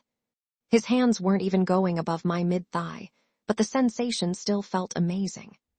I wanted more. Nothing that can't wait. He responded as his eyes began to get slightly darker. What if I said I can't wait? I felt bold. I felt embarrassed, but also I felt proud. And Cain seemed just as much so, as he grinned at me, leaning closer. Then neither can I. His velvety voice wrapped its way around my heart and pulled me the extra few inches forward, so my lips could be connected to his. His hands reached for my hips and pulled me onto his lap. I could feel his arousal under my body. I briefly stopped kissing Cain, so I could maneuver myself to now be sitting across him. His hands danced across my body, and I kissed him with a new hunger. Things felt easy. I felt free. I wrapped my arms around the back of his neck and played with his hair in one hand and gripped his shoulder with the other. The room felt too hot, and there was too much clothing between us. As if reading my mind, which now that I think of it he could now, Cain pulled my blouse over my head and off my body and laid it on his desk over his forgotten paperwork. I pulled off his shirt in the same manner and tossed it on the desk.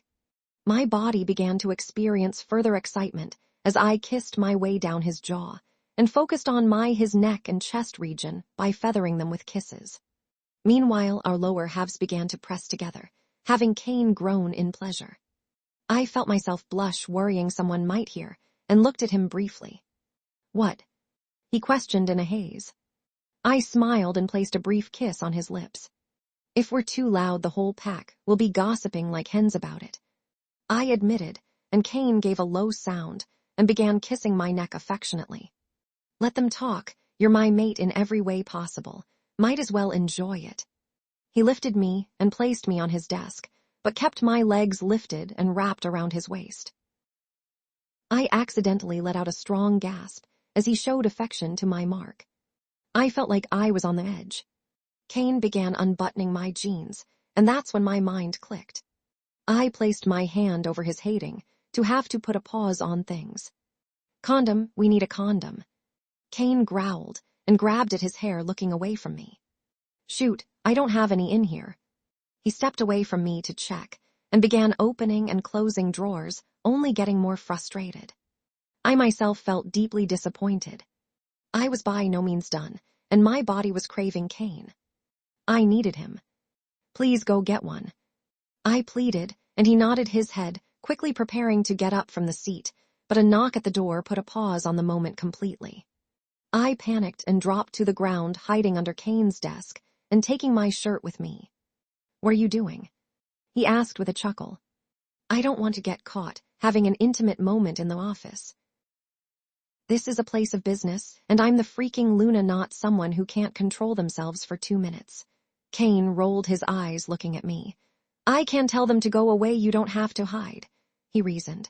It might be important. How often do people dare knock on the great Alpha's door? It can't be anything insignificant. The door knocked again, this time slightly more urgent. Alpha? I recognized the voice as Ray and looked at Cain with an "I told you so" expression. Ray was always business. It had to be important. Fine, you're right. Cain tossed me his white t-shirt. Put that on. It'll cover your scent with mine. I pulled his shirt over my head and waited until he looked away to sniff it. His scent was intoxicating. "Come in," Cain announced, and I could hear Ray enter the room. "Alpha." There was a pause, and I assumed Ray was taking the time to bow. "What is it you need, Ray?" I tried to stay still under the desk, but found the cramped space to be highly uncomfortable. I slowly maneuvered myself to a comfier position, trying my best to be quiet. "There's a problem." I heard the shuffling of paper, and then the sound of something being placed down on the desk above me. "What are these?" Cain asked. He didn't sound concerned, just confused. "Baby room colors. Beatrice won't let me do anything until I pick a shade, but I can't tell the difference between the two." I had to cover my mouth and pinch my arm to prevent myself from laughing at the frustration in Ray's voice. Cain's legs moved slightly as he leaned forward, and I heard him grab the papers. The sound of him shuffling through them sounded for a good 2 minutes before he sighed. "To be honest, I can't tell the difference either." "I'd say just pick a random one." I hit his leg in protest. This baby's room color would not be picked at random. "What was that?" Ray asked. "Shoot, he heard me." "What was what?" Cain asked with a controlled voice. The man was good at keeping his composure. I thought I heard a noise. I must be mistaken. My heart was practically hammering in my chest. At this point, he could probably hear that better than the hit I just gave Cain. "You might want a woman's opinion on the color. Have you tried asking her mother?" Cain offered. "She's busy at the moment shopping for tonight's dinner. What about the Luna?" He questioned, and I tensed slightly. Crap, was he going to start looking for me in the pack house? I assume she'd like to help.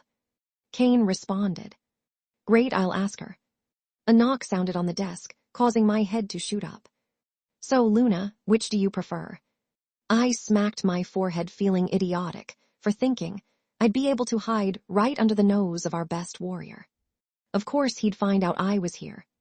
"Ray, I think you've made a mistake. Emily, isn't he?" "Let me see." I interrupted and stuck my hand up from the desk next to Cain. He sighed, rolled his eyes, and laughed before handing them to me while looking at me cramped under his small desk. I looked at the two colors, yellow 14 and yellow 23, and winced. "You thought these looked the same? They're completely different." These men were impossible. Yellow 23, it's brighter and easier to match furniture to. I passed the colors back to Cain, who was smiling at me. I smiled back. "You heard the Luna, Ray, yellow 23. I heard a laugh different from Cain's and realized it must have been Ray's. It was nice. "Understood, thank you to you both." There was a small ruffling of clothing and silence, meaning he must be bowing, and then his footsteps carried him out of the office. I crawled out from the desk in a very unattractive manner, and Cain laughed at me. "I didn't realize you were so defensive about bedroom colors." He joked and offered me a hand to help me stand. I took it, stood, and then sat back in my regular chair. "Their pup is going to be living in that room. It has to be the best it can be." Cain began playing with my hands, and I smiled. Our bond was humming between us in a pleasant and calm way. "I wonder what you're going to make our pup's room look like," he teased. "You mean what we are going to make our pup's room look like? I can't put together a whole room on my own." I flicked his hand in a teasing manner, and he laughed. "So, we will be having pups?" he asked. The mood in the room shifted, and he stopped playing with my hands. I squeezed his in reassurance. "Yes, we will. I want to have your pups, our pups, just not right now." I chose my words carefully. This was a touchy subject for Cain. He wanted a future alpha, and I think he also just plain wanted a family. He seems so isolated from everyone, and even though it's of his own doing, I don't want that for him. I don't think he even wants it for himself. "Why not now?" he asked. His eyes searched mine frantically. It reminded me of the when we were reunited. He looked nervous, scared even. "I want us to bond more, get to be together more. Once we have pups, we'll be swarmed 24/7. It'll be amazing, but I want to make sure that we are a team and that we are strong before we bring a pup into this world." I reached a hand up to the side of his face and stroked his cheek. More and more so lately, he's letting me see this vulnerable side of himself. It was endearing but heartbreaking at the same time. I understand. He captured my hand that was on his face in his and squeezed it gently. I smiled. I love you, Cain. I said with affection, and he smiled. I know, thank you. He responded with a smile and then kissed my forehead, but I felt a bit off and looked at him. Why didn't he say it back? And you love me, right?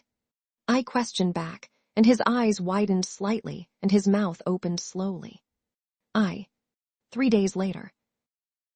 The sound of the room was suffocating, and the heat was just as much so the same, but there was a smile on every face, and I have never seen a cake so large in my life. Today was the day of Jake's birthday and his parents, the Pack's beta couple. Isabel and Paul could not be happier. I swear to God, kid, if you throw that cake, I'm gone. Amber. A very pregnant Beatrice cut off Amber's threat and glared at her from her seat as he cradled her pregnant belly. Ray stood protectively beside her, even though the biggest threat to Beatrice at the moment was a sugar high. Please tell me, this baby is going to pop out soon. Beatrice moaned and Ray rubbed her shoulders in comfort. You're due this week, so just hang on a bit longer. Do you want me to ease some of the strain? I asked, and she nodded, frantically removing her hands from her belly to give me access. I moved slowly so as not to worry Ray's wolf, and allowed my hands to provide healing to her aching body. Much of the color instantly returned to her skin, and she sighed in pleasure. Have I ever told you how much I love you? She said to me with dreamy eyes, and I managed a sincere smile and a small laugh. I don't know, how much do you love me? I asked. A lot, a whole freaking lot, she said with a grin. I smiled back. I love you too, Beatrice. I removed my hands from her, and her hands went back to stroking her belly. She seemed much more relaxed. All right, kids, time for the obstacle course. Isabel shouted with excitement, and I felt relieved. That meant we could go outside where there was fresh air and more room. The course was large, and children and teenage pack members alike were running it, racing each other up inflatable ladders and through giant hoops to get to the end first. You gonna give it a go, Emily? Amber asked form beside me, and I shook my head. I think I'll leave this one to the kids. You're such a grandma, Eric commented as he suddenly stood before us. Did you know she knits? Who the heck knits at her age? I frowned in his direction and hoped he would stop talking. I was knitting a blanket for Beatrice's pup. At least she's not a 5-year-old stuck in a 12-year-old's body. Adam teased as he entered the conversation and put an arm around Amber, who leaned into him affectionately. I looked away from them. I'm 18, you old fart. Eric bit back. Who you calling an old fart? The new voice was a surprise, and suddenly I looked to the voice to see Henry. Eric looked nervous. Uncle Henry, no one, sir, just joking around with the gang. He smiled, nervously looking for help, but no one offered it. That's Alpha Henry to you. Your mother says you need some straightening up. What kind of trouble are you causing over there at that pack of yours? Why, your father is one of the finest wolves on this side of the continent, and you have the audacity to. Henry went on with reprimanding Eric, and it seemed to please everyone within earshot. I, on the other hand, chose to shut it out and slowly separated myself from the small group, going unnoticed. The party was a hit, and it was the happiest I've seen many of the pack members, but I couldn't bring myself to take part with as much enthusiasm. All I could think of was Cain, and how much I missed him. We weren't fighting, but we also weren't talking. I wandered throughout the party and looked at everything from the dinosaur cake to the swimming pool filled with dinosaur floaties to the sandbox that had been turned into a fossil digging site. All the work having gone into the party was highly worth it. I stopped by the snack table and picked up a cupcake with a dinosaur figurine on top. Hello, Luna. I turned to see Jared beside me. I smiled in return. Hello, Jared, how are you today? I'm doing great, this party is amazing. I noticed some strange chicken paper decorations, though. He pointed a finger at a table setting not far from where we were standing, and sure enough on the table were chicken-like paper cutouts. I actually made those. I've never really been the most crafty individual.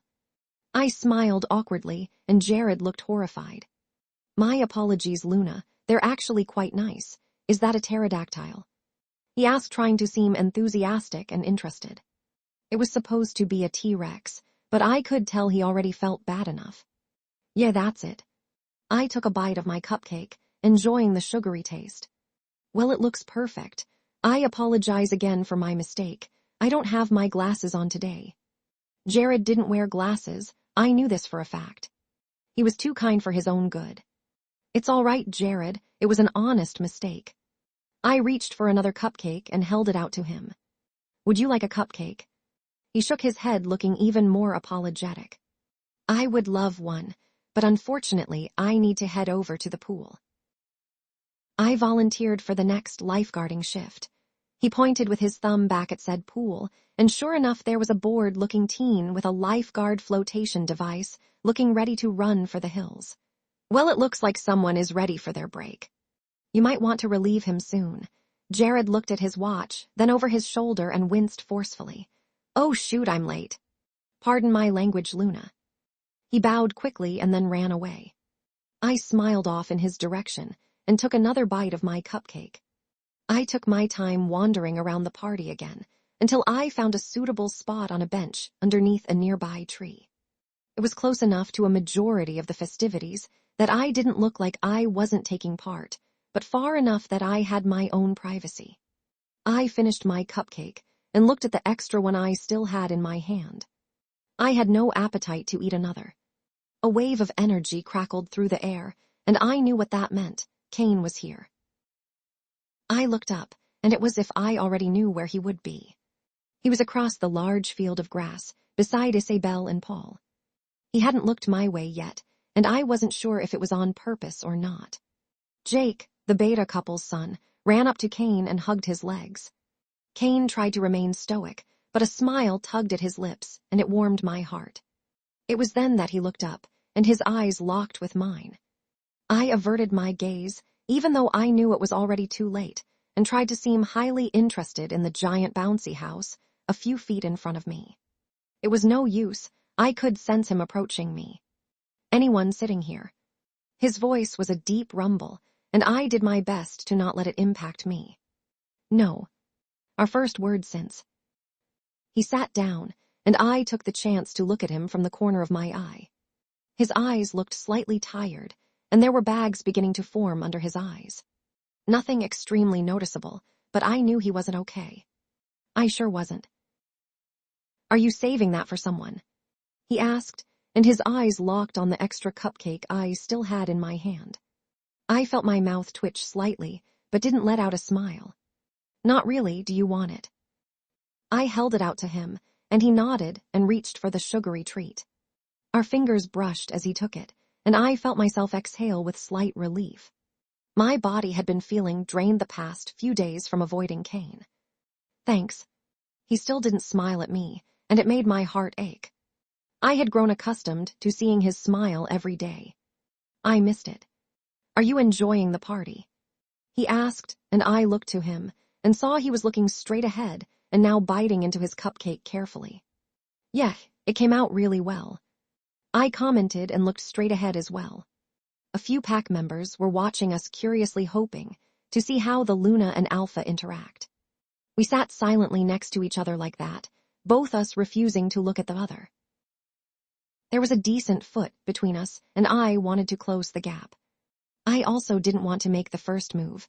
My wolf and I both felt hurt by our recent feud. Hey guys. The loud, obnoxious voice broke our silence, and a unanimous groan came from both of us at the same time. I couldn't help but look at him with a small laugh, and he did the same. If there was one thing we could always agree on, it was that Eric was a menace, and he was headed this way. If I throw a ball, do you think he'll go away? Cain teased, and I laughed more sincerely. Do you have a ball? I asked with a slightly raised eyebrow and smile. He sighed dramatically with a small smile. Unfortunately, I left it with the rest of his toys in the house. We really should start carrying spares. I laughed again, happy about the shift in mood, but I knew it couldn't just continue. My smile began to falter, and I saw the drop in Cain's demeanor. Emily, I think we need to talk about us. I looked at Cain and nodded. Yeah, we do. Cain opened his mouth about to say something, but was loudly interrupted by Eric. The king and queen can't be hiding in the corner. Come join in the festivity. Let go. Behind Eric was Bianca, dragging him away by the collar of his shirt. Leave them alone, you idiot. They're obviously having a moment. Bianca dragged him away while he continued to complain, but he put up very little of a fight against her. Thankfully, I turned back to Cain and saw him still frowning, looking off in the direction of Eric's retreating figure. I lightly touched the top of his hand, and he looked down at my small gesture. I moved my hand away before he could debate holding it or not. Okay, so first I should apologize. Cain started, and I looked into his eyes surprised. I didn't think he would say it so readily. I care about you, I do, don't think otherwise. I just can't say that yet. I don't know what happened, but suddenly my eyes were watering. I tried wiping them away quickly with my hands, but Cain pushed mine away and did it for me, holding my face with his hands and wiping my tears with his thumbs. His eyes locked with mine and more tears poured out. I placed my hands on the outside of his for comfort. Please don't cry, Em. I pushed my hairs that had fallen on my face back and looked into his eyes. His features were guarded, but there was pain in his eyes. I'm not crying, I said dumbly, and Cain broke out into a smile that was annoyingly contagious. Okay, then I guess there's just something in your eyes, he said sarcastically, and I nodded. He continued to hold my face and stroke my cheeks. Our knees were now touching, and I could sense that the pack was trying to ignore what was happening. It was my turn to talk. I'm sorry I got so upset and that I've been avoiding you these past few days. I was mostly just afraid, I admitted. Why were you afraid? I was afraid because I am completely and utterly in love with you, Cain, and I'm afraid that any moment now you're just going to pick up and change your mind. I wiped my own eyes and looked at him, trying to seem stronger. His hands were now in my lap, holding my own hands. We still have that stupid contract too, and it just feels like a reminder of how things could be. Cain's jaw twitched and he held my hands tighter. Come with me. Cain stood up and pulled me with him towards the house. A path opened up as we walked, and thankfully nobody dared to stop us. We entered the pack house, and Cain kept walking, making his way up the stairs and ending up at his office. When he opened the door, he pulled me in and closed the door behind us, and then instead of leading me to the chair in front of his desk, he led me to the chair behind it, his chair. He pulled it out and looked at me, and I paused for a second before sitting. Cain pushed the chair in, and I felt tense. I had an idea of what was happening but didn't want to get my hopes up. He began opening drawers until he finally got to a set of manila folders. He flipped through about 12 before he stopped and held up a decently sized envelope. It had my name on it. This is your envelope. This is everything I have on you. Cain dumped out the contents of the folder on the desk, and not only did our contract come falling out, but also a plethora of photos of me taken from a distance, as well as my parents. I noticed a few documents held mention of my time with Michael and the other girls that were there, but tried my best to ignore them. You keep a profile on me? I asked. Yes. Cain responded easily, and I didn't know if I should think that it's weird or not how thoroughly my mate has tracked my life since meeting him. I was hoping this would show that I cared, but now it's starting to just look kind of creepy. I tried to give him a reassuring smile. Thank you, Cain. I gave him a small smile and he returned it. That's not the only reason we're here, though. He leaned forward and grabbed the contract. I want you to know that even if I'm not able to put exactly how I feel into the right words at the moment, that I do care about you more than anyone, even more than the pack. He looked down, seeming ashamed, and I felt his pain. He was always so loyal to his people, but now there was me. I don't just love you, Cain. I love the pack as well. They're amazing, and I'd lay down my life for any member, and I know they'd do the same for not only myself, but anyone else in the pack. You have an amazing family. I smiled, and it seemed to ease much of the pain Cain had. Thank you, and it's because of that I can finally do this. He ripped the contract in half, then ripped it in half again and again and again until it was difficult to make out a single word on the document. He walked over to the fireplace in his office and tossed it amongst the wood, and then flicked the side switch to start the fire. We both watched as the paper burned away to nothing but scraps of black paper. Cain. He looked into my eyes, and his walls from earlier were gone, and he was once again vulnerable. I know you can't say it back yet, but I love you so much. I stood and put my arms around Cain for what felt like the first time in forever. He wrapped his arms around me as well, and I sunk into his hold. Thank you, Emily. Thank you for understanding me. He kissed the top of my head and held me closer. We would be okay. Do you ever get that feeling like you just don't belong somewhere? It eats at you, and you try to ignore it like a pebble in your shoe, but it's persistent and hard to ignore. That's how I feel sitting in this fancy clothing store. Amber, you got to get this one. I looked up from my phone to see Amber and Isabel fawning over a sheer baby doll top and a pair of very revealing underwear. Girl, I already have that one. Ooh, oh, but this is what I'm talking about. Amber held up a fire engine red corset-like top. My chest will look great in this. She held it up to the front of her body and grinned. What do you think, ladies? Isabel asked both Beatrice and I. It looks fantastic. Now can we get out of here? Beatrice growled. Okay, Missy, 5 more minutes.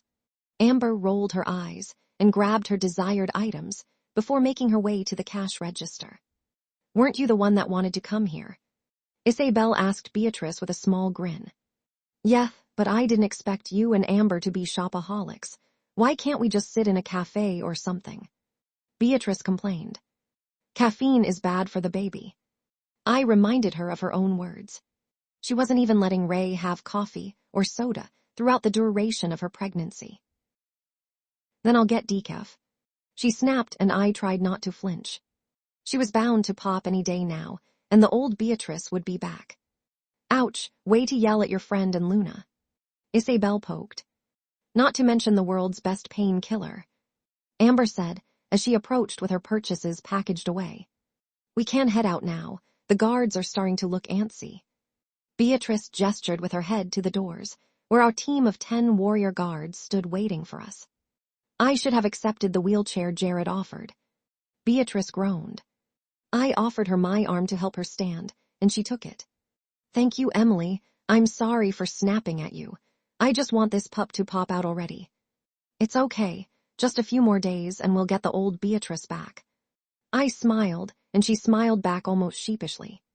We made our way to the outside of the store and joined the warriors that were waiting for us. A few heads turned in our directions and some bowed. It was out of respect, but at times the pack's respect felt more like isolation. I hope that will change over time. Thanks again for agreeing to come out with me. I just really needed some time out of the house. Ray hasn't been letting me do much. Beatrice admitted as we walked beside her. The same thing happened with Paul when I was pregnant. He kept me inside nearly 24/7. It was ridiculous.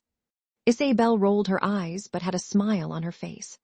That's why I'm holding off on the baby wagon. Last thing I need is Adam thinking he can just trap me inside. As Amber spoke, she typed away quickly at her phone. We continued walking down the many store fronts at a slow pace while talking more about the pack and our plans for the week. We stopped at a small bakery and bought dessert and ate them within the store. I'm already large, might as well eat like it. Beatrice joked as she continued to eat her slice of cake. You're not large, you are a healthy pregnant woman. I countered as I ate my own slice of cake. I would have liked to enjoy it with a cup of coffee, but resisted for Beatrice's sake and got a glass of milk to accompany it. I bet you'll be one of those pretty pregnant ladies. You know, the kind that glow instead of sweat and spend the day dancing around in floral dresses. I choked on my cake as I realized her comment was aimed at me. Not if she dies from cake first. Amber joked as she passed me my milk, urging me to drink it. I did, and cleared my throat a few times before sighing. I noticed the guards at the door, visibly relaxing, once I was breathing normally again. That'd be quite a way to go. I joked back with a smile. The girls continued to talk, and as they did so, I looked at the display cake and noticed a particularly delicious piece of lemon cake. "I'll be right back." I walked up to the register, where a young female wolf worked. "Hello, Luna, what can I help you with?" She smiled and I returned the gesture. "May I have that slice of lemon cake to go?" She nodded, quickly typed away at the register, and then began packaging away the slice in a nice box. "Will that be all?" she asked, and I glanced at the case one more time. "Actually, can I get 10 cupcakes, any kind, your choice?" She smiled once again. "Right away, Luna." She got the cupcakes, placing them carefully in a giant box, and also placing some napkins on top of it. I paid the total, thanked her, and returned with my items to our table, where everyone seemed done with their desserts and drinks. "Wow, someone's got a sweet tooth," Amber joked as she looked at my purchases. "Just some gifts, are we ready to go?" I received nods in response, and due to my arms being full, Isabel took on the task of helping Beatrice out of her chair and walking her out of the store. "Luna, the Alpha would like to know when you all will be returning home," one of our guards, Isaiah, stated. He was the lead of our security detail today. "We'll be returning now." I smiled and opened the box of cupcakes, thankfully, not dropping it in the process. "And these are for all of you for putting up with us for the day." "Ah, sweet," one of the younger warriors hollered, and he received a stern look from Isaiah that soon broke into a grin. "Thank you, Luna, it was no trouble at all." He bowed and accepted the box from me. I returned to the car with the girls, and we began the short drive back to the house. When we returned, I was surprised to see Cain waiting at the front door of the pack house. I got out of the car faster than normal and walked up to him. "Hi," I said, and immediately wanted to hit myself upside the head. I couldn't find anything more interesting to say. "Hi, I came to greet you."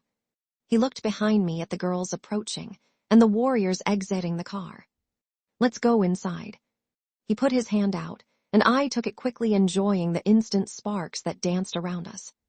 "Can we go to the kitchen? I got you something." He looked back at me with a smile. "What'd you get me?" I held up the slice of cake. "I hope you like lemon." I said, now a little worried. What if he actually hated lemon? "I do, thank you."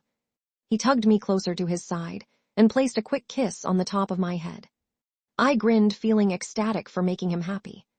We made it to the kitchen area, and it was surprisingly empty for 4 in the afternoon. I half expected Eric to come bursting out. I discreetly knocked on the wood cabinet near me, for good measure.